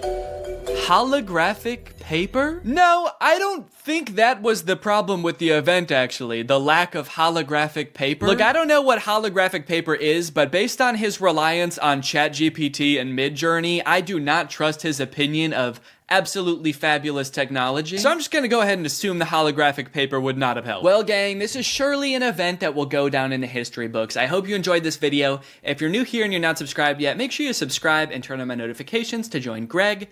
I'll see you guys next time. Bye-bye. What's up, Greg? Welcome back to another episode of I Have Had a Week. Quite a week. I have been having some serious issues. I know a lot of you noticed this because I got a lot of tweets about it, but my video that I posted last week about the movie The Lamp got taken down due to copyright. It's back up now, luckily, so if you haven't seen it, you can go watch it. But oh boy, has this week been quite an experience dealing with copyright issues on YouTube. So let me give you a little rundown of what happened last week with my video. So I uploaded it, and pretty much the minute I uploaded it to YouTube, it got copyright claimed. I guess it was claimed like automatically by YouTube's robots or whatever goes and automatically claims things, because the video was still private at that point. Like, I had uploaded it, but I didn't publish it and make it public, so nobody could see it. And I'm pretty sure that like even YouTube human employees can't see it, but they do let their algorithms or robots watch it and check if there's any copyrighted material or any like super explicit material so they can claim it or demonetize it or anything like that. So like the second I uploaded the video, it got claimed right away. But the only thing that happened was my video got demonetized. I wasn't super worried about it at first because I had a brand deal on that video, so I was gonna get paid for it anyway. So I was like, all right, whatever. And I have to post it anyway for the brand deal, so I'll just let it be demonetized and I'll just post it like this. That'll be fine, right? Nothing bad could possibly go wrong. So the video performed really well. I guess a lot of people liked it, and I think it was like my #1 video in like the first 24 hours of any video I've ever posted, which made me feel pretty good. But that pretty good feeling was short-lived because the next morning when I woke up, I found out that my video had been blocked in several countries. 2 countries to be exact.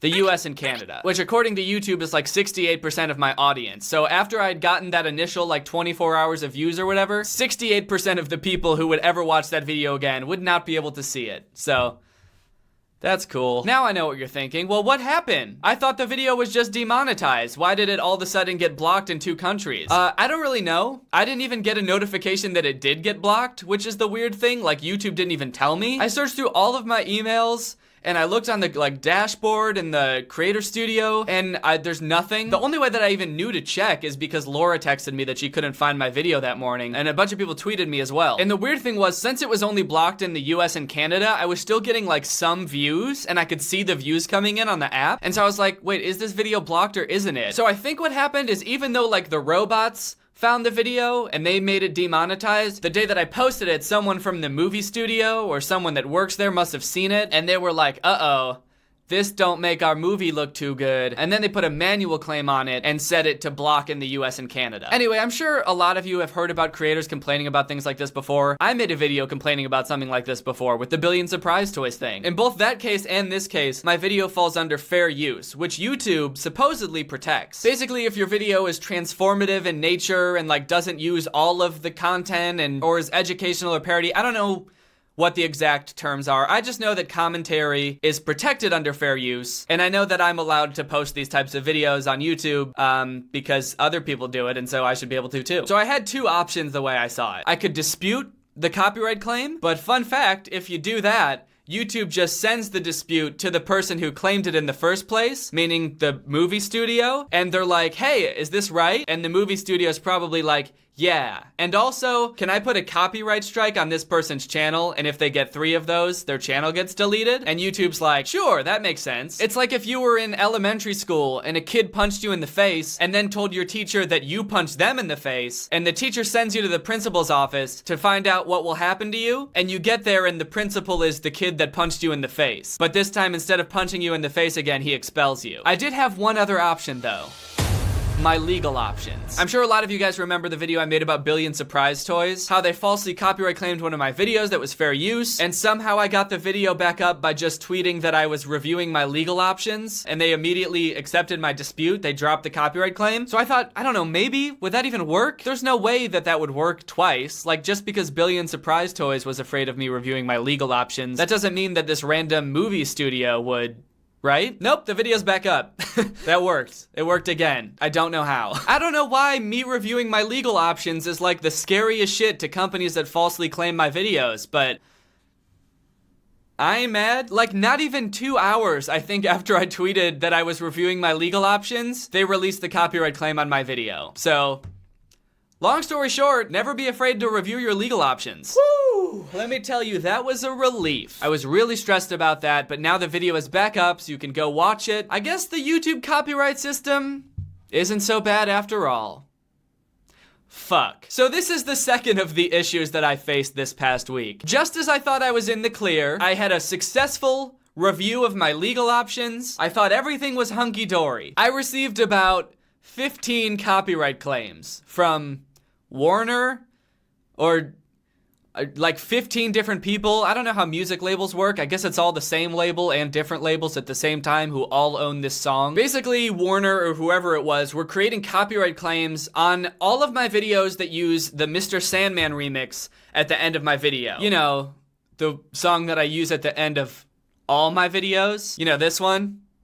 Oh, what's that? You can't hear it? Yeah, that's because I can't use it anymore. Here's the thing that really confuses me about that, is that I didn't even use the song that they say I was using. They said I used Mr. Sandman, which is a song from 1958, but I actually used a remix of that song. And I guess I don't know how copyright laws work in relation to like remixes and sampling. Maybe it's totally my fault for using it. I guess I just kind of assumed that after like weeks and months and years of using this song at the end of every video and never getting copyright claimed for it, that the song was fair game. So they basically went through and claimed like all of my videos that use that song. Well, not all of my videos, just my most popular videos. So what I did was go through all of my videos that use that song and replace that song at the end using YouTube's audio editor, which I guess is a tool that lets you replace audio in your videos with like the stock music that YouTube offers in their music library. So now at the end of all of my previous videos, instead of me talking with the Mr. Sandman music in the background,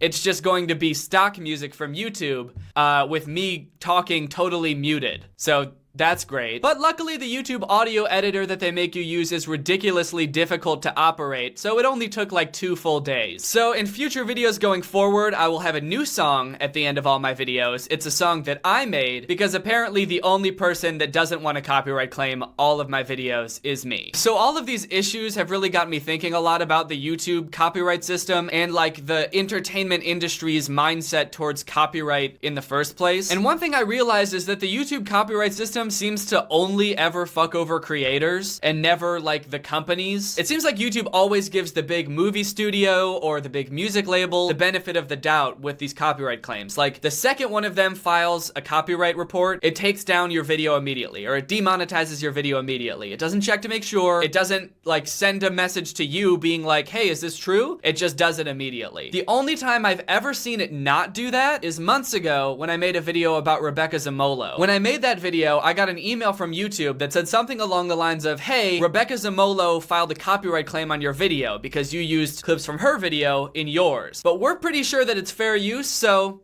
we're gonna keep it up. And when I got that email, I was like, holy shit, that's cool. YouTube actually is like acknowledging fair use. I thought it was pretty funny because it showed like Rebecca Zamolo's signature that she tried to copyright claim my video, like it was actually her that clicked on it. But now looking back on it, that's the only time that's ever happened. The only time YouTube has ever given me the benefit of the doubt is when I was going up against another creator. In all of these other instances with large corporations, YouTube just gives them the benefit of the doubt and assumes that I'm in the wrong automatically. In the end, I don't really know if it's YouTube's fault that like the copyright system is like this. It might not be YouTube's fault. Maybe this is just how like the copyright laws work and they have to have it this way, otherwise they'll get sued out the wazoo. Anyway, maybe these things will be solved and maybe they won't. And maybe I'll just have to stop using copyrighted material in all of my videos and just start roasting videos that I make. How cool would that be? But when my videos get demonetized and taken down, it makes me all that much more appreciative that you guys are so supportive in all of my other endeavors, whether that be supporting me through my merch or supporting the brands that sponsor this channel. So thank you guys for doing all those things because it really helps. But as far as fixing these copyright issues, I guess all I can really do is just wish. Hello? Hello! Who's there? It is I, Jonathan Wentworth VIII. How did you get in my house? I'm here to help. Help with what? Your wish, of course.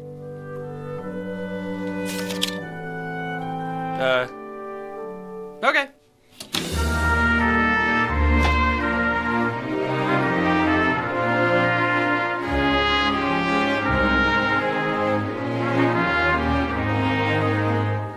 Are you gonna say anything?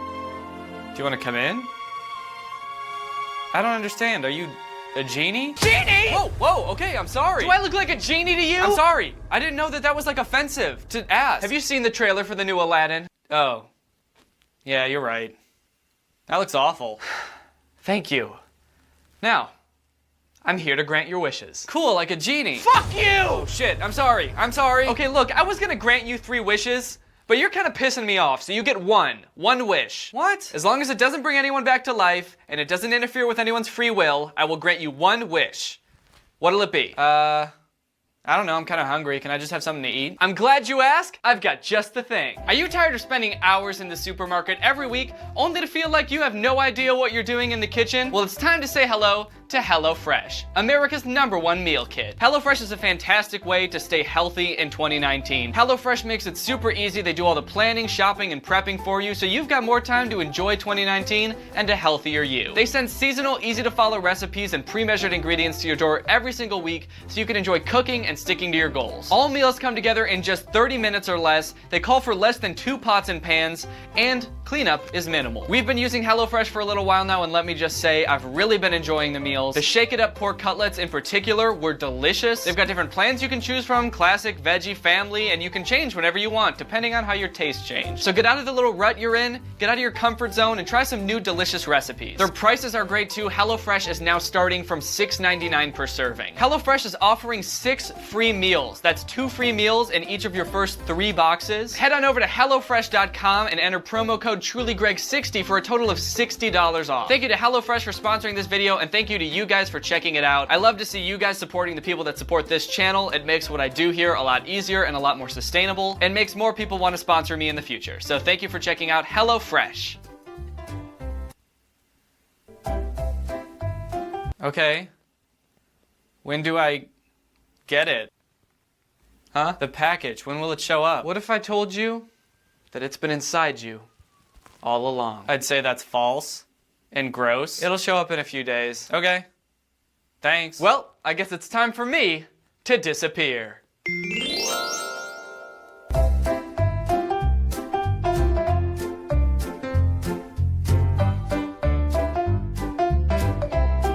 Alright guys, well I hope you enjoyed this video. If you're new here, make sure you subscribe and turn on my notifications to join Greg. Greg is my fan base here on YouTube, but we're more than just a fan base. We're a family and an army. We are a clan of warriors ready to attack at a moment's notice. And we're the fastest growing army on the internet. Bet you want to look that up, don't you? Well, guess what? Don't please. If you want to get some merch, like this shirt or any of the other items on my merch store, go to dannygonzalez.store. I'll see you guys next time with a really interesting video where I turn into a crab. Bye! This video is over now. Over now. Go find something else to watch, or just watch this video. I know we had a lot of fun. A lot of fun. But you can't stay on this end screen forever. No. This video is over now. Over now. So why are you still watching this? Do you not have anything else? I have lots of other videos that you can watch, and I'm sure you'll enjoy them just as much. Now I'm actually kinda concerned. Did something horrible happen to you? Did you leave the room and forget you were watching YouTube? When you come back, I bet you're gonna be pretty confused. I would be too. Hey, are you subscribed to my channel? If you're not, you should totally subscribe to my channel. Thanks. And even if you're already subscribed to my channel, you could tell a couple friends to go subscribe to my channel. Because this video is over now. Over now. Go find something else to watch, or just watch this video. I know we had a lot of fun. A lot of fun. But you can't stay on this end screen forever. No. This video is over now. Over now. I'm amazed that you're still watching this. I don't understand why. It's almost like you're trying to prove a point, but I don't know what that point is. Or you think there's gonna be something special at the end, but there's not. Hey Greg, a couple days ago I saw this TikTok and I knew I had to make a video about it, so go ahead and check it out. Sigma males are more attractive than alpha males. Stay tuned. Welcome to the Anthony Spade channel. So I saw this TikTok and I immediately knew I have to watch this video. My first thought was, oh my god, I need to watch the rest of this video. Actually, I think my first thought about it was, there's no way this is actually the real intro to a real human being's YouTube channel. I thought maybe whoever posted this TikTok added in the wolf and the tiger onto this to make it even funnier than it already was, but nope, they are in the actual video. This is part of the actual intro to this person's YouTube channel. The video is called Why Sigma Males Are More Attractive Than Alpha Males, which is really funny because if you watch the intro, you'll see that this dude calls his army, his fan base, Sigma Nation. So he considers himself like a leader of the Sigmas, and he's making a video called Why Sigma Males Are More Attractive Than Alpha Males. He might as well have just titled the video Why I'm So Goddamn Hot. Why I'm hotter than you. What's up guys, welcome back to my channel. Today we're gonna be talking about the top 10 reasons why I'm so fucking hot. Reason number 1, because I said so. Reason number 2, because I'm hot. And reason number 3, any questions? So now I am dying to figure out why exactly Sigma males are more attractive than alpha males. But first, I'm not exactly sure if I know what a Sigma male is.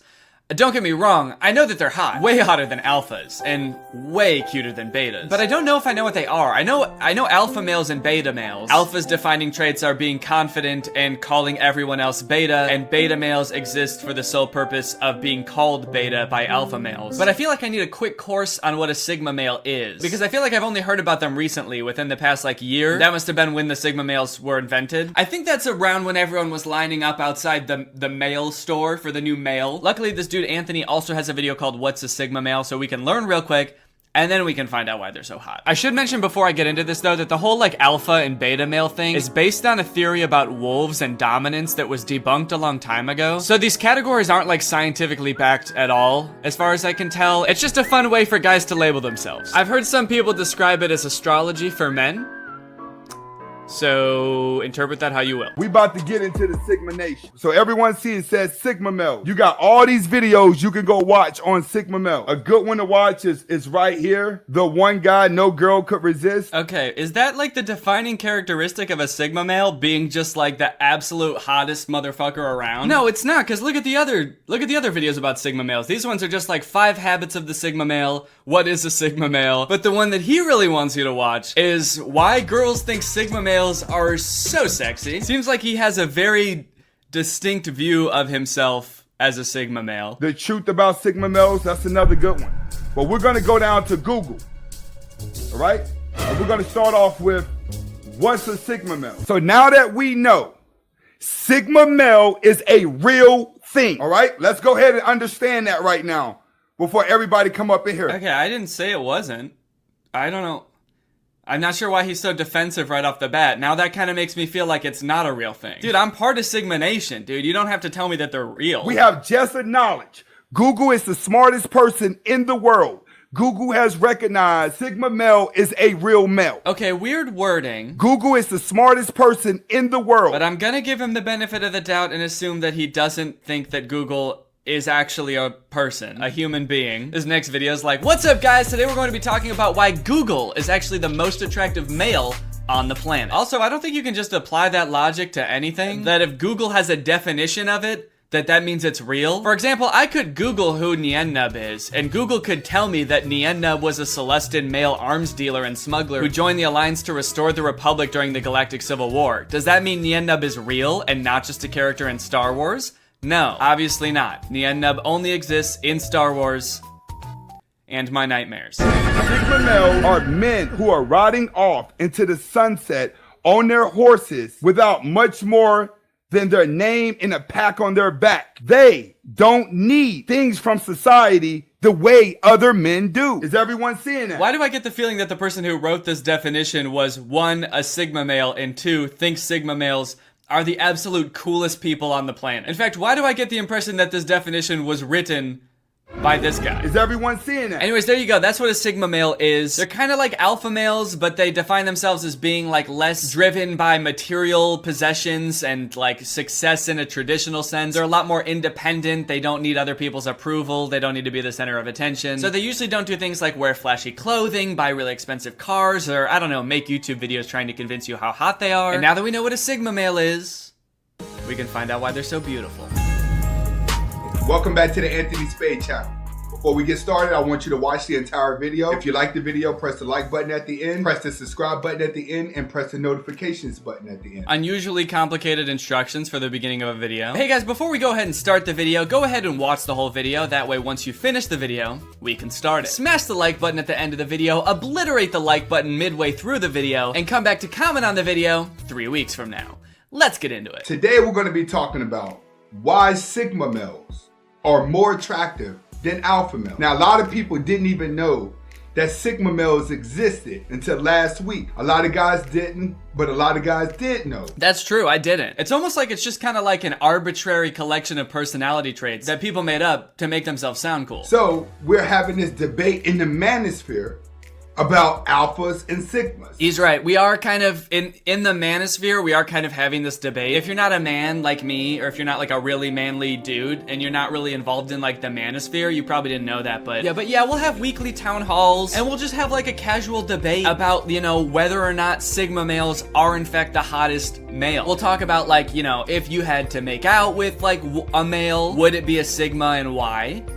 And why would it be a Sigma? Why would it definitely be a Sigma? So the first part of the video is just him kind of explaining what alphas and betas are. No matter if you're alpha, no matter if you're Sigma, you're beta, omega, delta, zelta, wherever these mindsets are, MGTOW, red pill, blue pill, it's all mindset. He says it's all about mindset. You know, like a beta and an alpha can both be like a rich, attractive guy. It's all about mindset. Every man can have money and still be weak. Every man can have women and still be weak. Alphas, their one main priority, according to this guy, is that they need to dominate. They need to dominate specifically other men. Alphas are known for lions for a reason, because lions conquer everything around them. When it comes to the beta male, the alpha conquers the beta male and uses the beta male to get ahead. This is what women are attracted to. They're not attracted to their money. They're not attracted to their looks. They're attracted to their dominant mindset. Alpha males use beta males. They dominate them, they conquer them, and they use them. And that is like apparently their whole mindset in life is to just like conquer weak people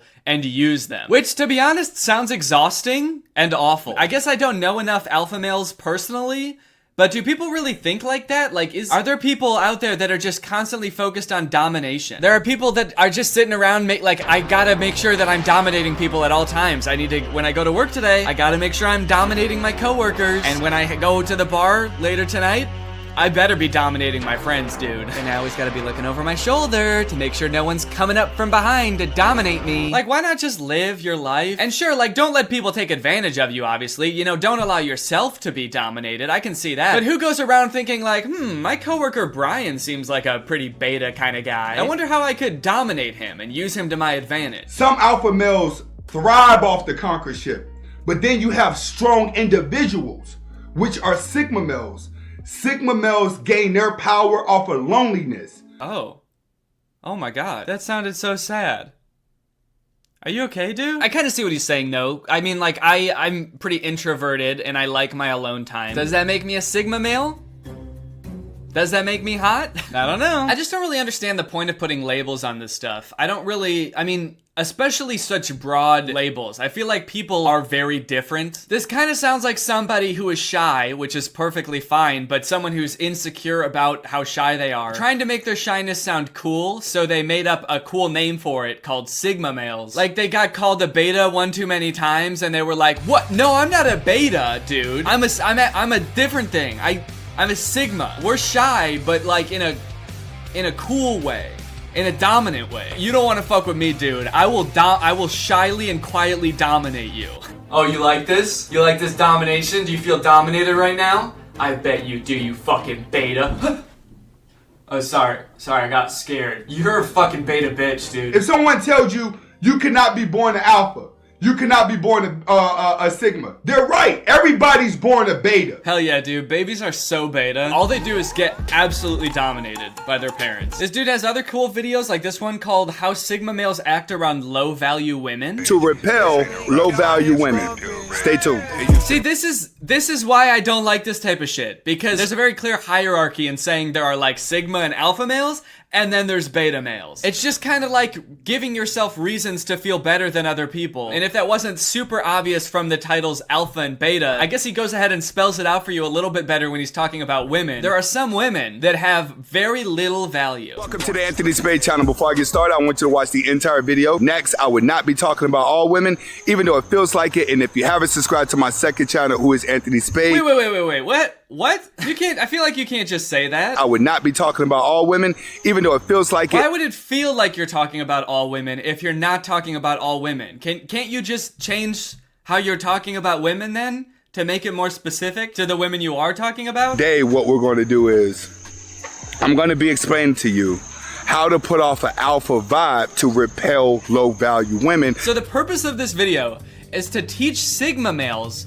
how to put off an alpha male vibe when you're around a low-value women to try to get her to not like you so much. Because I guess in his eyes, women are so turned on by sigma males because they're the hottest thing in the world, and all women know this, and all women think this, and by all women, of course, we mean not all women. Even though it feels like it. The only way to throw them off your scent is by pretending to not be a sigma male, but to be an alpha male. Holy shit. Sometimes I may talk pretty low about women. Anyway, that's pretty much that whole video. He's also got a video where he's sad that an NBA player wore a dress.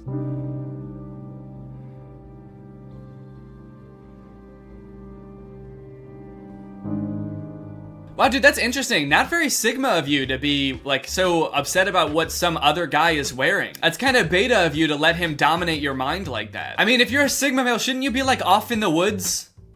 Making moves by yourself, dominating yourself. Okay, now here's where things get interesting. As you could probably tell by that video about how to act around low-value women, sigma males, or at least this guy, seems to think that he's a little bit above an alpha male in the pecking order. This is a problem for alpha males because before sigma males were invented, alpha males used to be like the top dog. And now these sigma males come out of the woodwork saying, we're so hot, we can't be dominated, we have to pretend to be your ugly asses when low-value women come around. And honestly, it seems like this is kind of shaken the alpha male community. There's this dude named Alpha M who's pretty big on YouTube and TikTok. He does videos offering fashion, life, dating advice to dudes who want to become as alpha as him. You've got to make sure that you're exposing a little bit of tricep. Proper way to tie your sneaks. Your age, divide it by 2, and then add 7. So if I technically was single, I'd be like, yo, you're 28? Sorry, you're You're too young. 29? Yes, please. This is a feminine way of sitting. I've seen this dude's videos plenty of times before, and they've always seemed very like hacky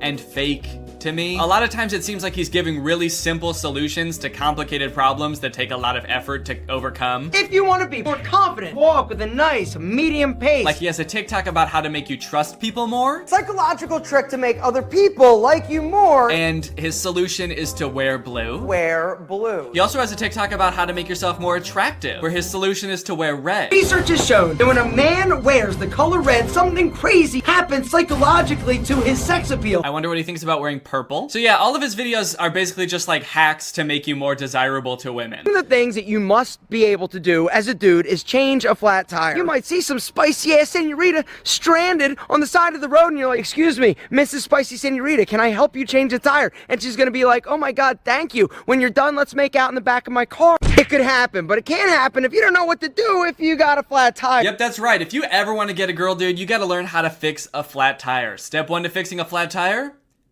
Open the hood. That's where the wheels are. Anyway, he's got a YouTube video called 15 Signs You're a Sigma Male and Is It Better Than Alpha? And I think it gives a really good glimpse into how alpha males feel about this new category of man. Sigma? Now there's a Sigma? What the is a Sigma? What's up, gentlemen?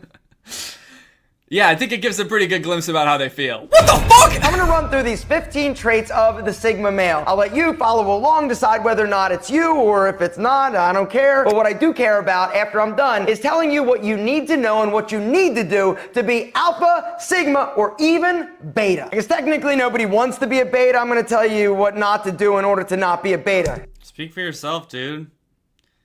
Trying to get dominated. So he reads through the traits of Sigma males and seems to get confused by a few of them. They have an ambiguous morality, which I have no idea what that even means. They have rusty social skills. Also not sure. They can fit into friend groups, but don't rely on them. They tend to have small but close friend circles. Wait, I thought you did say I didn't need a friend circle! Sort of being like, what? How could this person exist? The person who doesn't need a bunch of friends? Someone who's kind of a loner? What? How does everyone now want to be the center of attention all the time?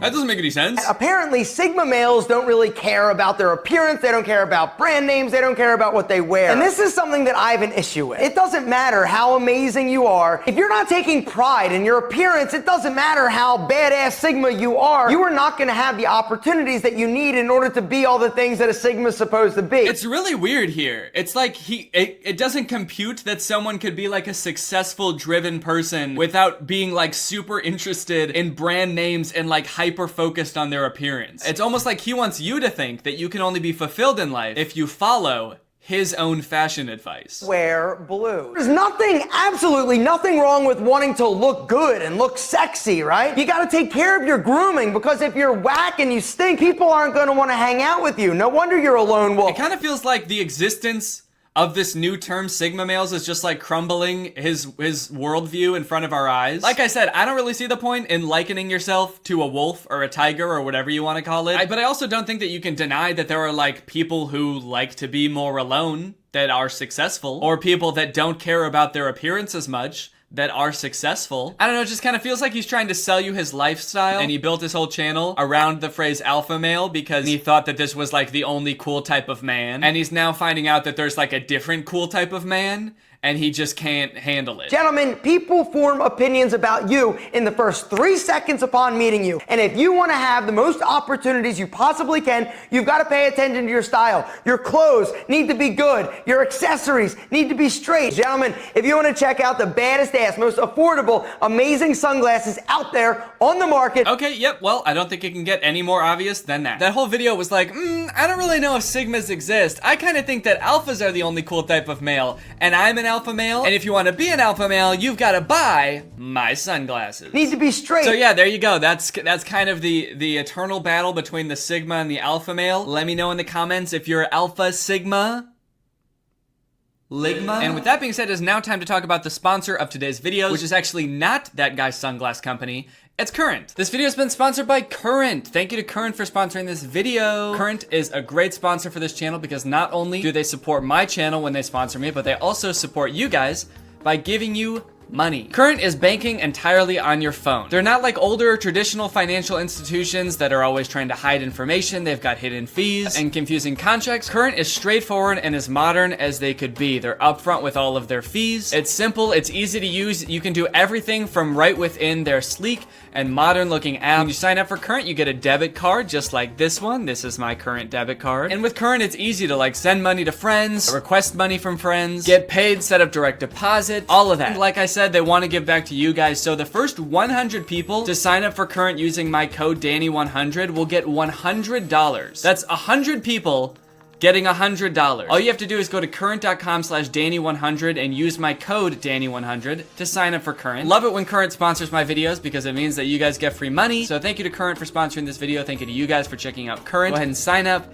Get your coin, get your free money while it lasts. Bye. What's up, Craig? I hope you're all having a great day. Welcome back to my channel. This, of course, is another episode of I Got a Curtain. I got a curtain. It's in the background of my videos now. Just when you thought you knew what this room was gonna look like, I went and got a fucking curtain for the window. So don't ever try to guess what I'm gonna do with this room, okay? Because you're gonna be wrong. So anyone who subscribed because I didn't have a curtain in the background of my videos, I guess you can unsubscribe. It's the weird side of Amazon part 2, baby! This time with more than just talking about 2 things. I realized in the last video I called it like the weird side of Amazon. Like I had a ton of products I was gonna talk about, but I really only talked about the Jeremy Renner store and a saddle, and that was the entire weird side of Amazon. Don't worry, we got more shit this time, okay? I'm not just gonna talk about 2 things. But real quick, speaking of the daddy saddle, the daddle, if you will, Pony Up Daddy still hasn't reached out to me in regards to my idea for the daddy drawn carriage. So Pony Up Daddy, if you're watching this, I just wanted to remind you again of my brilliant idea. Once again, if you've forgotten, it's a carriage for kids to sit in that's pulled by daddies. I just wanted to remind you of that idea. If you don't use it, I'm gonna have to build it myself, and I really don't want to do that, so I'd really like for you to start producing the daddy drawn carriage. Again, if not, I will have to build it myself. So this is a warning. Please make the daddy drawn carriage, or I'm gonna have to do it, and again, I really don't want to have to do that. So in my quest to find more weird shit on Amazon to talk about, I actually tweeted, hey, if you have any weird things on Amazon that you know about, feel free to send them to me, which a lot of people did. By the way, if you don't follow me on Twitter, you totally missed out. And you look like an idiot right now. So maybe follow me on Twitter and that won't happen next time. But you guys really came in the clutch there. You guys really sent me a bunch of weird shit on Amazon. And I feel like some of it is even weirder than the daddy saddle in different ways. So without further ado, let's complain. It's time to complain now. It's complaining time. Are you guys ready to complain? Cause I am. Wall Monkeys Senior Woman with Asthma Inhaler Wall Decal Peel and Stick Graphic. This is 48 inches by 41 inches. That's like 4 feet wide. This is a 4 foot tall image of an elderly woman using an inhaler. You can stick it on your wall and look at it. I cannot imagine why you'd want to do that. The only possible application I could think of for this product is if you are an elderly woman who uses an inhaler and you want to know what you look like, but you can't afford a mirror, but you can't afford this $60 wall decal of an old woman with an inhaler. Holy shit, this is $60. That's a hefty chunk of change to spend on an old woman with an inhaler. Easy and fun to apply. Okay, fun? Fun seems like a little bit of an over-exaggeration. I don't know how much joy anyone would get out of just putting a picture of an old woman up on their wall. Yes, I wish I could do this every day of my life. Just stick pictures of old women on my wall. Compare with similar items. Okay, there's this section on the page where you can compare the old woman with an inhaler decal to products that you might want to buy instead of that. So something that would fill the same void in your heart that this old woman with an inhaler would fill. One of the products is just the same image of an old woman with an inhaler. One of them is an old woman leaning on her hands, which is very sweet. And then the third product is just a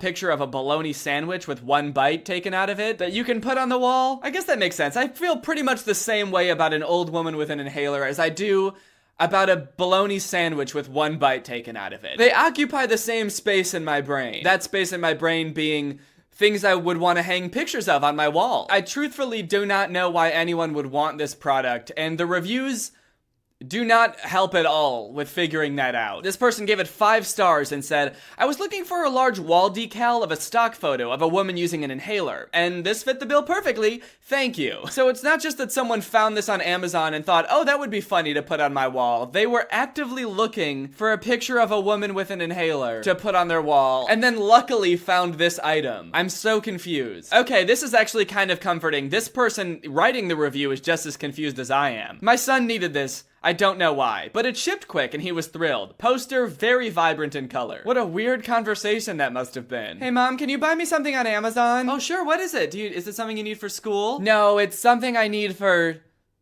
personal use. Oh, is it? Okay, is everything okay? What is it? Yeah, everything's fine. It's just, I just need a picture of an old woman using an inhaler that I can hang on my bedroom wall. Huh? If you just give me your credit card, I can type it in and do it myself. You know what, son? I could ask you why the fuck you would want this picture hanging on your bedroom wall, but I'm proud of you for taking this initiative. So, here, take my credit card and buy whatever you want, as long as it ships quickly and is vibrant in color. Thanks, Mom. You're the best mom ever. Yes, son, I am the best mom ever. What the hell? They just have my merch on Amazon? Someone else is selling my merch on Amazon. Well, it's actually my old merch. I don't sell this hoodie anymore, but still, I didn't put that there. I was about to say I think this is illegal, but technically I don't think it is because this hoodie was literally just Greg typed out in a totally free to use font. So it's not like it's a copyrightable logo. I don't think you can just copyright a word written in a free-to-use font. Otherwise, I could just copyright the word the in like Times New Roman and become probably the richest person ever. So if someone who knows about the law could tell me if that's legal or not, that would be great. And also, if it is legal, please don't steal my idea. It was my idea. I had it first. Shan Kapu, Danny Gonzalez Teenager Hipster Hoodie. Fitness Pullover Black. 100% cotton. Material 100% cotton. These hoodies are made of breathable cotton. Okay, I get it. I feel like they're really cramming the whole cotton thing down my throat. Like, I believe them at first, but it's almost to the point where I feel like they're trying to cover up something. Like, they're not really made out of cotton. These hoodies are 100% cotton, and they're made of cotton, and we use cotton to make them. And there was cotton in the room while they were being made. And I have heard of cotton before, know what cotton is, and I use them and put them into this hoodie. It's made of cotton, alright? And not my own hair. I did not use my own hair to make these hoodies. It's made of breathable cotton. Fashion trend. These hoodies are perfect endings to any sport or casual look. What does that mean? It's the perfect finishing touch to any sport outfit? I don't think so. Oh yeah, dude, you'll look totally normal just hopping on the b-ball court in a giant-ass black hoodie. You'll look totally normal and awesome competing in a swimming and diving tournament in your big black Greg hoodie. Perfect for partying with friends, running, casual dating, school, etc. It's only good for casual dating, okay? This is not good for any serious relationships. This hoodie is great for getting to know each other, you know? Go on a couple dates, find out if they're the right person for you, and then you gotta fucking ditch the hoodie fast. If it starts to get serious at all, get rid of the hoodie. Do not wear this hoodie around anyone that you're serious about. Do not wear this hoodie around anyone that you care about, okay? It's great for casual, fun dating, but once you get to know someone and you truly care about them, this hoodie will ruin everything. Okay, it does make me feel better that this hoodie has 0 reviews, so hopefully that means that no one has actually bought a Greg hoodie from this counterfeit Amazon store, so thank you for that. Thank you, Gregs, for getting your hoodies straight from the source, you know? Straight from the horse's mouth. Straight from the pony's mouth. They even have the Greg family crest on a hoodie? I don't even sell those on hoodies. I only sell them on t-shirts. Shaking my head. Okay, now this one is not my merch, but it is a hoodie with a picture of a cat that has me as a face, and also the hoodie has cat ears, so you're a cat while you're wearing it. Red coffee, Danny Gonzalez, Greg, human face, funny cat, young lady hoodie sweatshirt. I feel like they were trying to cram as many words into that description as possible, like an essay where you have a set number of words you have to use, but you ran out like 3 hours ago, so you're just throwing random words in there. And I feel like there's a point where adding more words stops making something more descriptive and actually starts making it more confusing and vague. Like, there's so many words in this description, I would not be able to guess what this hoodie looks like based on this description. I do appreciate that they called my face a human face, though.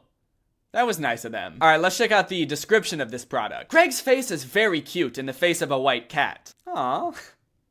Thank you. Okay, I would be mad that they called me Greg instead of Danny, which is my name, but Technically, I am Greg, so I'll have to let this one slide. And they called my face cute, so I can't stay mad. Soft and comfortable cotton makes your skin easier. Easier to do what? What gets easier about your skin? This hoodie will make your skin way easier to peel off. Don't worry, dude. Make your skin easier. What does that mean? Less difficult? Oh, thank God. I finally found a shirt that's gonna make my skin easier. My skin was way too difficult before, dude. My skin is on expert settings, and I am but a noob. I was having a really tough time figuring out my skin, you know? Till I found this hoodie, and it made it way easier. At first, I was like, okay, maybe this is like a translation error. Maybe they mean it'll make your skin smoother or something. That would make sense. But then I was like, okay, wait, no. A hoodie should not be making your skin smoother. A good hoodie should not be changing your skin at all. Clothes should not alter the composition of your skin. A good hoodie, I would say the best hoodies, keep your skin how it is in the first place. It should not alter your skin. And that's why every single Greg hoodie that we make in our store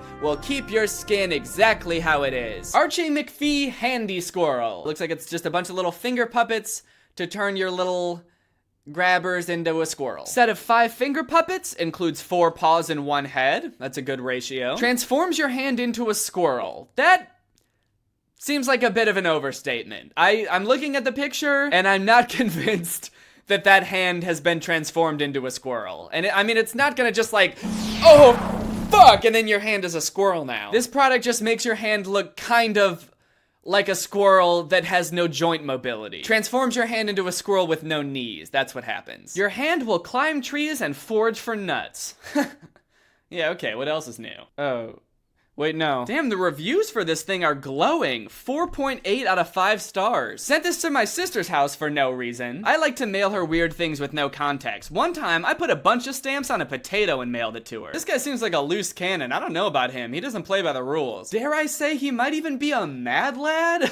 I don't know, sis. Also, I just realized his name is Fat Daddy Fly Sock Soul. Anyway, she had a party last night and the handy squirrel was a huge hit. People love this thing. Buy one and get stupid. Have fun. I love the thought of his sister just going around the party with this little squirrel thing on her hand and everyone being like, ew, I love it! Ah, I can't believe it! Buy one and get stupid. He does sell it very well though. I would be lying if I said there wasn't part of me that's like, I think I'm gonna buy this fucking squirrel thing because of that review. Okay, here's a pretty perplexing shirt that someone tweeted to me with absolutely no context. It's a shirt that says, I'm Caleb, doing Caleb things. And at first I was like, I don't understand, is this a reference to something? Am I missing something here? Is this a quote from a movie or what? Why is this on a t-shirt? But then I Googled it and nope.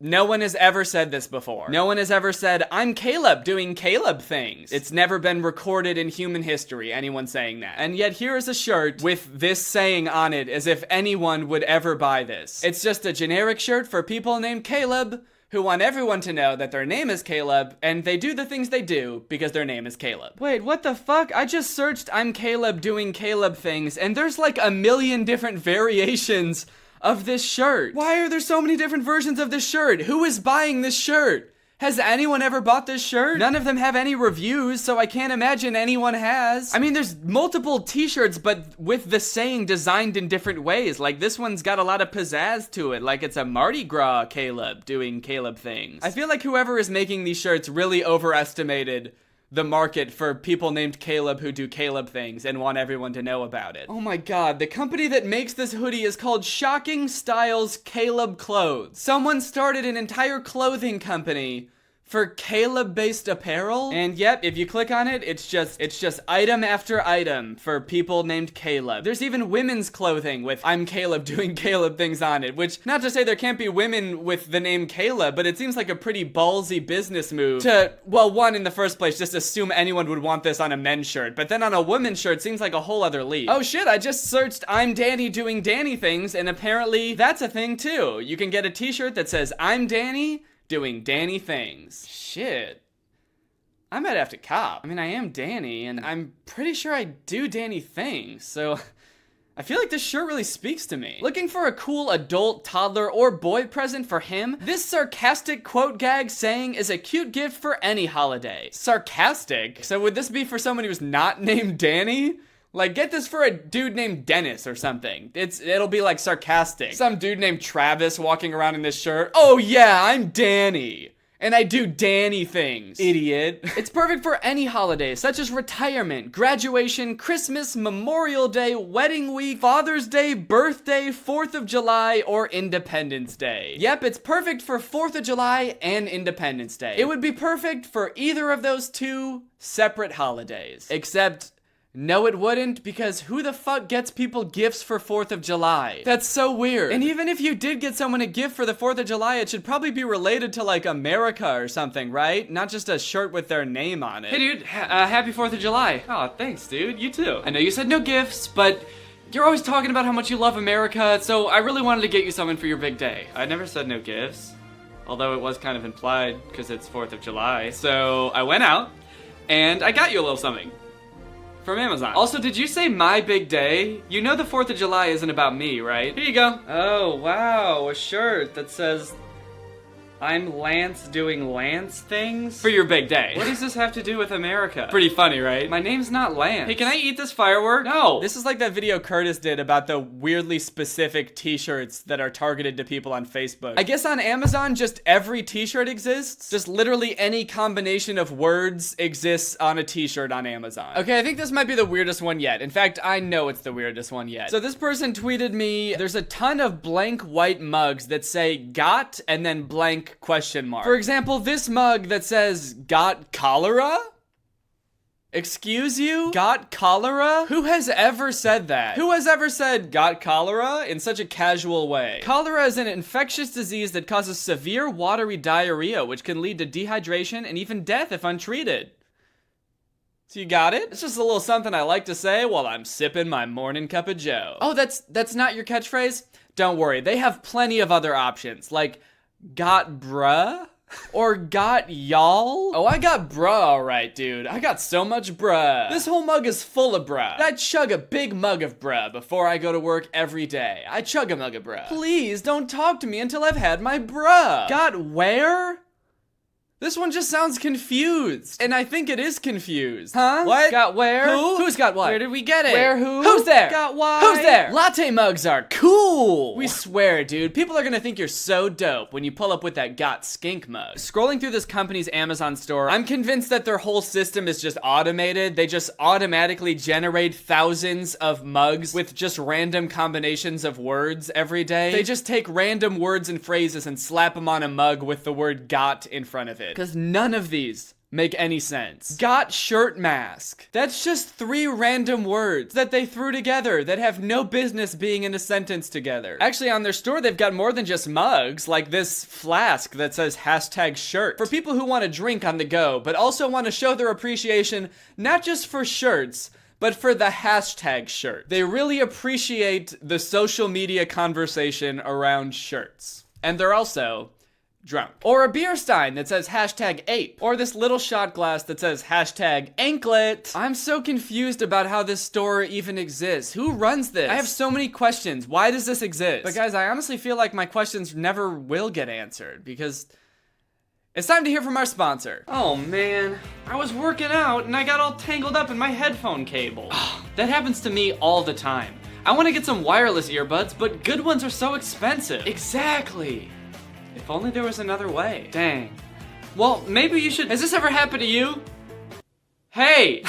It's a common occurrence, to be sure. Hey, we're trying to have a conversation. What are you doing? Guys, I'm here to talk to you about today's sponsor, Raycon. Raycon has been a sponsor of the show for a while now, so you should know how much I enjoy using their earbuds. They're a great product. In fact, I'm wearing them right now, so I can hear myself while I talk. If you've watched my channel for a while, you know the deal, guys. Raycon earbuds are dope. I've got a pair of the E25s. I just got Laura a pair too. If you currently work out with wired earbuds or headphones, you are missing out big time. Wireless earbuds will change your life. The E25s, which are the ones that I have now, are our newer model, and I really like them. You store them in this cute little charging case, which actually reminds me, they have a really good battery life, or at least this case does, because I don't remember the last time I charged them. They sound just as good as other premium audio brands, but They start at half the price. So if you want to take your audio game to the next level, or you want to support my channel, go ahead and click the link in the description to check out Raycon's Black Friday and Cyber Monday deals. These deals are so good, you wouldn't even believe me if I told you how good they are, so you might as well just go check them out for yourself. Thank you guys for checking out Raycon. If you support our sponsors, it directly supports me. So I love seeing you guys support our sponsors. It means a lot to me, so go ahead and check out Raycon, and thank you to Raycon for sponsoring this video. Alright, thanks for watching this video, guys. If you're new here and you're not subscribed yet, make sure you subscribe and turn on my notifications to join Greg. We're the fastest growing army on the internet. Don't look that up, or if you do, close your eyes while you do it. If you want to get this merch that I'm wearing that has been cut off the entire time so you haven't been able to see it, go to DannyGonzalez.store. It's very cute. Thank you, Morgan, for turning on my notifications. You are truly Greg. I'll see you guys next time with a really interesting video where I get just a little bit closer to building the daddy drawn carriage. Bye! This video is over now. Over now. Go find something else to watch, or just watch this video. I know we had a lot of fun. A lot of fun. But you can't stay on this end screen forever. No. This video is over now. Over now. So why are you still watching this? Do you not have anything? Hello, Greg. I'm glad you're here because I think I've just uncovered a pretty devious plot. There's this clip of paparazzi talking to this TikTok star Ryan Halza, and there's something very off about it. I want you to take a look at it and tell me what you think.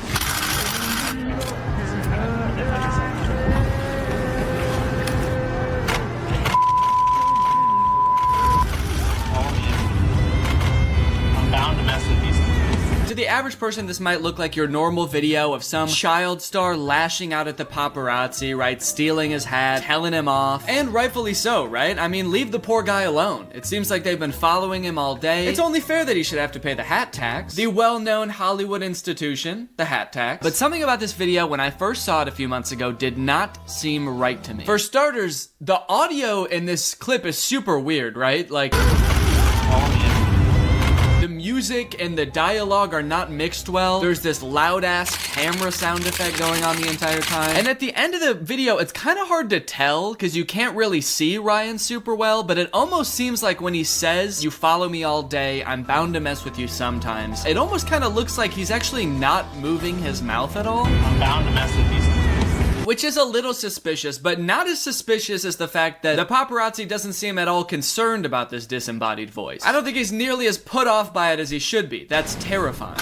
Ryan, you got any fun projects coming up? I will not stoop to answering these foolish queries. Whoa, hey man, how are you doing that? This petty annoyance you call a career ends today. What the hell, dude? I didn't know you had telepathy. Every celebrity has telepathy. Put me down. No. Hey, where's my hat? Also, I love that the paparazzi says nothing for the entire video except unspecified cursing. His immediate reaction to getting his hat playfully stolen is just to go off the fucking deep end, dude. Ha! Got your hat. Now you have to stop following me. Ah! Fuck you! Fuck you! Bitch! Fuck you! Fuck you! Fuck you! It's just a joke. But by far the most damning evidence for this paparazzi video being staged is that, I don't know who Ryan Halza is, and neither do you, and neither does anybody in the comments. Who is that? Bro, who is he? Who? Haha, paparazzi have such sad lives, man. Yeah, that would suck to get your hat stolen, I agree. So I'm gonna go out on a limb here and guess that if TikTok, which is famous for being able to find the right audience for every video, can't find the right audience for this video, that Ryan Halza is in fact not famous. Which would make the person filming him not a paparazzi and just a stalker. Like, this is just a regular guy. You can't paparazzi a regular guy. Sir, the people want to know, what's it like to be so normal? What the fuck? Who are you? So I was confused at first, but it seemed like it was posted by like an actual paparazzi account. This account called Hollywood Paparazzi. I'd never heard of it before, but I assumed it was just like, you know, something like the Hollywood Fix. It just posts paparazzi videos of influencers and stuff like that. So I clicked on it, and lo and behold, it is just hundreds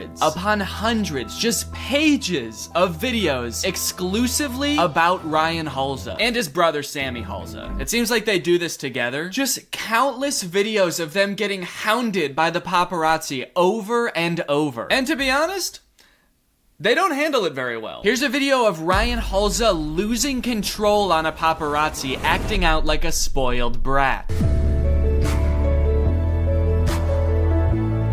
Holy shit, dude, Ryan Halsey totally flipped out in that video. Someone get this spoiled brat in jail. Here's my impression of Ryan Halsey flipping out. You know, man, I don't usually side with paparazzi. I don't. I think it's a pretty big invasion of privacy, but that was too far, Ryan. That was uncalled for. Apology with tears and blood. Now, it seems like their videos are designed with a few specific purposes in mind. 1, they want you to think that they are famous. 2, they want you to be on their side right away. Like, they want you to see the paparazzi as like invading their privacy and them having to deal with that right away. So your immediate reaction is to comment without even knowing who they are. Like, oh, come on, leave him alone. He doesn't deserve this. And to be fair, like, I agree. You know, it doesn't make any sense for them to be followed by paparazzi. They're just normal guys. Okay, now this one is actually insane. So this one is of Ryan's brother, Sammy. It's called Sammy Halsey Runs Away from Stalking Paparazzi.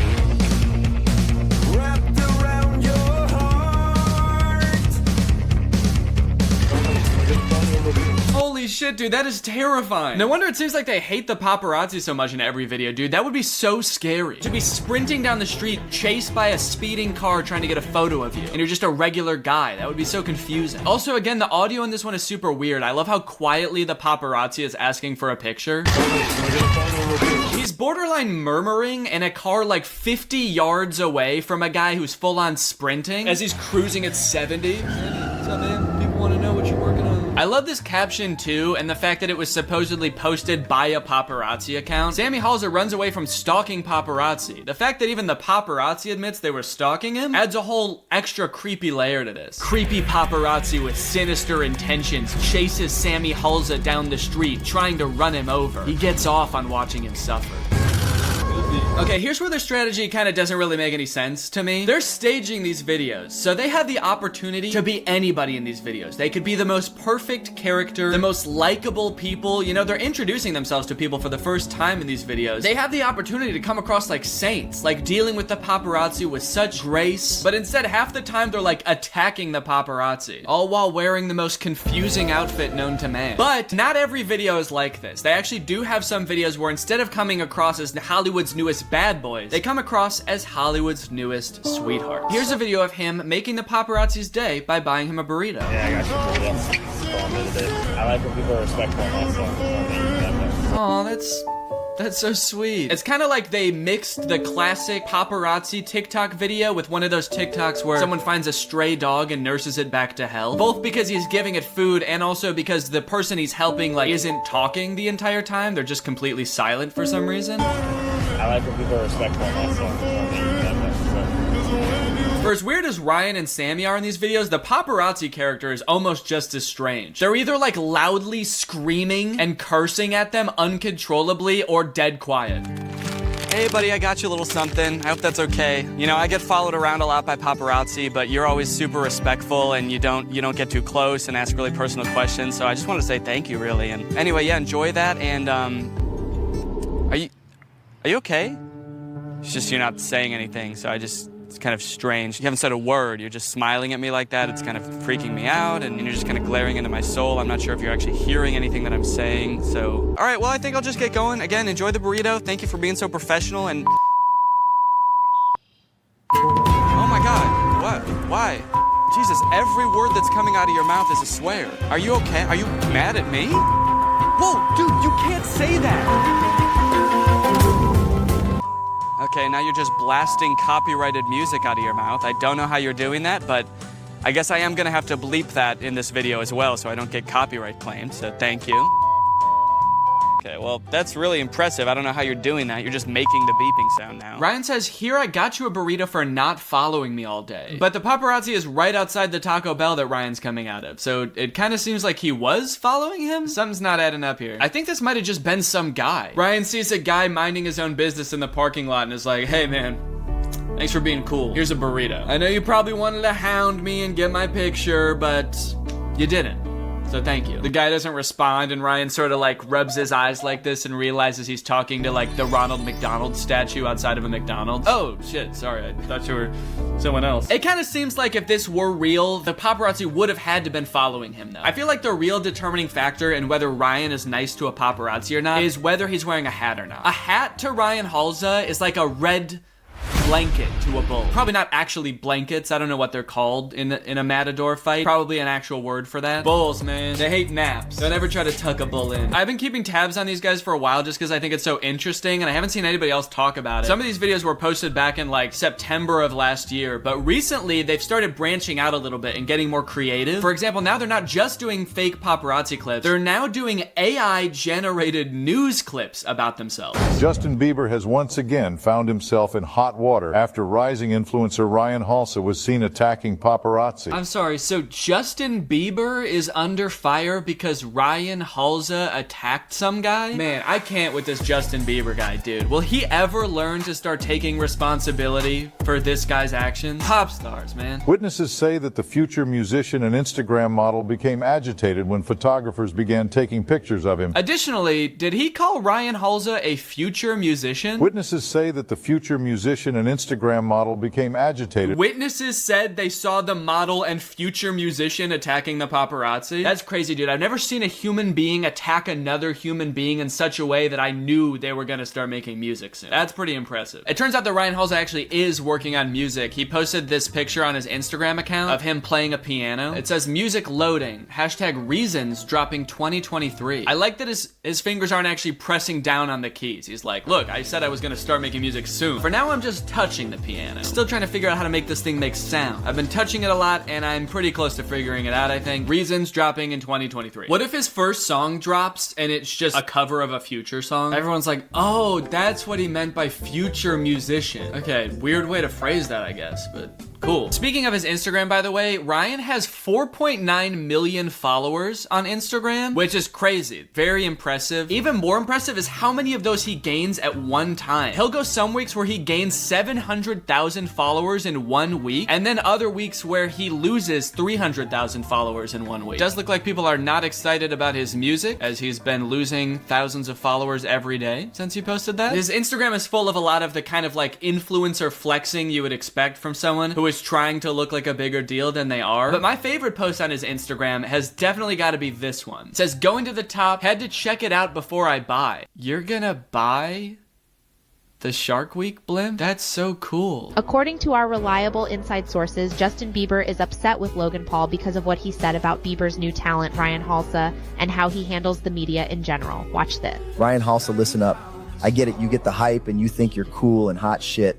But to hit an innocent paparazzi in the face is next level disrespectful. And I am telling you, watch yourself, kid. Whoa, dude. Logan Paul's shoulder sounded really serious, man. Ryan, you better watch out. And I am telling you, watch yourself, kid. And I am telling you, watch yourself, kid. Oh no, dude. Robo Logan Paul is gonna come after you, Ryan. Look out. I've seen a couple comments under some of their videos that are like, guys, this is obviously not real. This is satire. It's just a joke. They're making fun of celebs, dude. Lighten up. And I would just like to go on record and say, I don't think it is, man.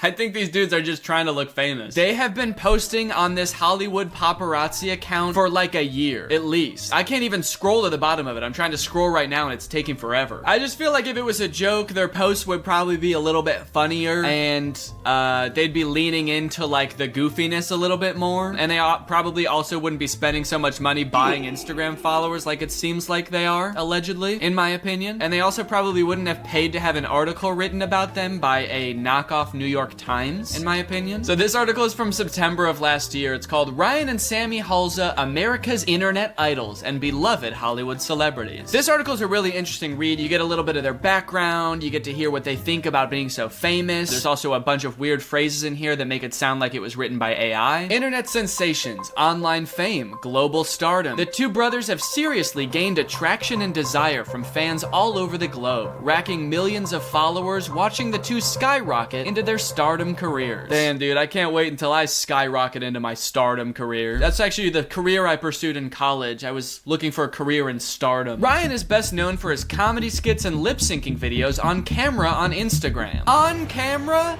on Instagram? These dudes know how to do it different. Not too different is Sammy Halsey, an American social media star with a strong fan base on Instagram. That's a funny way to describe someone's brother. Not too different is Sammy Halsey, a similar genetic code. Oh yeah, and thank you for telling me that Sammy Halsey is also an American social media star. I would have assumed that these two brothers are from different countries. Ryan and Sammy Halsey said, if you want a career and to make a living from social media, it has to be on YouTube. Wait, they both said that? If you want a career and to make a living from social media, it has to be on YouTube. I guess, actually, if Ryan was saying it, he probably wouldn't be moving his mouth. With that being said, though, I still can't shake the feeling that they could have done this so much better. Ryan, Sammy, I dig what you guys are doing, okay? I think it's fun. It's an interesting way to get your name out there, to say the least. Really, the thing that's been bothering me the most is just that I have so many suggestions for how you guys could do this better. Which is why a few days ago, I packed a suitcase full of outfit changes and headed into the city of Chicago to film a total of 8 fake paparazzi TikToks with my editor Jake, who did a great job posing as a fake paparazzi. And I used these TikToks to experiment and craft a foolproof plan for you both to use to upgrade your fake paparazzi videos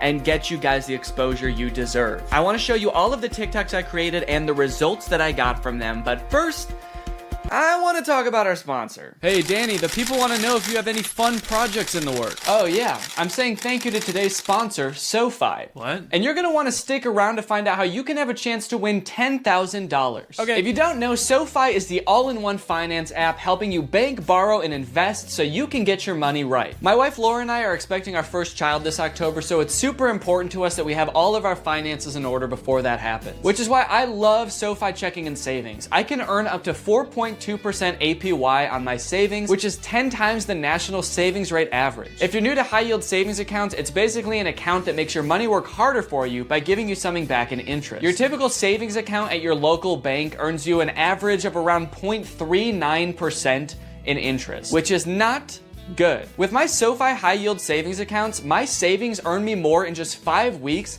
than they would in an entire year in a big bank savings account. When you bank with SoFi, they hook it up, dude. With SoFi checking and savings, you get paid up to 2 days early, pay no account fees, and can cash in on up to $250 when you sign up for direct deposit. SoFi is legit. As a nationally chartered bank, they are subject to strict regulatory standards, so you can be sure your money is safe. Your money is FDIC insured, plus you can access additional FDIC insurance up to $2 million on deposit through a seamless network of participating banks. They have live customer service 7 days a week, and you get access to SoFi financial planners at no additional cost. But here's the real kicker, gang. SoFi and I are giving away $10,000. To enter, sign up for a SoFi checking and savings account right now using my link. Just click my link in the description or scan this QR code that's on the screen right now. You have to use my link to sign up. It is the only way to win. Sorry for rambling, I just get a little carried away, but thank you for being a nice and respectful paparazzi. Oh, I'm not a paparazzi. You're not? No, I don't know who you are. You just came up to me and told me to start filming you. Huh. So I guess what you're saying is, thank you to SoFi for sponsoring this video? What? And thank you to you guys for checking out SoFi? No, that's not what I said. So like I said, I filmed 8 TikToks. Now when it comes to the actual filming side, I think you guys do a pretty effective job. It's pretty clear that you've watched a lot of paparazzi videos, so you kind of know how they're generally shot. The only thing that I would maybe change is having the paparazzi guy actually talk when he's supposed to be talking. I think that would help a lot. Just like you guys with Hollywood Paparazzi, I came up with my own fake paparazzi channel. I called mine Viral Vision. I thought that sounded a little bit more like a paparazzi channel that would focus on influencers as opposed to A-list celebrities. So I photoshopped a quick Viral Vision logo, and as I was editing each TikTok, I just slapped that in the corner to add a little bit more legitimacy to each TikTok. I noticed that you guys did this in a few of your TikToks also, but inexplicably, instead of using the Hollywood Paparazzi logo that you guys made, you just used the Hollywood Fixes logo. Don't do that. That's too confusing. So with all the TikToks filmed and edited, it was now time to create an account. One of the biggest cracks in this whole facade that you guys have created is that this TikTok account that is somehow the self-proclaimed #1 TikTok paparazzi account only posts about you guys. That doesn't make any sense. That's so suspicious. And look, I get it. You guys are trying to portray yourselves as the biggest TikTokers in the world. But surely even you guys would have to admit that there are other TikTokers, right? You guys aren't the only TikTokers. Because if you were, then I'd understand why they're so keen to photograph you, I guess. Seeing you guys in person would be like seeing Jeremy Renner of the Jeremy Renner app. But what I could see happening, if you guys really were this famous, is a fan account of yours scouring some channel like The Hollywood Fix and finding all of the videos that you guys are in and then posting that on their account. So I created a TikTok account called Viral Vision News. I uploaded all of the TikToks to that account privately, then re-downloaded them so they would have that little TikTok watermark on them. Then I deleted that account and made a new account called Greg Gonzalez 333. And that's where I posted all of the TikTok. This method also gives you the added benefit of captioning the videos from a fan's point of view. So you can basically caption the video and tell people how you want them to feel. The paparazzi's filming Danny from a distance? Wow, they should really leave him alone. Danny is a saint for dealing with this. Danny stealing the paparazzi's head and beating the shit out of him? He probably deserved it. Danny is such a saint for dealing with all this. Okay, so it's time comments at all or trying to do anything to convince people this was real. They snuck under the radar and people just took them completely at face value. He looks so confused, laughing emoji. He has genuinely never looked more uncomfortable, not even in that picture of him awkwardly holding the mic at VidCon. And my favorite, who even is this guy? And then they came back later to say, sorry, that was messed up. He seems nice. I don't know what came over me. I'm so sorry. But I mean, from someone who doesn't know who you are, that's pretty much the exact reaction you would want. And on this creepy video from a distance, I had people defending me even more. This is weird. Leave him alone. I love how he makes direct eye contact with your camera and you just keep filming him. Like, what the fuck? Now, in hindsight, I think I wouldn't have made up a new paparazzi channel name. I think I should have tried to just make these look like they were originally posted on like the Hollywood Fix or something. That way if people get suspicious and they try to go looking for the original clip, they'll find the Hollywood Fixes YouTube and TikTok channels that all have like thousands of videos each, and they'll hopefully just get overwhelmed and give up. On its own, I think this one small change could go a long way in making your paparazzi videos seem more real, especially if they're just like basic paparazzi videos like the two I just showed you. But we don't want just basic paparazzi videos, do we? We don't want you guys looking like just some random celebrities, right? No. We want to use these videos as an opportunity to endear you to the viewer. We want you guys to look like Hollywood's newest darling, the sweethearts of showbiz. So the next day, I upped the ante a little bit and I posted a video of me gifting the paparazzi a bean burrito from Taco Bell. I got you a little something. I just wanted to say thank you for being so nice and respectful all the time. I know it's a weird job, but you're one of the good ones and you're always respectful, so thank you. Thanks, man. I would recommend you space your videos out more. Multiple paparazzi clips of one celebrity being posted every day would be a lot for even like Selena Gomez. I was just trying to get this video done in a timely fashion. Sweetie Angel. Bro is a better person than me. I would look them straight in the eyes while eating it. Don't know him at all, but I'll respect him for that. Now, Ryan, Sammy. Now seems like a good time to tell you guys that we are actually more similar than you probably think. You see, amongst my viewers, I too have a reputation for trying to pull little tricks. That's right, there's no judgment here. I am a little trickster too. I have posted several videos on my YouTube channel of me trying to trick my audience, and mine also never worked. So when the algorithm started picking these videos up and feeding them to my audience, I started getting a lot of comments from people skeptical about if these videos were real or not. But that is where my next trick comes in, guys. Comment moderation. The amount of comments you guys get that are like, who are these guys? And these videos are clearly staged are definitely not helping you guys look like A-listers. But let me put you onto this TikTok feature called Filter All Comments. All you have to do is just turn this sucker on, and now every single comment left on your videos has to be approved by you before they can show up in your comment section. So now all you have to do is every once in a while just open up your TikTok app, scroll through the comments, approve the ones that make you look good, and delete the ones that think that they're fake. Why the fuck is this on my For You page? TikTok really thinks I give a fuck.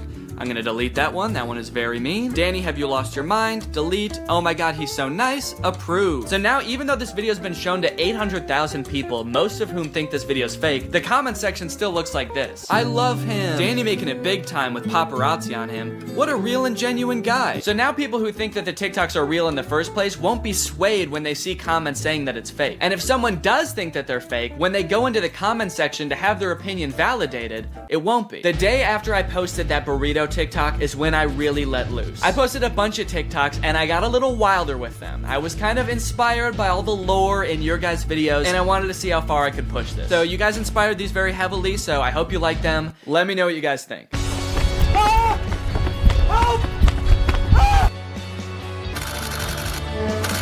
Yo, Danny, are the rumors true? Cease these games, photo boy. I tire of your questions.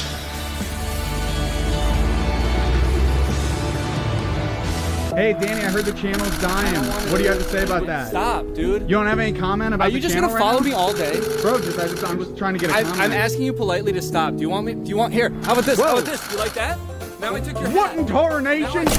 You get back here. No. You get back here, young man. You give me my hat back. No. YouTuber and future missing person Danny Gonzalez is under fire after video surfaces of an alleged altercation between him and a paparazzi. Leave me the fuck alone. Fans are divided, some saying this is probably what the guy deserved, while others like Logan Paul were a bit more critical. Danny, I'm gonna find you and I'm gonna go Logan Paul mode on you. Now, let us enjoy the fruits of our labor. This video of me stealing the paparazzi's cowboy hat has 1.5 million views. And let's look at the comments. Very sad. Appropriate reaction, to be honest. He looks so good in that hat. This is Danny's turf now. Yeehaw! So look at that, guys. Just a few quick changes you can make to your approach, and I think you'll be seeing dividends immediately. I do have to say, though, my biggest advice for you guys to make these seem real is to actually be famous. I do kind of have this suspicion that if you guys just used like half the time you spent making these fake paparazzi videos and just followed TikTok trends, that you would already have like 5 million followers on TikTok, and then who knows, you might not even need to fake the paparazzi videos. They might just come flocking. So yeah, good luck, heed my advice. Also, can I please be in one of your paparazzi videos? I can give you a good line for a video if you want. Here, like something like, Ryan and Sammy Halza, you guys need to stop acting like you're better than all of us other YouTubers. Just because you have more followers than us and are making more money than us doesn't make you better. So yeah, if you want to stick that in a video, I look forward to seeing it. And for everyone else watching this, I hope you guys enjoyed this video. If you're new here and you're not subscribed yet, make sure you subscribe and turn on my notifications to join Greg. On a more serious note, thank you guys for all the love on my most recent Instagram post. If you didn't see, Laura and I are expecting our first child in October. We're both so excited, and it's been really fun sharing that with you guys. So thank you for all the love. I will see you guys next time with a really interesting video. Bye-bye.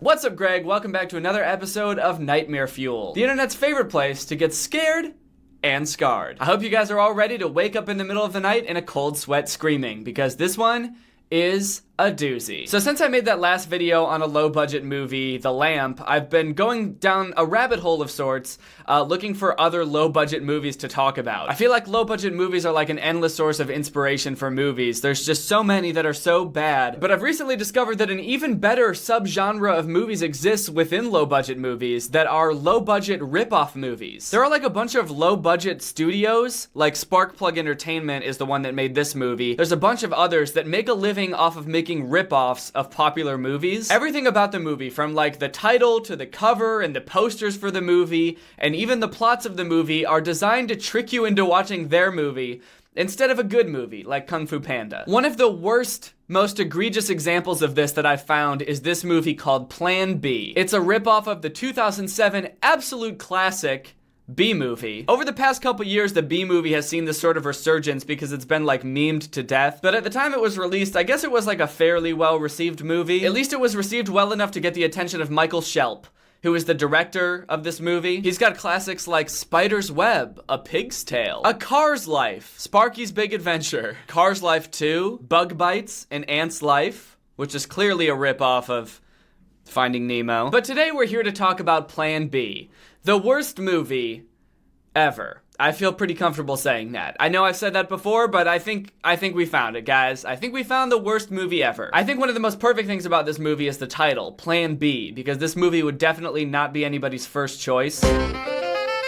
Oh boy, what awesome flowers! Hey, you're like kidding, right? Daisies are so last century. What if someone sees me? Oh, Buffy, daisies are always in style. But if you prefer buttercups...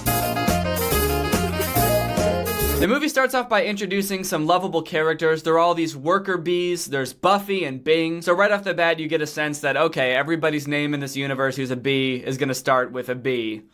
Very funny. If you're like me, the first thing you'll notice about this movie is that the characters, the settings, just the animation, pretty much everything visual about this movie is just horrendous. It is acid to the eyes. In this whole beginning scene, these worker bees who are led by Bing, who's the main character, are just going around and pollinating flowers. Well, Bing is. The rest of them, for some reason, can't figure out how to pollinate flowers, even though they're bees. One of the bees is trying to eat the flowers. Another bee's trying to pollinate a pretzel. We're here to pollinate, Zoe.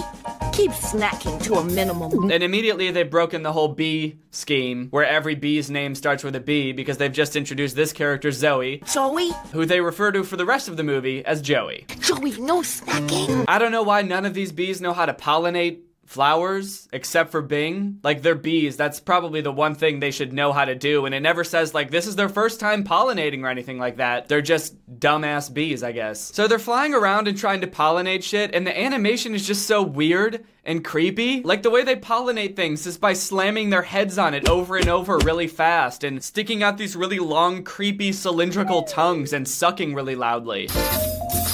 But if you thought the visuals of this movie were the only bad thing about it, then boy, are you sorely mistaken. Some of the characters in this movie have the most annoying voices ever. Gag me! Like, why can't humans throw trash away? Did you just say gag me? Ugh, gag me! Ew. Listen to this character, Pistol, who just complains for the entire movie. Pistol. We won't make much. Honey? Oh, we'll make plenty. Not with this motley crew, we won't. His voice is just, it's so gross. Oh, stop. This is the A-Team. What? All this character does for the entire movie is complain and make those, like, moaning noises. It's the most disturbing thing. You know, say what you want about the bee movie being weird, but at least they found a way to take something that would ordinarily be kind of creepy to most people, bees, and turn them into slightly endearing or at least personable characters. This movie feels like it went out of its way to make all of the bees creepy and gross. Like, this one's so annoying and just complains all the time. One of them licks trash and eats all the flowers they're supposed to be pollinating. They all look horrifying. And when they get back to the hive to make honey out of all the nectar they got, they do this thing where they extend all their gross-ass tubes out of their mouth and spit all the nectar into one giant bowl. Not to mention the way the bees stir the nectar into honey, which is with their butts. Not much nectar. God damn, that voice is so annoying. Well, at least there couldn't possibly be a more disturbing looking and sounding character, right? I want more honey. That is my sleep paralysis demon. Sometimes I wake up in the middle of the night, unable to move, and at the foot of my bed is that bee. What's this? It's honey.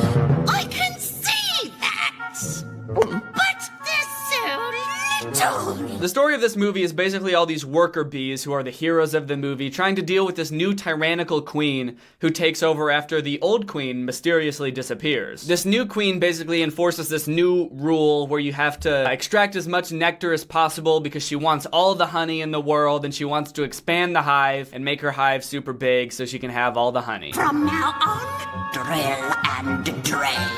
Huh? Choose one flower, drill into it, and drain every last drop of fluid. They could at least not intentionally try to make everything sound super gross. Drill into it and drain every last drop of fluid? I don't know what it is about the word fluid at the end of this sentence, but it makes everything sound super gross. But that feeling when you drill into it and drain every last drop of fluid. If you've ever seen the Bee Movie, you know that a big part of it is like the social and environmental commentary that it makes about humans. Plan B tries to replicate that, but never really like elaborates on it or like goes deep enough for you to be able to tell what point they're trying to make. What are you guys doing? Ever hear of drill and drain? Yeah, it sounds like some nutty technique humans invented. Yeah, you know us humans, always drilling and draining every last drop of fluid. Care to elaborate on why that could be bad? Humans. No? Then you're not going to mention it for the rest of the movie? Okay. Yeah, humans, good one. But, as you might expect, the drilling and draining method doesn't go so well. Pretty soon they run out of usable flowers because they've drained every last drop of fluid from all of them, and they have to resort to going and draining flowers from this George Washington memorial. The bees live in Washington, D.C. I haven't mentioned that. I don't know why that's an important part of the movie, but it is. Drill and drain, hurry. Zips. These bees are so fucking dumb. They're like, all right, time to pollinate the flower. Wait, which part's the flower again? Disturbing, a floral tribute to George Washington and so on. Why does this bee have so much respect for George Washington? This bee was born, what, probably less than half a year ago? And George Washington died in 1799? Also, he's a bee? We have no choice. We do have a choice. Like Washington. You know, he could have been king, but he chose democracy. Why does he know so much about George Washington? Do they learn human history in bee school? Why would a bee know anything about George Washington? So the main antagonist of the movie is the Queen, but there's also this sort of like side antagonist named Belzar. Belzar! He's always like sucking up to the Queen, kissing her ass, and trying to make the other bees look bad. Like this scene where he, I guess, agitates this random toad to make it attack all of the bees who are working on the George Washington Memorial. And in the next scene, when they all bring back their nectar to see how much they got that day, they vomit all the nectar into the bowl, they shake their little asses in it, and then they're all just kind of standing around waiting. The Queen is standing right there, everybody's just standing doing nothing. Belzar just floats from his bowl over to the other bowl, sticks out his giant creepy tongue, and slurps up some of their honey. Belzar stole my honey. Me? No, you stole my honey. Did not. Did too. Silence! The contest winner is Belzar. How did the Queen not notice that? She's literally standing right there. How did anyone else not see him do that? It's not like they were all distracted doing something. They were just standing around. How did they not see him stick out his giant ass tongue and drain every last drop of fluid?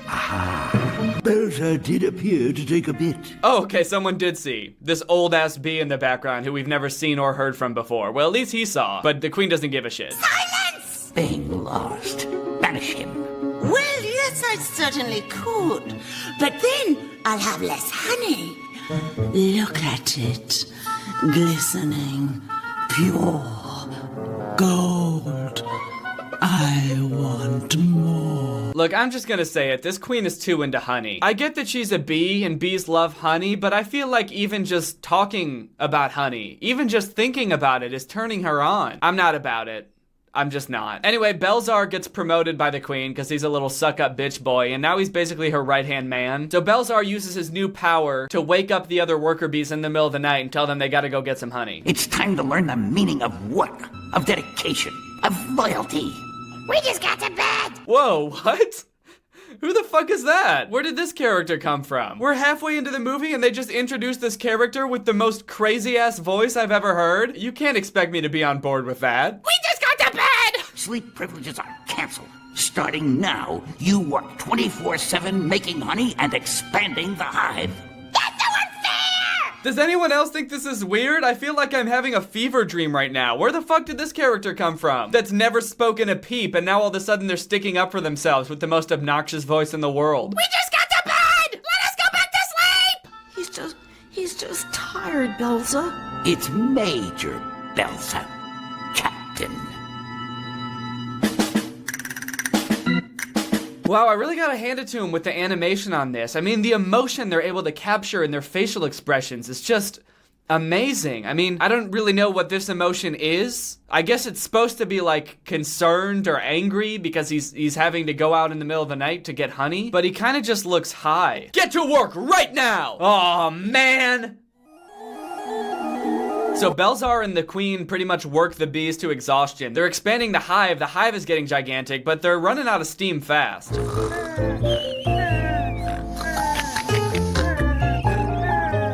Joey, Zips, wake up!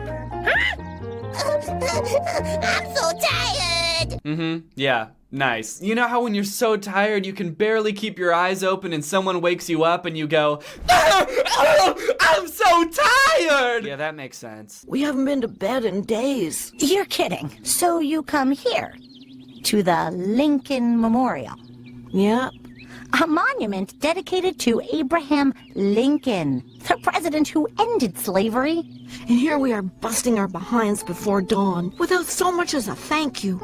Like slaves. I get the irony. So do all bees just have like an in-depth understanding of American history? I get that it's a cartoon And real bees obviously don't know jack shit about the presidents. It just feels so weird that this movie is focused on showing us that bees are so fascinated by human presidents and not like past bee rulers. Like, shouldn't that be who they look up to? It's also weird because like the idea of a president in a democracy isn't even compatible with like bees biologically, because like the queen bee is just born into power automatically. There's no votes in a beehive. There's one point in the movie where all the bees are worried about who's gonna churn the honey because Pistol, who's the one person who knew how to do it, got fucking destroyed by that toad earlier. And they're all worried because nobody else knows how to do it. And it seems like a really difficult task. But here's the thing. From what they show in the movie, all churning the honey is just like floating over it and shaking your little ass in it.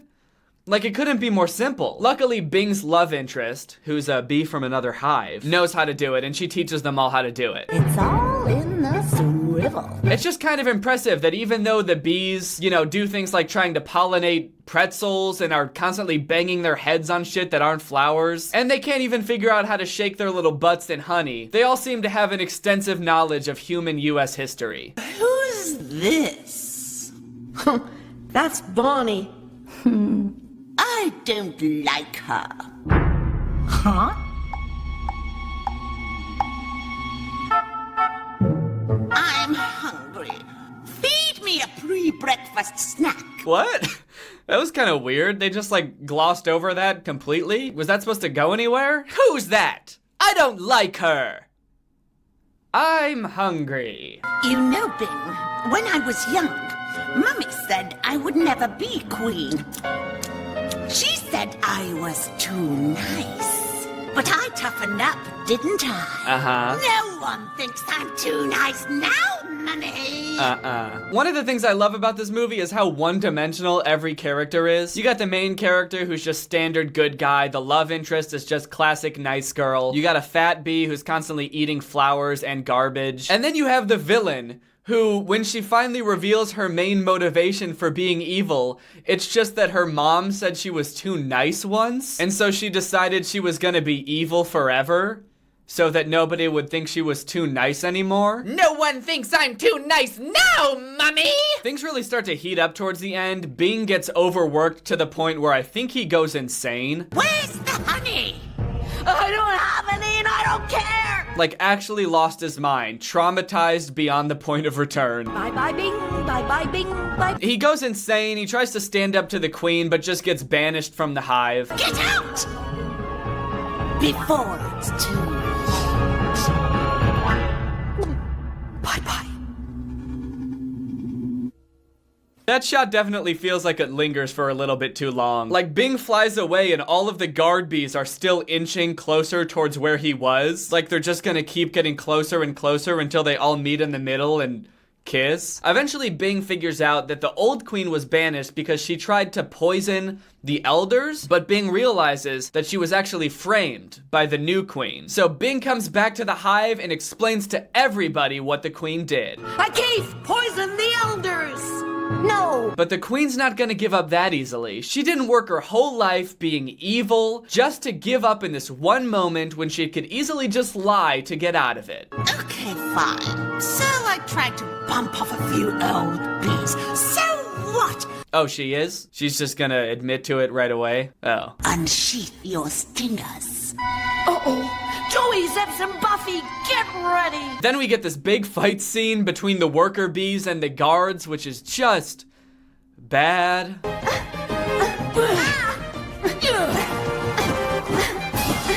so fast! The weirdest thing about this scene is it doesn't even look or sound like any of the bees are actually hitting each other. Everyone is just missing each other, so it's just like 10 bees all humping the air and grunting for like 2 minutes.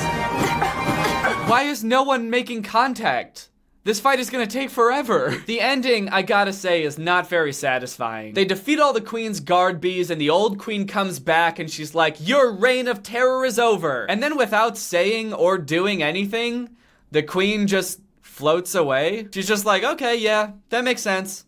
Bye-bye. But she does turn around right before she's about to leave for just long enough to hint at a sequel. I shall return to reclaim my throne, and next time I won't be so nice. Next time. Yeah. Next time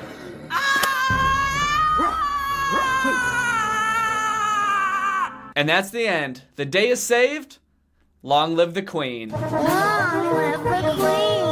I hope you guys enjoyed this in-depth look at the worst movie ever, but now it's time to talk about our sponsor, Brawl Stars. Brawl Stars is a fun and exciting action-packed mobile game from the creators of Clash of Clans, with a variety of gameplay modes including Battle Royale, boss battles, soccer, and 3v3 squad battles. As you level up, there's a bunch of different fighters, or brawlers as they're called in the game, that you can unlock, and each of them have different moves and attributes. You can do matchmaking, so you can play with random strangers online and never run out of people to play with, but you can also set up private games so you can play with your friends. It's a really fun game and it's really cute. I really like games with animation styles like this. It's very pretty, very visually, aesthetically pleasing. You guys know I have a complicated relationship with mobile game ads. Most of them are trash, which is why when Brawl Stars reached out to sponsor this video, I had to accept. I had to prove that making a good ad for a mobile game wasn't hard. We don't have to lie and say things like, this game will make you legally skilled, even though it might. So here's some concepts I came up with for some good ads for Brawl Stars. Only kids born after 1920 will get this game. Now I think we can all agree that while not everyone born after 1920 will get this game,